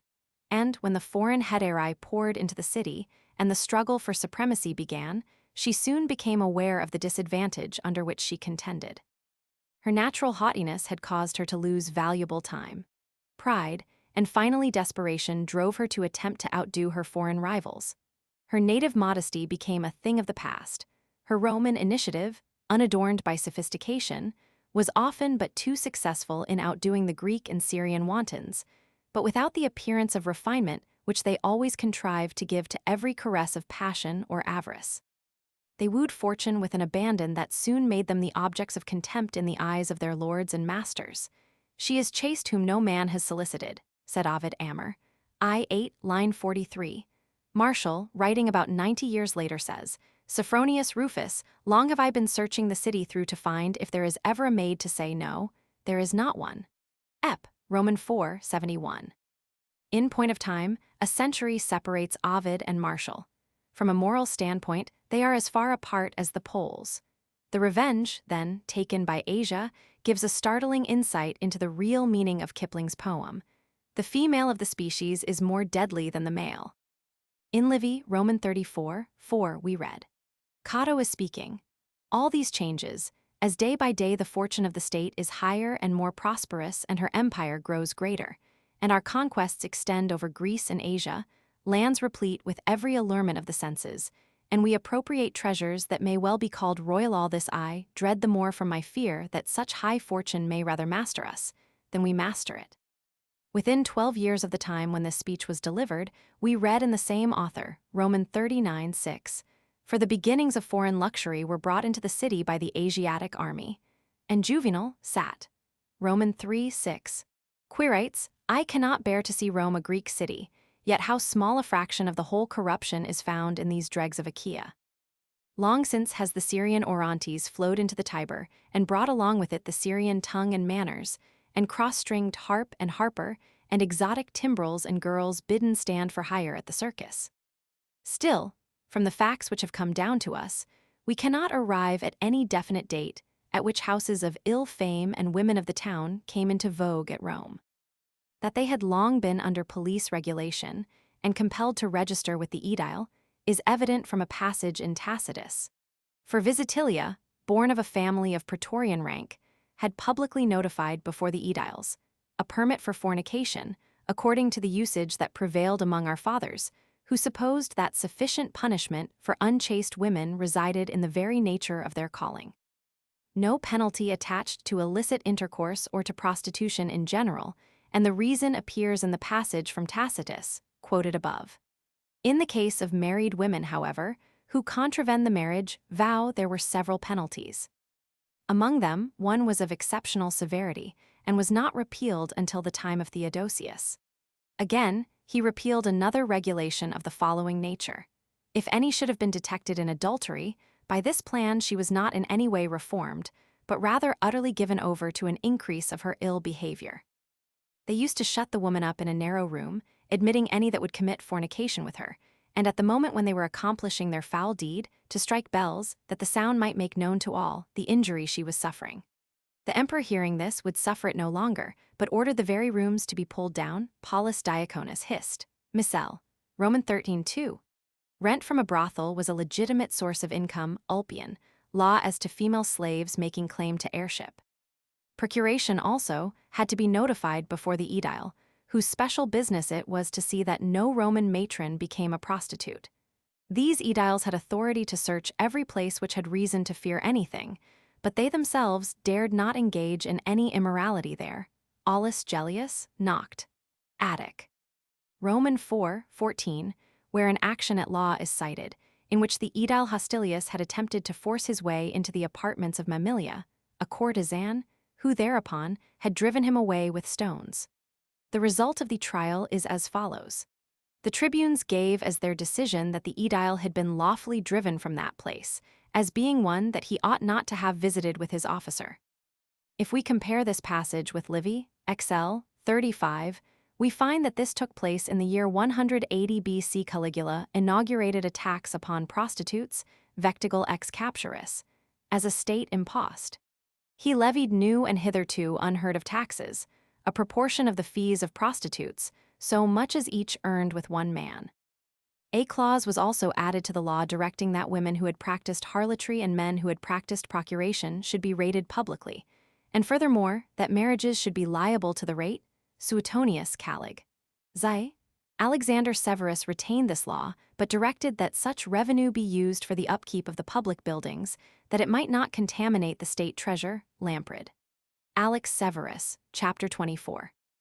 This infamous tax was not abolished until the time of Theodosius, but the real credit is due to a wealthy patrician, Florentius by name, who strongly censured this practice to the emperor, and offered his own property to make good the deficit which would appear upon its abrogation. Gibbon, Volume 2, p. 318 note. With the regulations and arrangements of the brothels, however, we have information which is far more accurate. These houses, lupinaria, fornices, etc., were situated for the most part in the second district of the city. Adler, Description of the City of Rome, pp. 144 et sec. The Sila Montana, particularly in the suburra that bordered the town walls, lying in the Carinitha valley between the Celian and Esquiline hills. The great market Macelum Magnum was in this district, and many cookshops, stalls, barber shops, etc. As well, the office of the public executioner, the barracks for foreign soldiers quartered at Rome. This district was one of the busiest and most densely populated in the entire city. Such conditions would naturally be ideal for the owner of a house of ill fame or for a pandar. The regular brothels are described as having been exceedingly dirty, smelling of the gas generated by the flame of the smoking lamp, and of the other odors which always haunted these ill-ventilated dens. Horace, Sat. I 230, on the other hand, another will have none at all except she be standing in the evil-smelling cell of the brothel. Petronius, chapter Roman 22, worn out by all his troubles, Ascyltos commenced to nod, and the maid whom he had slighted and of course insulted smeared lamp-black all over his face. Priapea, Roman 13:9, whoever likes may enter here, smeared with the black soot of the brothel. Seneca, Cont. I too, you reek still of the soot of the brothel. The more pretentious establishments of the peace ward, however, were sumptuously fitted up. Hairdressers were in attendance to repair the ravages wrought in the toilette, by frequent amorous conflicts, and aquarioli, or water boys, attended at the door with biddies for ablution. Pimps sought custom for these houses, and there was a good understanding between the parasites and the prostitutes. From the very nature of their calling, they were the friends and companions of courtesans. Such characters could not but be mutually necessary to each other. The harlot solicited the acquaintance of the client or parasite, that she might the more easily obtain and carry on intrigues with the rich and dissipated. The parasite was assiduous in his attention to the courtesan, as procuring through her means more easy access to his patrons, and was probably rewarded by them both, for the gratification which he obtained for the vices of the one and the avarice of the other. The licensed houses seem to have been of two kinds, those owned and managed by a pandar, and those in which the latter was merely an agent, renting rooms and doing everything in his power to supply his renters with custom. The former were probably the more respectable. In these pretentious houses, the owner kept a secretary, villicus puellarum, or superintendent of maids. This official assigned a girl her name, fixed the price to be demanded for her favors, received the money, and provided clothing and other necessities. You stood with the harlots, you stood decked out to please the public, wearing the costume the pimp had furnished you. Seneca, Contrav. I. Not until this traffic had become profitable did procurers and procuresses, for women also carried on this trade, actually keep girls whom they bought as slaves.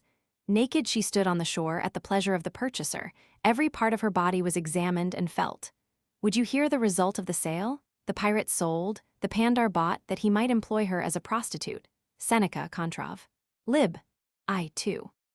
It was also the duty of the villicus, or cashier, to keep an account of what each girl earned. Give me the brothel keeper's accounts, the fee will suit, Ibid. When an applicant registered with the aedile, she gave her correct name, her age, place of birth, and the pseudonym under which she intended practicing her calling. Plautus pone. If the girl was young and apparently respectable, the official sought to influence her to change her mind. Failing in this, he issued her a license, licentius stupri, ascertained the price she intended exacting for her favors, and entered her name in his roll. Once entered there, the name could never be removed, but must remain for all time an insurmountable bar to repentance and respectability. Failure to register was severely punished upon conviction, and this applied not only to the girl but to the pandar as well. The penalty was scourging, and frequently fine and exile.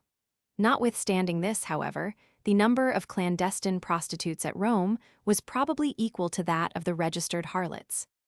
As the relations of these unregistered women were, for the most part, with politicians and prominent citizens, it was very difficult to deal with them effectively.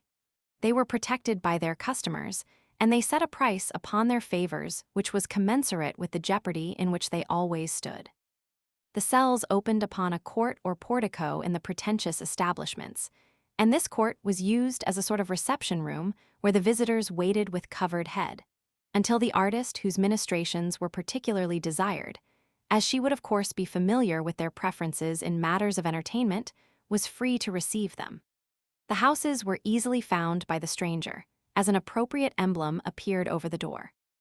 This emblem of Priapus was generally a carved figure, in wood or stone, and was frequently painted to resemble nature more closely. The size ranged from a few inches in length to about 2 feet.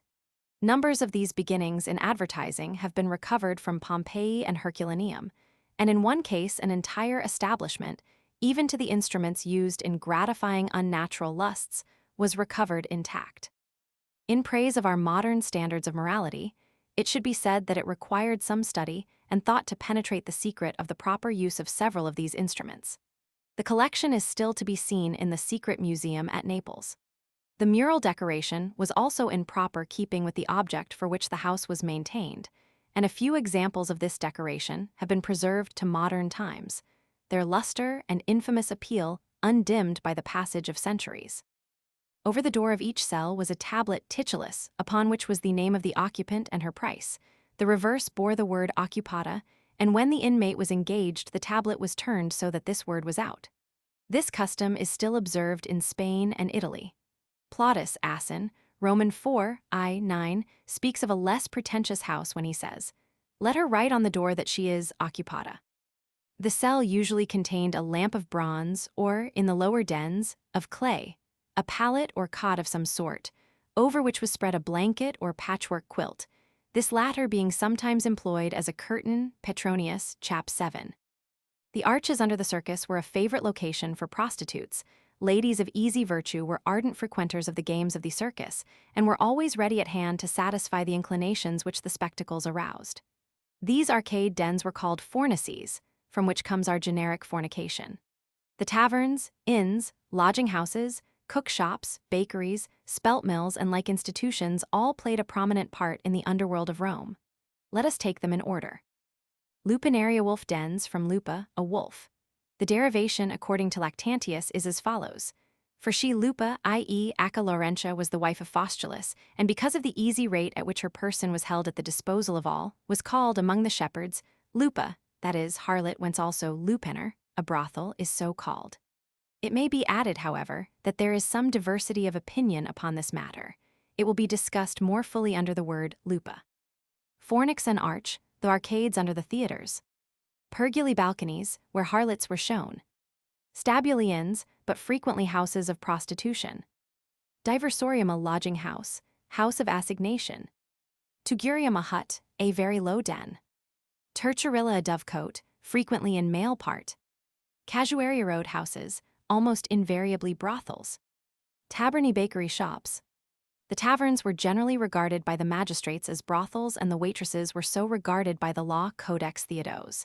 LX tit 7 ed. Ritter, Ulpian Lea 23 de ridu nupt. The barmaid Copa, attributed to Virgil, proves that even the proprietress had 2 strings to her bow, and Horace sat. Lib. IV 82, in describing his excursion to Brundisium, narrates his experience, or lack of it, with a waitress in an inn. This passage, it should be remarked, is the only one in all his works in which he is absolutely sincere in what he says of women. Here, like a triple fool, I waited till midnight for a lying jade, till sleep overcame me, intent on venery. In that filthy vision the dreams spot my night clothes and my belly, as I lie upon my back. In the Iserman inscription, Momsen, Insker, Ren, Neep. 5078, which is number 7306 in Aureli Hensen, we have another example of the hospitality of these inns and a dialogue between the hostess and a transient. The bill for the services of a girl amounted to 8 asses. This inscription is of great interest to the antiquary and to the archaeologist. That bakers were not slow in organizing the grist mills is shown by a passage from Paulus Diaconus, Roman 13:2. As time went on, the owners of these turned the public corn mills into pernicious frauds. For, as the millstones were fixed in places underground, they set up booths on either side of these chambers and caused harlots to stand for hire in them, so that by these means they deceived very many some that came for bread, others that hastened thither for the base gratification of their wantonness. From a passage in Festus, it would seem that this was first put into practice in Campania. Harlots were called aelicarii, spelt mill girls in Campania being accustomed to ply for gain before the mills of the spelt millers. Common strumpets, bakers' mistresses, refuse the spelt mill girls, says Plautus, I Roman 2:54. There are few languages which are richer in pornographic terminology than the Latin. Meretrix Nomus Marcellus has pointed out the difference between this class of prostitutes and the prostibula. This is the difference between a meretrix harlot and a prostibula common strumpet. A meretrix is of a more honorable station and calling. For meretrices are so named a merendo, from earning wages, because they plied their calling only by night. Prostibulu, because they stand before the stabulum, stall, for gain both by day and night. Prostibulashi, who stands in front of her cell or stall. Prostishi, who sits in front of her cell or stall. She who later became the Empress Theodora belonged to this class, if any credit is to be given to Procopius. Non-ariishi, that is forbidden to appear before the 9th hour. Mime players, they were almost invariably prostitutes. Cymbalistrii cymbal players, they were almost invariably prostitutes. Ambubii singing girls, they were almost invariably prostitutes. Citharistrii harpists, they were almost invariably prostitutes. Scordama strumpet, secrecy is implied, but the word has a broad usage. Scorda erratica, clandestine strumpets who were street walkers, secutelia. Bustery tomb frequenters and hangers-on at funerals. copybar maids, delicately kept mistresses, fantasy-soiled doves from respectable families, Doris harlots of great beauty, they wore no clothing, loopy she-wolves. Some authorities affirm that this name was given them because of a peculiar wolf-like cry they uttered, and others assert that the generic was bestowed upon them because their rapacity rivaled that of the wolf. Servius, however, in his commentary on Virgil, has assigned a much more improper and filthy reason for the name. He alludes to the manner in which the wolf who mothered Rotulus and Rhianus licked their bodies with her tongue, and this hint is sufficient to confirm him in his belief that the Lupa were not less skilled in lingual gymnastics. See Lemaire's Virgil, Volume Roman 6, p. 521. Commentary of Servius on Aeneid, lib. Roman 8, 631.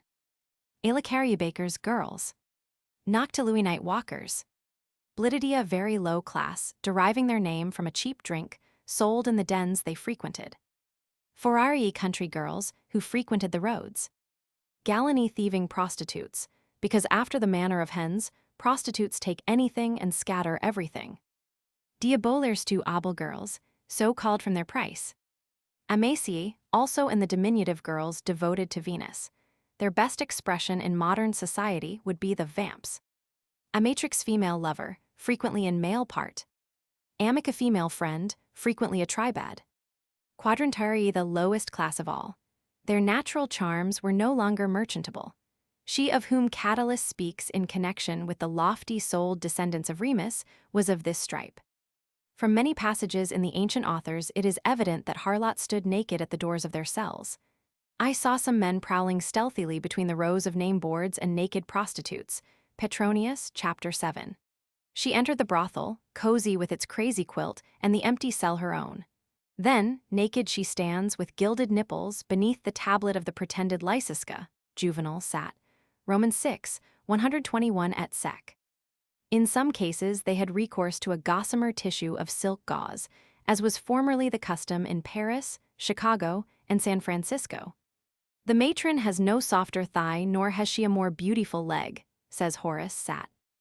I Roman 2, though the setting be one of pearls and emeralds, with all due respect to thy opinion, Cerinthus, the togaed plebeians is often the finer, and in addition the beauties of figure are not camouflaged. That which is for sale, if honest, is shown openly, whereas deformity seeks concealment. It is the custom among kings that when buying horses they inspect them in the open, lest, as is often the case, a beautiful head is sustained by a tender hoof and the eager purchaser may be seduced by shapely hocks, a short head, or an arching neck. Are these experts right in this? Thou canst appraise a figure with the eyes of Lynceus and discover its beauties, though blinder than Hypoesia herself, thou canst see what deformities there are. Ah, what a leg! What arms! But how thin her buttocks are, in very truth what a huge nose she has, she's short-waisted, too, and her feet are out of proportion. Of the matron, except for the face, nothing is open to your scrutiny unless she is Acacia who has dispensed with her clothing, so that she may be felt all over thoroughly, the rest will be hidden. But as for the other, no difficulty there. Through the cone silk it is as easy for you to see as if she were naked, whether she has an unshapely leg, whether her foot is ugly, her waist you can examine with your eyes. As for the price exacted, it ranged from a quadrans to a very high figure. In the inscription to which reference has already been made, the price was 8 asses. An episode related in the Life of Apollonius of Tyre furnishes additional information upon this subject. The lecher who deflowered a harlot was compelled to pay a much higher price for alleged undamaged goods than was asked of subsequent purchasers. "Master," cries the girl, throwing herself at his feet, "pity my maidenhood, do not prostitute this body under so ugly a name." The superintendent of maids replies, "Let the maid here present be dressed up with every care, let a name ticket be written for her, and the fellow who deflowers Tarsia shall pay half a libra. Afterwards she shall be at the service of the public for 1 solidus per head." The passage in Petronius, chapter Roman 8, and that in Juvenal sat. Roman 6, 125, are not to be taken literally. Eyes in the latter should be understood to mean what we would call the coin, and not necessarily coin of low denomination. Pederastia. The origin of this vice, all peoples, savage and civilized, have been infected with it, is lost in the mists which shroud antiquity. The Old Testament contains many allusions to it, and Sodom was destroyed because a long-suffering deity could not find 10 men in the entire city who were not addicted to its practice. So saturated was this city of the ancient world with the vice that the very name of the city or the adjective denoting citizenship in that city have transmitted the stigma to modern times.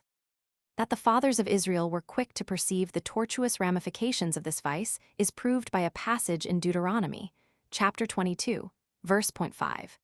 The woman shall not wear that which pertaineth to a man, neither shall a man put on a woman's garment, for all that do so are abominations unto the Lord thy God.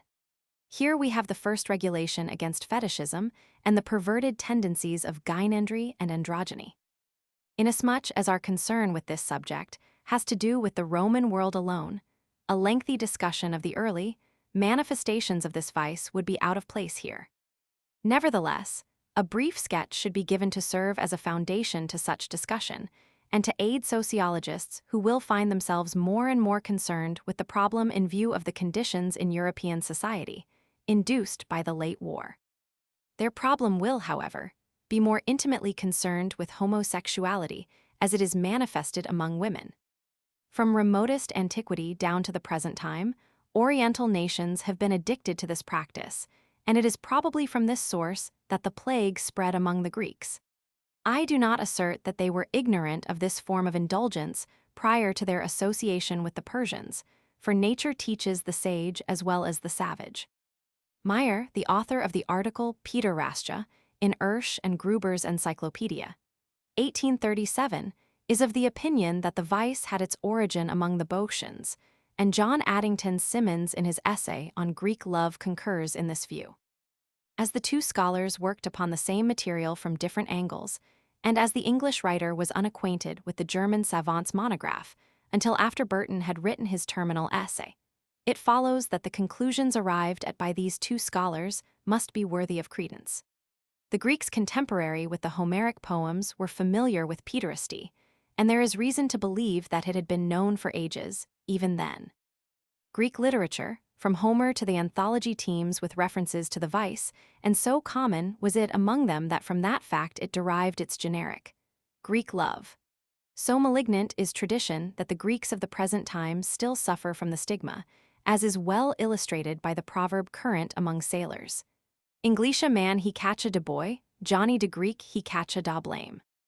The Romans are supposed to have received their first introduction to pederasty and homosexuality generally, from the Etruscans or from the Greek colonists in Italy, but Suidas Tharneris charges the inhabitants of Italy with the invention of this vice, and it would appear from Athenaeus Daphnos. Lib. Roman 13, that the native peoples of Italy and the Greek colonists as well were addicted to the most revolting practices with boys. The case of Laetorius, Valerius Maximus Roman 6, 1:11 proves that as early as 320 BC, the Romans were no strangers to it, and also that it was not common among them at that time. As the character of the primitive Roman was essentially different from that of the contemporary Greek, and as his struggle for existence was severe in the extreme, there was little moral obliquity during the first 250 years.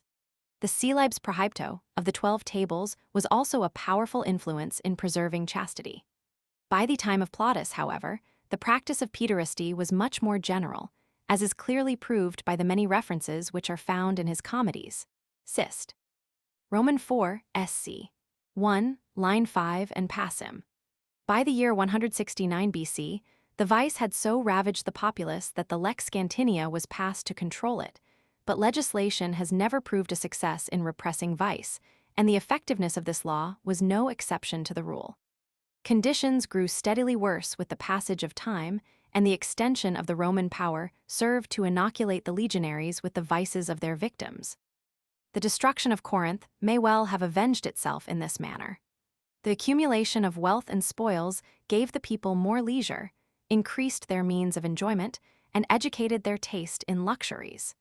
The influx of slaves and voluptuaries from the Levant aided in the dissemination of the vices of the Orient among the ruder Romans. As the first taste of blood arouses the tiger, so did the limitless power of the Republic and Empire react to the insinuating precepts of older and more corrupt civilizations. The fragments of Lucilius make mention of the Siniti, in the sense that they were dancers, and in the earlier ages they were.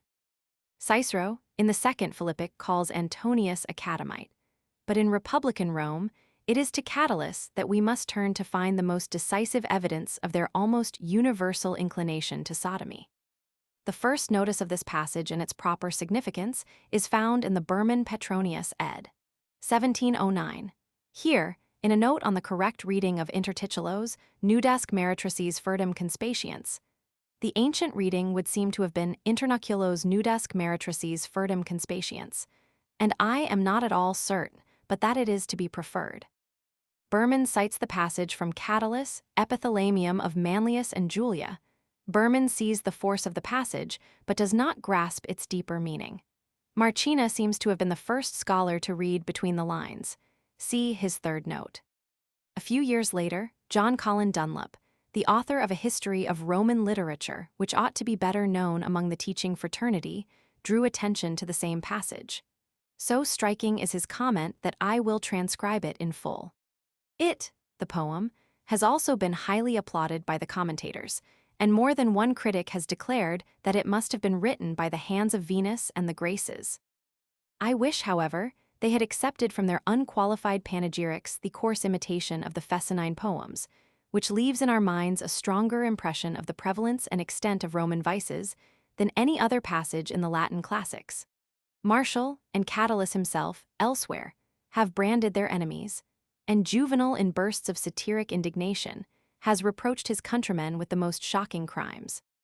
But here, in a complimentary poem to a patron and intimate friend, these are jocularly alluded to as the venial indulgences of his earliest youth.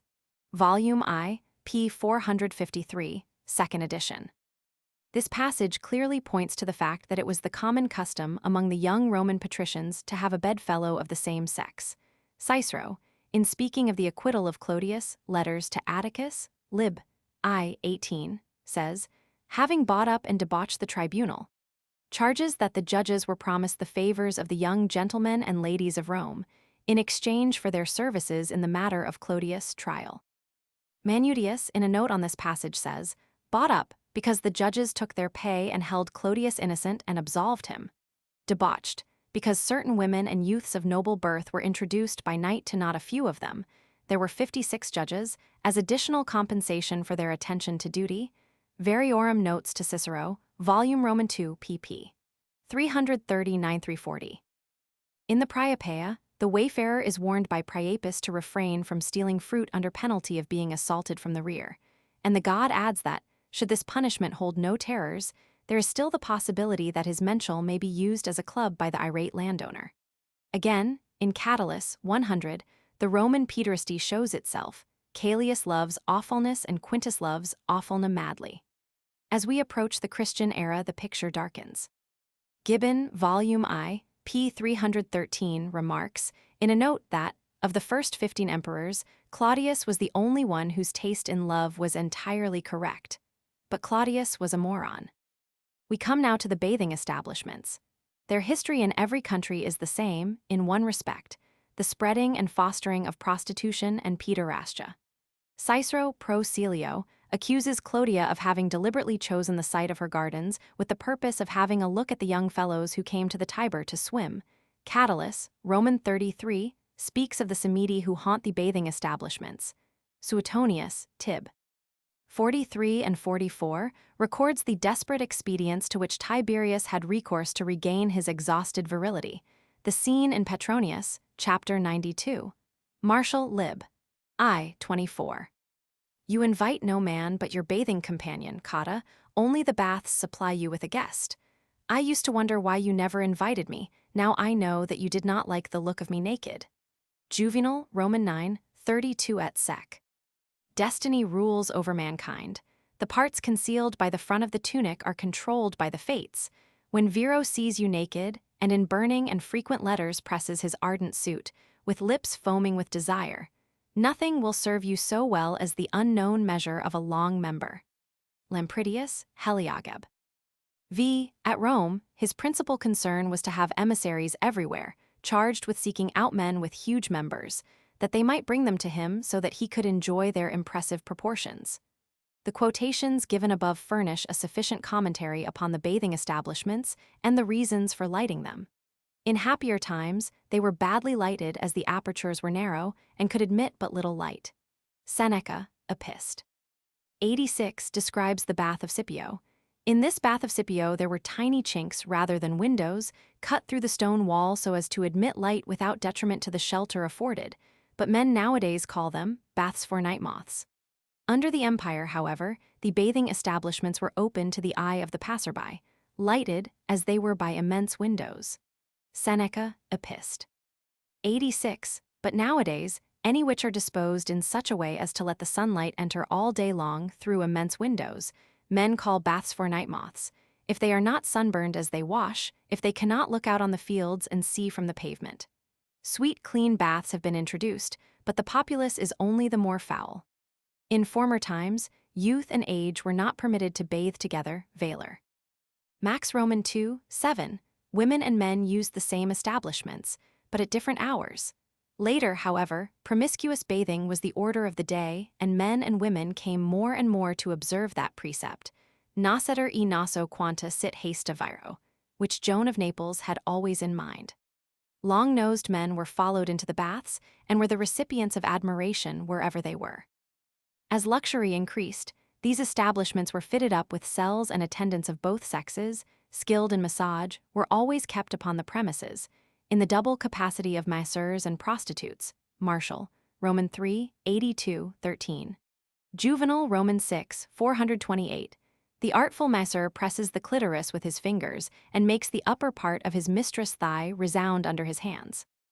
The quarioli or water boys also included pandering in their tour of duty. Juvenal, Sat. Roman 6, 331. Some water carrier will come, hired for the purpose, and many Roman ladies had their own slaves accompany them to the baths to assist in the toilette. Martial, Roman 7, 3.4. A slave girt about the loins with a pouch of black leather stands by you whenever you are washed all over with warm water.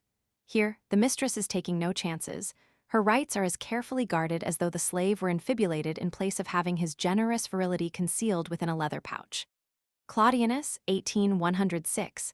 He combed his mistress' hair, and often, when she bathed naked, he would bring water to his lady in a silver ewer. Several of the emperors attempted to correct these evils by executive order and legislation. Hadrian Spartianus, Life of Hadrian, chapter 18. He assigned separate baths for the two sexes. Marcus Aurelius Capitolinus, Life of Marcus Antoninus, chapter 23. He abolished the mixed baths and restrained the loose habits of the Roman ladies and the young nobles. And Alexander Severus, Lampridius, Life of Alex Severus, chapter 24. He forbade the opening of mixed baths at Rome, a practice which, though previously prohibited, Heliogabalus had allowed to be observed. But notwithstanding their absolute authority, their efforts along those lines met with little better success than have those of more recent times. The pages of Martial and Juvenal reek with the festering sores of the society of that period, but Charidmus and Hedylus still dishonor the cities of the modern world. Tatian, writing in the 2nd century, says Orat. Ad Grecos. Pederastia is practiced by the barbarians generally, but is held in preeminent esteem by the Romans, who endeavor to get together troops of boys, as it were of brood mares. And Justin Martyr Apologia 1 has this to say. First, because we behold nearly all men seducing to fornication, not merely girls, but males also. And just as our fathers are spoken of as keeping herds of oxen, or goats, or sheep, or brood mares, so now they keep boys, solely for the purpose of shameful usage, treating them as females or androgynes and doing unspeakable acts. To such a pitch of pollution has the multitude throughout the whole people come. Another sure indication of the prevalence of the vice of sodomy is to be found in Juvenal, Sat. Roman 2, 12-13. But your fundament is smooth and the swollen hemorrhoids are incised, the surgeon grinning the while. Just as the physician of the 90s grinned when some young fool came to him with a blennorol infection. The ancient jest which accounts for the shaving of the priest's crown is an inferential substantiation of the fact that the evils of antiquity, like the legal codes, have descended through the generations, survived the Middle Ages, and been transmitted to the modern world. A perusal of the Ragonament of Pietro Aretino will confirm this statement in its first premise, and the experiences of Sir Richard Burton in the India of Napier, and Harry Frank S. in Spain in the present century, and those of any intelligent observer in the Orient today, will but bear out this hypothesis. The native population of Manila contains more than its proportion of catamites, who seek their sponsors in the botanical gardens and on the Luneta. The native quarters of the Chinese cities have their houses, where boys are kept, just as the Egyptian mignons stood for hire in the lupinaria at Rome. A scene in Sylvia Scarlett could be duplicated in any large city of Europe or America.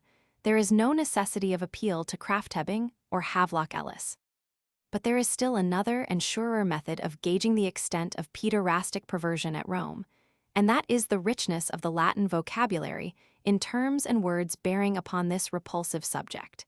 There are, in the Latin language, no less than 115 words and expressions in general usage. But it is in Martial that we are able to sense the abandoned and cynical attitude of the Roman public toward this vice.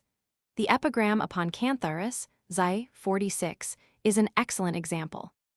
In commentating upon the meticulous care with which Cantharus avoided being spied upon by irreverent witnesses, the poet sarcastically remarks that such precautions would never enter the head of anyone were it merely a question of having a boy or a woman, and he mentions them in the order in which they are set forth here. No one dreads the limelight like the utter debauchee, as has been remarked by Seneca. We find a parallel in the old days in Shanghai, before the depredations of the American heteri had aroused the hostility of the American judge, in 19078. Men of unquestioned respectability and austere asceticism were in the habit of making periodic trips to this pornographic Mecca, for the reason that they could there be accommodated with the simultaneous ministrations of 2 or even 3 soiled doves of the stripe of her of whom Martial, Roman 9:69, makes caustic mention. I passed the whole night with a lascivious girl whose naughtiness none could surpass. Tired of 1,000 methods of indulgence, I begged the boyish favor. She granted my prayers before they were finished, before even the first words were out of my mouth. Smiling and blushing, I besought her for something worse still. She voluptuously promised it at once, but to me she was chaste. But Ascyltos, she will not be so to you. Take the boon if you want it, but she will attach a condition. In all that could pertain to accomplished skill in their profession, the limit was the ceiling.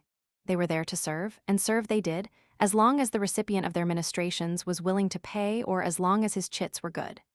With them, secrecy was the watchword. Tiberius, probably more sinned against than sinning, he has had an able defender in Beasley, is charged, by Suetonius, with the invention of an amplification and refinement of this vice. The performers were called spinthriae, a word which signified bracelet. These copulators could be of both sexes, though the true usage of the word allowed but one, and that the male. They formed a chain, each link of which was an individual in sexual contact with 1 or 2 other links. In this diversion, the preference seems to have been in favor of odd numbers, Martial, Roman 12:44, 5, where the chain consisted of 5 links, and Ausonius, epigram 119, where it consisted of 3. Chapter notes. Chapter 9, Gladiator Obscene. The arena of his activities is, however, that of Venus and not Mars.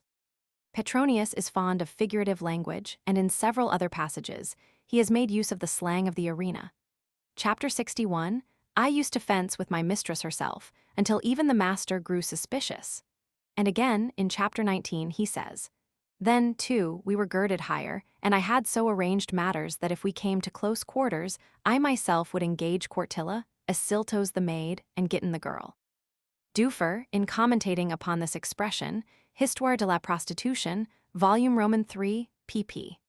92 and 93, remarks, It is necessary to see in Petronius the abominable role which the obscene gladiator played, but the Latin itself is clear enough to describe all the secrets of the Roman debauch. For some women, says Petronius in another passage, will only kindle for canaille and cannot work up an appetite unless they see some slave or runner with his clothing girded up. A gladiator arouses one, or a mule driver, all covered with dust, or some actor posturing in some exhibition on the stage. My mistress belongs to this class. She jumps the 14 rows from the stage to the gallery and looks for a lover among the gallery gods at the back. On cum fortiter facers, compare line 25 of the Oxford fragment of the sixth satire of Juvenal. Hic erit in lecto fortissimus, which Houseman has rendered, he is a valiant mattress knight. Chapter 17. In our neighborhood there are so many gods that it is easier to meet one of them than it is to find a man. Quartilla is here smarting under the sting of some former lover's impotence. Her remark but gives color to the charge that, owing to the universal depravity of Rome and the smaller cities, men were so worn out by repeated vicious indulgences that it was no easy matter for a woman to obtain satisfaction at their hands. Galla, thou hast already led to the nuptial couch 6 or 7 catamites. Thou went seduced by their delicate coiffure and combed beards. Thou hast tried the loins and the members, resembling soaked leather, which could not be made to stand by all the efforts of the wearied hand. The Pathic husband and effeminate bed thou desertest, but still thou fallest into similar couches. Seek out some one rough and unpolished as the Curii and Fabii, and savage in his uncouth rudeness, you will find one, but even this puritanical crew has its catamites. Galla, it is difficult to marry a real man. Martial, Romans 7:57. No faith is to be placed in appearances. What neighborhood does not reek with filthy practices? Juvenal, Sat., Roman 2:8. While you have a wife such as a lover hardly dare hope for in his wildest prayers, rich, well-born, chaste, you Bashews, expend your energies on boys whom you have procured with your wife's dowry. And thus does that penis, purchased for so many thousands, return worn out to its mistress, nor does it stand when she rouses it by soft accents of love and delicate fingers. Have some sense of shame, or let us go into court. This penis is not yours, Bashews, you have sold it. Martial, Roman 12:99. Polytimus is very lecherous on women, Hypnus is slow to admit he is my Ganymede, Secundus has buttocks fed upon acorns, Didymus is a catamite but pretends not to be, Amphion would have made a capital girl. My friend, I would rather have their blandishments, their naughty airs, their annoying impudence, than a wife with 3,000,000 sesterces. Martial, Roman 12:76. But the crowning piece of infamy is to be found in Martial's 3 epigrams upon his wife. They speak as distinctly as does the famous passage in Catullus, Epithalamium of Manilius and Julia, or Vibia, as later editors have it. Wife, away or conform to my habits. I am no Curius, Numa, or Tatius. I like to have the hours of night prolonged in luscious cups. You drink water and are ever for hurrying from the table with a somber mien. You like the dark, I like a lamp to witness my pleasures, and to tire my loins in the light of dawn. Drawers and nightgowns and long robes cover you, but for me no girl can be too naked. For me be kisses like the cooing doves, your kisses are like those you give your grandmother in the morning. You do not condescend to assist in the performance by your movements or your sighs or your hand. You behave as if you were taking the sacrament. The Phrygian slaves masturbated themselves behind the couch whenever Hector's wife rode St. George, and however much Ulysses snored, the chaste Penelope always had her hand there. You forbid my sodomizing you. Cornelia granted this favor to Gracchus, Julia to Pompey, Portia to Brutus. Juno was Jupiter's Ganymede before the Dardan boy mixed the luscious cup. If you are so devoted to propriety, be a Lucretia to your heart's content all day, I want a lies at night. Roman 11:105. Since your husband's mode of life and his fidelity are known to you, and no woman usurps your rights, why are you so foolish as to be annoyed by his boys, as if they were his mistresses, with whom love is a transient and fleeting affair? I will prove to you that you gain more by the boys than your lord. They make your husband keep to one woman. They give what a wife will not give. I grant that favor, you say, sooner than that my husband's love should wander from my bed. It is not the same thing. I want the fig of Chios, not a flavorless fig, and in you this cayenne fig is flavorless. A woman of sense and a wife ought to know her place. Let the boys have what concerns them, and confine yourself to what concerns you. Roman 12:97. Wife, you scold me with a harsh voice when I'm caught with a boy, and inform me that you too have a bottom. How often has Juno said the same to the lustful thunderer? And yet he sleeps with the tall Ganymede. The Terinthian hero put down his bow and sodomized Hylas. Do you think that Megara had no buttocks? Daphne inspired Phoebus with love as she fled, but that flame was quenched by the Obalian boy. However much Briseis lay with her bottom turned toward him, the son of Aeacus found his beardless friend more congenial to his tastes. Forbear then to give masculine names to what you have, and wife, think that you have two vaginas. Xi 44. Chapter 26.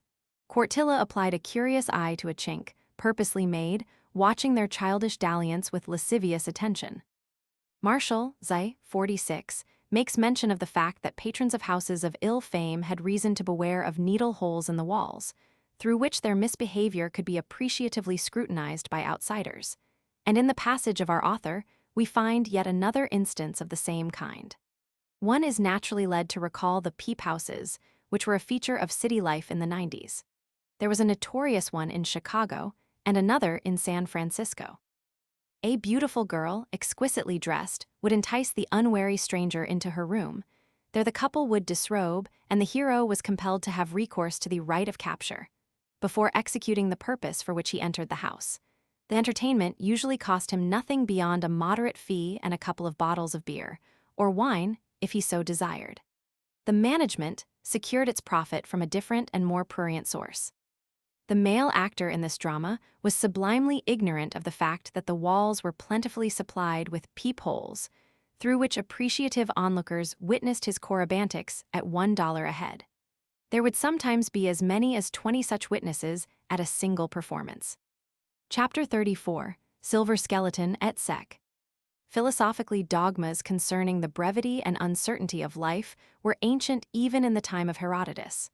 They have left their mark upon our language in the form of more than one proverb, but in none is this so patent as the skeleton at the feast. In Chapter 78 of Euterpe, we have an admirable citation.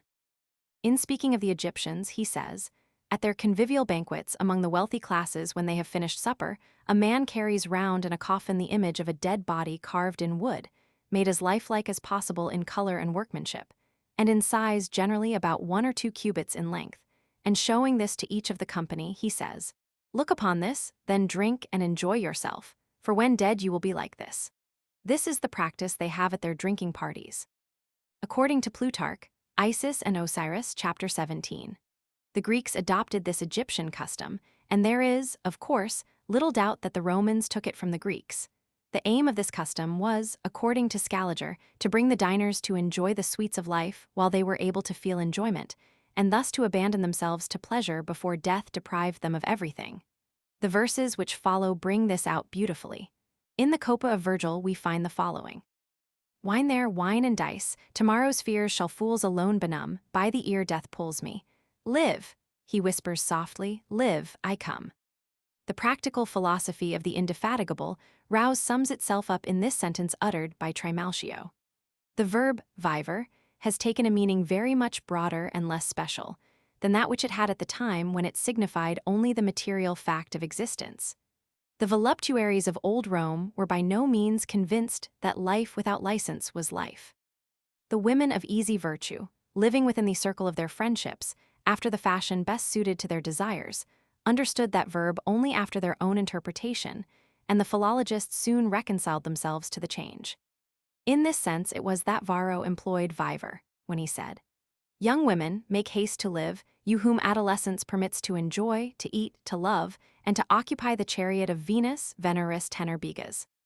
But a still better example of the extension in the meaning of this word is to be found in an inscription on the tomb of a lady of pleasure. This inscription was composed by a voluptuary of the school of Petronius.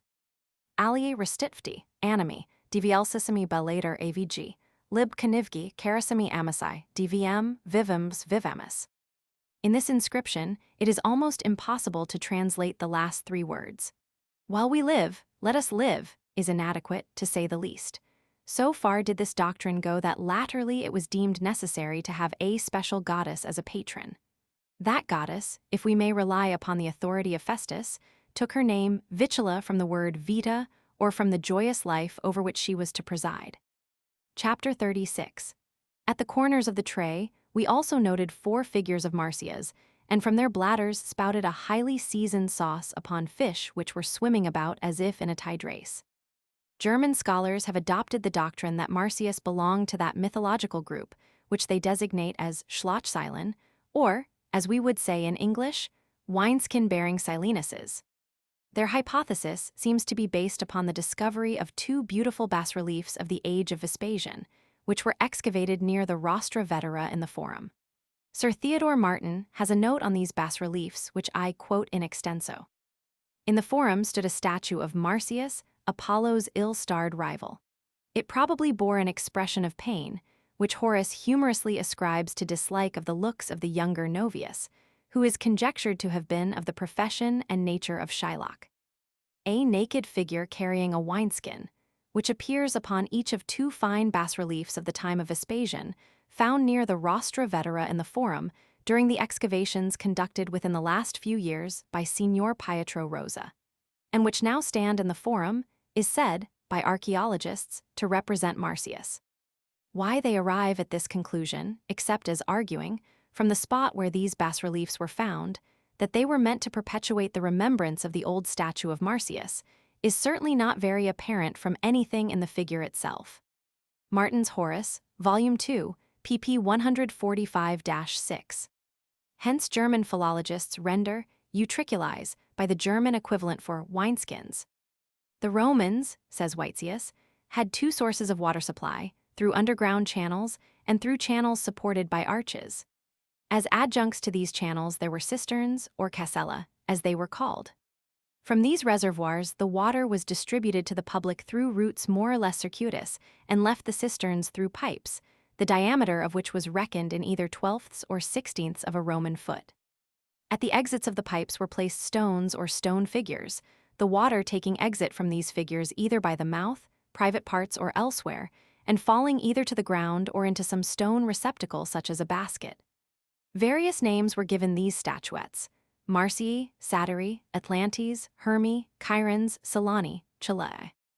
No one who has been through the secret museum at Naples will find much difficulty in recalling a few of these heavily endowed examples to mind, and our author, in choosing Marcii, adds a touch of sarcastic realism, for statues of Marises were often set up in free cities, symbolical, as it were, of freedom. In such a setting as the present, they would be the very acme of propriety.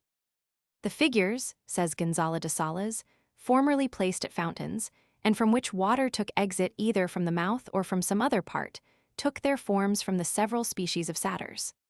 The learned Wauwerin has commented long and learnedly upon this passage, and his emendation, veritriculize, caused me to laugh heartily.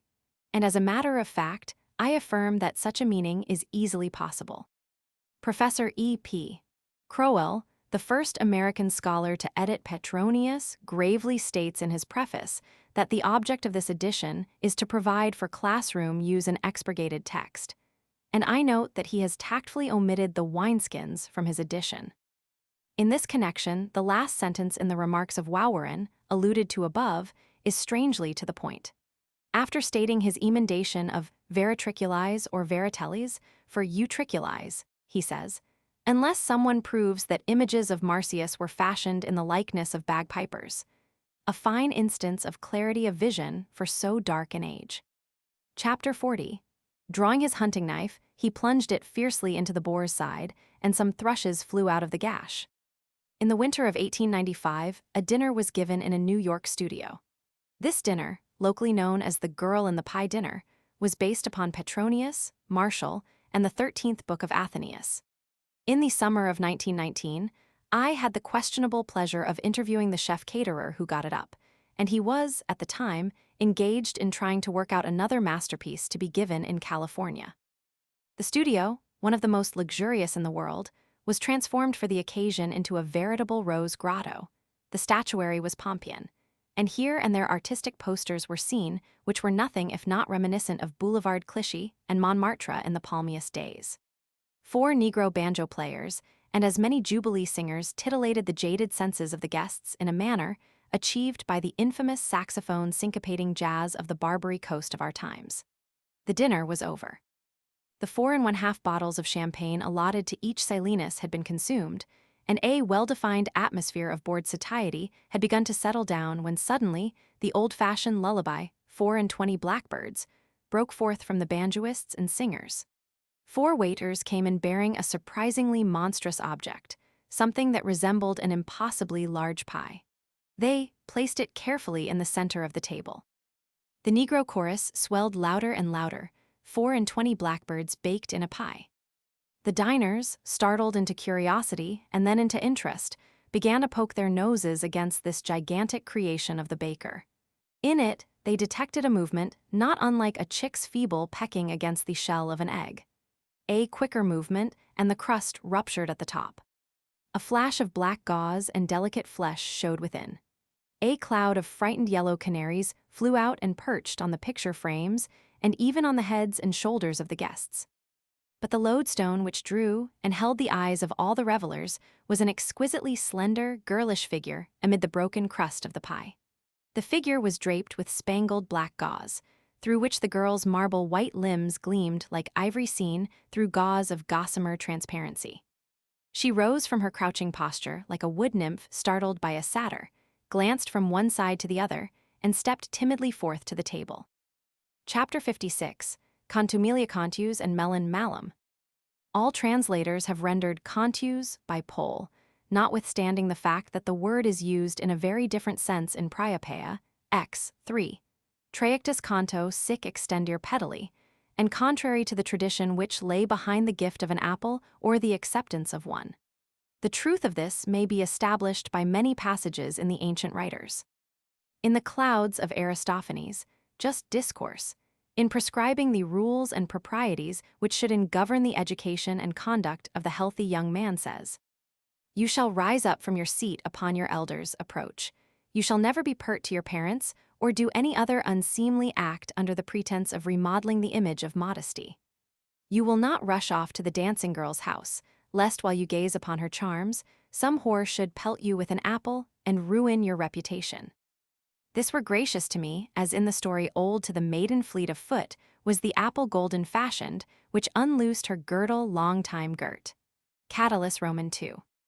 I send thee these verses recast from Bachiades, lest thou shouldst credit thy words by chance have slipped from my mind, given o'er to the wandering winds, as it was with that apple, sent as furtive love token by the wooer, which outleaped from the virgin's chaste bosom.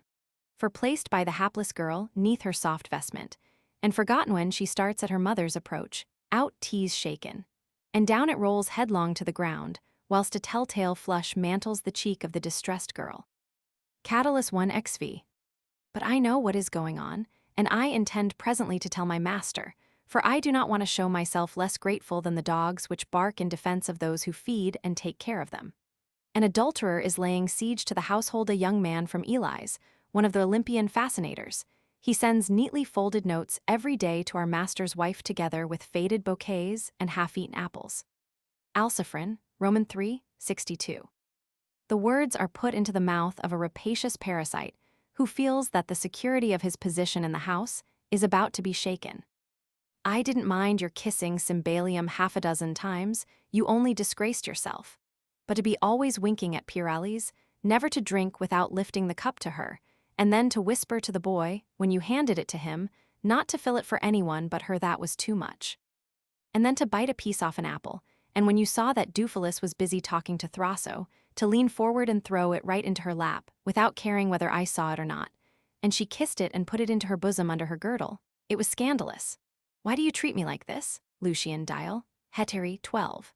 These words are spoken by another apostle of direct speech, a jealous prostitute who is furiously angry with her lover and in no mood to mince matters in the slightest. Eris Xnetus, Roman 25, furnishes yet another excellent illustration. The prostitute Philanes, in writing to a friend of the same ancient profession, accuses her sister of alienating her lover's affections. I avail myself of Sheridan's masterly version. Philanes to Petala.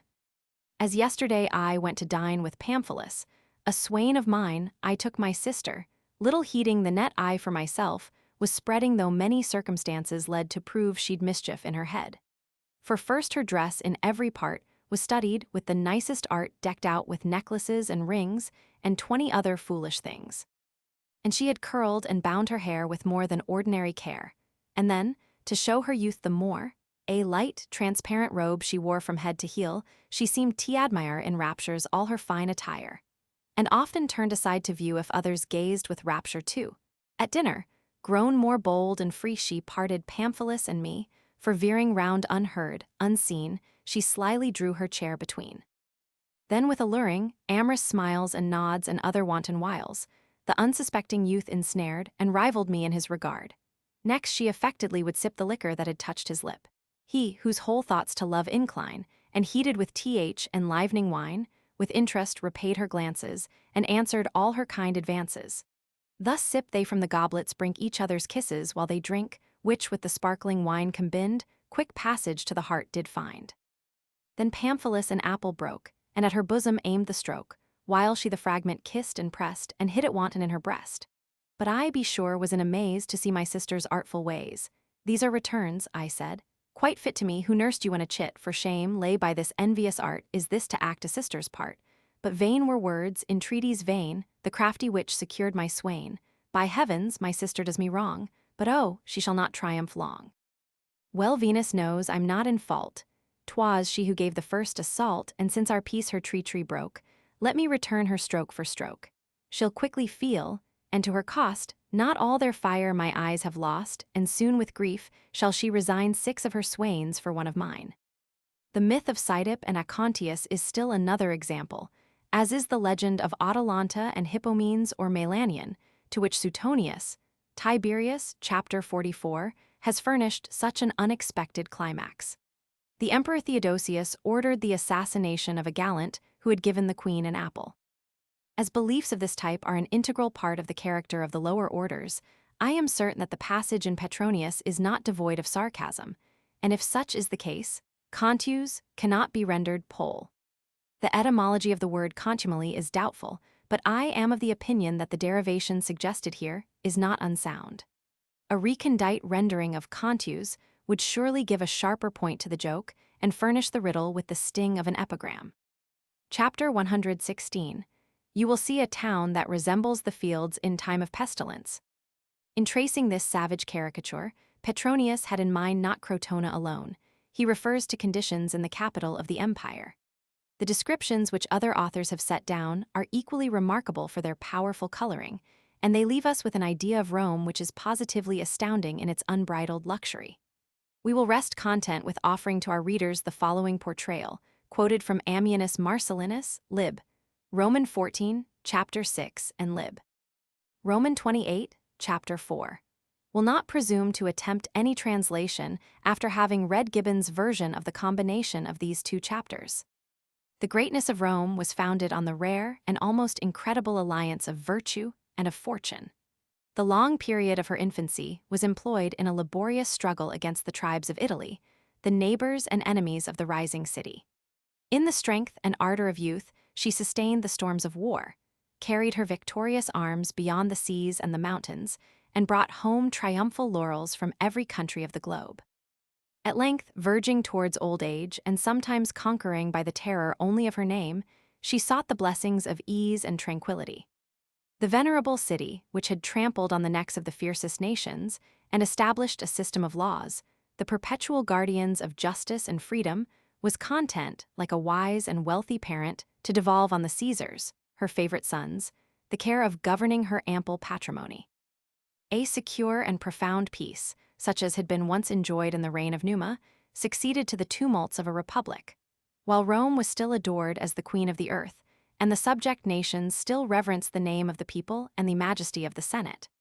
But this native splendor is degraded and sullied by the conduct of some nobles, who, unmindful of their own dignity and of that of their country, assume an unbounded license of vice and folly.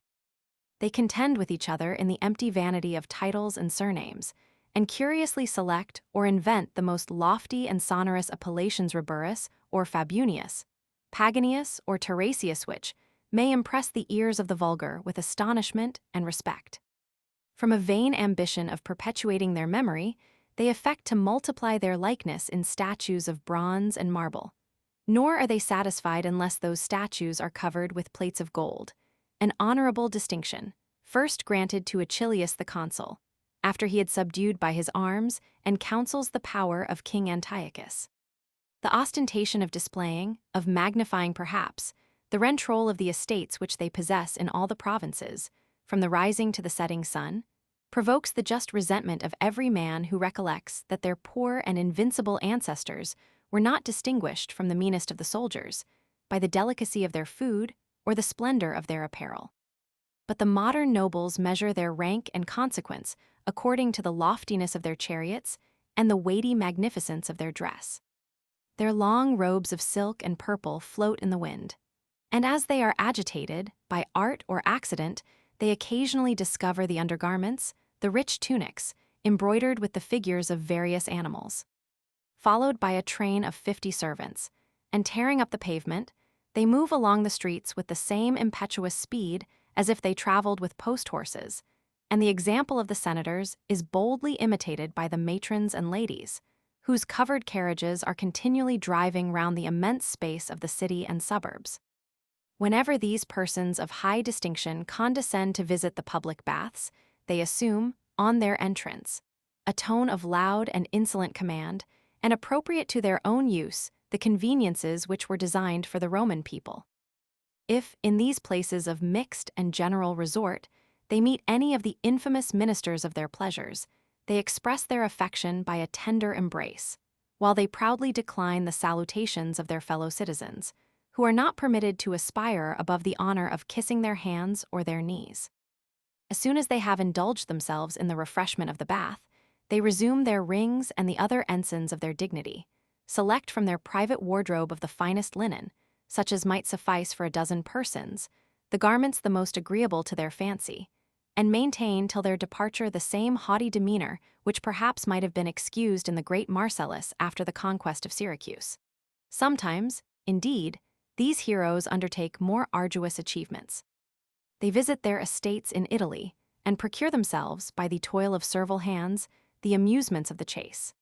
If at any time, but more especially on a hot day, they have courage to sail in their galleys from the Lucrine lake to their elegant villas on the seacoast of Puteoli and the Caeda, they compare their own expeditions to the marches of Caesar and Alexander. Yet should a fly presume to settle on the silken folds of their gilded umbrellas, should a sunbeam penetrate through some unguarded and imperceptible chink, they deplore their intolerable hardships, and lament in affected language that they were not born in the land of the Cimmerians, the regions of eternal darkness. In these journeys into the country, the whole body of the household marches with their master. In the same order as the cavalry and infantry, the heavy and the light-armed troops, the advanced guard and the rear, are marshaled by the skill of their military leaders. So the domestic officers, who bear a rod as an ensign of authority, distribute and arrange the numerous train of slaves and attendants. The baggage and wardrobe move in the front, and are immediately followed by a multitude of cooks and inferior ministers employed in the service of the kitchens and of the table.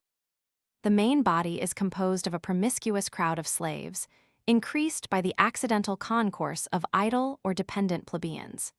The rear is closed by the favorite band of eunuchs, distributed from age to youth, according to the order of seniority. Their numbers and their deformity excite the horror of the indignant spectators, who are ready to execrate the memory of Semiramis for the cruel art which she invented of frustrating the purposes of nature, and of blasting in the bud the hopes of future generations. In the exercise of domestic jurisdiction, the nobles of Rome express an exquisite sensibility for any personal injury, and a contemptuous indifference for the rest of the human species.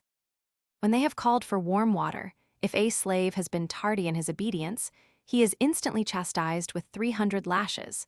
But should the same slave commit a willful murder, the master will mildly observe that he is a worthless fellow, but that, if he repeats the offense, he shall not escape punishment.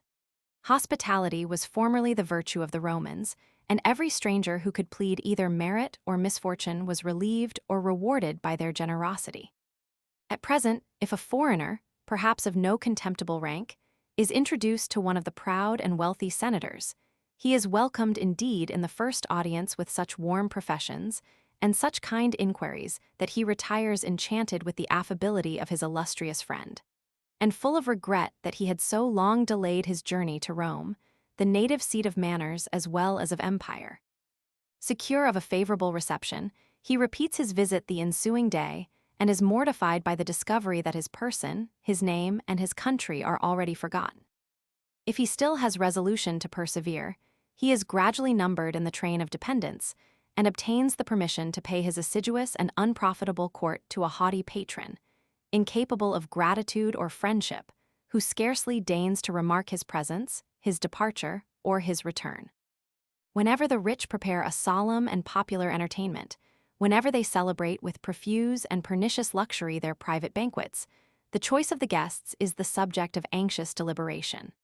The modest, the sober, and the learned are seldom preferred, and the nomenclators, who are commonly swayed by interested motives, have the address to insert in the list of invitations the obscure names of the most worthless of mankind.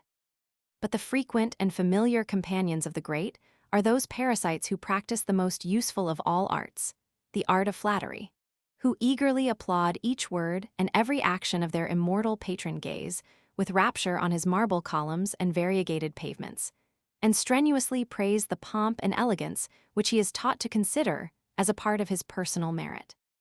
At the Roman tables the birds, the dormice, or the fish, which appear of an uncommon size, are contemplated with curious attention. A pair of scales is accurately applied to ascertain their real weight, and, while the more rational guests are disgusted by the vain and tedious repetition, notaries are summoned to attest by an authentic record the truth of such a marvelous event. Another method of introduction into the houses and society of the great is derived from the profession of gaming, or, as it is more politely styled, of play. The confederates are united by a strict and indissoluble bond of friendship, or rather of conspiracy. A superior degree of skill in the tesserarian art is a sure road to wealth and reputation. A master of that sublime science who in a supper or an assembly is placed below a magistrate displays in his countenance the surprise and indignation which Cato might be supposed to feel when he was refused the praetorship by the votes of a capricious people. The acquisition of knowledge seldom engages the curiosity of the nobles, who abhor the fatigue and disdain the advantages of study, and the only books which they peruse are the satires of Juvenal and the verbose and fabulous histories of Marius Maximus. The libraries which they have inherited from their fathers are secluded, like dreary sepulchres, from the light of day. But the costly instruments of the theater flutes and enormous lyres and hydraulic organs are constructed for their use, and the harmony of vocal and instrumental music is incessantly repeated in the palaces of Rome. In those palaces sound is preferred to sense, and the care of the body to that of the mind. It is allowed as a salutary maxim that the light and frivolous suspicion of a contagious malady is of sufficient weight to excuse the visits of the most intimate friends, and even the servants who are dispatched to make the decent inquiries are not suffered to return home till they have undergone the ceremony of a previous ablution. Yet this selfish and unmanly delicacy occasionally yields to the more imperious passion of avarice. The prospect of gain will urge a rich and gouty senator as far as Spoleto. Every sentiment of arrogance and dignity is subdued by the hopes of an inheritance or even of a legacy, and a wealthy childless citizen is the most powerful of the Romans. The art of obtaining the signature of a favorable testament, and sometimes of hastening the moment of its execution, is perfectly understood. And it has happened that in the same house, though in different apartments, a husband and a wife, with the laudable design of overreaching each other, have summoned their respective lawyers to declare at the same time their mutual but contradictory intentions. The distress which follows and chastises extravagant luxury often reduces the great to the use of the most humiliating expedients. When they desire to borrow, they employ the base and supplicating style of the slave in the comedy. But when they are called upon to pay, they assume the royal and tragic declamation of the grandsons of Hercules. If the demand is repeated, they readily procure some trusty sycophant, instructed to maintain a charge of poison or magic against the insolent creditor, who is seldom released from prison till he has signed a discharge for the whole debt. These vices, which degrade the moral character of the Romans, are mixed with a puerile superstition that disgraces their understanding.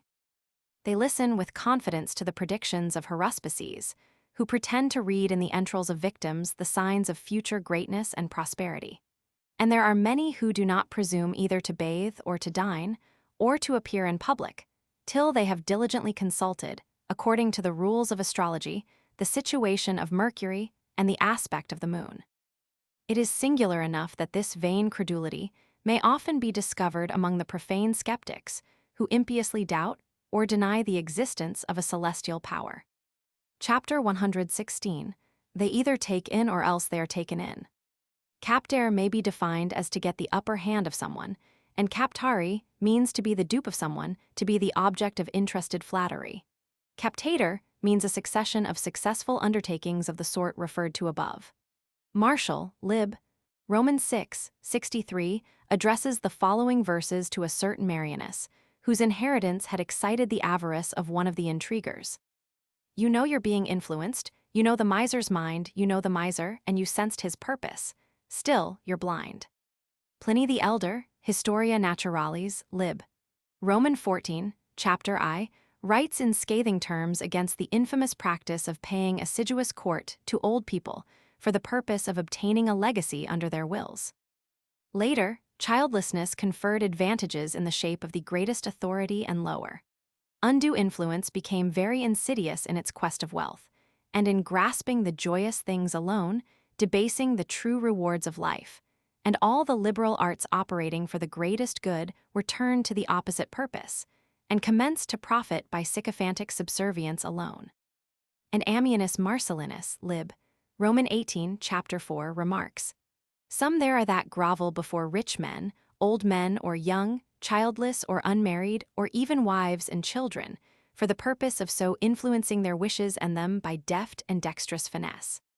That this profession of legacy hunting is not one of the lost arts is apparent even in our day. For the term undue influence is as common in our courts as Ambrose Bierce's definition of husband, or refined cruelty, or injunctions, restraining husbands from disposing of property, or separate maintenance, or even heart balm, and the consequent breach of promise. Chapter 119, The Right of the Persians. Castration has been practiced from remote antiquity, and is a feature of the harem life of the Levant to the present day. Semiramis is accused of having been the first to order the emasculation of a troop of her boy slaves. Whether the first false likeness of men came to the Assyrians through the ingenuity of Semiramis, for these wanton wretches with high-timbered voices could not have produced themselves, those smooth cheeks could not reproduce themselves. She gathered their like about her, or Parthian luxury forbade with its knife the shadow of down to appear, and fostered long that boyish bloom, compelling arch-retarded youth to sink to Venus, calling Claudianus Eutrop. I. 339 sec. And last of all, the multitude of eunuchs, ranging in age from old men to boys, pale and hideous from the twisted deformity of their features, so that, go where one will, seeing groups of mutilated men, he will detest the memory of Semiramis, that ancient queen who was the first to emasculate young men of tender age, thwarting the intent of nature and forcing her from her course. Ammianus Marcellinus, Book 14, Chapter Romans 6. The Old Testament proves that the Hebrew authorities of the time were no strangers to the abomination, but no mention of eunuchs in Judea itself is to be found prior to the time of Josiah.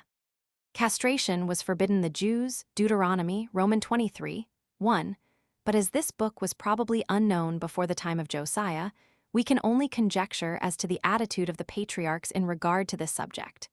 We are safe, however, in inferring that it was hostile. Periander, son of Cypselus, had sent 300 youths of the noblest young men of the Corcyraeans to Aliats at Sardis for the purpose of emasculation. Herodotus, Roman 3, chapter 48. Hermotimus, then, was sprung from these Pedasians, and of all men we know, revenged himself in the severest manner for an injury he had received. For, having been captured by an enemy and sold, he was purchased by one Panianius, a Chian, who gained a livelihood by the most infamous practices. For whenever he purchased boys remarkable for their beauty, having castrated them, he used to take them to Sardis and Ephesus and sell them for large sums. For with the barbarians, eunuchs are more valued than others, on account of their perfect fidelity. Panianius, therefore, had castrated many others, as he made his livelihood by this means, and among them this man. Hermotimus, however, was not in every respect unfortunate, for he went to Sardis, along with other presents for the king, and in process of time was the most esteemed by Xerxes of all his eunuchs. When the king was preparing to march his Persian army against Athens, Hermotimus was at Sardis, having gone down at that time, upon some business or other, to the Mysian territory which the Chians possess, and is called Atarneus. He there met with Panianius. Having recognized him, he addressed many friendly words to him, first recounting the many advantages he had acquired by this means, and secondly, promising him how many favors he would confer upon him in requital if he would bring his family and settle there. So that Petronius joyfully accepted the proposal and brought his wife and children. But when Hermotimus got him with his whole family into his power, he addressed him as follows. O thou, who, of all mankind, hast gained thy living by the most infamous acts, what harm had either I, or any of mine, done to thee, or any of thine, that of a man thou hast made me nothing? Thou didst imagine, surely, that thy machinations would pass unnoticed by the gods, who, following righteous laws, have enticed thee, who hath committed unholy deeds, into my hands, so that thou canst not complain of the punishment I shall inflict upon thee. When he had thus upbraided him, his sons being brought into his presence, Petronius was compelled to castrate his own sons, who were 4 in number, and, being compelled, he did it, and after he had finished it, his sons, being compelled, castrated him. Thus did vengeance and Hermotimus overtake Petronius. Herodotus, Roman 8, ch. 105-6. Mention of the galley, the emasculated priests of Cybele should be made. Emasculation was a necessary first condition of service in her worship. Catullus, Attis. The Latin literature of the Silver and Bronze Ages contains many references to castration. Juvenal and Martial have lavished bitter scorn upon this form of degradation, and Suetonius and Statius inform us that Domitian prohibited the practice. But it is in the Amours, attributed to Lucian, that we find a passage so closely akin to the one forming a basis of this note, that it is inserted in extenso. Some push their cruelty so far as to outrage nature with the sacrilegious knife, and, after depriving men of their virility, found in them the height of pleasure. These miserable and unhappy creatures, that they may the longer serve the purposes of boys, are stunted in their manhood, and remain a doubtful riddle of a double sex, neither preserving that boyhood in which they were born, nor possessing that manhood which should be theirs. The bloom of their youth withers away in a premature old age. While yet boys, they suddenly become old, without any interval of manhood. For in pure sensuality, the mistress of every vice, devising one shameless pleasure after another, insensibly plunges into unmentionable debauchery, experienced in every form of brutal lust.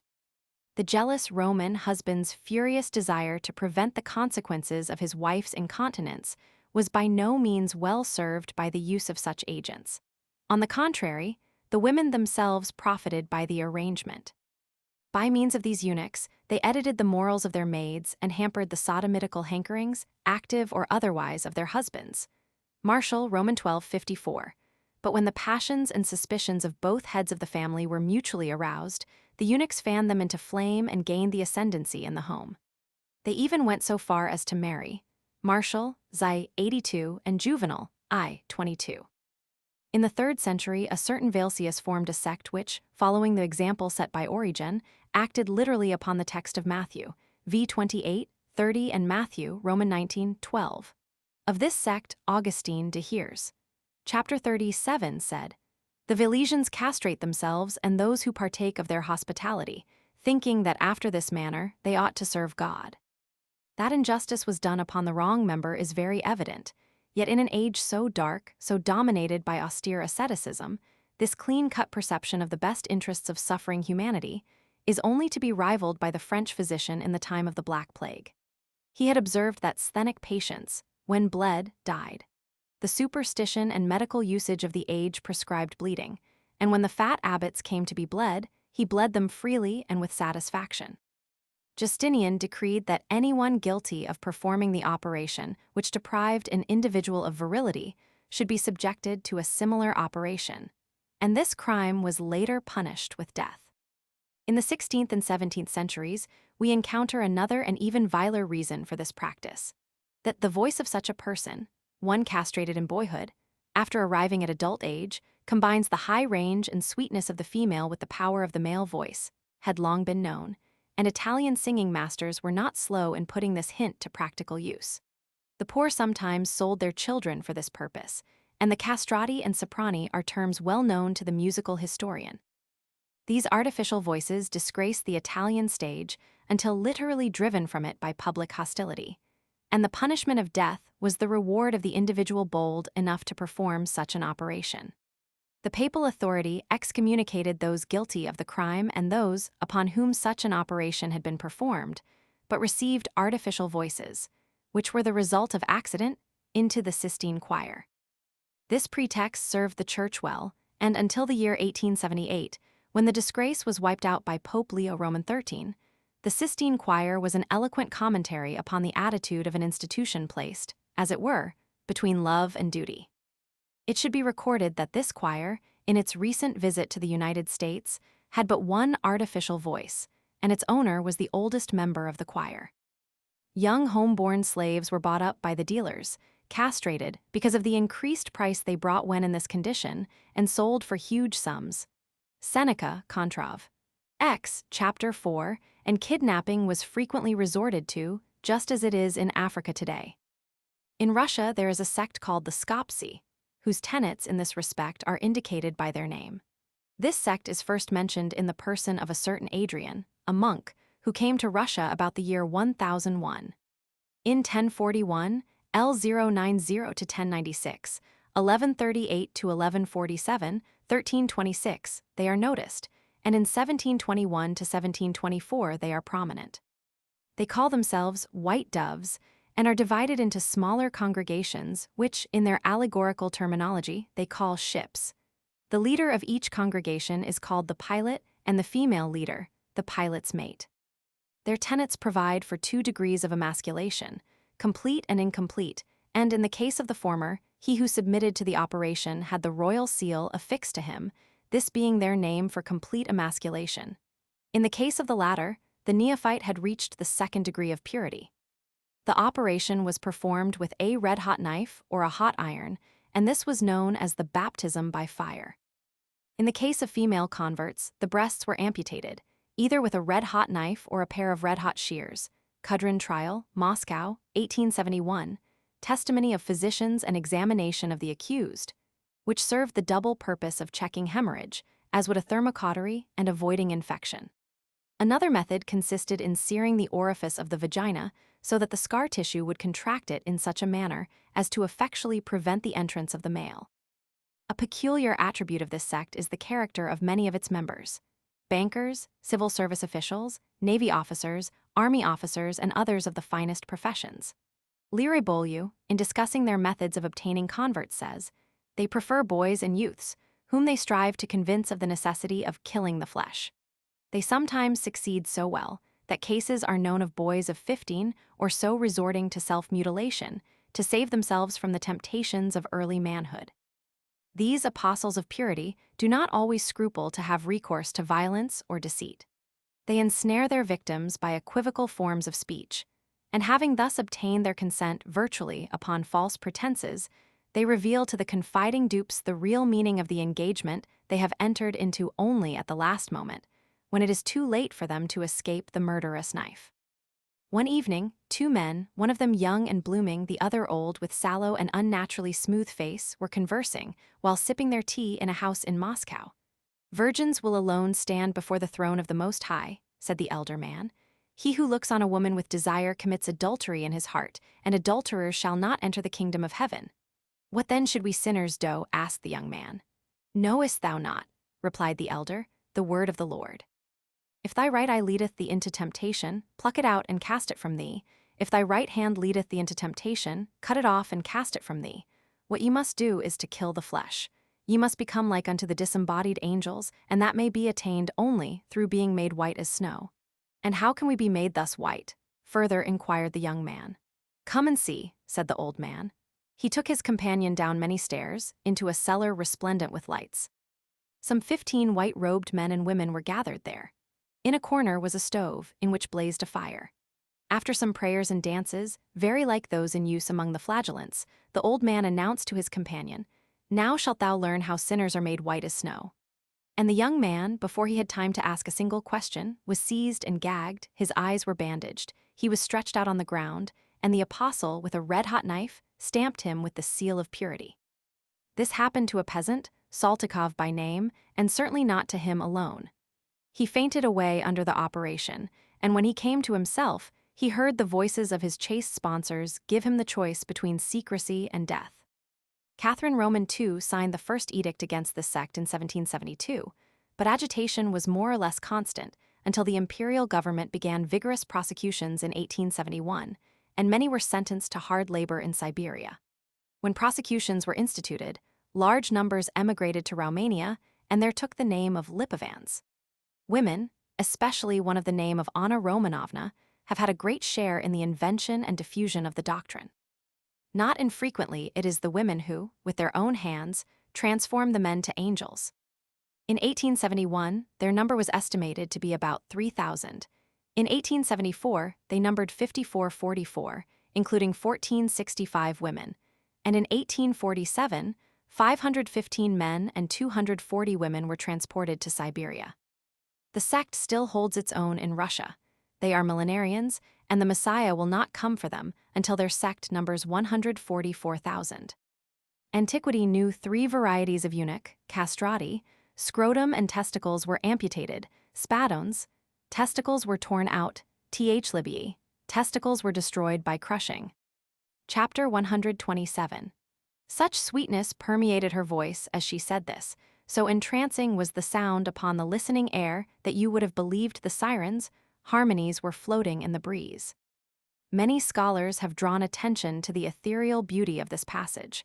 Probably the finest parallel is to be found in Horace's Ode to Calliope. After the invocation to the muse, he thinks he hears her playing. Hark, or is this but frenzy's pleasing dream? Through groves I seem to stray of consecrated bay, where voices mingle with the babbling stream, and whispering breezes play. Sir Theodore Martin's version. Another exquisite and illuminating passage occurs in Catullus, 51, given in Marcina's 4th note. Chapter 131. Then she kneaded dust and spittle, and dipping her middle finger into the mixture, she crossed my forehead with it. Since the fairy tale era of the human race, sputum has been employed to give potency to charms and to curses. It was anciently used as anathema, and that use is still in force to this day. Let the incredulous critic spit in someone's face if he doubts my word. But sputum had also a place in the Greek and Roman rituals. Trimalchio spits and throws wine under the table when he hears a cock crowing unseasonably. This, in the 1st century. Any Jew in Jerusalem hearing the name of Titus mentioned, spits, this in 1903. In the ceremony of naming, Roman children's spittle had its part to play. It was customary for the nurse to touch the lips and forehead of the child with spittle. The Catholic priest's ritual, which prescribes that the ears and nostrils of the infant or neophyte, as the case may be, shall be touched with spittle, comes, in all probability from Mark, Romans 7, 33, 34, Roman 8, 23, and John, Roman 9, 6, which, in turn, are probably derived from a classical original. It should be added that fishermen spit upon their bait before casting in their hooks. Chapter 131. Medio sustulit digito. There is more than a suggestion in the choice of the middle finger, in this instance. Among the Romans, the middle finger was known as the infamous finger. Infami digito et lustralibus antisalivus expiat, urans oculos in hyper perita, Persius, Sat. Roman 2. See also Dio Chrysostom, Roman 33. Neither, says Lampridius, Life of Heliogabalus, was he given to demand infamies in words when he could indicate shamelessness with his fingers. Chapter 10. With tears in his eyes, Sestos often complains to me, Mamurianus, of being touched by your finger. You need not use your finger merely. Take Sestos all to yourself, if nothing else is wanting in your establishment. Martial, I 93. To touch the posteriors lewdly with the finger, that is, the middle finger put forth and the 2 adjoining fingers bent down, so that the hand might form a sort of priapus, was an obscene sign to attract catamites. That this position of the fingers was an indecent symbol is attested by numerous passages in the classical writers. He would extend his hand, bent into an obscene posture, for them to kiss, Suetonius, Caligula, 56. It may be added that one of that emperor's officers assassinated him for insulting him in that manner. When this finger was thus applied, it signified that the person was ready to sodomize him whom he touched. The symbol is still used by the lower orders. We are informed by our younger companions that gentlemen given to sodomitical practices are in the habit of frequenting some public place, such as the pillars of the county fire office, Regent Saint, and placing their hands behind them, raising their fingers in a suggestive manner similar to that mentioned by our epigrammatist. Should any gentleman place himself near enough to have his person touched by the playful fingers of the pleasure-seeker, and evince no repugnance, the latter turns around, and, after a short conversation, the bargain is struck. In this epigram, however, Martial threatens the eye and not the anus. The Romans used to point out sodomites and catamites by thus holding out the middle finger, and so it was used as well in ridicule or chaff, as we say, as to denote infamy in the persons who were given to these practices. If anyone calls you a catamite, sextilis, says Martial, Roman 2:28, return the compliment and hold out your middle finger to him. According to Ramircius, this custom was still common in the Spain of his day, 1600, and it still persists in Spanish and Italian countries, as well as in their colonies. This position of the fingers was supposed to represent the buttocks with a priapus inserted up the fundament. It was called iliga by the Spaniards. From this comes the ancient custom of suspending little priapi from boys' necks to avert the evil eye. Aristophanes in the Clouds says, Socrates, first they will help you to be pleasant in company, and to know what is meant by Onoplian rhythm and what by the dactylic. Strepsiades of the dactyl finger, I know that quite well. Socrates, what is it then? Strepsiades, why, tease this finger. Formerly, when a child, I used this one. Dactylos means, of course, both dactyl, name of a metrical foot, and finger. Strepsiades presents his middle finger with the other fingers and thumb bent under in an indecent gesture meant to suggest the penis and testicles. It was for this reason that the Romans called this finger the unseemly finger. Socrates, you are as low-minded as you're stupid. Chapter 138. Oenothea brought out a leathern dildo. This instrument, made from glass, wax, leather, or other suitable material such as ivory or the precious metals, Ezekiel Romans 16:17, has been known from primitive times, and the spread of the cult of Priapus was a potent factor in making the instrument more common in the Western world. Numerous Greek authors make mention of it: Aristophanes, Lucian, Herondas, Suidas, and others. That it was only too familiar to the Romans is shown by their many references to it: Catullus, Martial, the Apostle Paul, Tertullian, and others. Aristophanes, Lysistrata. Lysistrata speaking, and not so much as the shadow of a lover. Since the day the Milesians betrayed us, I have never once caught sight of an 8-inch-long dildo even, to be a leathern consolation to us poor widows. Her complaint is based upon the fact that all the men were constantly absent upon military duty, and the force of the play lies in her strategic control of a commodity in great demand among the male members of society. Quoting again from the same play, Calanus, and why do you summon us, Lysistrata dear? What is it all about? Lysistrata, about a big affair. Calanus, and is it thick too? Lysistrata, indeed it is great and big too. Calanus, and we are not all on the spot. Lysistrata, oh, if it were what you have in mind, there would never be an absentee. No, no, it concerns a thing I have turned about and about, this way and that, for many sleepless nights. When the plot has been explained, viz. that the women refuse intercourse to their husbands until after peace has been declared. Calanus. But suppose our poor devils of husbands go away and leave us, Lysistrata. Then, as Pherocrates says, we must flay a skinned dog, that's all. Lucian Arners says, but, if it is becoming for men to have intercourse with men, for the future let women have intercourse with women. Come, O new generation, inventor of strange pleasures. As you have devised new methods to satisfy male lust, grant the same privilege to women. Let them have intercourse with one another like men, girding themselves with the infamous instruments of lust, an unholy imitation of a fruitless union. Herondas, Mime Roman 6. Corrido, 2 women friends, Metro, a female domestic. Time, about 300 BC. Scene, Corrido's sitting room. Corrido, Metro has just come to call, take a seat, Metro. To the slave girl, get up and get the lady a chair. I have to tell you to do everything. You're such a fool you never do a thing of your own accord. You're only a stone in the house. You're not a bit like a slave except when you count up your daily allowance of bread. You count the crumbs when you do that, though, and whenever the tiniest bit happens to fall upon the floor, the very walls get tired of listening to your grumbling and boiling over with temper, as you do all day long now.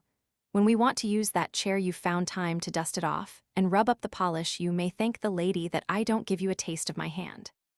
Metro, you have as hard a time as I do. Corrido, dear day and night these low servants make me gnash my teeth and bark like a dog. Just like they do you, but I came to see you about. To the slave girl, get out of here.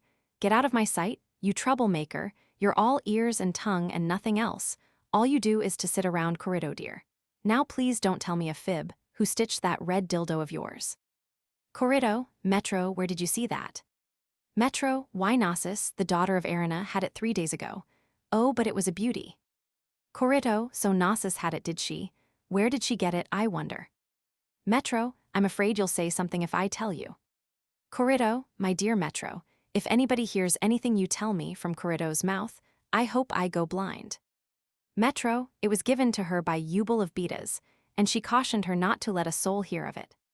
Corrido, that woman will be my undoing, one of these days. I yielded to her importunity and gave it to her before I had used it myself, Metro dear, but to her it was a godsend. Now she takes it and gives it to someone who ought not to have it. I bid a long farewell to such a friend as she. Let her look out for another friend instead of me. As for Gnosis, Adrastea, forgive me. I don't want to talk bigger than a lady should. I wouldn't give her even a rotten dildo. No, not even if I had 1,000. Metro, please don't flare up so quickly when you hear something unpleasant. A good woman must put up with everything. It's all my fault for gossiping. My tongue ought to be cut out, honestly it should. But to get back to the question I asked you a moment ago, who stitched the dildo? Tell me if you love me. What makes you laugh when you look at me? What does your coyness mean? Have you never set eyes on me before? Don't fib to me now, Corrido, I beg of you. Corrido, why do you press me so? Curtain stitched it. Metro, which curtain? Tell me, because there are 2 curtains. One is that blue-eyed fellow, the neighbor of Mietaline, the daughter of Calathes. But he couldn't even stitch a plectron to a liar. The other one, who lives near the house of Hermodorus, after you have left the street, was pretty good once. But he's too old now. The late lamented Calathes may her kinsfolk never forget her used to patronize him. Corrido, he's neither of those you've mentioned, Metro. This fellow is bald-headed and short. He comes from Chios or Erythrae. I think you would mistake him for another Prixenos. One fig could not look more like another, but just hear him talk, and you'll know that he is Curdan and not Prixenos. He does business at home, selling his wares on the sly because everyone is afraid of the tax gatherers. My dear, he does do such beautiful work. You would think that what you see is the handiwork of Athena and not that of Curdan. Do you know that he had 2 of them when he came here? And when I got a look at them, my eyes nearly burst from their sockets through desire. Men never get, I hope we are alone, their tools so stiff. And not only that, but their smoothness was as sweet as sleep, and their little straps were as soft as wool. If you went looking for one, you would never find another lady's cobbler cleverer than he. Metro, why didn't you buy the other one too? Corrido, what didn't I do, Metro dear? And what didn't I do to persuade him? I kissed him, I patted his bald head, I poured out some sweet wine for him to drink, I fondled him. The only thing I didn't do was to give him my body. Metro, but you should have given him that too, if he asked it. Corrido, yes, and I would have, but Beta's slave girl commenced grinding in the court, just at the wrong moment. She has reduced our handmill nearly to powder by grinding day and night for fear she might have 4 obols to pay for having her own sharpened. Metro, but how did he happen to come to your house, Corrido dear? You'll tell me the truth, won't you now? Corrido, Artemis, the daughter of Candace, directed him to me by pointing out the roof of the tanner's house as a landmark. Metro, that Artemis is always discovering something new to help her make capital out of her skill as a go-between. But anyhow, when you couldn't buy them both, you should have asked who ordered the other one. Corrido, I begged him to tell me, but he swore he wouldn't. That's how much he thought of me, Metro dear. Metro, you mean that I must go and find Artemis now to learn who the curtain is. Goodbye, Corrido. He, my husband, is hungry by now, so it's time I was going. Corrido, to the slave girl, close the doors, there, chicken keeper, and count the chickens to see if they're all there. Throw them some grain too, for the chicken thieves will steal them out of one's very lap. The Cordex, a lascivious dance of the old Greek comedy. Any person who performed this dance except upon the stage was considered drunk or dissolute. That the dance underwent changes for the worse is manifest from the representation of it found on a marble tazza in the Vatican Visconti Mus. Pioclem. Roman 4:29, where it is performed by 10 figures, 5 fins, and 5 bacchanals, but their movements, though extremely lively and energetic, are not marked by any particular indelicacy. Many ancient authors and scholiasts have commented upon the looseness and sex appeal of this dance. Mucius, Orchist, Article Cordax, has collected the majority of passages in the classical writers bearing upon this subject, but from this disorderly collection it is impossible to arrive at any definite description of the Cordax. The article in Caelius Rhodogenes, var. Lect. Lib. Roman 4 is conventional. The Cordax was probably not unlike the French chalhut, danced in the wayside inns, and it has been preserved in the Spanish bolero and the Neapolitan tarantella. When the Romans adopted the Greek customs, they did not neglect the dances, and it is very likely that the Roman nuptial dance, which portrayed the most secret actions of marriage, had its origin in the Greek Cordax. The craze for dancing became so menacing under Tiberius that the Senate was compelled to run the dancers and dancing masters out of Rome, but the evil had become so deep-rooted that the very precautions by which society was to be safeguarded served to inflame the passion for the dance and indulgence became so general and so public that great scandal resulted. Domitian, who was by no means straight-laced, found it necessary to expel from the Senate those members who danced in public. The people imitated the nobles, and, as fast as the dancers were expelled, others from the highest and lowest ranks of society took their places, and there soon came to be no distinction, in this matter, between the noblest names of the patricians and the vilest rabble from the suburra. There is no comparison between the age of Cicero and that of Domitian. One could do a man no graver injury than to call him a dancer, says Cicero, pro Murena, and adds, a man cannot dance unless he is drunk or insane. Probably the most realistic description of the Cordax, conventional of course, is to be found in Merejkovsky's Death of the Gods. The passage occurs in chapter 6. I have permitted myself the liberty of supplying the omissions and euphemisms in Trench's otherwise excellent and spirited version of the novel. At this moment, hoarse sounds like the roarings of some subterranean monster came from the market square. They were the notes, now plaintive, now lively, of a hydraulic organ. At the entrance to a showman's traveling booth, a blind Christian slave, for 4 obols a day, was pumping up the water which produced this extraordinary harmony. Agamemnon dragged his companions into the booth, a great tent with blue awnings sprinkled with silver stars. A lantern lighted a blackboard on which the order of the program was chalked up in Syriac and Greek. It was stifling within, redolent of garlic and lamp oil soot.